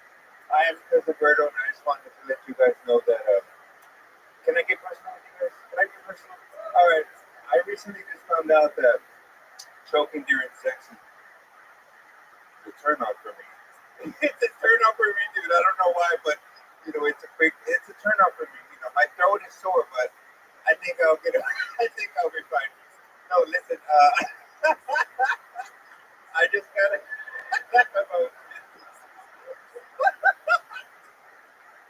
I laugh about shit. I know. But I just got a new job actually. They call it's with the staffing agency, so they call me right, and they're like, "Hey, we have a good job and blah blah blah." I'm like, "Okay, what is it?" And you know, and as a gay male, this was my dream job ever since I was a little girl. And so she's like, you know, well, you're gonna be polishing pipes. I'm like, holy shit, polishing pipes, dude. I'm like, okay, well, what time do I need to be there? 7. I'll be there at 6:30. Goddamn. It's overtime mandatory. And she's like, well, how many years do you have any experience doing this? I'm like, well, I'm 47. I'm 47 after this. That's your Berto. Time, everybody. Cousin, welcome to the show. I'm going to interview you now. You can keep that microphone. That's right. Welcome. This is your first time on. I remember you. I've never seen you before. You're like a gayer Mario Cantone. A straight-looking gay man. That's his. Very rarely. I mean, you are just. Yeah, you are. You know, it's funny that your first name's Cousin because I bet your family doesn't talk to you.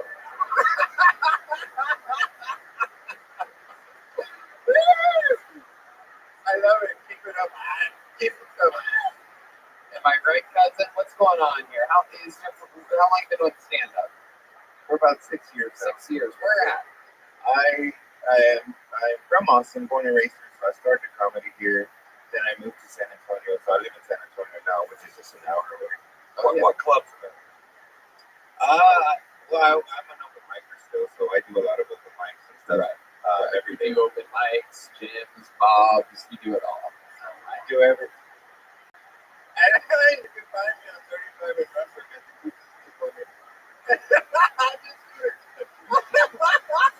What's the That's where the Coochie Corner is. 35 and Brunswick. Why do they call it the Coochie Corner?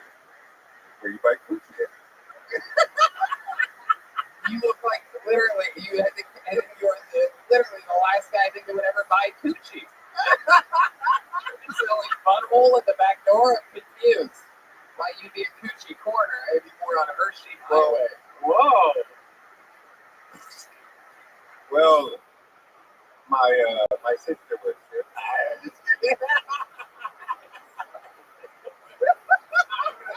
The fuck was that shit, dude? I dropped her off before the show, right? Cousin Bertha, you are a wild man. You look like you work at Homo Depot.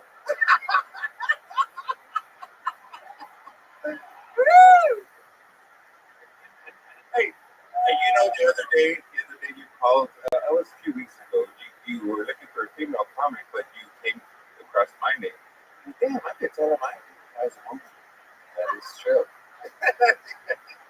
So, when did you, what's your love life like? Nothing. Nothing. You're single, you can say gay man, right? Right. And are you on any of the dating sites or anything like that? I just want to know if like Hans is going to bring you into the green room next week or something like that. All right, cousin, that is literally the gayest thing we've ever seen before. Somehow that little thing that you do with your thumb is staring at like a penis in a butt. Like it doesn't make sense, but it's so good. Absolutely incredible. Did I ask you what you do for work already? What I do for work, I don't. I am currently unemployed. Really? How do you survive? I save people's lives. Well, I'm actually in the process of looking, but I'm saving people's lives right now by donating plasma. So that's it. Oh my God. You're donating your plasma? No, I'm just kidding. Oh my God. People are being injected with plasma. I'm totally kidding, but right now I'm working with the staffing agency. So that I just stopped last week because my assignment ended. With the staffing agency, when your assignment ends, you have to wait for another assignment. So it's kind of weird. Yeah. But, yeah. Wow. That was a lot of information. Real funny. Yeah. That's incredible. You were on top for a while. Now you're on bottom. All right. Wow. I've always been a bottom. I bet. When's the first time you? Yeah, we get it. When's the first time you had sex? When did you lose your virginity? How old are you? Probably about 16. 16. This was with a boy? Yes. Okay. And where were you guys like hiding? You come from a real strong, tough Mexican family? Brown Rock, Texas. Brown Rock? Oh, Brown Rock. So yeah, I'm like, wow, that's even a game-sounding city. That's incredible. Well, I'm from Brown Rock, Texas, Tony. Not where I'm from. It's a real shithole.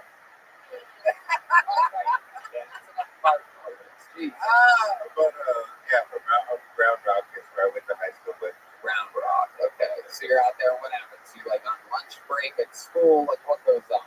How do you end up with this boy? Where does this happen at?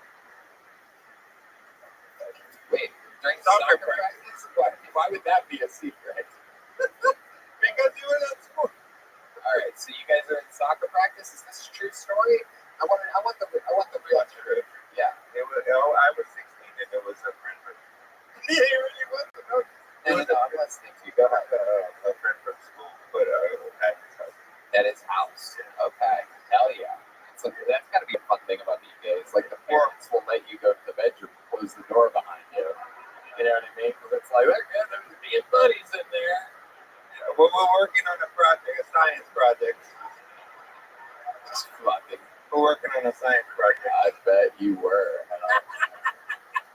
We were trying to see. They're working really hard on that science project. They have a lot of elbow grease into it. I'm trying to see if the volcano was rubbed correctly.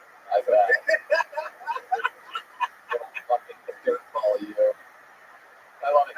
So what do you like to do for fun? You seem like you have hobbies. You good at darts or something like that? My soul, everything that I do is actually comedy.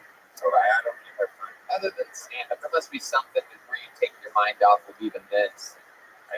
You know, go camping or anything like that. I mean, I like to go hiking and stuff, and I like to go to the park and stuff. watch the children in the playground? Or I like to work. I like to get high. Well, I love get it. high and walk. It's Okay. fun, dude. Nature's a good thing. It is. It is. Nature's nice. This is something we all can agree on. All right, cousin. You got out there. Very, very interesting, man. Very charismatic. Very likable. Keep writing, man. Keep performing. Keep putting yourself in position to get seen out there. There's a lot of people that'll have a gay opener out on the road with them. I would never do that, but I mean, Well, I actually, for a while I didn't talk about being gay on stage. I kind of held it back for a while, but recently I started talking about it, and ever since I've been talking about it, I've been able to come out of a shell. And I think you should talk less about it. All right. Right. I think it's okay to talk about it, but if it's everything, there's so more to you than your sexuality. There's a lot of things to explore that you don't have to hit that note every fucking time with every question. And I realize that's where you were kind of being led down, but just remember that there's other stuff too.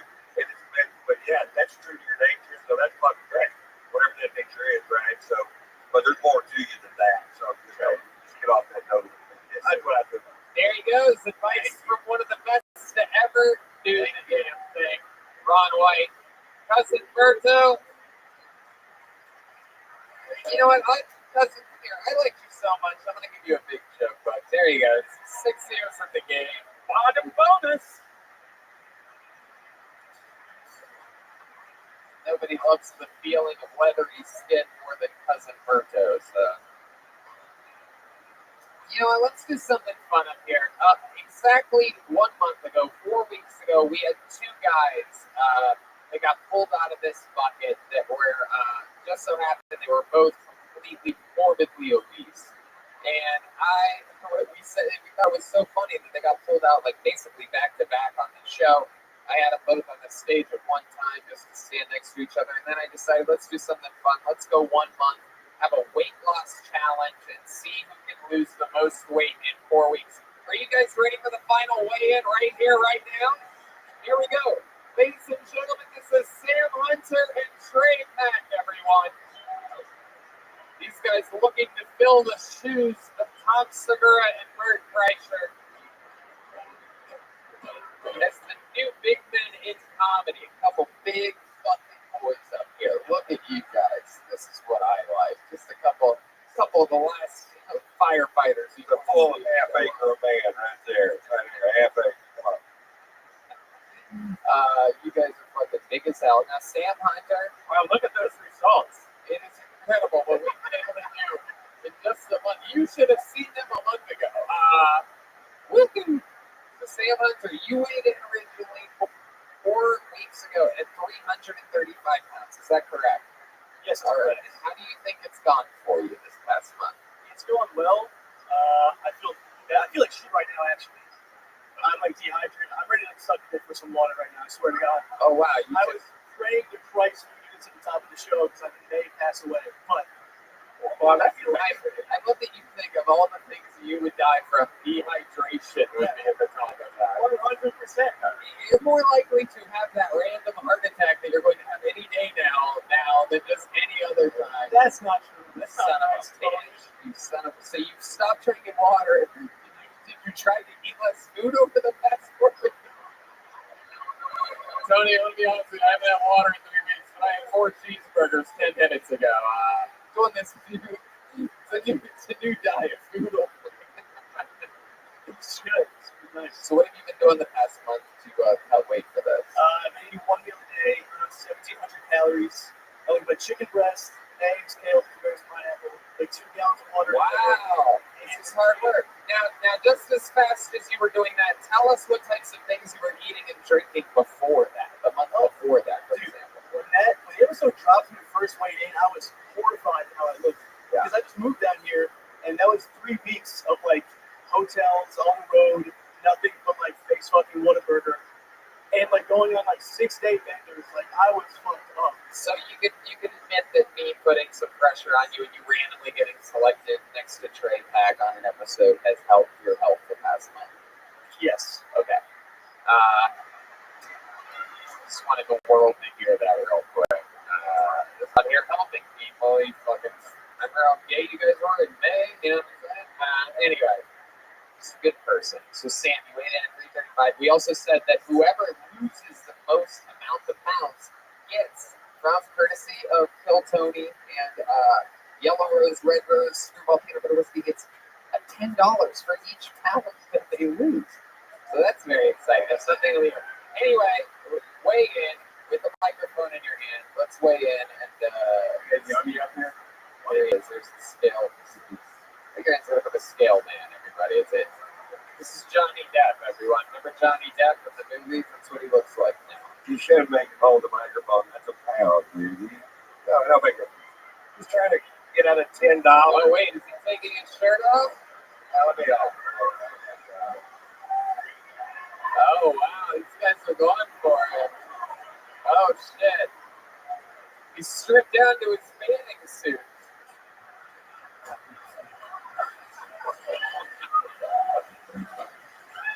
Let's see. 335. Yoni, what do you got over there? 363. All right, everybody. It appears as though he has gained almost 30 pounds since. There's no way. That's what it said. That's exactly what it said. There's no way. Like, give this man a fucking microphone. Dude, there's no way. Wait, you do know that muscles weigh more than fat, so you might have been like getting the muscle. Thank you, Dr. Redband, for that bold prediction. Maybe he gained muscle. No. There's not a chance. CEO giving something like your There's not a fucking chance in hell I gained 30 pounds. There's not a fucking chance in hell. No way. Yo, I was going to the gym like a motherfucker. Like an animal. Wait, put Ron White's tequila on the thing to make sure that the scale is correct. Yeah, it's on the bottom. Let's see what's going on. Ron's going to tell us whether it's true. Now, get the camera out of there. You might not want to work like ours. Oh, I say it's off about 8, something like that, 8, something like that. I realized immediately that him trying to rationalize how the scale is wrong is my new favorite comedy show. I think that this is a whole new spin-off idea from Kill Tony, where I have people weigh in, go on the diet, and then a month later they weigh more. Almost 30 pounds. Dude, like, I swear to God, I'm so thirsty right now. Fuck you, Tony, you motherfucker. Hey, thanks for helping. Thanks for helping me get healthy, you piece of shit. Fuck you, Tony. Fuck you. Jesus Christ. There's no way. Dude, this is the first ever weight loss challenge in the history of Kill Tony. We are going to see what happens here. Either way, whatever's happening with that scale, obviously Trey's about to get on the same scale. How about you hand the microphone over to Trey? We're going to meet Trey Pack right now. Oh my gosh. Now, Trey Pack, believe it or not, weighed in the first time at 396 pounds. On the same scale, the same day that Sam Hunter's excuse-making ass weighed in. Trey, tell us about your plan on losing weight over the past month and how that's gone for you. What's scary is that your opponent gained 30 pounds, but you don't look confident. I'm almost certain this scale's fucked. I don't know. I don't trust it. No, I've just been starving. I feel a lot better. I feel great. So you feel good? Yeah, the number on the scale, I'm not even going to look. You're not going to be able to see it from your angle anyway. Yeah, I'm pretty sure that if you look at the number on that scale, you're rolling in the audience. Like Amari. Oh God, this is so much funnier than I thought it would be. Literally like, oh God, we have to weigh these guys in. It's going to put a real dent in the show. Meanwhile, all the blood has gone to my head from laughing this whole time. Now, do you want to take any articles of clothing off before you get on the scale? Yeah. I don't know if you noticed, but Sam Hunter took off his shirt and gained 25 pounds. Oh, shit. Woo! Oh my goodness. Oh my goodness. This guy's got a real fucking chest tattoo. Holy shit, look at that. Wow. 11, 18, 12. What is that? Is that fucking, is that how many sandwiches you eat a day? That's like Whataburger. I didn't get a chance to talk about last time I was on the show. I used to be a youth minister. That was the day I accepted Jesus Christ as my Lord and Savior. Gross. Yeah. Wow. Holy shit. What are you, from the Church of Saturday Saints?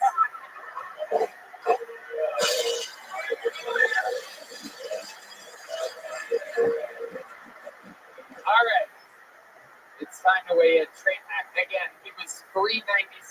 Can I get some drum roll or something for this? Trade pack $3.96. Yoni, what do we got over there? Whoa! Wow.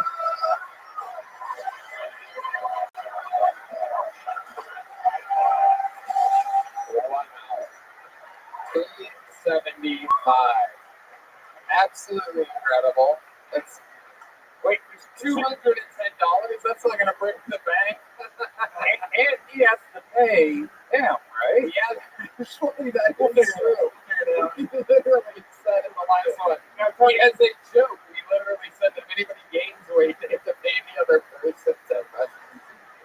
There has to be something wrong. Sam, wait one more time. Wait, Sam, man.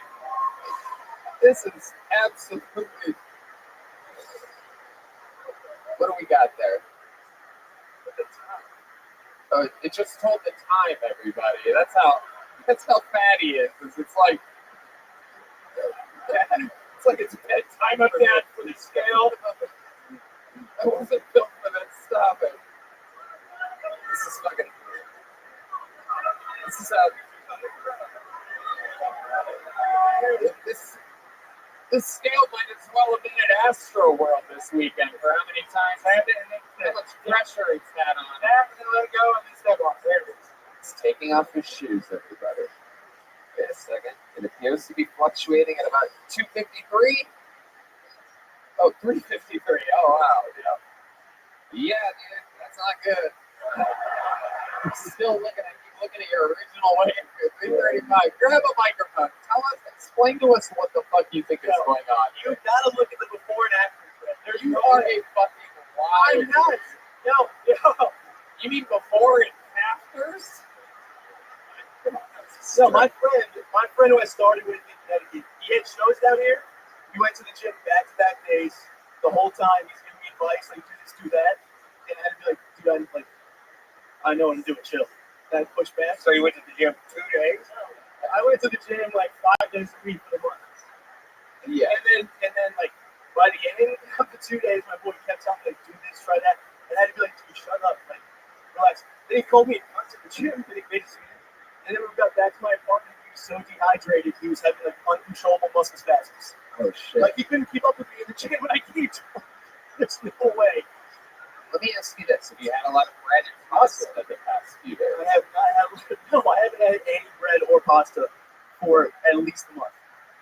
He just built his muscle up, and that weighs for real. That's what happened.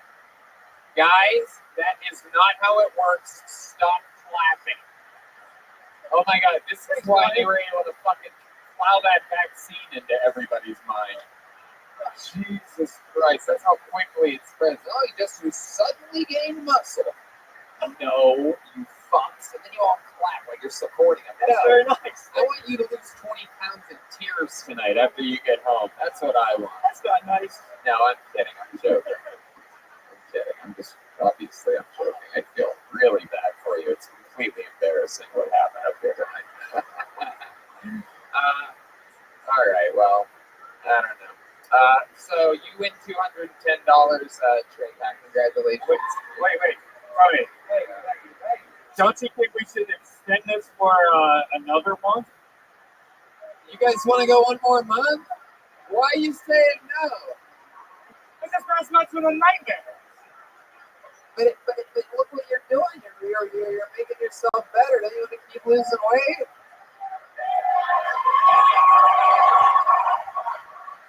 All right. 4 weeks from today, the saga will continue. We will weigh these men in again. Sam Hunter. We'll see if he brings 22 pounds of excuses with him on his way in. Congratulations to Trey Pack, who's lost 21 pounds in 4 weeks. Wait a second, is that a fucking bag of Swedish fish? What the fuck? And a pack of fucking camel. I'm gonna like pass out. I swear to God. Swedish fish? That's what you meant when you said you were eating nothing but fish and vegetables? This is after. Swedish fish? Are you fucking kidding me, dude? This guy, what the fuck? How dare you bring a bag of Swedish fish? This is what, like, after weigh-ins, he's like, I just gotta. And a pack of cigarettes. Oh, but yeah, let's smoke some Marlboro Heavies. How about a hand for these guys, huh? I mean, I don't know. We're just trying to improve people's lives here. It's not always easy. Back to the bucket we go. God damn, that was fucking hilarious. Oh my god, we literally joked about them gaining weight. Oh, unbelievable. Sometimes real life, you just can't beat it. Your next comedian, John Papao-Anau. Papao-Anau.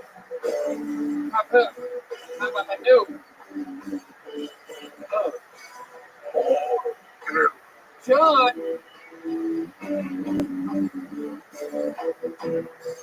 There he is, ladies and gentlemen. John Papao-Anau.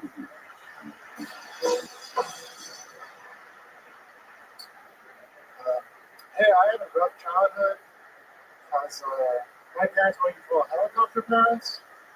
You know, in the sense that helicopters are capable of love. I scared myself this morning by cooking bread, but then I remembered that I ate beets last night. And I'm like super allergic to beets, so it was just blood.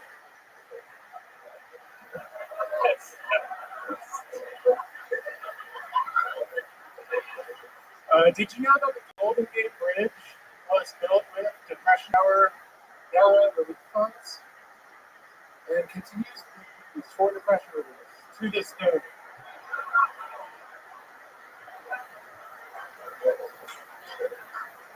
I would think the worst part about having to marry your own dog would be having to have sex in only one style. Non-consensual. Absolutely hilarious. John Papao-Anau. Papao-Anau? How do you say that? Papao-Anau? Papa, you want it? Papa, you want it. Very cool. You have like the last name of like a big NBA player or something like that. I know, I'm Polynesian. Oh, okay. What are they known for? The sauce. Oh, yeah, the Wendy's sauce that Red Man loves so much. Can I get away with that? I'm Greek. What? I'm Greek, actually. Oh, you're Greek. Okay. All right. Okay. I love it. John, this is your first time on the show? You seem familiar to me. I'm familiar because we met the first thing I was Okay. 4th of July. Okay. July. Smokehouse. Absolutely. Yeah. I go back. Go back to Montgomery. Oh, I love it. Yeah, you're friends with William. I love that. You originally from Memphis? No, I'm from Long Island. Okay. How do you and William know each other? We met at we were acquainted. Amazing. Okay, I fall right into that fucking trap. I love it. John, what do you do for a living?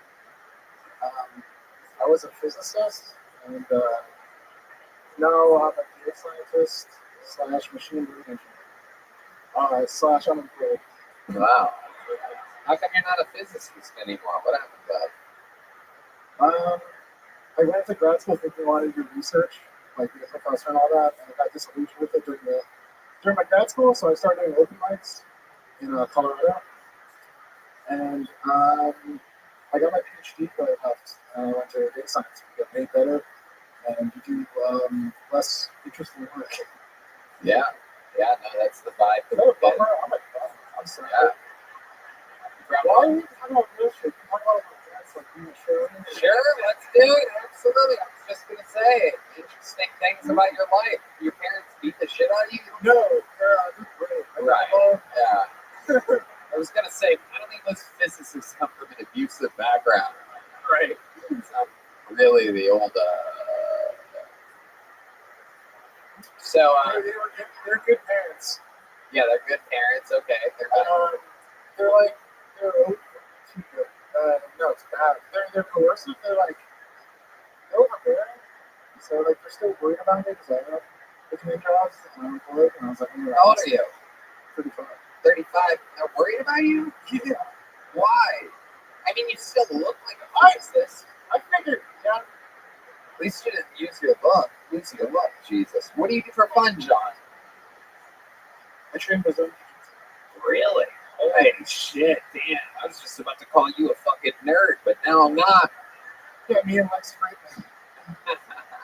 Incredible. How far are you in your jiu-jitsu training? I'm a black belt. Get the fuck out of here. Really? Fuck yeah. Oh my god. I've been training 15 years. Wow. I trained with Joe Rogan. Wow. In 2009, when he briefly left to Boulder, Colorado. I was a blue belt, he was a brown belt. He passed my guard, he choked me. Yeah. And I'm looking for revenge. Okay. Wow. Calling out. I'm doing a show tomorrow. I can sneak in the back door. You guys can have it out. Yeah. Go to this steam room together. I'm unemployed. I'll do it. It's a fucking lesson, man. I love it. Joe, what do you think about this idea of this guy getting his revenge on you in a jiu-jitsu match? That's nonsense. Oh, there you go. That's what Joe seems to think about it. Doesn't think you have a fucking chance. Has the training from being up there helped you? Because you were in Denver training jiu-jitsu, now you're in Austin, and Great question. Let me ask the you. sea level, you know. Let me Also, because you can go to like an Apple store and get beat. And that's the nice part of it. I must warn you, after you bragged about being a black belt in jiu-jitsu, there's probably going to be a man named Cousin Berto who asks you to choke him later. So just be aware of that. He's out there. And no, I didn't mean you bragged about it. I totally asked you. I like how defensive you are of your. I love that. Wow. John, what's your love life like? I have a girlfriend. Ooh, la la. How long you been with her? Quite a while, 4 years. Okay. Don't lie. All right, Joe. You go back to the gym, Joe. I love it. So where'd you guys meet? Some fucking trivia night or something like that? Open mic? She does comedy too? She did. Wow. She doesn't do it anymore? Not really. Really? She could. Really? She's good. Is she with you here tonight? She's not going to come on. You don't think so? Is that you saying that? You guys want to see this guy's girlfriend do a minute? Bring her up. I guarantee you she'll come do a minute of stand-up. Bring her up. Introduce her. Introduce her. What's her name? Ladies and gentlemen. Okay. I mean, she's already here now, but just say her name and then give her the mic, and then she's going to do a minute. Ladies and gentlemen. Do you remember her name? I'm trying to buy time. Oh, okay. Okay.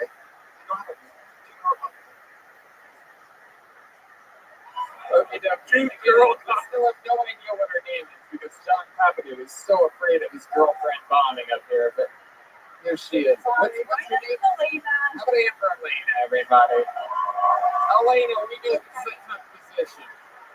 I'm a girl, so do you guys like girl comedy? Cool. Okay, so I took my friend the other time, and she was telling me she likes to pick up guys at the gym. I think that's so funny because I think you can tell like how a guy has sex by how he works out. You know, like you see a guy on a treadmill and you're like, I love it, and started. And then you see a guy doing squats and you're like, wow, I feel really gross back in there. And then you see a guy on the bench press, like wasted and heavy, and that guy for sure comes blood. You hear what I'm saying? You know, this bitch knows what I'm talking about. She fucking girl that lives in a room, Marie, and fix the Vega. It's 20 whatever. And also, I didn't know I got it. Unbelievable. Elena, stay up here for just a second. I can't believe your boyfriend didn't believe in you. Yeah. He thought you didn't have a good minute. Very uncharted interpretation of that.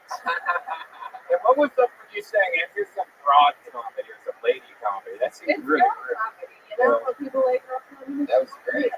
That was good stuff. So you used to do stand-up more often and now you don't? Yeah. Why'd that happen? I don't know. I don't know. But it feels good when you do good, right? I guess. I mean, I don't know where I am. I'm just a piece of luggage being carried around. Wow, hell yeah. Okay. Here, doing it, I guess. Someone's been getting into her boyfriend's chemistry set. DMT, dude. That's fun. I like your style, Elena. What do you do for work? Software engineer. Wow, look at you guys. I like you. Would you two meet at a lens crafters? I like I that. know. Okay. This is a match made. I'm aware. Does he ever try any of the wacky jujitsu on you? You train as well? I don't. And I made a ton of shit gun, and now I have no advantage. So I'm very afraid. In kind of a fun way, but very afraid. Wow. I like it. So you knew how to shoot a gun beforehand? Oh, that's perfect. Yes, very good. It's like like that. Right. You specialize in cartoon guns. Yeah. So I got a movie that I'm doing too. The last guy got fired, so they're just having me fill in. I'm really excited, really good deal. They got it today. When you were doing comedy, how long did you do? What was the longest set you did? Yeah. I don't know. I'm supposed to be a real answer, right? I don't know, like 15 minutes. Yeah. Don't fucking talk for me. Okay. This is my moment.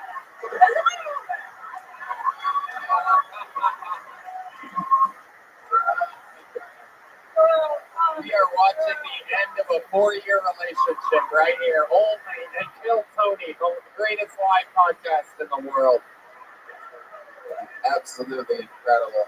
You guys are adorable. I feel like you guys have sex like Willy Wonka's grandparents. Like you guys sleep like opposite ways. Just have Another 80-year-old couple right with us. just have nerd sex. Like she bends over and starts reading a book while you just hit it from behind. I'm gonna fuck you like a calculator. So stupid. Do you want to do 5 minutes Thursday? Whoa!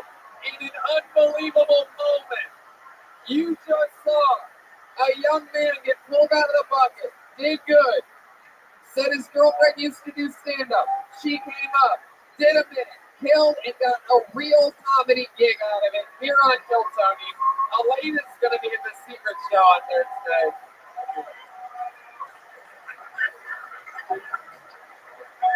You guys take those. The big ones for her, the little ones for you, John. What are you going to do, Sophie?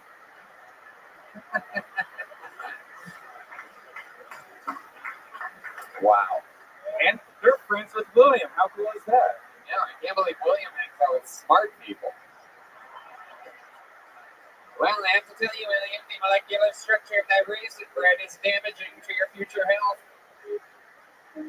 I love a good couple of dwarves. This might be the last bucket full of the night. Make some noise for iPower. This is a new name, iPower. We're gonna see what happens here. Here it is, iPower.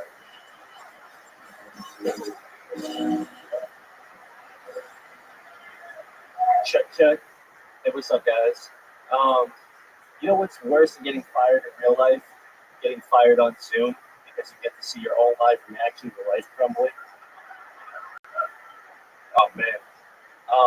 I feel like Hennessy is actually the price that it is not because of the quality of the beverage, but because of public safety. If you picture a bunch of college kids drinking that shit, man, oh man. So I flew here from Boston on Saturday, and I don't understand why airports are so strict, because like you can totally eat fish and chips at 10:30 in the morning, and that's legal. And bring it on a plane, stink out the whole cabin, man. I don't get it. That's what I got. Thank you. Yeah, I like your style, High Power. You're not funny at all, but I like you, dude. Thanks, bro. You have great stage presence. Thanks, bro. You're fucking up here. You have the balls to sign up. You have fucking swagger. You have confidence. You're taking it like a man. You should have seen the fucking teary-eyed fat boys I had up here, fucking. And they know how to do stand-up too. Meanwhile, they're up here fucking making excuses for their existence. Anyway, I'm kidding. I'm trying to make these boys healthy. I love it. High Power. Let's talk about it. How long have you been in the rap game? The rap game? Actually, threw a lot of rap shows back in the day, man. But I never rap myself now. Now you don't know how to rap? No, sir. Okay. What do you do exactly? What type of fucking? I sell commercial paint and renovation jobs. Oh, DJing is the energy that I'm getting off of you. That's what it is. It's not a rapper, it's a DJ. That makes sense. How long have you been DJing for? 3 years. Is that your DJ name, High Power? Yes, sir. Okay, what made you go with High Power? My last name's Power. Okay. Yeah. Yeah. That's the vibe we're getting. DJ Power. Whoa. Are you guys ready to come here? DJ High Power. Is that what it sounds like at your shows? Are you guys ready? Yeah. Does that mean snare too? Is that what your music sounds like? I play a lot of house music, some rap music. Back in the night, man. What about you play apartment music, bro? House music. Can you give us an example? Like, is there a popular song that comes on that everybody goes, that goes wild on? I usually play shit that people don't know, man. Okay. I like Isaiah Rashad. He's a really dope rapper from Chattanooga. Oh, shit. Okay. Well, a lot of people know the guy you just mentioned after you brag about people not knowing the people that you play. Let's get a drink after the show. You know, I like to play music a lot of people don't know that. I got a speaker. Son of a bitch. High Power, you from Boston? You live there? No, I'm from New Bedford, Massachusetts, about an hour south. Okay. I know what's up with that. Is that near Swansea? Yo, the Venus de Milo, man. That place is fucking. Whew. Absolutely. They're still open, man. I love it.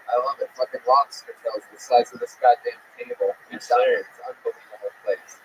The home of Kill Tony East, where we would do a big run of 1,000 plus. I heard they were closing that. They closed. We could change their mind there. Like we're still gonna do shows there when they figure out the fucking COVID shit up on the upper East Coast. These people are so scared. It's crazy. They're old-timey Paul Revere buildings. So like, we can't go outside anymore. It's okay. We ain't that vaccinated. It's gonna be figured out. We're just probably months away from everybody getting their minds back. High Power. So you live in Boston, though. You have to go back there. You just flew in here on Saturday. Yes, sir. Yeah. Okay. How long you in Austin for? I'm here till Thursday. I got some family in Dripping Springs, so I figured I'd say what's up. And then, honestly, man, your show got me through the pandemic. I broke my leg real bad. It was the only thing I had to look forward to. So I appreciate you, bro. Thank you, man. Thank you. Thank you. Damn, interesting. So you're going to Dripping Springs. What else about you, High Power? Give me something else. What else do you do for fun? You seem like a guy other than DJ. You know a magic trick or two. Am I right? No tricks on my sleeve, man. I like to disc golf. Smoke a lot of weed, man. Shit, I go to music festivals, drink beer, golf. How'd you break the leg? Playing basketball, man. I got hit in the air. I've been playing ball my whole life. I came down awkwardly. I cornered Haywarded myself, so. Okay. Yeah, man. Hell yeah. Broke the leg. Goddamn. Broke my leg. That is, for those of you that don't know, that's not gay sex. That is Tom Segura for breaking his leg. That is literally Tom Segura on the ground. After one more time, let's hear it again. It's just Tom. Again, you might be thinking, like, well, who's the other guy? No, it's just Tom. One more time.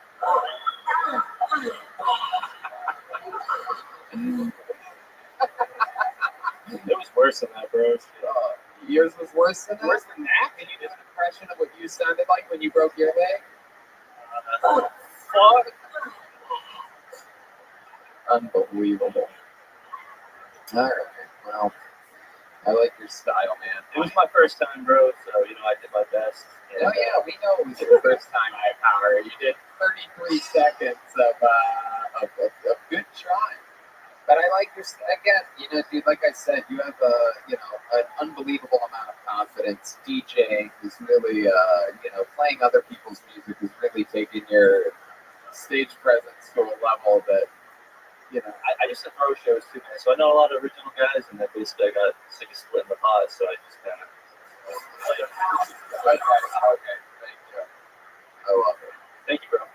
High Power, thanks for saying the nice things. I'm glad we were able to help you through the pandemic. Here, High Power, take one of these. Put that on your turntable and smoke it. Hell yeah, dude.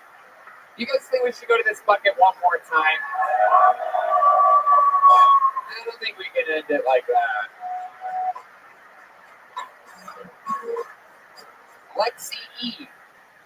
Lexi E is next on Kill Time. Let's see what happens here. We got movement. Is anybody moving? Okay. Lexi E is coming. Let's see what happens here. Here she comes, everyone. Make some noise one more time for Lexi E.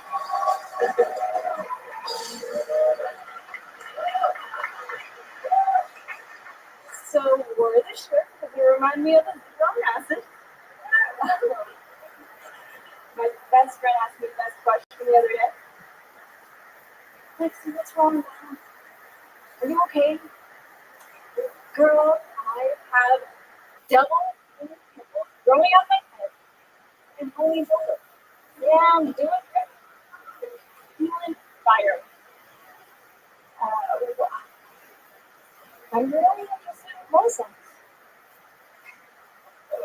Mainly because I've worked around animals, so really can't help but stare at them because they're just hanging out there daily, dangling. When it's not boss next, though, isn't it? It's a bunch of peni. Or penis. That's what I like to call it. I understand why some rhinoceros species are going endangered because I've been in danger too. I was doing something epic on the road. Thank you. Lexi E, everybody. Wow. Little did I know that going back that we were all wanting the DJ back up here. Lexi, you were like so. I think you're literally too sweet to be a stand-up comedian. You seem like literally too nice of a human being to have any power up here. I have a lot of power. Okay. It's a shame you don't have eye power because turns out he is. Eye power is in only certain places. What? Hold the microphone up like this. Eye power is in only certain Even more. Even more. I know that I was going to hurt you that years, you know. Did you say eye power? I really have a girl. You know that every time you say eye power, the noise happens? Except for that time right there, because my producer's literally mentally retarded. I'm not being too He said he can't see me, everybody. The moment in her, when she said he's retarded, he goes, I can't see you. So it would be the sound of the word eye power, and you would know, but you didn't realize you could breathe. You said what she said.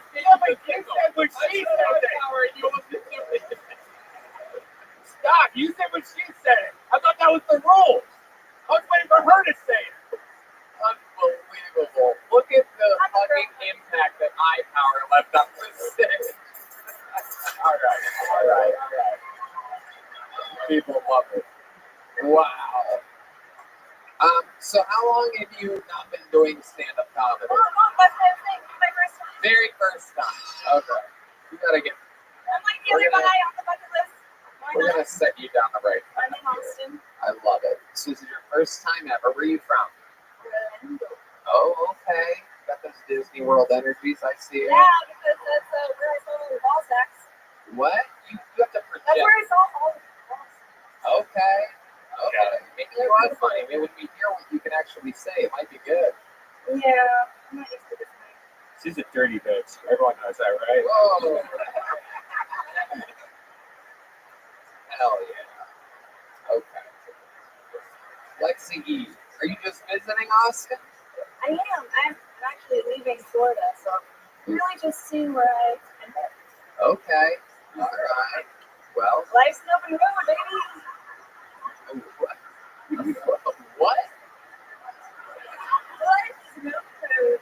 Oh my goodness, you're just filled with fucking calendar bullshit, huh?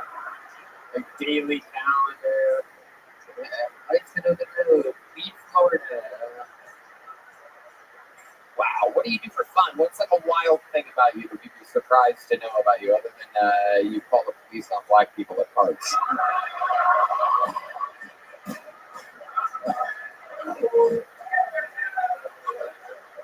High power. All right, hold on. Honestly, that actually offends me because that's not like me at all. What's not like you? I love dancing. Really? Okay.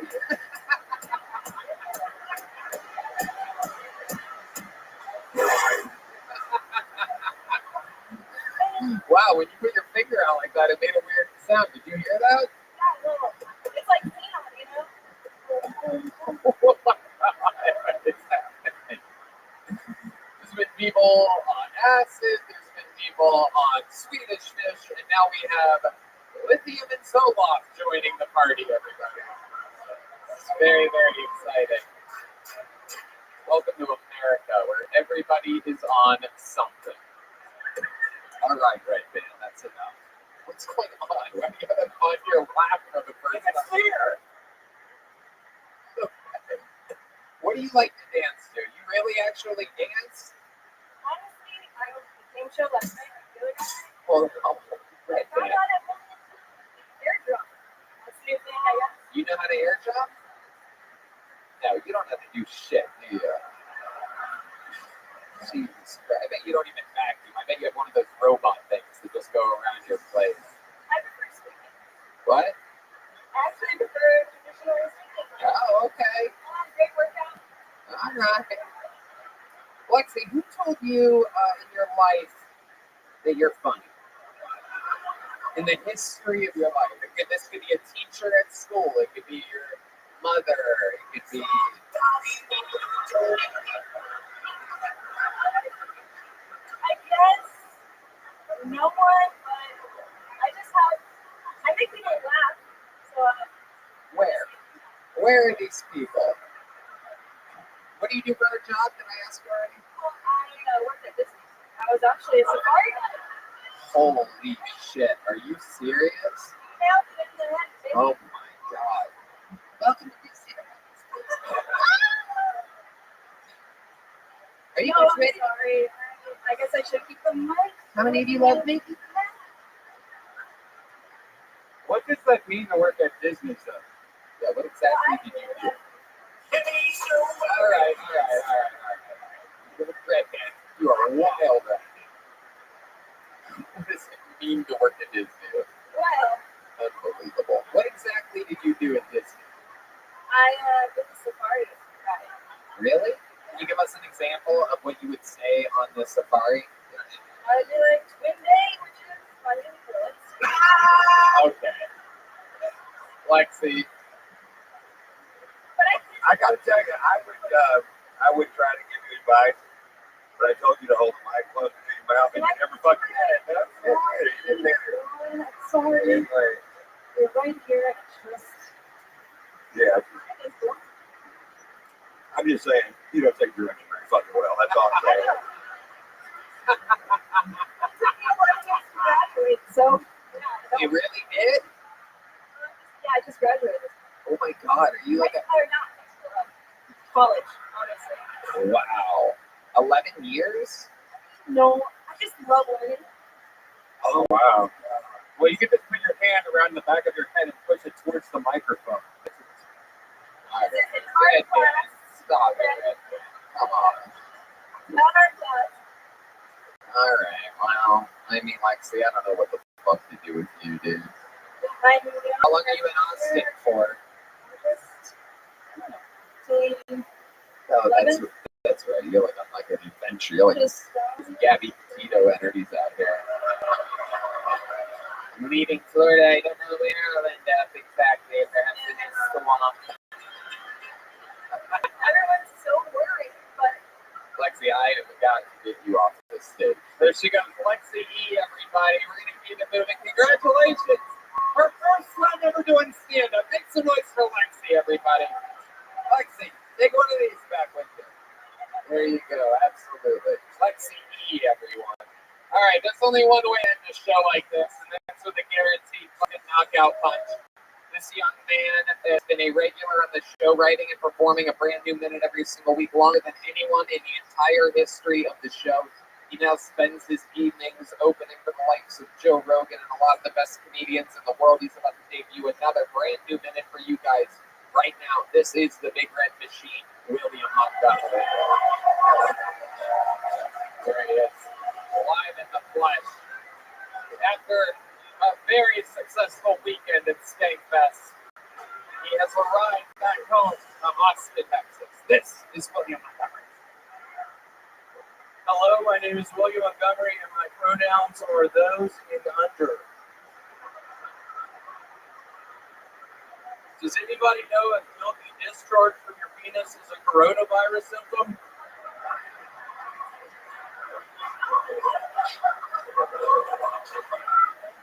ESPN is desperate for content. Last night I watched this show, the very best of the Houston Astros. It lasted a minute and a half. I'm gender fluid. When it's time to cook dinner, I identify as male. When it's time to mow the lawn, I identify as female. And then this final joke, I said it during one of the Skankfest, but it's a rare, true story joke for me.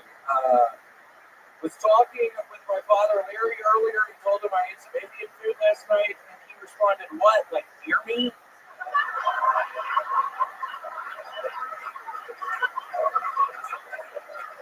And I was like, "What the fuck are you talking about, Papa?" Dear me.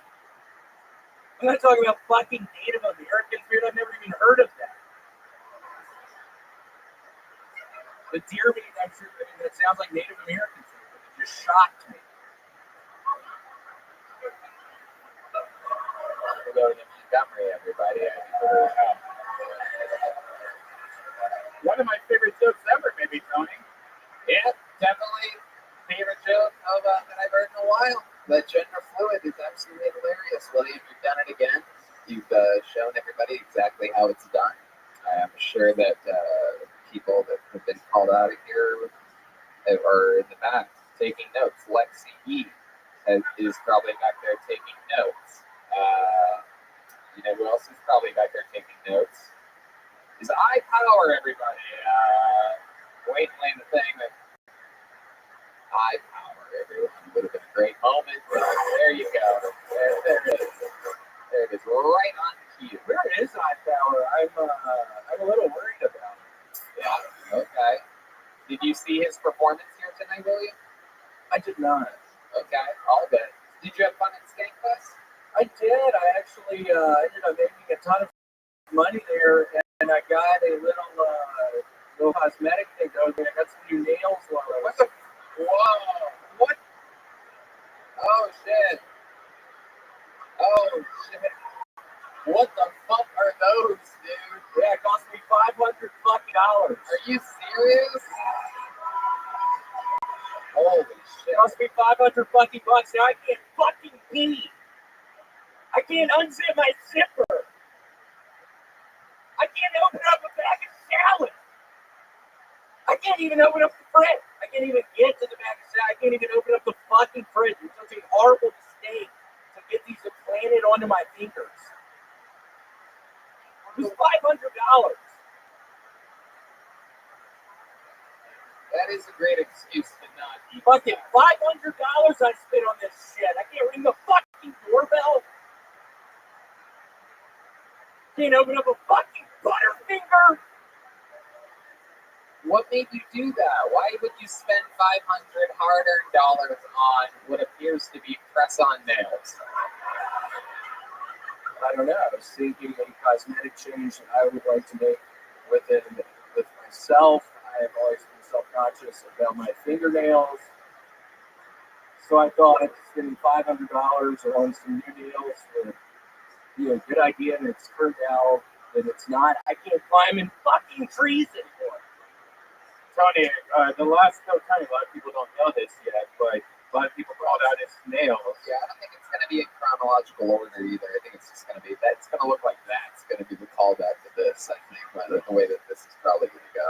I don't know. Yeah, I do. You really just fucked down enough, right, man? I feel like this was going pretty good. Then you mentioned that shit. Why'd you do that? Well, because at the festival, everyone started making fun of your nails. Like throughout the whole festival, people were like pointing at his nails because he had really weird coke nails. And No, I don't. No, I don't. Why'd you have to bring that up, right, man? I thought you fucking said you weren't going to bring that shit up. I'm self-conscious about my fucking nails. For those of you that don't know, William stopped drinking about 4 months ago and became addicted to raisin bread. William, every week we ask him, I can't get enough of it. how much raisin bread? I can't get enough of it. These people an example. William, how much raisin bread have you had since the last episode on Monday? Last Monday, in 1 week, how many loaves do you think you've had? Since Saturday, I've had 3. Since Saturday? Yep. That's more than I can't get enough of it. It's hard as shit trying to put the fucking butter on it with these goddamn dumbass nails I bought for $500 fucking dollars. I don't have $500 at the moment. I need to go to a fucking loan place.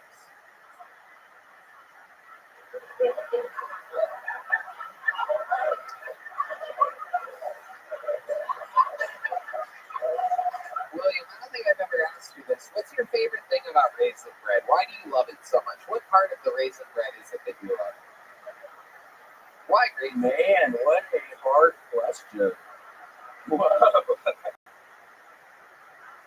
I've never really thought about it. I think you're going to probably nail the answer. So, thank you, Michael. Michael's the only one that got that one. I like that. Oh, my fingernails. It's good when. It's always good when only. That went over my head as well. I just It's like it's good to only make the drummer laugh. You know, they work hard back there. Look at those fucking shiny big ass nails. I'm telling you, they look like $600 nails, bro. Do they really? Yeah, they really do. It's beautiful. It's really beautiful. Wise investment. How long are they? Yeah, it's on $500. What do you mean wise investment? I think it's a good. I said that. I said wise investment. How long do you think those are going to last for? He really doesn't like. yeah, he's so catty. And like with his nails, he's extra catty. Who's that guy? Like Oh, shut up. God. Shut up, Robin. Oh. Shut up. Why are you going to eat raisin bread, bitch? Okay, bitch. Okay, bitch, I might. For those of you that don't know, Red Band is addicted to regular bread, so this is quite a great. Yeah, less calories. What do you mean it's less fucking calories? What the fuck are you talking about? Raisins have calories, bitch. Okay, bitch. Okay. Thank you so much. Hey, bitch. Riling William up. Everybody likes the happy road. So I have been real happy lately about these fingernails. I really do think it was a wise choice for me.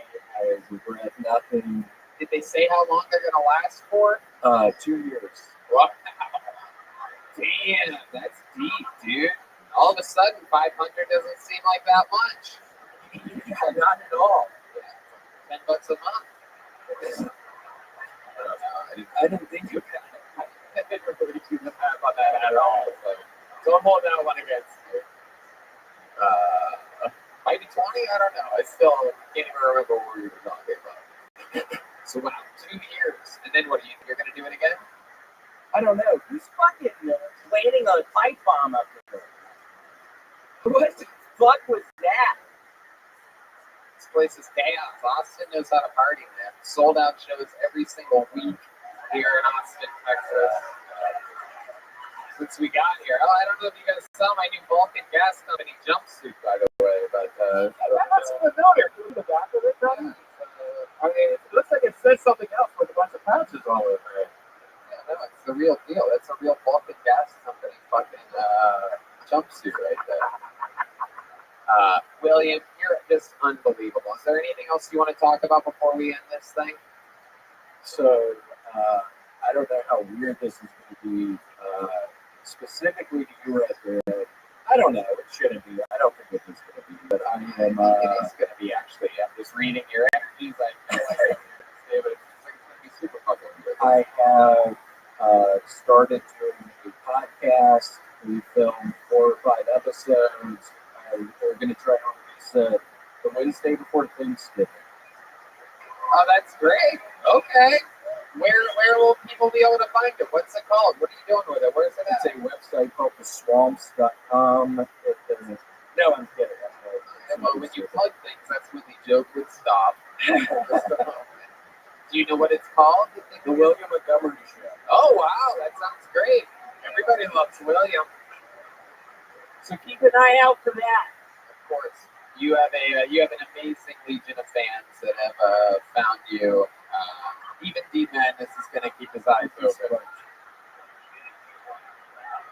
I'm sure you're going to do really good, man. I'm sure you're going to do really good. It's great that D Madness is nobody has eye power like D Madness. Eye power. It's actually, I guess you guys don't know, it's spelled E-Y-E. That's why it's all right. William, Cool. I feel like I could have plugged my new podcast in a much better way. I feel like there was a horrible downer. good. The William Montgomery Show coming soon everywhere podcasts are available. There's William Montgomery, everybody. Austin, Texas. How loud can this room get right now for the great Ron White, everybody? All right, we love you so much. I love you, Tony. I love you, Tony. Look at this amazing drawing from the great Ryan J. Ebel all the way back in LA. He just drew that while the episode was happening. He draws every episode of Kill Tony. All those prints are available at RyanJEbel.com. Super fucking cool painting on this one. And guys, how about one more time for the Screwball Peanut Butter Whiskey Kill Tony band, everyone? Michael Gonzalez, Matt Mueling, and D Madness. Follow them on social media. They're performing always live shows here in Austin. And Yellow Rose, Red Rose, Blue Norther, Vodka Seltzer, CM Smokehouse, Boneseye for the Joke Books. Austin, we love you guys. Thank you so much. We'll see you again next week. Thanks, guys.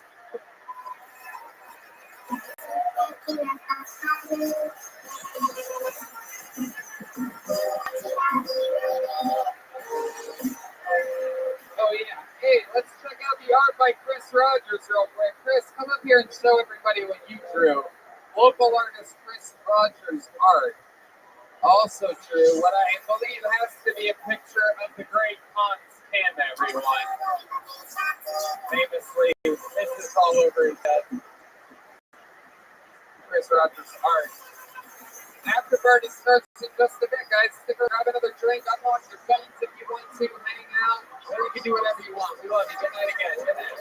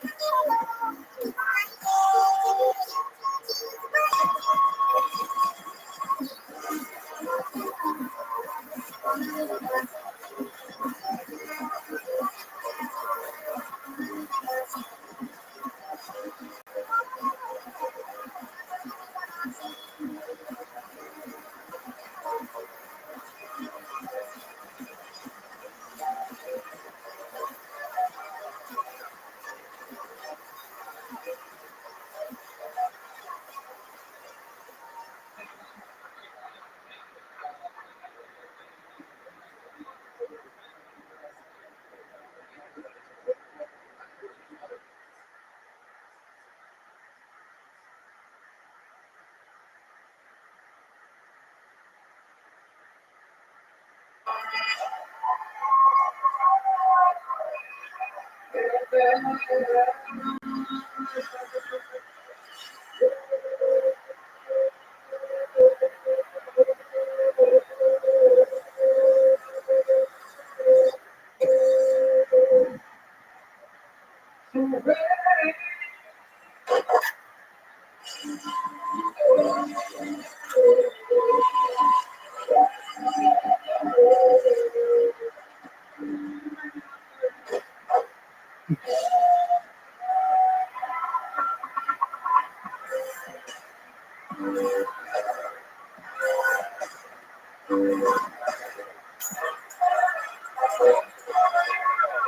this is Rabbi coming live from Welcome Gas Company here in Austin, Texas. For a brand new episode of Kill Tony. Get up for a Tony.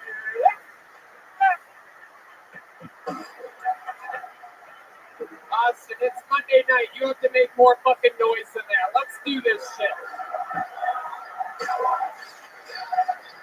Yeah, everybody, Red Band's here, the whole fucking family. How about a hand for the goddamn best band in the world? The Kill Tony Band. Screwball Peanut Butter Whiskey brings us the amazing Matt Mueling on guitar, Michael Gonzalez on the drums, and the incomparable bass guitar, everybody. A little bit of those sweet, sweet vocals from him tonight as well. Life is good. We are here at our home in Austin, Texas for another episode of the Best Goddamn Live Festival. Very excited to be here. You guys are very excited to be here. Brought to you by the Yellow Rose and the Red Rose. The best strip clubs in the world happen to be here in Austin, Texas. Does that excite you guys? We got fucking those guys like pussy. Fuck yeah. Jorge Masvidal right here in the front row tonight. You look like you're a strip club type of guy. This episode also brought to you by Blue Norther, amazing vodka seltzer, and the great CM Smokehouse, our favorite barbecue joint here in town. Thanks to our friend Yoni, best barbecue show. He's right over there with that camera.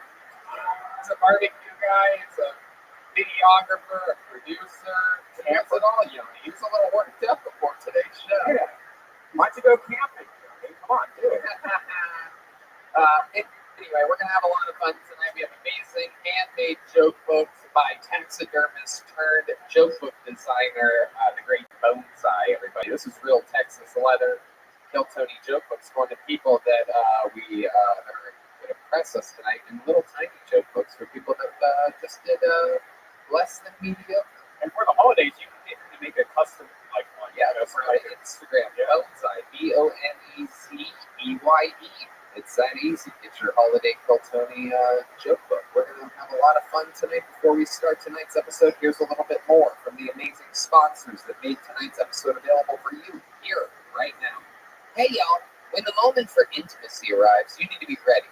Roman and ready. Whether you've been in a relationship for years or just getting started, having the confidence that comes from preparation means you're free to enjoy the moment when the moment comes, if that moment comes for you, podcast fan.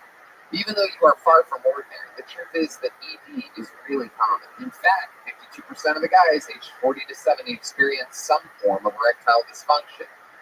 Stand-up comedy is hard, and you should be too. Go to GetRoman.com/Tony now to speak to a U.S. licensed healthcare professional about erectile dysfunction and get $15 off your first month of treatment. ED is more common than most people think. In fact, 52% of them between 40 and 70 listeners, hey, you're between the ages of 40 and 70 right now. Why don't you tell us more about this? I would love to. The benefits of ED treatment can help you reconnect with your partner and rediscover the joy of sex. Roman's system is completely confidential and totally discreet.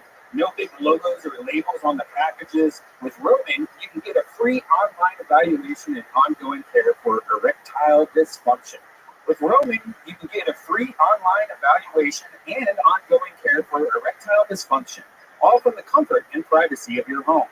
A U.S. licensed healthcare professional will work with you to find the best treatment plan. If medication is appropriate, it ships to you. Free 2-day shipping. The whole process is straightforward and convenient and discreet. Yeah, that's right. Don't kill Tony. Kill Tony.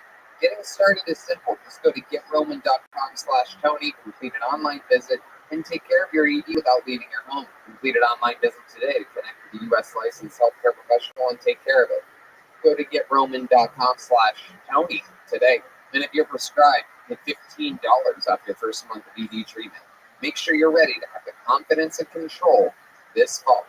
Roman ready.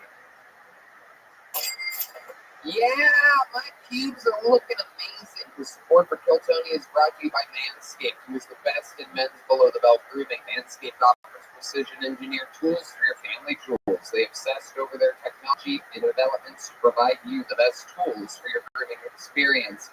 I absolutely love this stuff. It's classy, it's made for men, and I love it. My favorite thing is the new and improved Lawnmower 3.0. Their third-generation trimmer features a cutting-edge ceramic blade to reduce manscaping accidents. Millions of balls are about to be nick-free thanks to Manscaped's advanced skin-safe technology. Right, man? Manscaping accidents are finally a thing of the past. When I tell you this is premium, I mean premium. The battery will last up to 90 minutes. You can take a longer shave. Oh, that's a long time. Oh, the water-resistant technology allows you to groom in the shower, which is really cool. One of the coolest features is the LED light, which illuminates your grooming area for a closer and more precise trimming. Wow. Do you use that LED light? Do you look under your belly at what you're doing down there? I can't see anything. They've also upgraded the 7,000 RPM motor with quiet stroke technology. And let's not forget about the charging stand. That's right. Show your mower off loud and proud because this intelligently designed stand is a convenient charging dock powered by a USB. If you are listening to me speak right now, I want you to experience it firsthand for yourself. Trim that junk of yours. Get 20% off plus free shipping with the code KILLTONY at manscaped.com. Your balls will thank you. Get 20% off and free shipping with the code KILLTONY at manscaped.com. That's 20% off and free shipping at manscaped.com. Use the code KILLTONY. Your balls will thank you. That's right. They will wake you up in the middle of the night and they will thank you for purchasing. Manscaped.com. Use the code KILLTONY. Don't be an idiot. Trim your junk. Do it. All right. You guys ready to start tonight's episode or what? Anything can happen here. I'm really excited about tonight's guest, everybody. I met this comedian here in Austin. She is an amazing talent. Ladies and gentlemen, making her debut as a guest on Kill Tony. Local talent, amazing comedian. Make some noise for Ariel Isaac Norman, everybody. Here we go. We're doing this shit tonight. Absolutely. Ariel has made it. I love this. You are the first of a ton of amazing local comedians that I have chosen to sit in the panel here. Normally it's been filled historically with comedy store comics and different shapes and sizes from New York, so this is exciting. That's great. I thought you were going to say I'm the first woman you've had since you got here, but actually just local comic at all. You know what? Let's live with this. You didn't even mention it. Thank you. Hello. I stand for women, Asians, everybody. For any negative question, anything ever, I treat comedians like they're comedians. Ariel has the amazing podcast Wrong Questions. Only follow her on Instagram at Ellen DeGenderless. Oh. Hell yeah. I like that. I'm happy you're here. I also used to have shorter hair. I think it would have hit even harder. I love it. It's good to have it's good to be joined by yet another lesbian here on Kill Tony. That's like calling myself a lesbian there. I don't know if that came across clearly. Whoa! Whoa! Whoa! That old car horn again. It was a Jaguar. All right. We're going to have fun tonight. Over a ton of people signed up for the chance to get pulled out of this bucket. You guys know how it works. I pull the name out. They get 60 seconds of stage time to do stand-up comedy. A lot of people break into big shows. You get booked on shows. You can eventually become an opener for Joe Rogan, as we've seen some of the regulars who were all pulled out of this bucket originally. Anything can happen here. Sometimes it's a completely crazy person. Sometimes it's somebody that thinks they're going to do really, really good, and they didn't do any of the work to do that. Anything can happen here. Are you guys ready to start tonight's show or what? Awesome. But before we go to this fucking, let's start with a regular. Oh yeah, you guys know how it works. Like, you know the time is up when you hear the sound of a kid. That's 60 seconds, and then they wrap it up and bring it up. Anyway, we're going to bring up a regular to start tonight's show. Not out of the bucket. This young man writes and performs a brand new minute every single week. He's taken the show over by storm. Ladies and gentlemen, make some noise for the great Hans Kim, everybody. Here we fucking go. Here we go. Oh.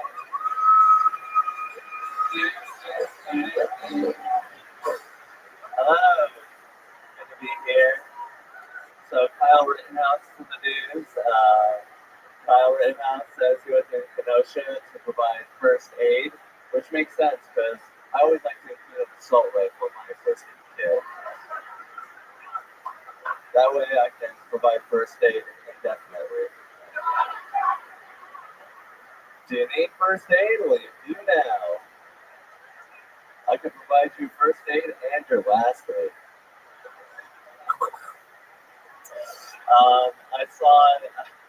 I saw during the protest last year, I saw a library get looted.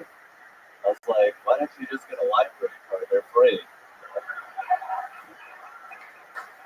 You got all the books you wanted.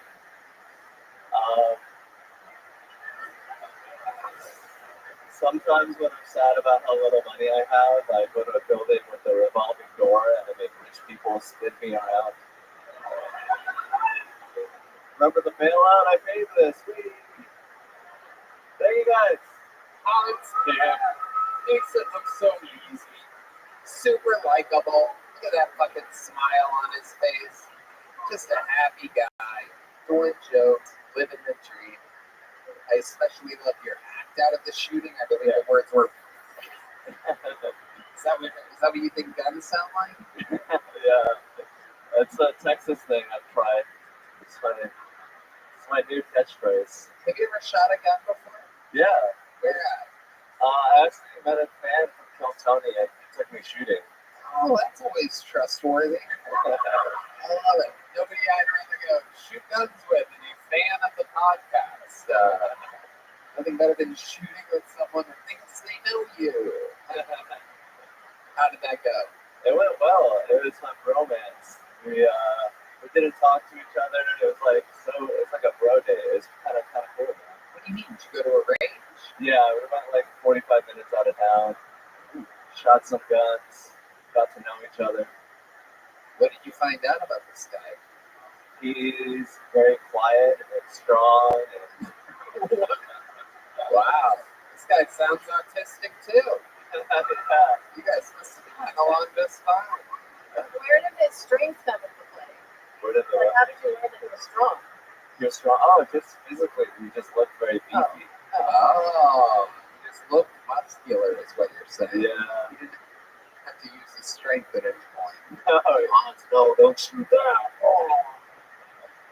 I love it. Did you guys eat lunch or anything like that? 45 minutes out, it's a long way to just shoot guns. Yeah, we didn't eat lunch. We had little cups, and he poured beers in the cups, and we were drinking all right. Oh, you were drinking while shooting guns.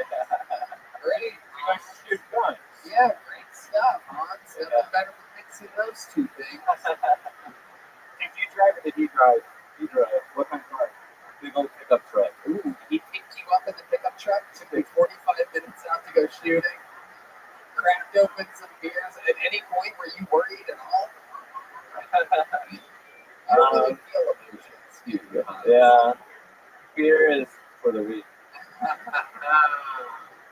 What about concern? What is the concern for the weak too? Honestly, I'm not that attractive, so it's like I got carte blanche to go anywhere, meet anyone. Like I go down dark alleys. Wow.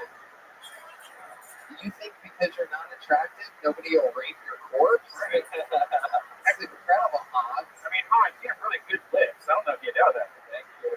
Yeah, dude. I don't know. When you're dead, everybody's butthole's the same. Yours is cleaner. It probably has no hair. Why do you assume that it president there? I just think that he probably shaves it. You know, or that he's It's Asian. better when you said nothing and you then that laugh happened. Well, Then you have to, I think he shaves it. No, he doesn't fucking shave his ass. This guy lives in a van. There's no ass. Wife. he plots. I don't. What's your wiping method? You're like a very clean guy. I do have a very unique wiping method. Standing or sitting? Just let him answer. The first wipe, I do a little claw and get like any chunks out. Okay. Like an upside down grab machine. I like that. And then the last wipe, I take the toilet paper and put it under the faucet, get it wet. Whoa, wait a second. Hold on. Time out. Flag on the flag. All right. There's your one fart noise. Okay. I guess there's two.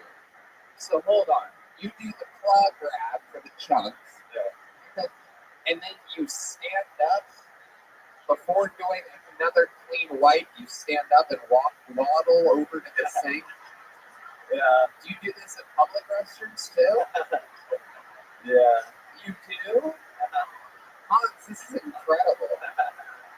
You are a comedy machine, sir. This is one of the most interesting ways of wiping that I've ever heard of. Well, everyone was using those moist towelettes, and that actually clogged up the sewage there. So I just improvised. You make your own moist towelettes. Yeah. So there's just a ton of little tiny toilet paper balls on your asshole. Things decorated like a Christmas tree. Just little tiny paper balls down there. Wow. Hans, this is incredible. So you wet the toilet paper, then you do one more coating with a dry piece of toilet paper? No, it's usually if I get the correct moisture level, I don't need a wipe again. But if it's Do you keep checking the wet toilet paper to see if there's remnants on it, or do you just like you demadness it? Just fucking just hope for the best and throw it in. He didn't. Demadness. I thought you were plugging your fucking ears. Don't plug your ears and still listen. You can't have your cake and eat it too, dude.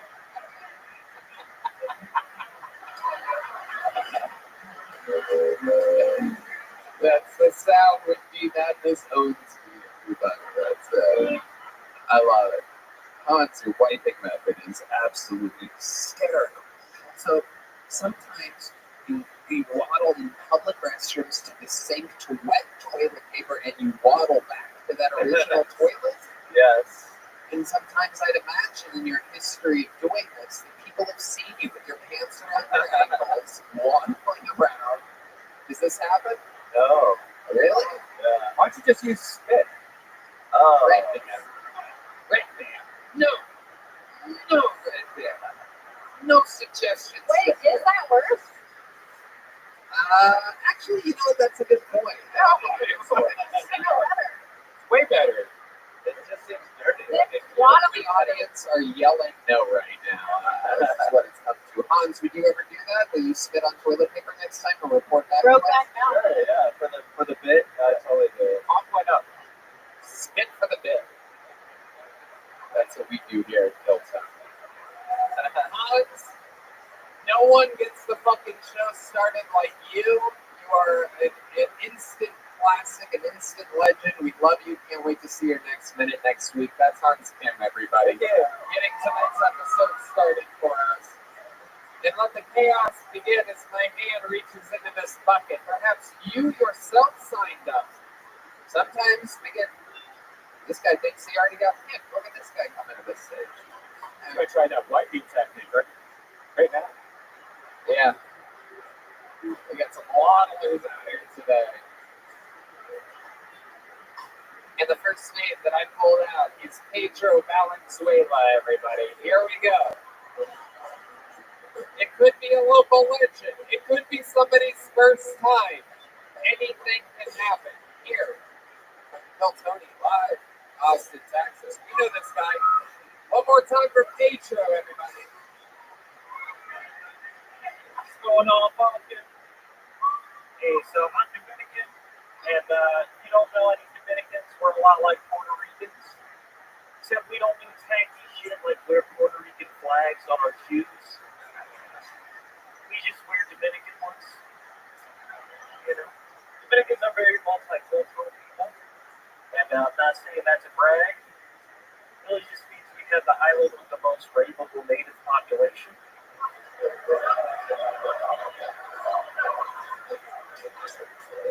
lot of people don't like when I say that, but I just want to remind you, I didn't rape anyone. All right, white people were raped. Then again, I wasn't there, right? Maybe one indigenous lady was like, "Hey, he's got a vote." This is my impression of Matthew McConaughey getting a blowjob. Then he busts a nut, but the girl keeps on going.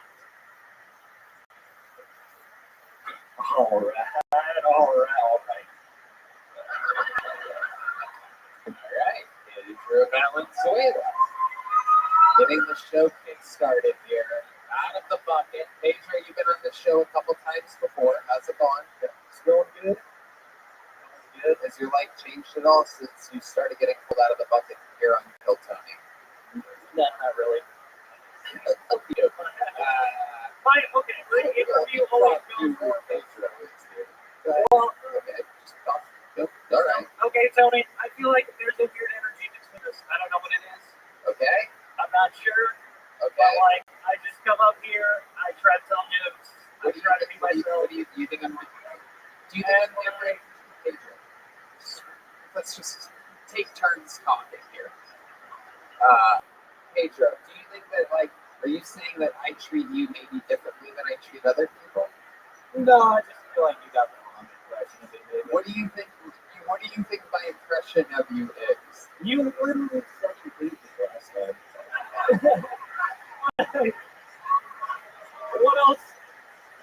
What else am I supposed to think? I say that all the time. I'm starting to remember why I fucking hate you, dude. It's all coming back to me now. Tony, we have a weird energy. All right, people sport. That's it. I love it. Okay. I don't think that at all, Pedro. I like you. Well, that's good. Carrie, news. What do you think about this guy? You know Pedro? Well, no, I think we have met before, but I didn't recognize your name. But I listened to your episode from last week on the way over here, and your jokes were horrible last week. So it's like these were actually good tonight. Like mostly the Dominican thing a little predictable, but the rest of it was actually good. So it's like, what happened? Of course he hated you last week. Okay. That's why your jokes are like, I don't know what happened. If you wrote these are new, or you just don't know. See, even the nicer version of me kind of hates you, dude. Come on. I actually, listening to the episode last week, he was the one I told you about, where I thought it was this other insane comic in town who was going under a pen name because he didn't want people to hear him get roasted by his real name on the show. I thought you had made this name up because you were this other insane person, but you didn't sound insane this time. It was actually funny. You just know, Pedro, you're one of the few people that I think does better and better every time you're on the show. It's a good thing. It's a very, very good thing. Because of your performance tonight, I've learned that rapeable is a word. I didn't even know that was an actual thing.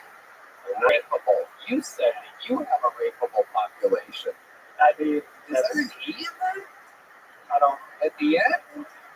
Is it spelled like rappable? Yeah. Okay. All right. It's like lunchable. I'm learning. It's like lunchable. Yeah. Except with rape. Right? Out of your favorite. Instead of lunch meats and crackers, it's your worst nightmare. Always. All right. So rapeable population, is that true? A lot of Dominicans got raped. I was trying to keep up with that. Because I was talking about indigenous people and how the Spanish came over and raped everyone. Those are my ancestors too. I don't blame anyone. It's right. I have to. Half of your ancestors were getting raped in that stereotype. Yeah, but that's how he identifies with that. half were the rapes. Right. No, I know, but you don't have to identify just with that half. Pedro, remind us, what do you do for work? You're a food delivery driver? Yeah, I deliver for HEB, but for the pharmacy. So. Oh, okay. That's right. Now, this is all coming back to me now. I love it. So you deal with like a lot of old people, is that right? Yeah, pretty much. Just delivering to older people. A lot of times they're happy to see me. Sometimes they're not. Like, if I'm late, then they're kind of mad at me because they're like, I'm waiting on my sandwich or whatever. But if I'm early, they're like, someone told me they love me.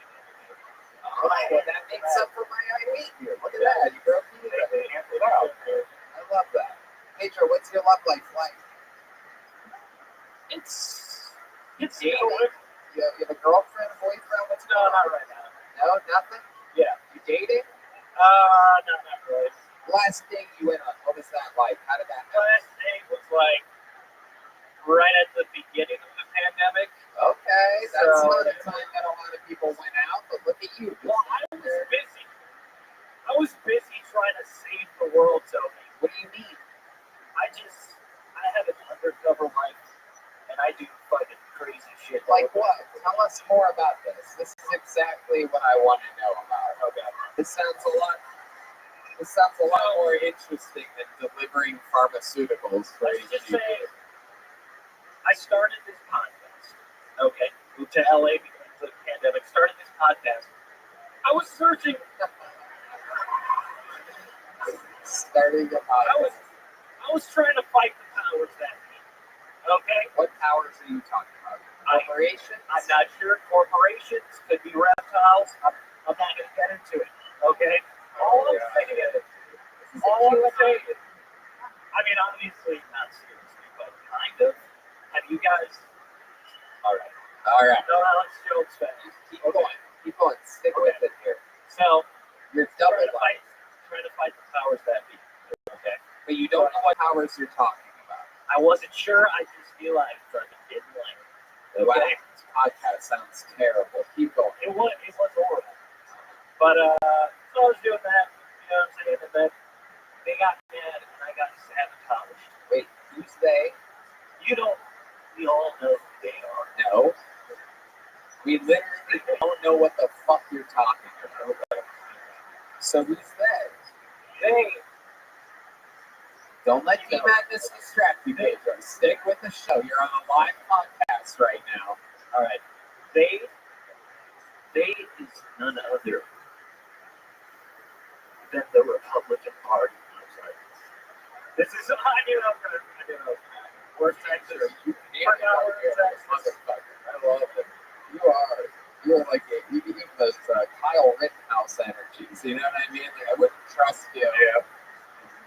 With a weapon. Jesus, Pedro. But, you ever shoot a gun? Yeah.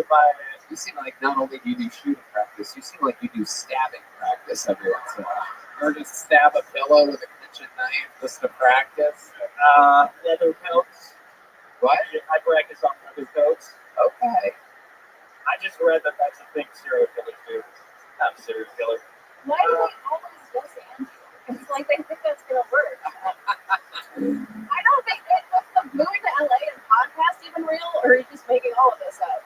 What is real? What was Okay? your podcast called? I'm in communication with psychic fairies that made Pedro, I don't know again. I just really hate you again. The worst. Congratulations. You did another minute and I hate you. There goes Pedro Valenzuela. I'm gonna pull another name out of this bucket. We're gonna keep it moving along here. I warned you. I warned you people. He gets weird during those interview parts. Rachel Lamb is your next comedian on Bill Tony. Could be her first time. Could be a local veteran. Here she is. One more time, everybody, for Rachel Lamb.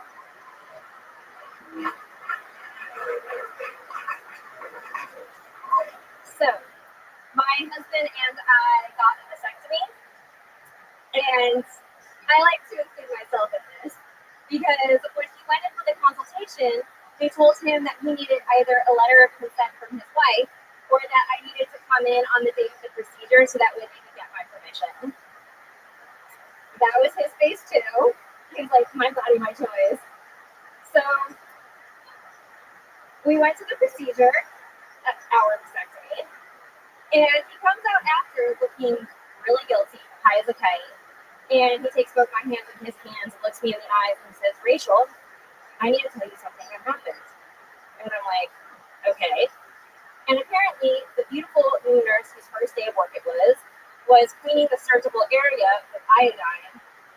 something happened that prompted her to say, in order to continue, that needs to relax. And I was like, whoa, whoa, whoa. I don't think this guy's ever going to cheat on me. I'm like, babe, it's okay. I get it. If peace gets touched, it gets hard. That's just what it does. It's like if the housework gets done without me asking. Okay, that's the bear. That happens on this show so that people don't go over the time, but I'm genuinely interested in where you're going with this. So I'm going to let you continue now. Maybe we should just give you the blog post. You can just read it. Because Yeah, like, it's like if the housework gets done without me asking, the vagina gets wet. It's just science. That was my punchline. Oh, shit. Play the bear again. Give me the bear again. Oh, my goodness. All right. So let's talk about it. Rachel, how long have you been doing stand-up comedy? Like on and off for 6 months. And on and off for 6 months. Okay, good. And that is that a true story? Yeah. Wow. How long have you been married for? In August, it's been 10 years. Wow, that's such a long time. Congratulations. What does your husband do for a living? He's a carpenter. Ooh, a carpenter. Oh my goodness. Look at that. A carpenter with did he end up getting the vasectomy? Yes. Okay. All right. Now, what do you do for work? He mostly supports me. Oh shit, hell yeah. Give up here. So he's supporting your ability to do comedy on and off for 6 months, or I'm also an actor. Oh, you're an actor too. Hell yeah. All right. I love it. You live here in Austin? No, actually, I'm just in town from Atlanta. Okay. No better place for an actor to be than Atlanta, Georgia. Have you ever, you do forensic files like type of acting, like reenacting? No, it was just like commercials and there's television shows out there. That makes sense. And your husband's vasectomy, so he got erect during the iodine part of it, everything? Yes.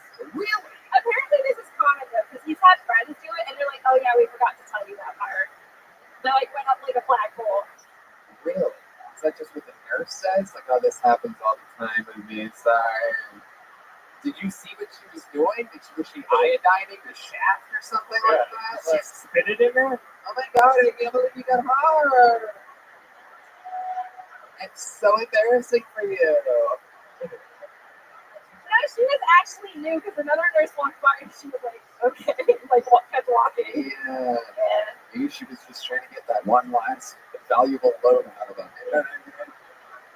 Before he tied his little pistachios up with whatever. So now you can't get pregnant from it. Is that correct? Yeah, it's amazing.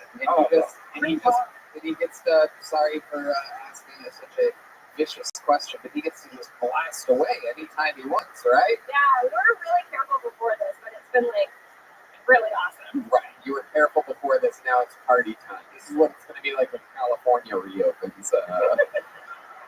It's like getting a vasectomy. Why are men so hesitant to get these vasectomies when it could mean that you get to come inside women? I know. Men are such pussies about your stupid balls. I agree. I think it's a good move. I was in a show the other day and there was a man who didn't get a vasectomy and his wife wound up having a hysterectomy because he put it in his diary that he was going to get a vasectomy for 18 years and never did it, and then they had a COVID baby last year. And now she had a hysterectomy because he couldn't just remember to tie his balls up. You can undo a vasectomy too. That's true. I don't think it's ever been done before in the history of vasectomies, but they do tell you that you can't undo it. Yeah, there's nobody out there. I think I made a bad decision. I want to. Can you open up my balls again, please?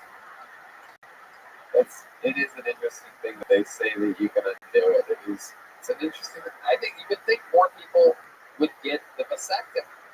It seems like a good idea. Like $800 with no insurance. Really? 600. Oh, 600. This guy went to the fucking. This guy got his vasectomy in a fucking Costco. This guy's fucking chinsing out on the vasectomy.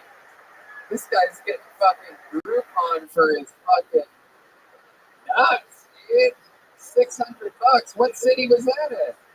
Here in Austin. Whoa!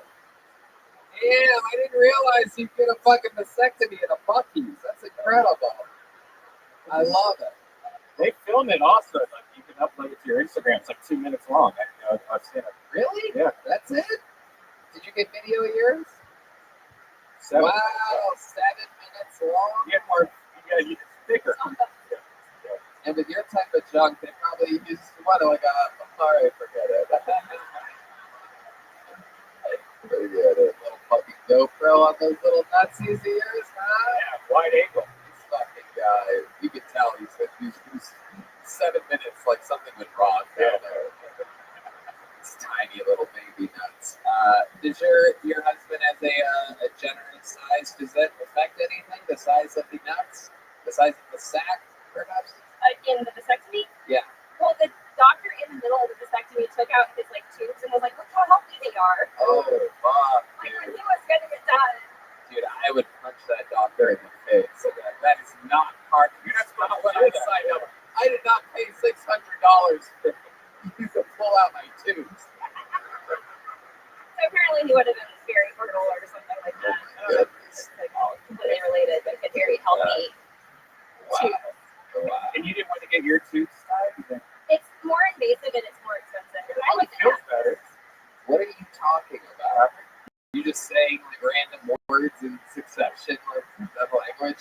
What would feel better about that? Getting it done? What? Again? A doctor's hands in your vagina?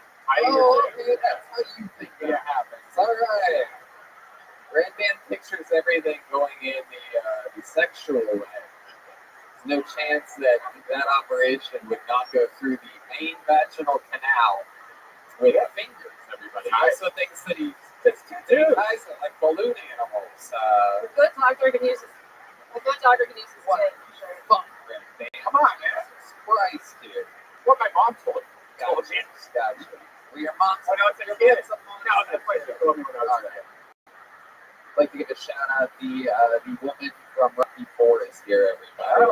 Very rarely is she out. Independence Day. Ivan Drago's lovely wife, Rachel. So you're being supported. When's the last time you did have a job? I was a photographer for 5 years up until When's the last time you had a real job, Rachel? When's the last time you got a check of any kind? I worked at a bank, I think was my last job out of college. You know, Wow. at a credit union. Okay. All They're right. like real specific about that being different. Let me ask you this: 10 years of marriage, you guys are getting vasectomies, blasting away, having fun. How do you keep things exciting in the bedroom? How do you keep 10 years? How do you do that? You just do it every day. Oh wow. Or try to. Okay. I just heard Redneck get hard. That's incredible. Very rarely. It's a very low pitched sound. It's like a whistle.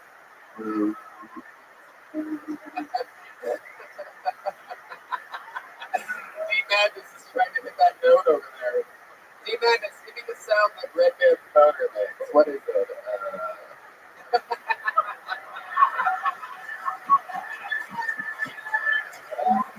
Yeah. He's got that little thickum over there. Red Man's got a little fucking thick thumb down there. All right. Have you ever had a threesome before? Red Man, that's enough. Rachel, what's something that you're good at other than comedy and acting? Like, whether you have any fun hobbies? You seem like you used to ice skate or something like that. I did do fire baton when I was in high school, and I did like overhand baseball with boys till I was 17. Oh wow, overhand baseball with the boys. Look at that. I feel like you have to say that because everyone just hears baseball, they're like softball. I'm like, no, everyone was a boy. Fuck yeah! Wow, overhand baseball with the boys. I just heard Ariel get hard. That's incredible, huh? That is amazing. Crazy, but I'm just in between. You guys are so erect right now. What's the sound of that? Yeah, D-Madness, what's the sound that it makes when Ariel gets boner? There you go. All right. That sounds like mine. Overhand baseball with the boy. I love it. You're like my kind of feminist. You're playing baseball. You've got your husband getting a vasectomy, but you're also like smart enough to just be like, what the fuck? Fuck this guy every day. I don't have any other job. Yeah, absolutely. 100%. You're doing it right. That is the life. And he probably, he's probably out there working hard as a bartender, bringing home the big bucks, the OG job of the universe. It is crazy that he's a carpenter and fucking. That's wild. He's got his wood working for him. I love it. Rachel, very fun times. There's ways to get through that story fast. Yeah. You got to trim every little unnecessary thing, but it seems like something that sign up again sometime. We'll see more of you. Heck yeah, Rachel Lamb. Rachel, have a joke book. Rachel. A real joke book from the Great Mountainside. How cool is that? I mean, she was really just okay, but after Pedro Valenzuela's unlikable ass, she seems like a superstar. And he was right. You do hate that guy. You talk about him all the time, how much you hate him. You are just off the mark tonight. I love it. What do you eat today? Chicken salad. Oh, chicken salad. Okay. Nothing better than Red Man on a diet, everybody. Really gets his sense of humor worked up to a crescendo. I love it. That guy might kill me now because you said that for no reason. For a non-comedic reason, you said that. Ladies and gentlemen, the next name pulled out of the bucket is Jason Brendel, everybody. Jason Brendel, we're doing this shit.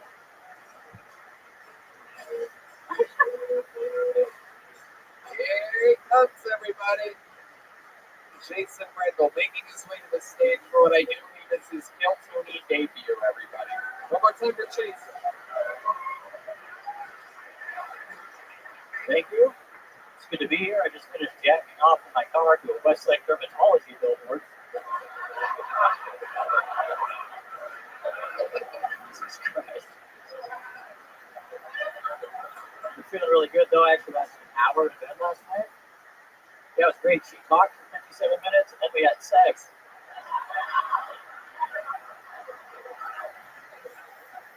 You know, you guys think Kobe Bryant and helicopter mirrors take a little too far? If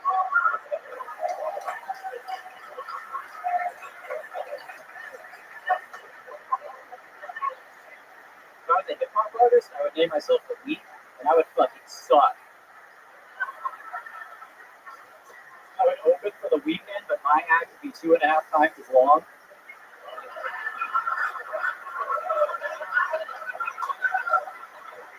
Everyone's gonna be like, Jesus Christ, he sucks. It's gonna be The Weeknd already. All right, then Jason Brendel, an amazing performance. Wow. Welcome. Thank you.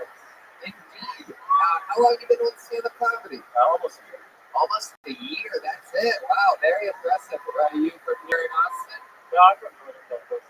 Northern California. Okay. What are we talking about? Stockton? Sonoma County. What? Sonoma County. Sonoma County. Oh, very, very fancy. Jesus, look at you. You're like one of the fucking kids from Succession or something like that. I love it. Oh, Sonoma County, Terry. So glad to be here. I was checking off to a billboard performance. Sipping hot tea. All right. I love it. So, Jason, you're just visiting Austin? No, I moved here about 6 months ago. Oh, moved here 6 months ago. I love it. What made you move to Austin, Texas specifically? Be honest. We want to know. Us real Texans want to know. What would make someone move from California to our great state that we live in? I just wanted to go somewhere where I could get on stage every night and have more community opportunities. Yeah. What about the taxis and shit too? Yeah. What about the HEB? You know what I'm talking about, man? Have you been doing HEB yet? Yes. And greatest thing ever or best thing ever? Oh, best thing ever. What do you love about HEB?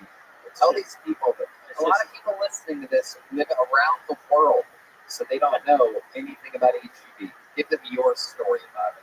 Oh man, I got everything. I got my vaccine shot there.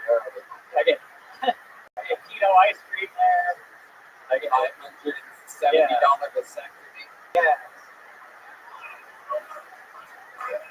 I love it. Jason, what do you do for work? I drive for Uber. You drive for Uber.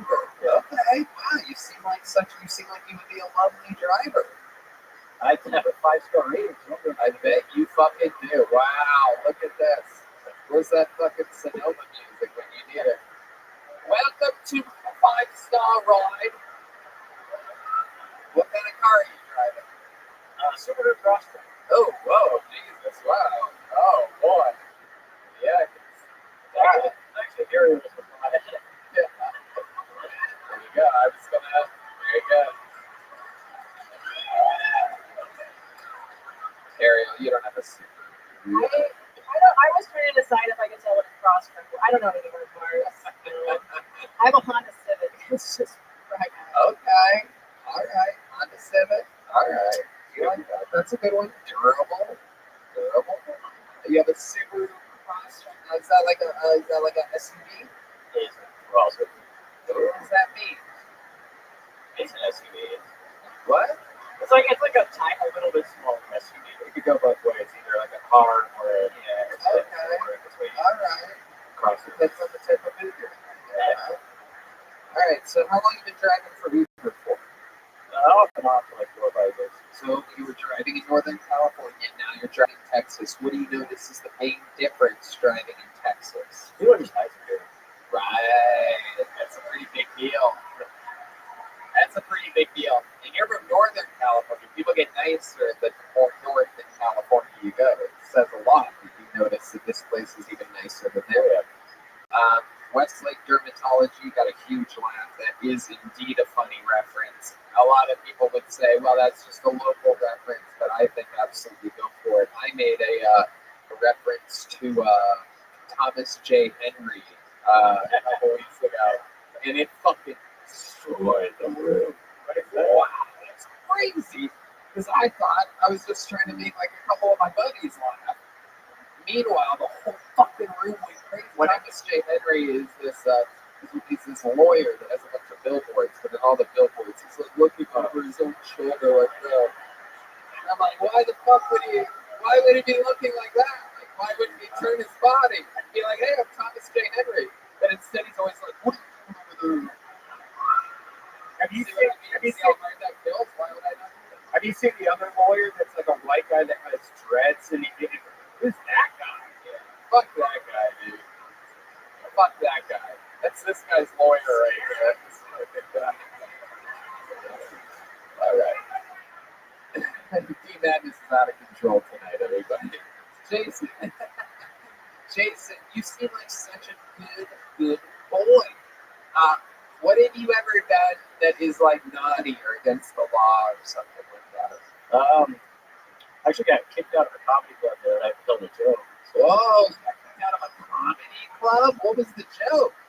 It's like a whole bit about grocery stores. Why did they get offended? What was like I compared grocery stores to countries, and like I said, like Costco is the United States, it's too much of everything. Final punchline is Walmart is Mexico because it has a lot of Mexicans. And that's hilarious. Some guy Michael Gonzalez is laughing, and he's our chief Mexican correspondent. If anybody should get offended, it's him. He loves it. He says home run. Oh shit. Oh yeah, he's playing fucking Selena over there. Where did you? So excited. Where did you get kicked out at? Who would kick you out? It wasn't a club's fault. It was a club that's inside of a bar. So the guy went to complain to the bar staff. Bar staff came and kicked me out, so I had to leave. Wow. Yeah. Oh, good. The guy broke some dude's window an hour after that. So. Oh, wow, that's great. Yeah. The bar staff, not even the kitchen staff wanted you out. The bar staff was the one that was offended. Incredible.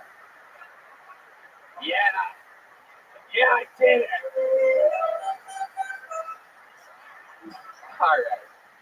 Jason, do you have any special skills or talents that we should know about? Yeah, I published a book of poetry. I'm on a scratch. Really? A book of poetry? Wow. Where's the Ode to Joy again when you did it here, Red Bear? Well, I've been writing poetry in Sonoma County. I'm also a scratch golfer and I can rap.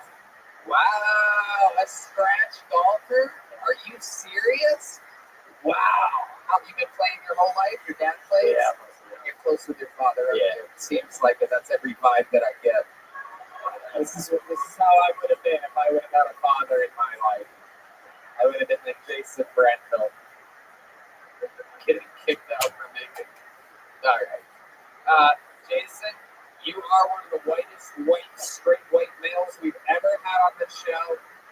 And when you said that you can rap, you know that I'm going to make you rap right now. So what are you gonna beat from the band? Tell the band what you want. Oh shit, they're just going with it. Wow. Yeah, I just turned 23. I live with my parents. I'm a stay-at-home G. I got nothing to do and no one to see, and I got things to avoid like sex and STDs. Yeah, I get less ass than a Golf magazine on the time I got the first base with on a suicide squeeze. I don't get any sweet, but I still have wet dreams, and I got fat legs, but I wear skinny jeans. Yeah, I'm a stay-at-home G, and it's as bad as it seems. I ain't got no job, I got no money, ain't got nothing to rob while you get the fools in the city eating kebabs. I'm just sitting at home with a bowl full of corn, and my mom took out the comment, I'm gonna give it right back because I don't do dishes, I'm a stay-at-home slob. Wow. Yeah, you see me now. Wow. Wow. Oh my goodness. I bet you have got to be one of the best rappers in all of Sonoma County. I mean, that is incredible. Out of all the people rapping in wine country, he's got to be the best. I can't believe I made this Succession reference earlier. I don't know if many of you watched that show, but there's literally a scene in it where the character that you would play, Kendall Roy, actually raps to his father, and that's exactly what that was like. Do you have any idea what I'm talking about? You are a character. Like, that's what he does, and it's embarrassing, and it's super white and weird. And you just did it. Well, he writes poetry. I mean, you know, it's like, was that in your book of poetry too? Do you have raps? Just based weird? So I wrote a book of sonnets, really formal poetry. Ooh, sonnets, everybody, sonnets. Yes. I've been writing sonnets while I'm not Should we rapping. recite one of those too? Okay. I love it. Well, I mean, Jason, I could spend all day up here just milking your straight white male fucking. What are your political? What are your political thoughts? Are you a staunch Republican?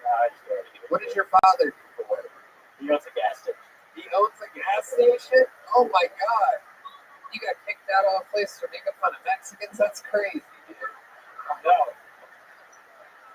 And that just goes to show you what Sonoma County is like. The white people own gas stations there. Just to let you know how weird Sonoma County is. That's just real talk right there. You haven't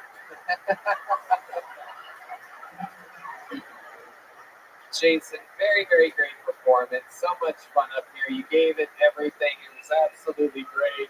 A great fucking set. Take a big joke book. Come back again, Jason, will you? Sign up. I want to hear more of this guy. I love it. That was great. You guys want to do something special right now? All right. Ladies and gentlemen, it turns out that one of our regulars is in town from Los Angeles, California. He's on and off again between here and LA. Unbelievable comedian, great roaster. This is David Lucas, everybody.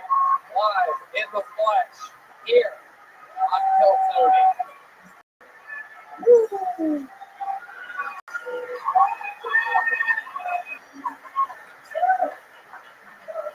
Yeah. So glad to see a lot of white people here.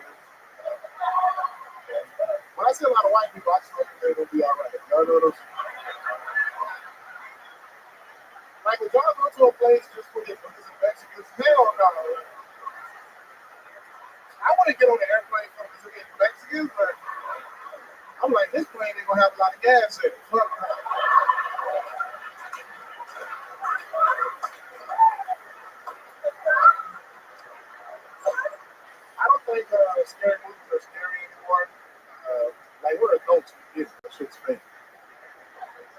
Like, if they want to make a scary movie scare adults, I think they should make a scary movie called The Beatles. It's about 3 bills and total $368. And they're all on auto pay. And you only got $290 in your account. And you don't get paid for 9 days. Get us a scary movie. There you go. This is it. This is how it's done, people. Sorry, y'all, but that's just simply a goddamn real professional right there. So good to have you back. Yeah, man. I'm so glad you brought your brother. Oh, come on, David. She didn't even make fun of you. Why are you taking shots at my guest? She didn't even say anything, all right?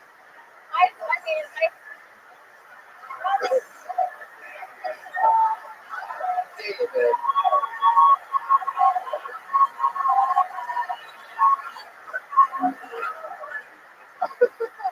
You have to know. I take that as a compliment. Sorry. I like grow my hair out, and you can still see it. I love that.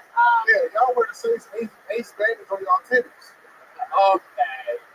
David, come on. Stop making fun of my guests like that.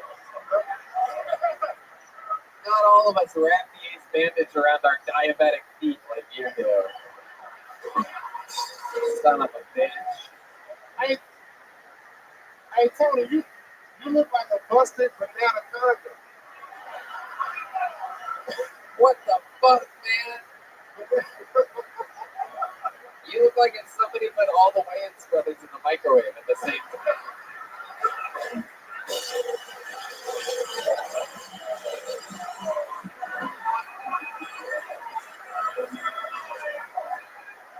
Back to the boys.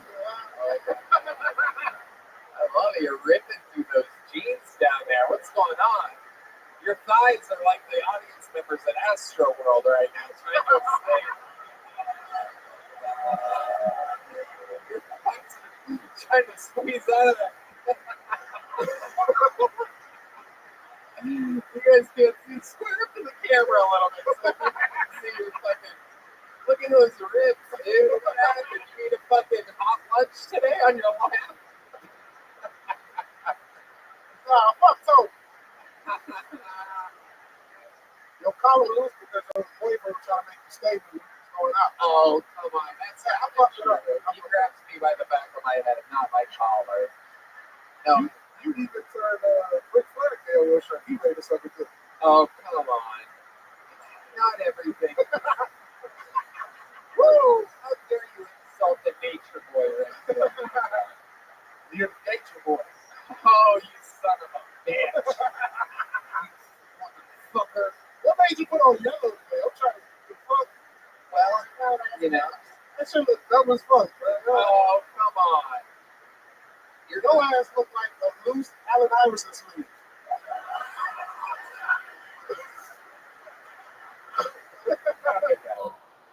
It's an urban reference. You might not get it.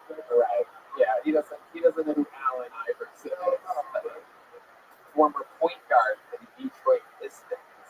No! The Philadelphia 76ers. Tony doesn't know this bad. I thought you were playing Philly. No, he played for Denver. And he played for. I thought you were blacker than that. I was never an Iverson guy. Next time you play for the Sports Center. Oh, come on. Come on. Why would I? Next time you're going to fucking change the food network. Look at those pants, David. This is a real situation here. I mean, the incredible, I don't know, I've never seen ashy thighs before, but this is incredible. You look like you just went swimming at ground zero.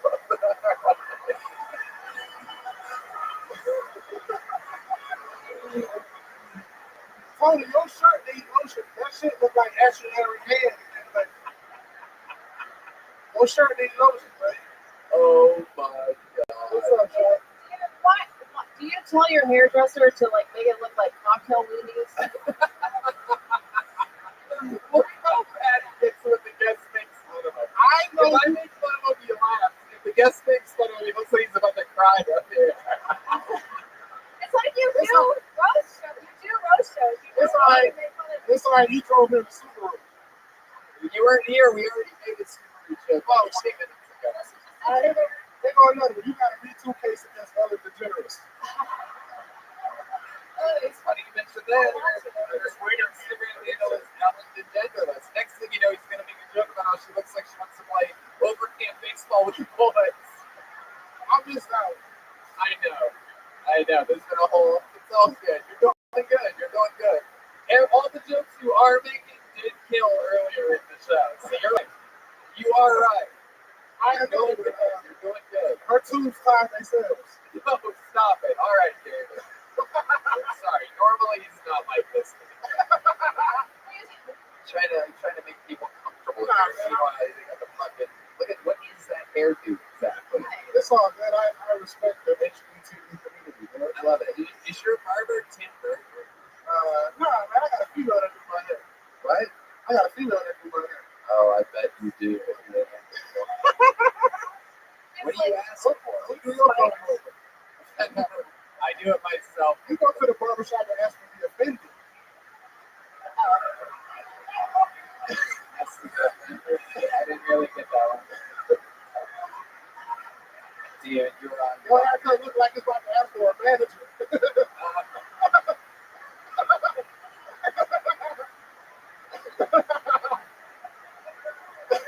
David, what's been going on? Tell us about what you've been doing in the world. You weren't at Skankfest. What's going on? We've been missing you. You haven't been in town. Yeah, I had to take care of my mom at skate fest dog. But she been traveling, you know what I'm saying? My daughter turned 7 today. Oh my goodness. Wow. Look at that. Wow. That is so incredible. She's bigger than you, Tony. Oh, she is? More testosterone, too, you know? I bet. And she can actually be standing up, right? That's great. Oh. Well, next time she comes to town, I want her to teach her. I'm really interested in it. I love it. It is so incredibly David Lucas of you to be here during her birthday.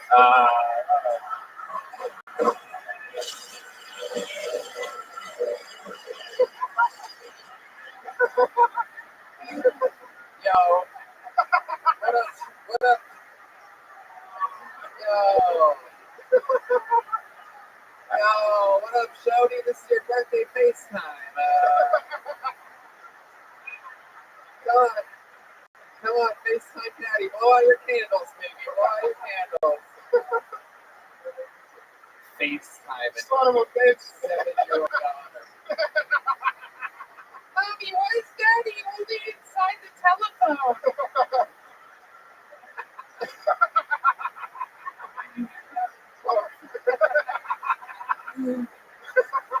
I love it. Ooh, you mad to stand up. Oh shit.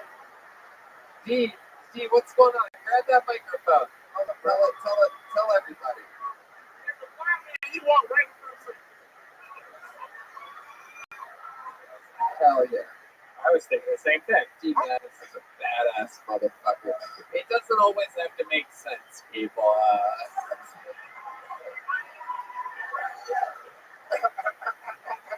Look, he doesn't always make sense, but he can play the bass like a motherfucking superstar.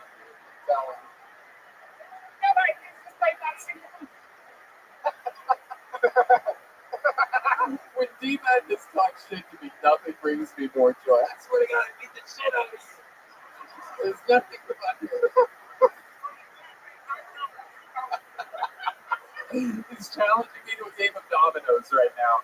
For those of you that aren't listening, Tony, you play dominoes? I just got D Madness actually bought me a set of dominoes for the Like first the hood? You gonna teach her the hood right?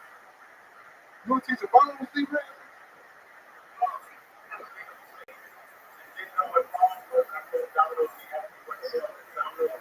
Yeah. And I said, how do you play dominoes? You're blind. And he goes, you can feel the dots, you motherfucker.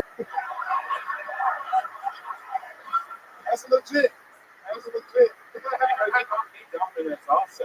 The pizza. I know. Yeah, look at that. Red, man. I love you. We love you, too. You're a fucking star, and so are you, David Lucas. Such a fucking pleasure to have you in town. Welcome back to your future home of Austin, Texas. There goes David Lucas, everybody. The great David Lucas. Literally, one of the fucking best. An absolute murderer. Hire him for your children's birthday parties. He won't go to his kids' birthdays, but he'll go to your kids' birthdays if you pay him enough money. 7 years old, dude. You'll never get this one back. She'll never forget this one, David. Make some noise for your next comedian right out of the bucket. Anything can happen. Katie Felton, everybody. Here we go. Katie Felton. We're having fun here tonight. There she is, Katie Felton.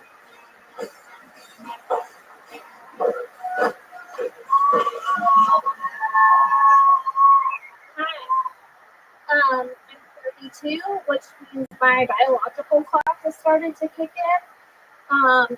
So, I'm ready to settle down and have some kids because I know I'm not going to be a baby making machine forever.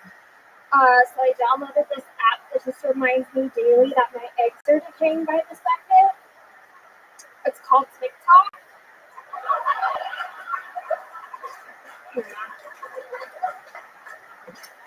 Yeah.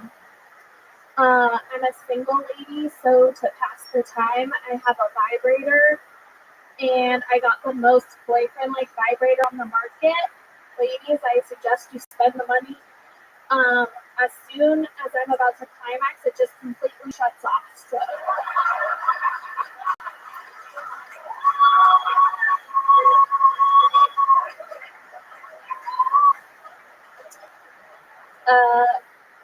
People. That's it. You want to do another one? Sure. Okay. People say I look young for my age, so to combat that, I got tattoos, but I just got a bunch of flowers and bugs, so now I just look like a Cabbage Patch Kid that grew up on the wrong side of the buggy tracks. Yep. That's good. Katie Felton.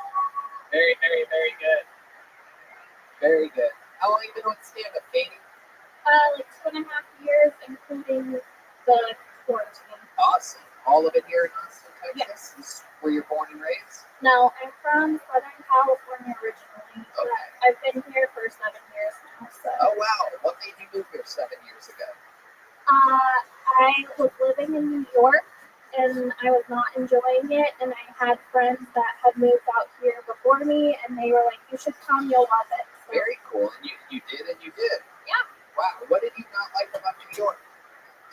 I was poor all the time. Yeah.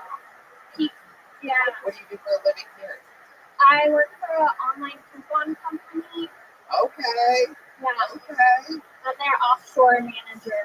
Offshore? Yeah, people in India that make sure the coupons are going good. I Wait make sure a second. So you specialize in Indian coupons? No, they're American coupons, but since American people cost more to make sure our coupons are going good, we pay people in India much less. Oh. Okay. Okay. Do you have to talk with a lot of Indian people to do your job properly? Do you have to talk to a lot of people in India? I do, but they all know English, and it's mostly like on the computer. Look, we've all been stuck talking to somebody from India. You might think they know English, not the ones I get stuck on the road with. That's stupid. All right. I love it. And you're currently single? Yes, I am. When's the last time you went on a date? How did that go for you? Last year? My last date was probably like official date where it wasn't just like a random hangout. I went to this coffee shop / beer place, and he only got me an iced tea. And then we chatted and parted ways.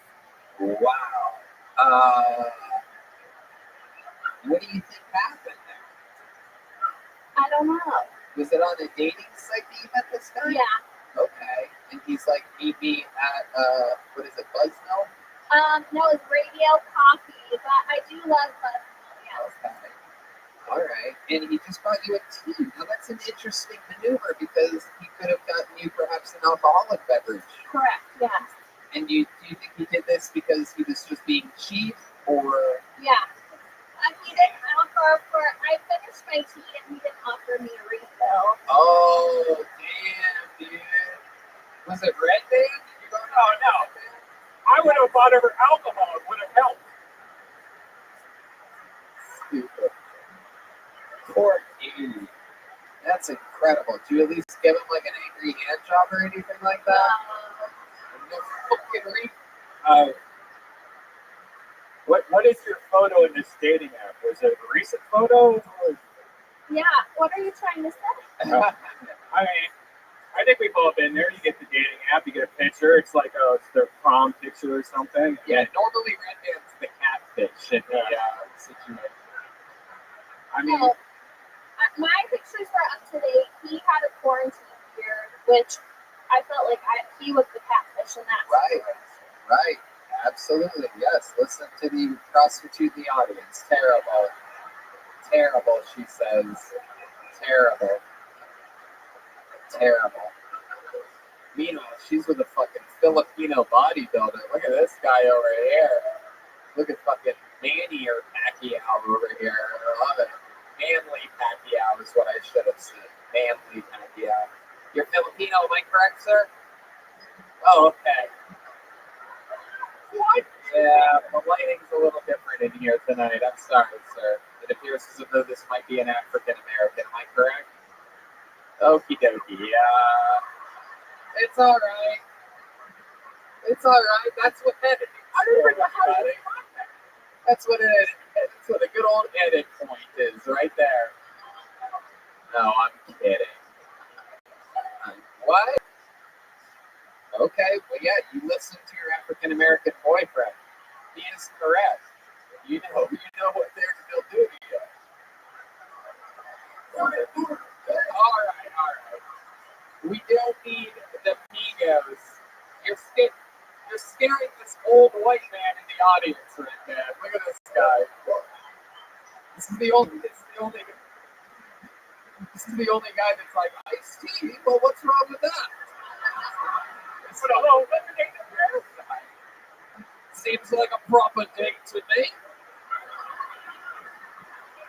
I love it. Katie Felton. I love it. You seem sexually active. Your jokes were about you got a vibrator joke. Your answer decaying. You have any advice for the ladies? Any special moves you do in the bedroom or anything like that? Ooh, no, just have rhythm. That's all. Oh, okay. I like that little bit of advice from you and Johnny Cash. I love that. Have a rhythm. If you get the blues, right? Something like that. Am I close? I don't even fucking know whatever it was. I love it. what kind of vibrator is it? Touch or Perhaps a Toshiba. Nah, it's just a tiny baby one that does the trick. Oh, okay. That's good. Red Band's excited that tiny baby-sized things can do the trick. That's exactly what he was asking for. I love it. Katie, you're so funny. You get booked on a lot of shows in town? Try to.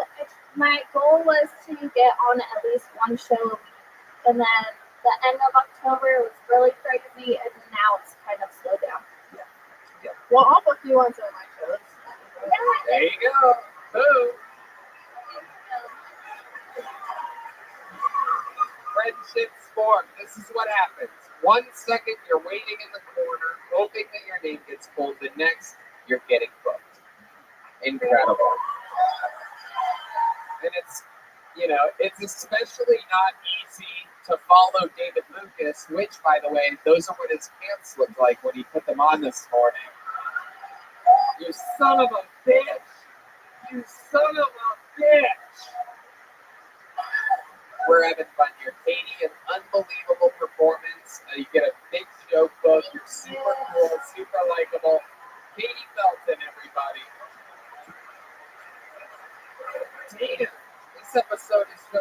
flying high. What do you guys think? Should we go to this bucket again, huh? You guys having fun out there? Yeah, I had a fucking feeling. Sam Hunter, everybody, this is a really big deal. This guy's part of the weight loss challenge for the month of November. Sam Hunter, this is actually amazing. I'm so excited about this. This is a new minute from Sam Hunter. We have a lot to talk with him about. I'm going to catch you up afterwards. Everybody make some noise for Sam Hunter, everyone.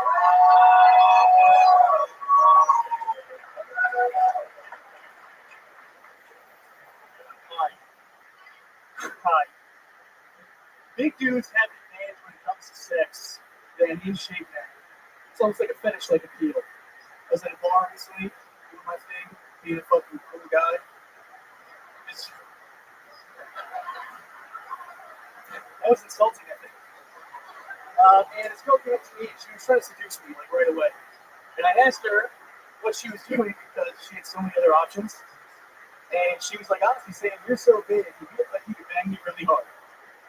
It's a little aggressive for me, but it showed me that the category of fetish that I fall under, that I can provide for these women, is just momentum.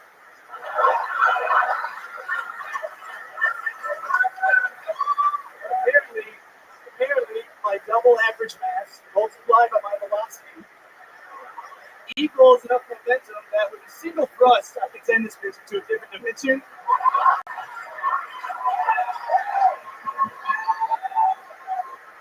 And hopefully she'll end up in the dimension where her dad actually loved her. Fingers crossed. Wow.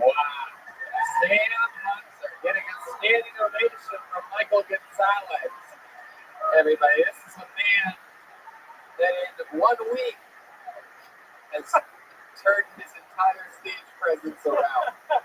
This is incredible. Now, let me catch you guys up to the Sam Hunter situation here.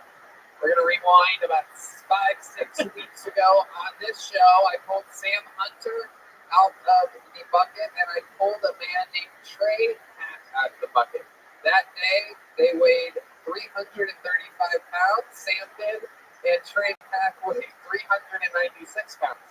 I brought them both on stage to join each other at the same time that episode, just to see what it would be like, and to see if the stage could actually handle it. And then once they were up here, I came up with a great idea. I said, why don't we do a thing where for the whole month of October, you guys try to lose weight, come back in 4 or 5 weeks, we'll weigh you guys in again, and for every pound that you lose, I'll give you $10, courtesy of Bill Tony.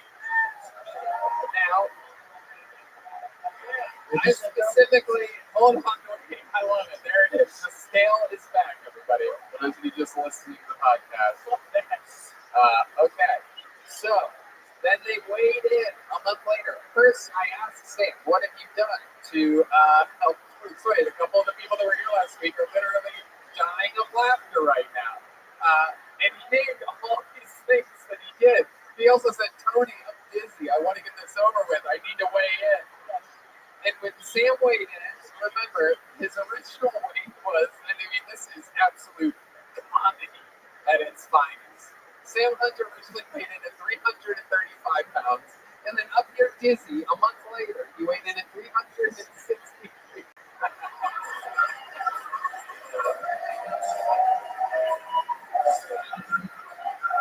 All right.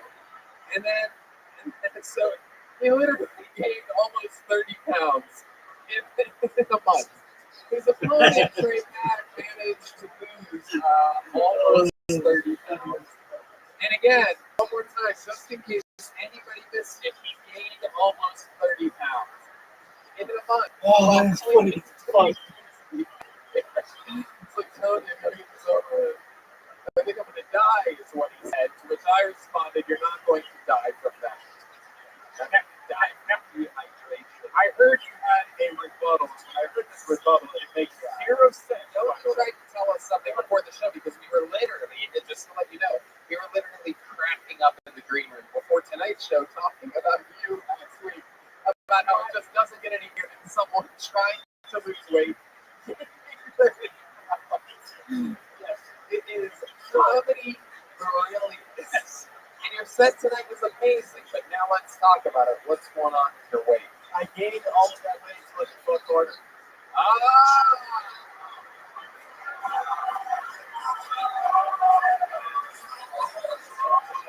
Wow. Oh, a standing ovation from the guys that butt fuck each other. Very cool. Hell yeah, these guys love it. People that love gay sex love fucking. We know what's going on over here. They're married. Dude, that's beautiful. You guys are a magical couple. I love it. So Sam Hunter, this is absolutely incredible. So you also, another fun fact that the type of shit that you can't make up is that after he weighed in, he grabbed something with his notes and stuff on the stage, and I looked at it, it was a bag of Swedish fish. Yes. Because he couldn't wait to weigh in, because that's what he was craving, was literal fucking Swedish fish. You might be thinking, oh, that's hilarious. Comedian, he brought the Swedish fish up here to be funny. He did not do that to be funny. He literally just feeded his Swedish fish immediately next to him so that he can eat them, to be happy, to bring himself joy. Yes. It is absolutely incredible. Did you eat those Swedish fish, Sam? Dude, no. I was way too embarrassed to eat this one person. Are you serious? So Dude, I took this. I'm not fucking. Wait. Let me just remind you that the more serious you say you take it, the funnier it becomes. Perfect. So every time you're like, no, you don't even know. Like, I sort of die inside every fucking time. But please just scratch this itch that I have. Tell me how seriously you tried to go away. The weight loss challenge. I'm sorry. I like to stay in the field. This challenge. Right. What do you feel like? What do you feel like? Fruit by the foot?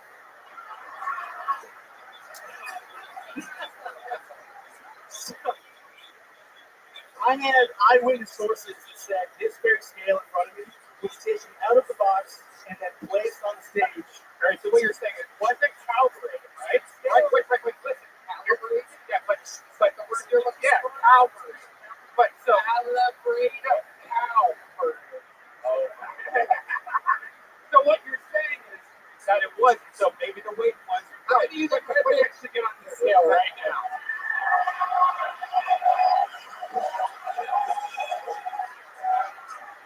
But anyways, so what you're saying is it's not the right weight, but then the guy went right after you and wait, so even if it wasn't the right weight, both of you would have been the wrong way, and it's he's lost 30 pounds. Okay, hold on, I think he has a defense here. This guy's good. Weighed in first both times, making me the calibrator. So his results after me would have been accurate. No, because we did it before you got on stage. The first time, you calibrated the scale? Both nights, both times we were jumping on it. Hold on. Everybody else that got on the scale, both times said that was their weight. Do you want to get on it right now? Should we see it 1 week update? Absolutely not. Come on. Absolutely not. No. Sam, you literally, for the sake of all that is comedy, you have to. For my 335, 363. The only reason you wouldn't get on the scale is if you think you would eat more than 360. So you're sort of laughing. What did you eat this week?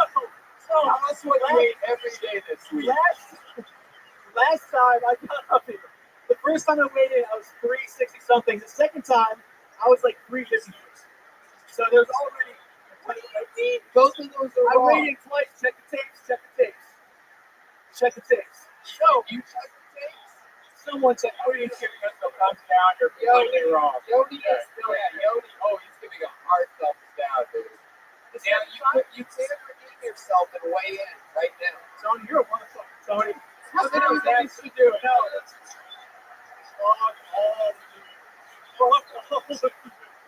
There's no way. Look at those hot dog buns he has for middle fingers, everybody. Come on. Come on. No.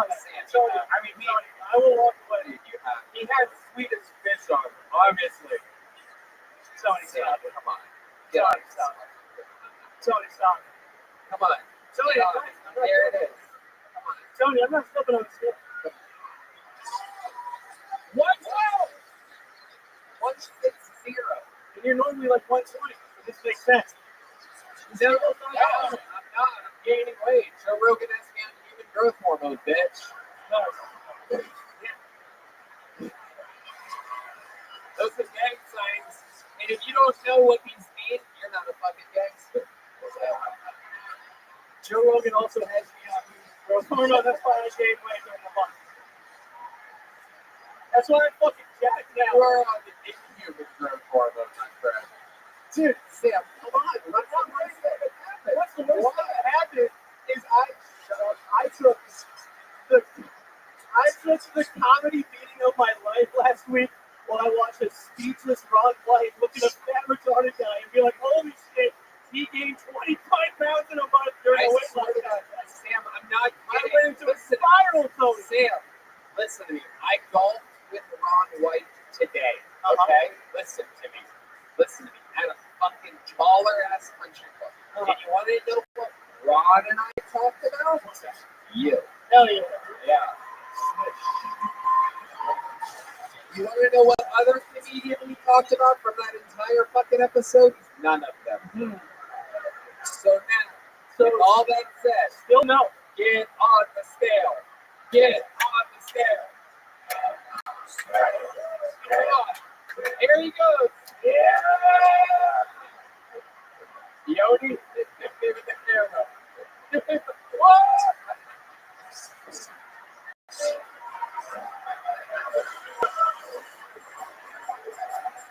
What happened? 364.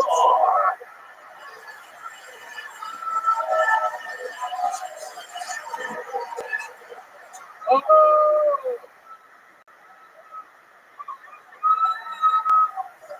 Oh my God, he gained a pound.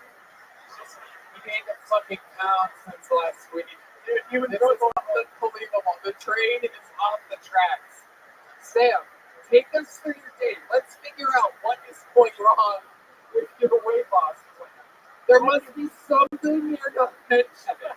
Take us through this fucking. We all want to know what is the world's worst diet plan ever. This is incredible. So averaging about a pound a day, by the way. This week only 1 pound for the whole week. So what was it? I mean, that's progress. That is. Right? That is. So right now, I would go from 80-25 to only 84. That's pretty good. That is true. I'm scared to get. That is true. That's right. We're good at this. This is how we rationalize the American economy and everything. I love it. We can rationalize all day. Well, technically there is growth. Yes. I'm about progress. Sam, yeah, it's the final level of this. We've spent way too much time with you, but it's just so goddamn amazing. Take us through like a day. Like you wake up, what's breakfast like for you? A pound of Swedish fish. Yeah. Come on. A pound of Swedish fish. Dude, I'm telling you. You have cereal? I do. I have HEB fiber cereal to make sure I poop. Does it work? Are you pooping? No, I guess it's all just hanging out. What kind of milk are you using with this fiber cereal? Unsweetened vanilla almond milk, 35 calories per serving. Okay. That's good. All right. Let's move on to after breakfast snacks. Today, so the last week, I was spiraling. You're literally laughing. You guys not going to believe me when I tell you the truth, motherfucker. I know, probably not. Go back. So I took that genie last week, and I immediately just started drinking bourbon and shit. Because I worked my ass off last fucking 825 pounds. I'm not going to do it again. So wait a second. So, but today, I righted the ship. Uh-huh. So I had eggs and kale for breakfast. Wow. I drank about a gallon of water. Proceeded to go to the gym. Did you have egg yellows or whites? Yellow, bro. Not fucking. It's all right. It's all right. Go ahead. Go to the gym, then what happens? Go to the gym. Thanks, man. 20 minutes of cardio, lift, sauna. Get back to the crib. Yeah. Smack one out. Okay. There we go. And a couple pounds. Yeah. That's at least 1 hot ounce. Yeah. Okay. Everything counts. Okay. And then this kind of much like that. I had a gluten-free mac and cheese before I came here. It's I'm not gonna lie to you. That's what it does. Gluten isn't really what you need to avoid at this point. It's the mac and cheese. Yeah, it's mostly mac and I would cheese. have to agree. Yeah. I would have to agree. Wow. One box? Yeah, what's up? Have you ever tried keto? I feel like you would be good at keto. Do you do like butter with the mac and cheese? You put a little butter in there? No, that's like straight. What do you do for flavor? Hot sauce, ketchup? Hot sauce and pepper. It's like the lowest calorie, like seasoning type shit. Okay. One box only? Well, it's only today. Yeah. Family size. Goddamn right. It is. There's nothing worse than getting fat jokes by Red Band over here. That's incredible. It really is. It's really is. Is that really all you ate? Today, yes. I'm telling you. I drank like What's yesterday? Yeah, what I drank like a bottle. I drank like a bottle of bourbon and 8 tacos. a bottle of bourbon? Yeah, Oh, that's your problem, man. You got all this sugar. That's all sugar. that's all sugar. Yeah. I love it. Oh my gosh. Wow. Sam, you are a living legend. We need you to keep signing up. We need you to keep coming back. The weight loss challenge, by the way, is still on. We agreed at this. That in 3 more weeks, you're going to weigh in again. And we're all very excited. Pretty much anything you do at this point is going to be amazing. You're on track to get big laughs even if you gain weight. It's really a win-win for you. An unbelievable comedic set tonight. You already have a big joke book, right? Life is good. We'll see you again soon. Sam Hunter, everybody. There you go. I believe in you. We believe in you, Sam. I believe in you. Love that guy. I love it. What do you think? What's that? We do it? Yeah, we should. You guys ready for your final comedian of the night? All right, that's it for the bucket pulls, ladies and gentlemen. Your final regular of the night is a legend in Hilltony folklore history. I mean, this fucking guy has set every single record. He currently opens for Joe Rogan multiple times a week, getting all these local Austin shows kickstarted. The crowd goes absolutely wild. He's coming off of a skank fest in which he got the pop. A lot of people say he got bigger pops than Bob Saget at that festival. He is the longest standing regular in the history of Hilltony. This is the Big Red Machine, William Montgomery.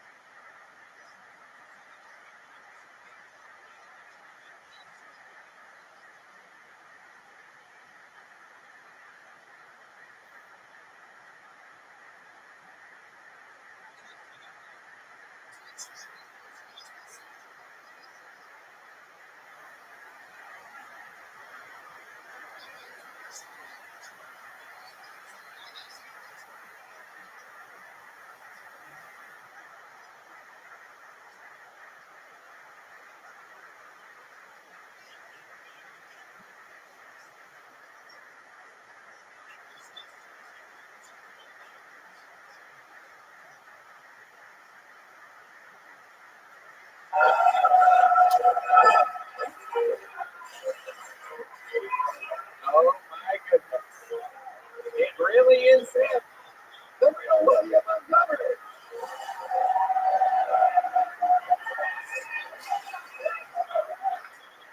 I had to pay Tony $25 to say all that. So I swear if Taylor Swift went to another breakup song about us, I'm gonna fucking lose it.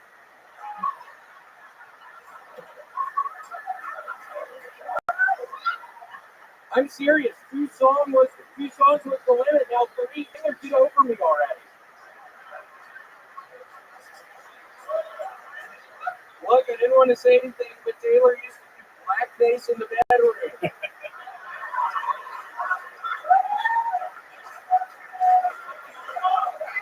Granted, it was my fetish, but she was into it. My dad is a hell of a lawyer. He actually successfully sued Dr. Mario for malpractice. If Rittenhouse was black, he'd already have a mural painted in his honor.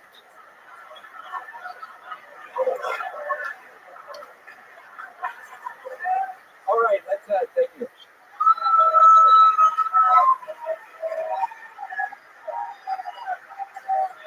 William Montgomery does it again. The Big Red Machine, the Vanilla Gorilla, the Memphis Madman, the Memphis Madman, Tennessee Tickler.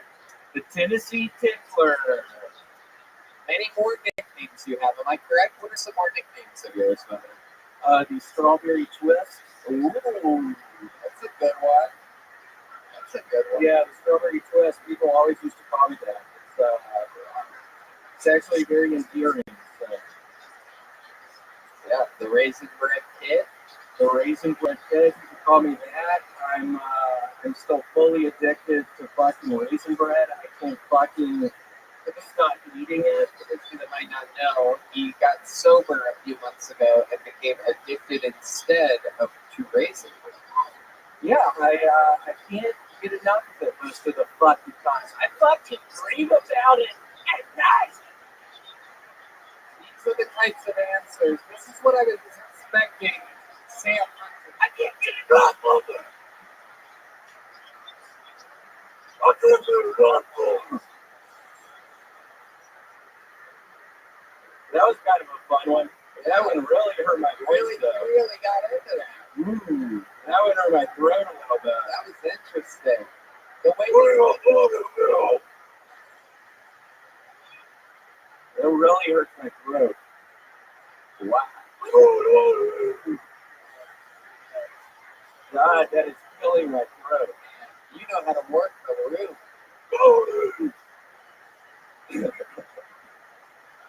Hell yeah, dude.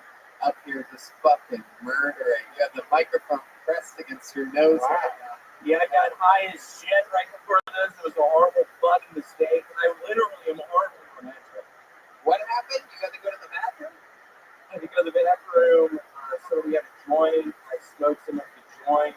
I immediately started thinking about the unlicensed firearm I still currently have in my fucking trunk. I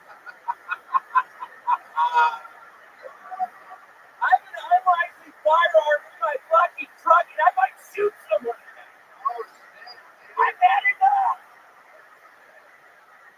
I'm mad enough. Where'd you get the firearm from? I bought it from this man under a bridge for $1,500 fucking dollars. It seemed very expensive. That's a lot for a gun. Yeah, $1,500 fucking dollars for a little black pistol. Wow, where'd you get $1,500 from? God, I had to fucking take it from Saudi. I've been going to the goddamn CVS recently. I swear to God, I've been losing it recently. I go into fucking CVS and steal a bunch of shit. Then I sell to some dude under a bridge. You sell another guy? Yeah, another guy under a fucking bridge. Is it the same bridge? No, it's a different fucking bridge. What do you mean it's the same bridge? What are you talking about? How can it be the same bridge? It could. You think I'm going to the same fucking bridge? You think I'm going to the same fucking bridge every day? It seems like you would. I go to 2 bridges every fucking day, Redman. What happened to the fucking 2 of them? I can't get enough of my hang out in them now. Do you ever get raisin bread under the bridge? Yeah, sometimes. And how does that make you feel? Really good. You guys have to put it on the hot concrete for a while and it warms it up. Very nice. Normally there's a bunch of buddies down there. It's fun. It's nice. Do you love that shit at all? Yeah, I love that shit. Okay. I fucking love being under the bridge with my friend. Stealing a bunch of shit from CVS. Eating up raisin bread with an asshole. It's been a really bad week. It's been a really bad week. Yeah, Tell us about your week, William. Why has it been a bad week? I can't get out of the fucking bed. Why not? I sleep till 6, 7 at night. Oh my God! Wow, are you a little bit depressed? Yeah, I mean, it's really bad right now. I almost got caught at CBS recently. I had to call my dad. He's like, well, you're going to be looking at jail time. What's your Venmo so that people that don't want you to steal from CBS can donate money to you? Do you know what your? I don't know what You don't even know what your Venmo is. Wow, William, a marketing machine, William Montgomery. Jesus Christ, what's wrong with you, dude? William Montgomery? Is that it? William Montgomery 1, perhaps? Yeah, I think it's like William.Montgomery.16. Wow, perfect. Nothing better than having a password for your Venmo. What happened to your beautiful nails? You have really nice, beautiful nails last week. You've been doing, working on your nails. Yeah, I had to get them removed. Why? They were really expensive. How much were those? They were $1,500. Wait. No. William, no. That's the number of the gun. Yeah, they were $1,500, and it seemed like they were super expensive. I mean, there was the fucking guy under the bridge. There's another guy. Wait, you were the guy who pressed? Yeah, third bridge. And it was not a press-on situation. It was a surgical, under.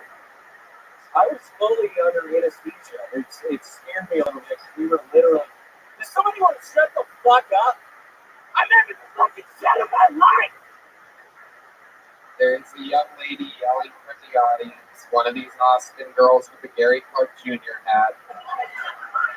Everyone's trying to fit in. Everybody goes to the same hat shop on Congress and thinks they're original. I love it. Yeah, I mean, you're really going to have to shut the fuck up. We're trying to have fun up here, and then you really fucking derail it with that. You really derailed it. What do you yell, young lady? Come on, let us know. Yell it again. It's okay. Don't be afraid. Do you have your organs? Do I have my organs? What the fuck does that mean, bitch? This is surgery. The fuck do you think, bitch? Hold on. She's with a little Mexican boy that's about to yell something right now. This guy's in way over his head. This woman is Russian. She thought when you got put out, they stole your organs also. Just fucking someone get around here. Someone get around here now. I got a bad week. Seriously, if you could only see me throughout this past week, it was nightmares. I couldn't get out of the bed. Don't scare the guests. Don't scare. You don't look right in their eyes like that. Tell me how deeply unhappy you are. I want these people to tell their friends good things about the show. I don't want to go back to the Austin comedians and say there's a guy with an unlicensed gun that's having a bad week over a kill Tony. Ariel, have you seen William before? Do you know the type of monstrosity that we're dealing with here? This guy was built in a comedic laboratory. I know. I mean, I honestly, like, my favorite Austin pastime is talking to crazy homeless people anyway, so this is fun. Yeah, there's a couple really good bridges here. What are your favorite bridges? Can you name some of the streets where the bridges are near? There's one on South Congress at 18th. Oh, okay. There's definitely not a bridge there. There is one on. That would most likely, I do believe, be North Congress if my local geography doesn't. There's a really good one on Arizona and Grant. Ooh. Anybody confirm this one? There's a really good one on Magnolia and 32nd. I would go lower numbers with William. William, spoiler alert. You want to really go low on your numbers here. There's one on Anderson and 3rd.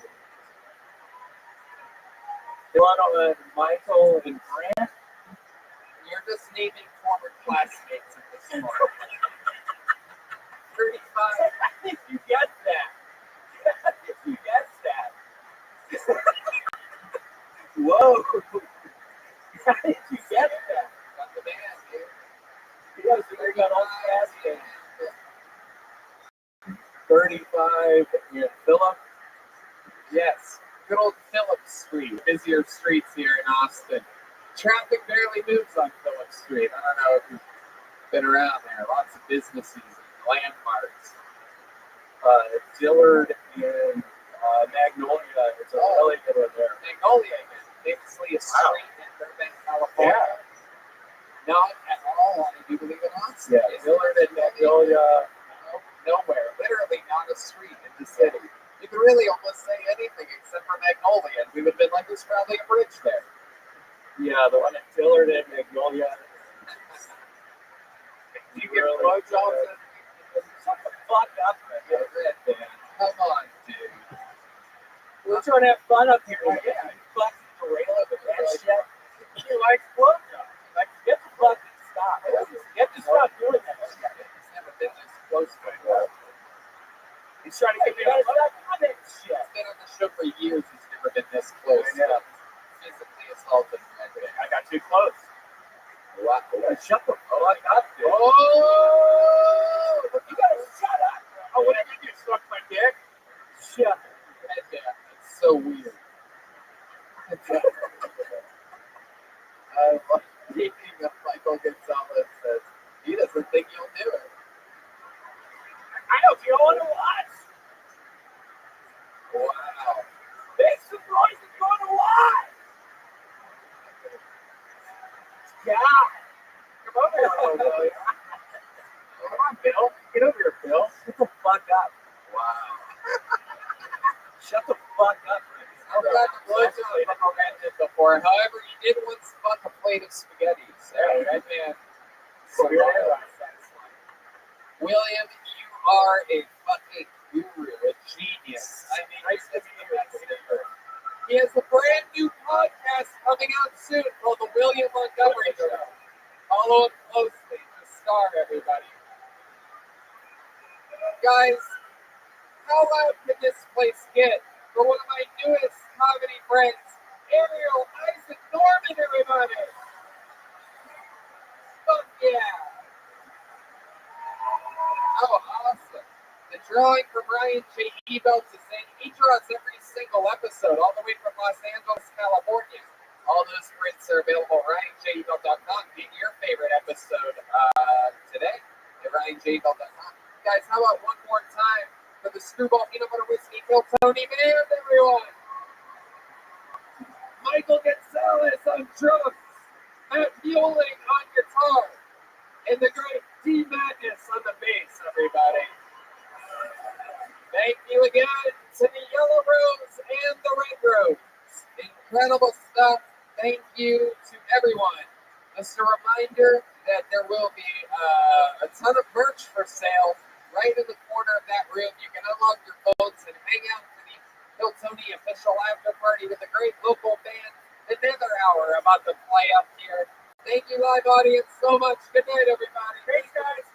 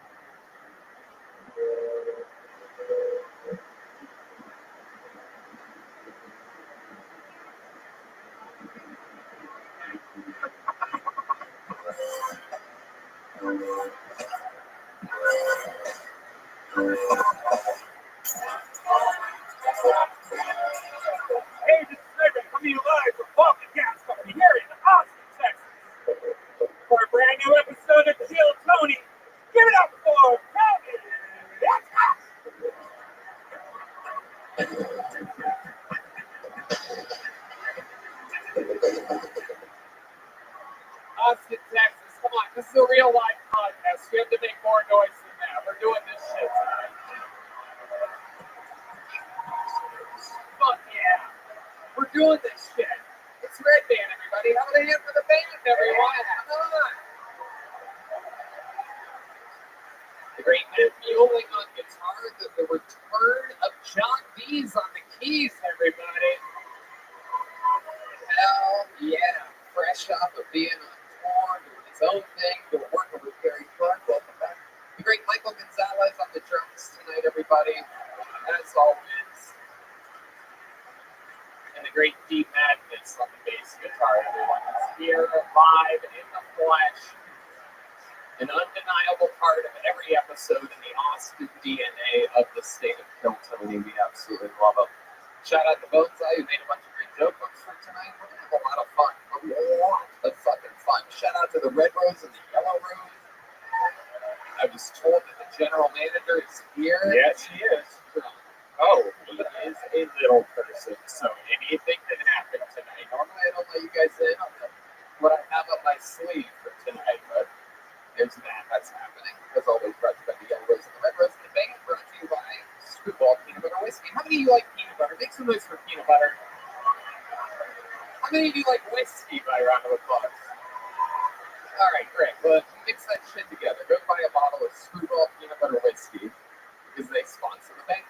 Delicious. Before we start tonight's episode, here's more about the amazing sponsors that made tonight's episode available for you here right now. Hey there, auto mechanics and super cool do-it-yourself guys who work on their own cars. I want to tell you about RockAuto.com, the online store with every auto part at the best price. This is your one-stop shop for everything auto parts.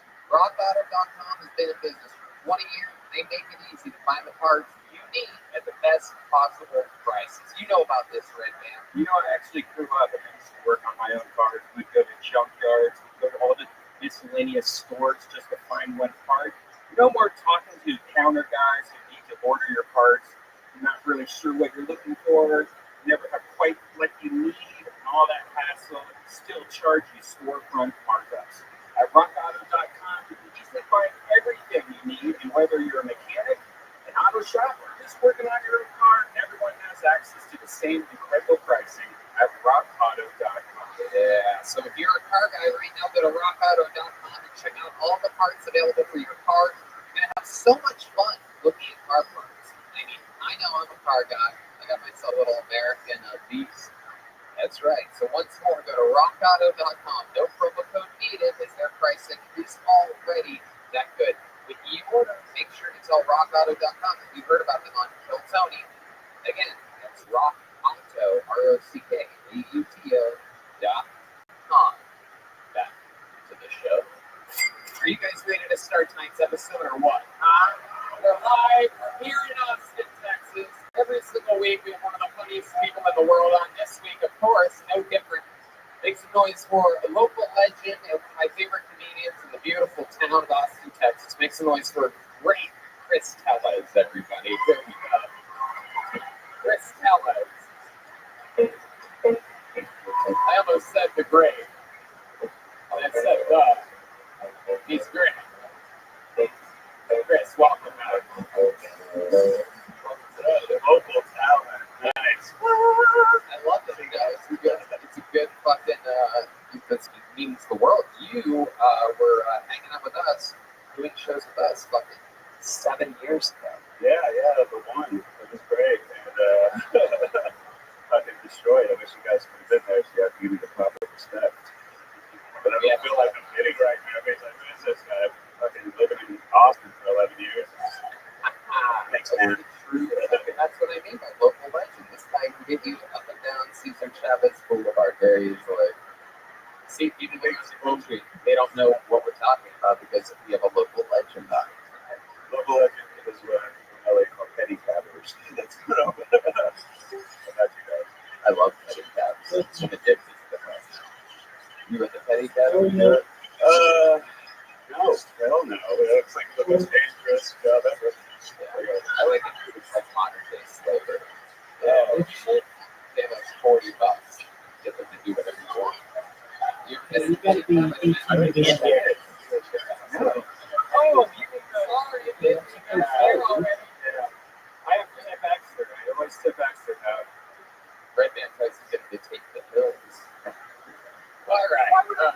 Wish I never said petty pet. Shit. It is. No, I love it. I get in the back of those pity beds. They're like, where are we going? I'm like, San Antonio. Get the fuck out of here. All right. We're going to have fun tonight. Over 100 people signed up for the opportunity to get pulled out of this bucket and get an uninterrupted 60 seconds on this stage. Perhaps it's someone from the audience visiting from a faraway land. Perhaps it's one of the amazing local, but not yet legend comedians that are waiting in the corner of the room. You guys ready to start tonight's show or what? Oh, yeah. You know, 60 seconds with your kid. Yeah. It's like that. Yeah. Yeah. That's how you know the time's up. I'm going to take a break from the bear this week. Put it back in his cage. All right. You guys ready to start tonight's episode or what? I'm going to get to this in a second. Instead of saying the name I just pulled out, we're going to save that for a second because I have a special treat for you guys. This guy was made a regular here in Austin, Texas. He's a monster. He kills every single week. It's unbelievable to watch. Here's a brand new minute from the great Hans Kim, everyone. It starts the next show with a bang.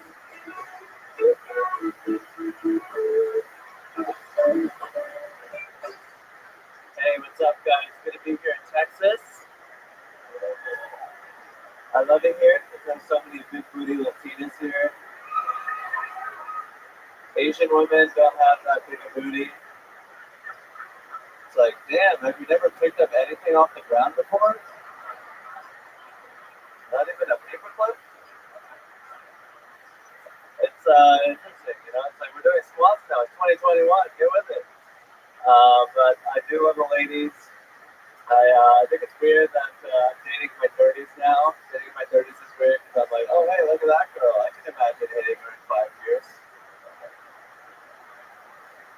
You know, women, they're all about pro-choice when it comes to deciding where to eat for dinner.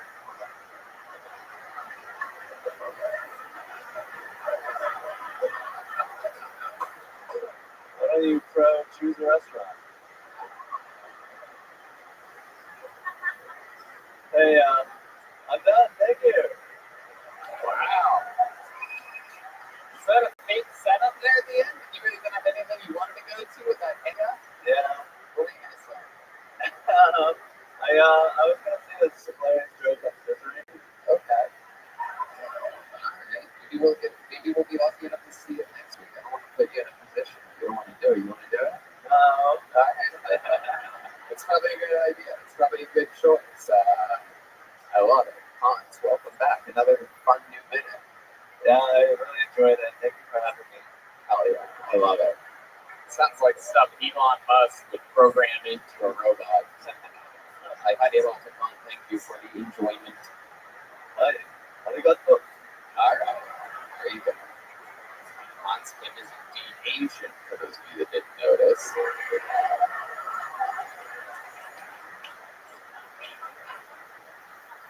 What's been happening this week, Hans? Give us an update of your life. Your real life is always so much more interesting than anything we can imagine.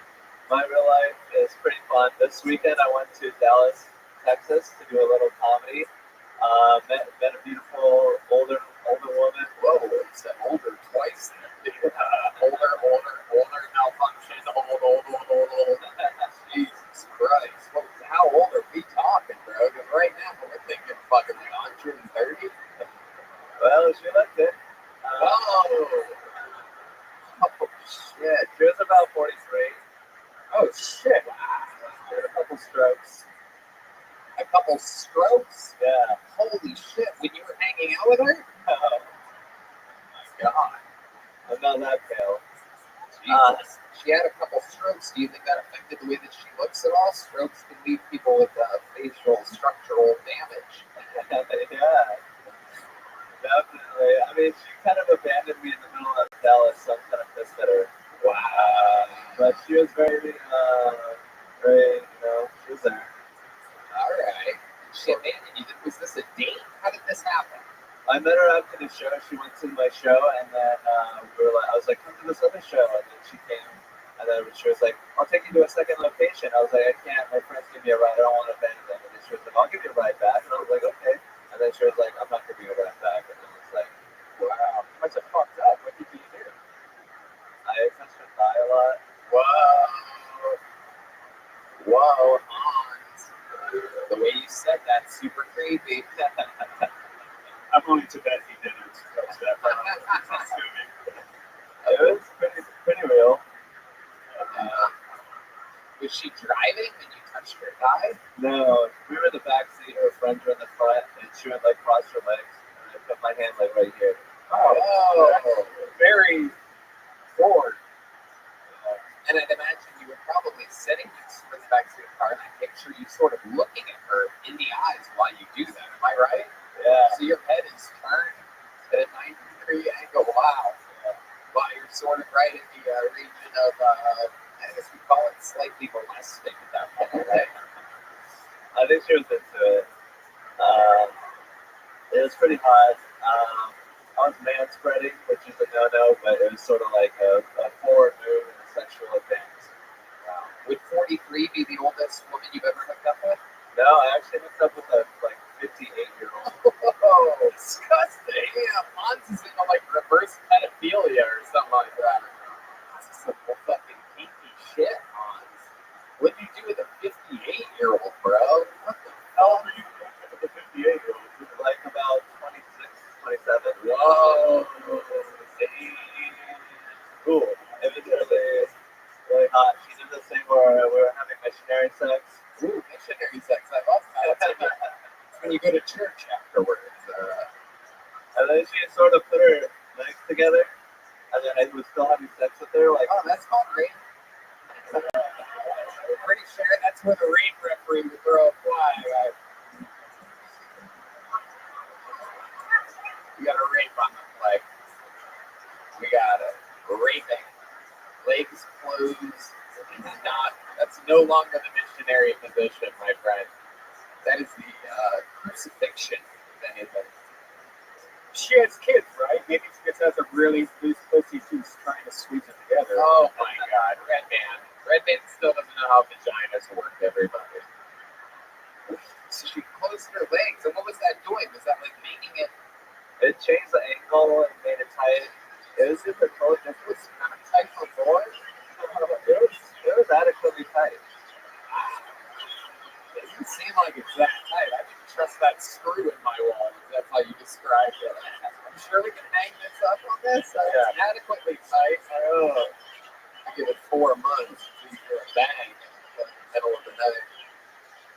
Adequately tight. Wow. Yeah. What else did you learn hanging out with this whole 58 to your 26?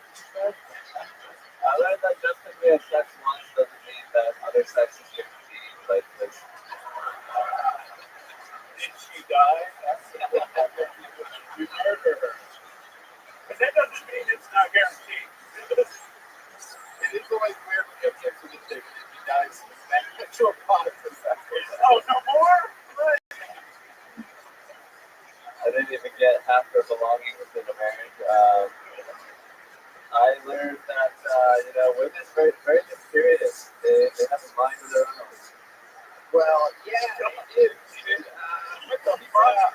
That might be the most insulting thing ever in the history. Just we all just witness on thing that it's Just canceling himself within a minute sex. it took a 58-year-old. Child molester. What else was there? I think that's how Asian men treat Asian women. It's like kind of like a perfect culture. No, the great people all the time, all the way around that way. Anyway, wow. So you realize all women just have their own mind. Oh my. I mean, they think differently than us. Wow. You're a fucking machine. I love it. What else has been going on? What else did you do this week? I hung out with my friend Philip Garcia's house. Met his mother. Heard the power. Shit. Oh my God. Your mom's awake with that Philip. It's the 58-year-old fucking dragon slayer over here. This fucking guy. Alright. What else? You do any shows? Any fun shows? I did some fun shows at the Dallas Comedy Club. I did this show at Ultra Cap for a bunch of Latino Mexican very interesting audience. Very fun, very vivacious. What is that? Being all Mexican and shit, just looking at me. It was weird. Vivacious. Wow. Big bucks, right? That's what They were like shouting out, they were participating, they were exchanging energy. like having a good time or something. Yeah. It was weird. Like they didn't do the math on like that day or something. What the fuck? I love it, honestly. You're absolutely fantastic. We love you every week having you on the show. We'll see you again next week. Mind you, everybody. Living life is The icon, Hans Kim. Wearing his glasses again. what? He's wearing his glasses again. Remember? Oh yeah. That was an interesting time. Sahad Masood is next on Kill Tony. Sahad Masood. Alright. Pulled out of the bucket. Oh, forgot about that name. We got Sahad coming. Is there movement back there? Anybody see anybody coming? No? Alright. I'm gonna go with this first name that I pulled earlier. Emilio Babo. Emilio Babo. From the audience. There he is. One more time for Emilio, everybody. Have you guys heard that old parable? People who live in glass houses should not throw their wives down the stairs. It's one from Jesus. Plan Z, I don't want to talk. Everybody talks about Plan Z. I'm just going to say this. Plan B, okay, when it comes to contraceptives, Plan B definitely feels best.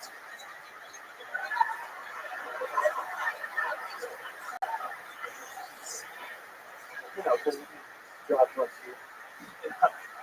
What's going on here? What are you selling? A couple weeks ago, I found out that a roundabout's not the same thing as a human traffic grid. My buddy was like, she's in a human traffic grid. I was like, what? She's fucking stupid, turn left. Okay. Fuck yeah. Emilio Babbitt, am I saying that right? Yes. Welcome. How long have you been on stand-up? 2.5 years. 2.5 years. All been here in Austin, Texas? Yeah, all of it. Awesome. I love it. How's it been going for you? Pretty good. Yeah. What do you do for work? Oh, shit. Yeah, that's what it's about. Yeah. You what field do you work in? I was a busboy. Okay. I'm on a TV show right now. Oh, shit. Okay. All right. Is that new reality show on Netflix where people live in a house together? I actually applied that one, but I'm on an even worse TV show. Really? Is that cooking show? It's the reboot of Oh, shit. No, that's a good show. I know that guy. So they're kind of like, Yeah. he's my boy, but it's the worst TV show. Oh, my God. I'm sorry, Jack. What's your goal? What are you? I'm playing Texas Rangers. Wait, You're Texas You're one of the Texas Rangers? Texas Rangers. I thought you were a fucking pedophile victim or something like that.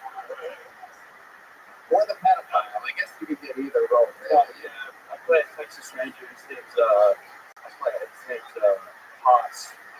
Right. It's like the deputy human character. Yeah. Sort of, right? I'm the young hotshot Ranger. He's a wise cracking. Wow. Doesn't follow the rules. Cool. How long have you been acting for? Do you really like? No, it's like maybe a month. Oh, geez. Look at that. Not good. It's incredible. Yeah. No bad actor. Where's this? Just watching the stream. Where can you watch that? It used to be on what? The USA Network back in the day. It's on the CW. That makes sense. I told you guys already. It's a bad show. You're dressed like your old fucknuts got up.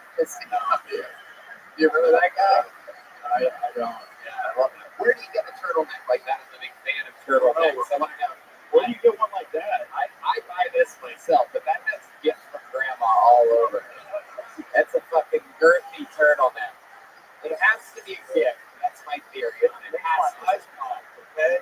It makes you see it. There's a big ice pop. No. What the hell is happening? Who told you that? Not popping ice. You're a big boy. You ever play any sports or anything like that? How old are you? 25. 25. You used to play football or something? Oh, yes.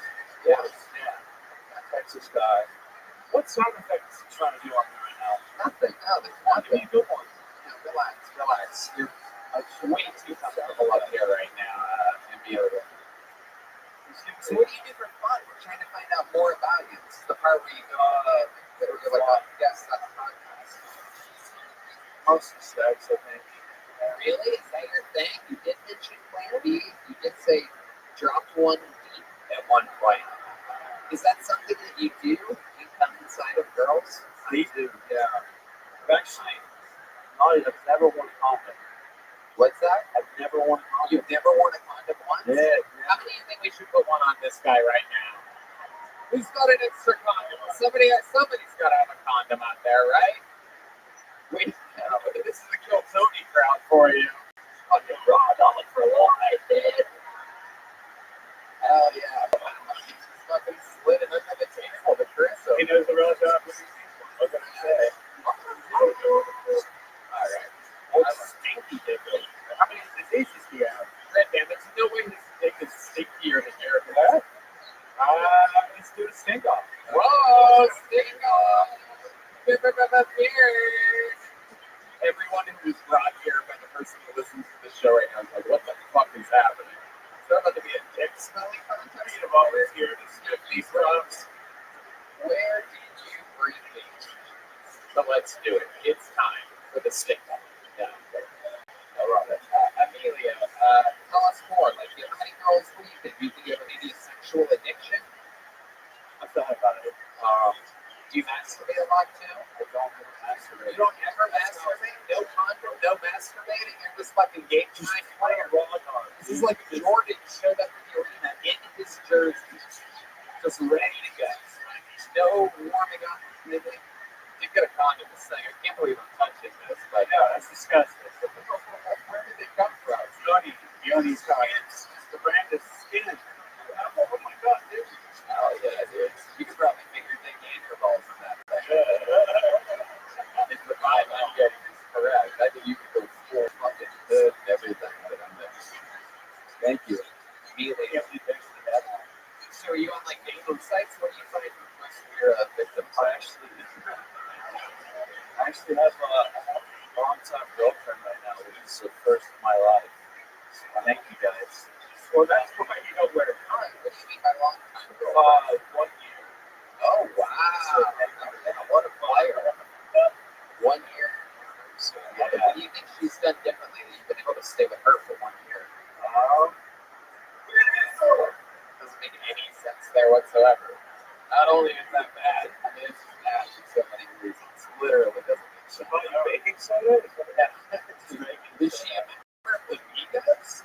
No, it's No. it is baking soda. That's what it is. All right. Great. Yeah, you didn't knock your way out of the question. Bad for 30 seconds. Has he been with anyone else besides you? Oh, like, why would nobody starts with this one? Was she pure? You're asking. Oh, she's so impure, just like me. All right. Real vibe, dude. So, how much did you make enough money acting on Walker Texas Ranger to survive? I don't make So, how do you survive with the museum? Don't be distracted. Being a bad guest. Being a bad guest. How do I survive? I watch drug. I was a busboy. For a while at a high-end restaurant, and I saved. All right. There goes Emilio back, everybody. Emilio here. Your set was good, but you're getting a little joke.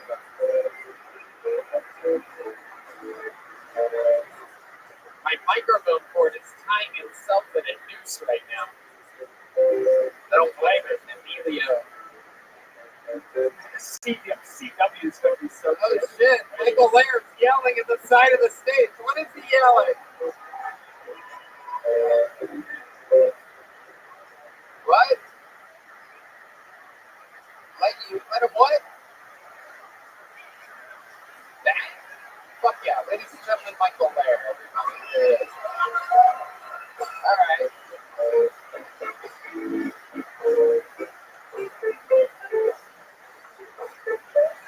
Michael Fair The guy who retired. is coming back on stage right now with his Castaway beer.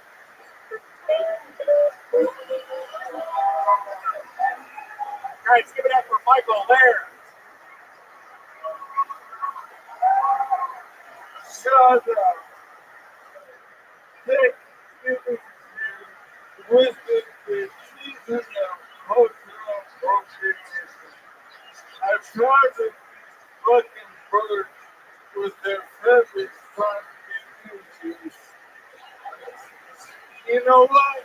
I don't think Indians use their proper name. In fact, I don't think Native Americans use their proper name. I think we should call Indians Americans. Pan Americans. Because no matter where you are in America, you all the same color. Partner. It just varies how much cocoa is in that garment. The president is Biden is parting with two turkeys from Thanksgiving. One priest for the divided nation. You know what? So Texas needs to take a close look at themselves. Texas, I think, is in five churches. They really know when the peace line starts.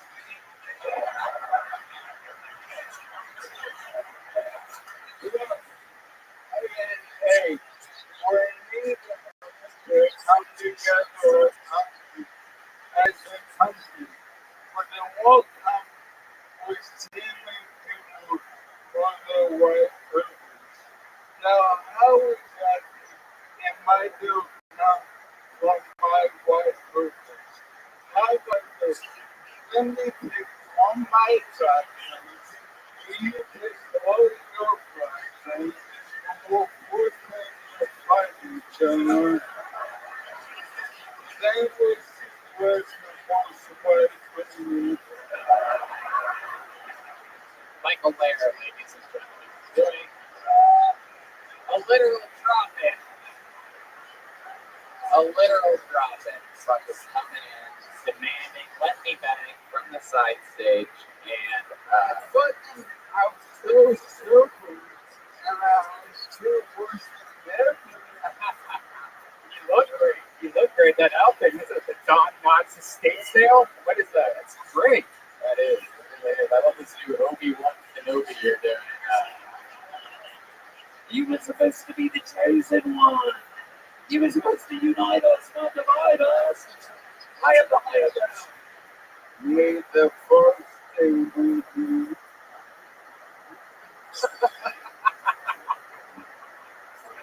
His lightsaber's out. For those of you listening to the podcast, Michael has pulled out a lightsaber. An actual, we've never seen this technology before.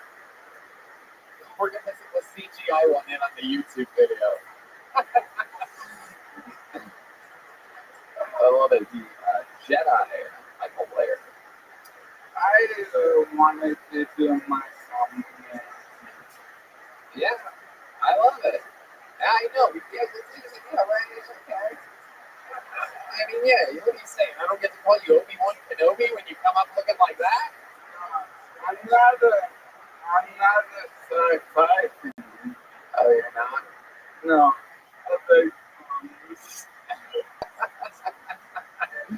All right. Okay. Michael, I love this. What I love about this show is that this is the kind of chaotic show where you're like, wow, can I just watch a dying man come in, demand a spot, go up, do whatever he wanted for any length of time, and then literally do it and demand to leave right afterwards? Yeah, this is the show that you're at. It's a live podcast.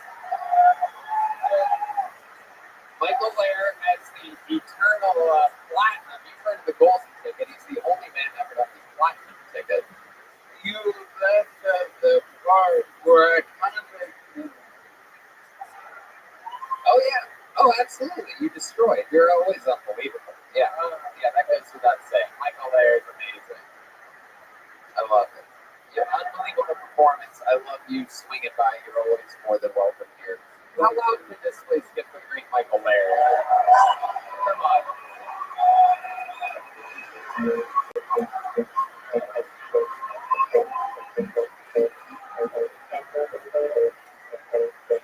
Come on, one more time for Michael Lair. You guys can.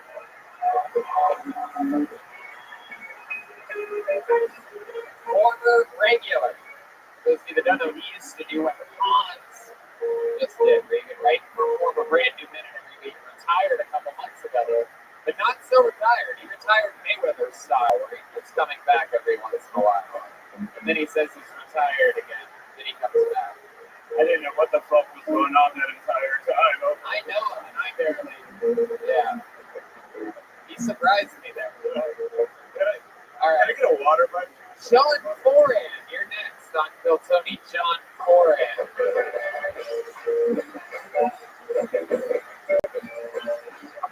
Here he is. One more time for John Foran, everybody. What's going on, Austin? Wisconsin is so fucking irrelevant. We're trying to start the next civil war. I don't know what's attracting these agitators, but it's just the time for the holidays. Like, oh, come on, hateful. From Kenosha to Sheboygan, that is a coastline of politics. But you know who's really salty right now? That dude from making a murder, right? He's like, that boy got two. But I think this is just retribution because for like 30 seconds, that guy actually convinced us he didn't do that shit. So I don't know about you guys, but I was just picturing these two lawyers fucking each other the whole time. So maybe that's why. So, but yeah, do not go to Wisconsin unless you don't want to get arrested, because that's all they have to do in the box. And that's all I got. Thank you. All right, John Foran. I love it. Hell yeah. I feel like the opposite of Emilio from earlier. I can tell. It was pure. This interview's going to go good. I can just fucking tell, dude. First of all, let me tell you, after that performance, I must say you're one of my favorite cisgender comedians in the world. I think I'm using that word right, I think. Welcome, John. How are you? I'm good. I'm good. How long have you been on stand-up? This is my first time, everybody! And I'm guessing you're from Wisconsin. Hell no. Hell no. Philadelphia. Really? Yeah.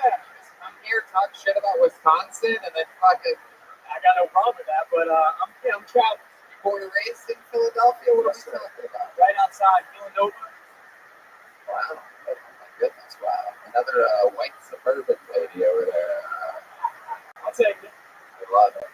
Wow. So, that's where you're born and raised. Have you been to Wisconsin? Oh, I got some cousins there. Is there any truth that on the playground is where you spend most of your days? Playing chess, am I right? What a nerd. All right. That's stupid. How long are you in Austin? You just swing by and decide to do stand-up? Like fresh, 24 hours. Today, you decided to do stand-up for the first time? So, first time in Texas. Fucking love it. So, Wow. where'd you make your Wisconsin there? That's just from the heart? I think that would be the tragedy, unfortunately. That kind of spurred some creativity. Thought. I fucking hate to say it, but I'm going to just call it that. But it's like an experience. Hell yeah. We should get together and listen to Weezer sometimes, right? Rabbi, you out there about that Rivers Cuomo does comedy now? John, what do you do for fun? Everybody wants to know. So I just quit my job. Yeah. What was your job? Why did you say that like you're on a game show right now? That's like the new thing we do. I should quit job. Yeah, right. So higher or lower? Higher or Nobody has a job. what was your job? I was working at the Aria in Vegas. Oh wow, I know the Aria. Yeah. Wow. Interesting. What were you doing there? I worked at the pool. Whoa, look at the pool boy, everybody. Fuck yeah. Cisgender pool boy. Ladies was out there squirting when you walked by, huh? Look at this fucking. It's hard to quit. Yeah, dude. Look at that. Fucking Harry Potter, the pool boy over here. I get that a lot. That's why I never read the books as a kid. Were you doing drinks or were you just like doing towels? There's a big difference. I'm a receptionist. Whoa. Holy So shit. you could get in, but you had to grease me up a little bit. Wow. Damn, I bet they did. That's interesting. What did it feel like taking a job from some woman out there that could easily be working the I was the receptionist job? only male. I was the only male. What do you do for fun though, John? I'm trying to figure it out. Like, you know, what do you like get out and do? I've been playing disc golf recently. What else? I used to play old frisbee. What? I don't think This guy's gonna kill somebody for sure. What's Right, something? that's happening. You seem like such a good person, John. I'm trying to figure out something a little bit rebellious that you're into. What's something that you do that like what's like the naughtiest thing you've ever done in your life? Naughtiest thing I've ever Come done. on, think about the honest. Don't look at their fucking smiling faces. I want you to look deep inside your soul right now. And tell us a time maybe you committed a crime and got away with it. Maybe Maybe I didn't get away with it. hey, Right on your taxes. Possession, which is like the most committed, like fucking executive possession of what? marijuana. Pennsylvania. They don't have it. They don't have it here. What else other than marijuana? Um, Come on, there must be a time you did something. You once killed an innocent animal? oh no. Shot a bird with a BB gun? Welcome, Mr. Aquarius. Fuck, man. I used to let people. I was the VIP receptionist, and I would let you fucking give me money. I would get in trouble for saying that. But Whoa! Hello, how are you?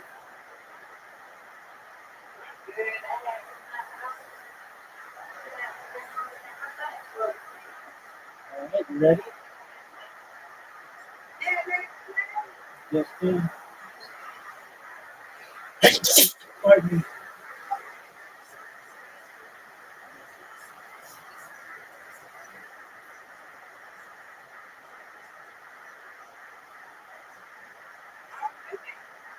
So, Mr. Aquarius.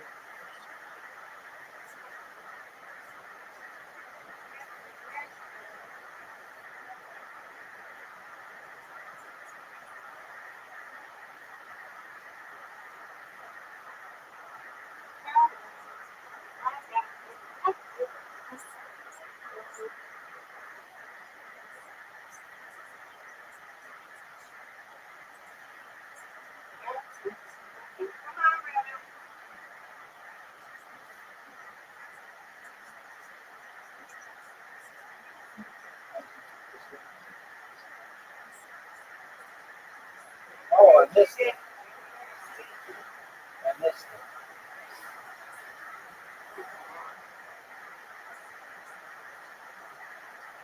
Sure.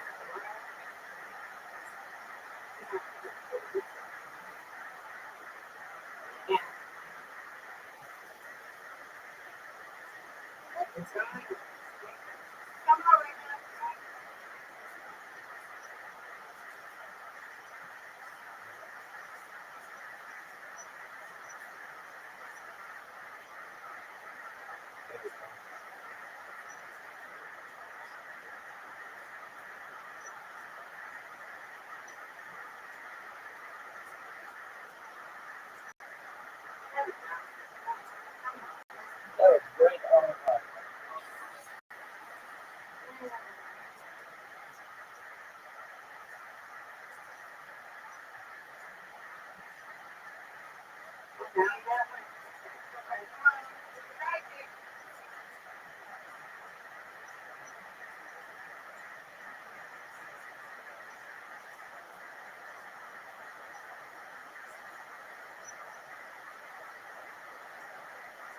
Get something.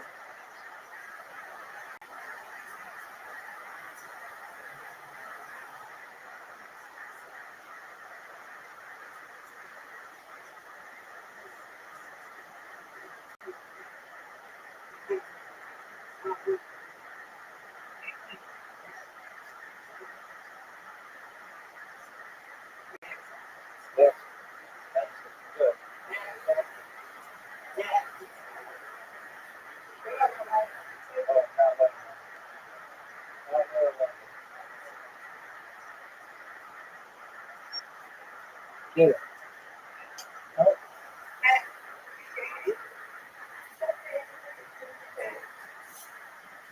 No, that's great. Here we go, Miss Quinn. You got it. That shouldn't count. Here, you.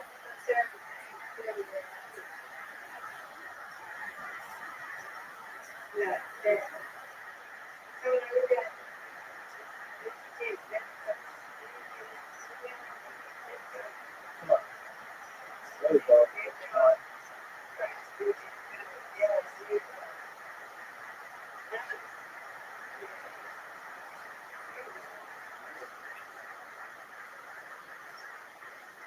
Get one of them.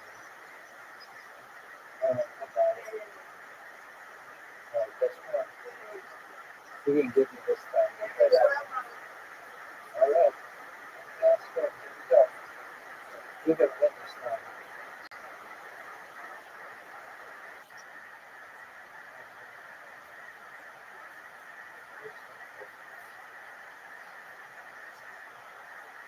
They used to have, like somebody used to be an outside building.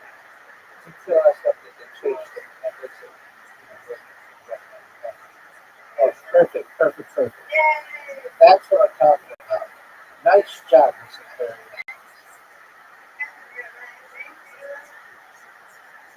I'm happy with that. All right, just get that. Get it.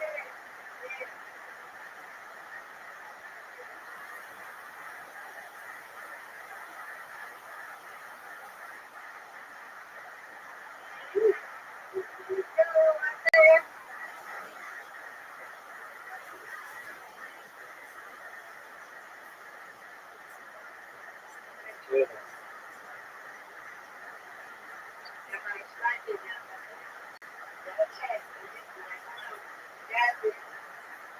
That's what I'm talking about.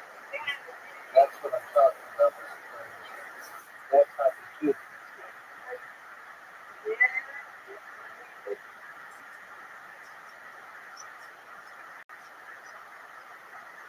That's good.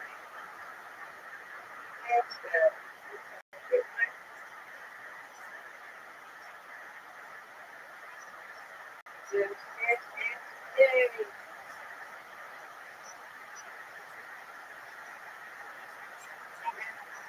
Get it.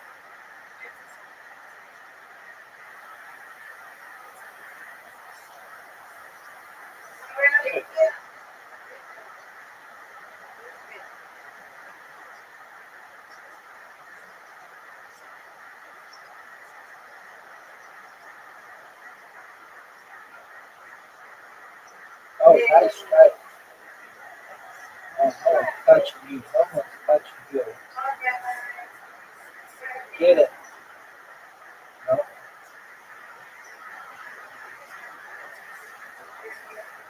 Get it. Uh-oh. You found it.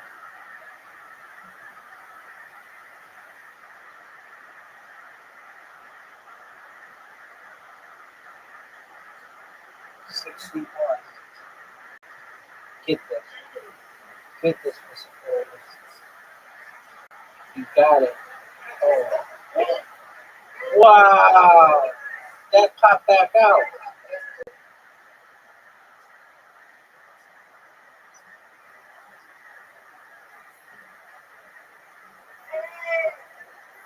Wow. No one's touching Mr. Perry today. Excellent. Excellent. Excellent.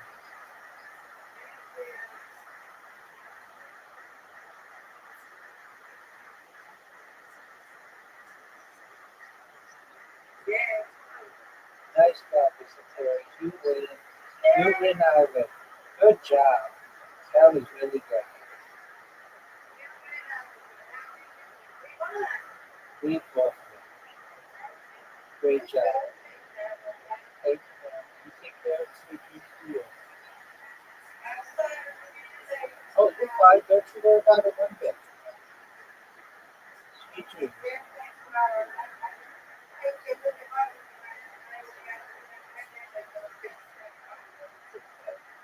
Stars on the tail. Switching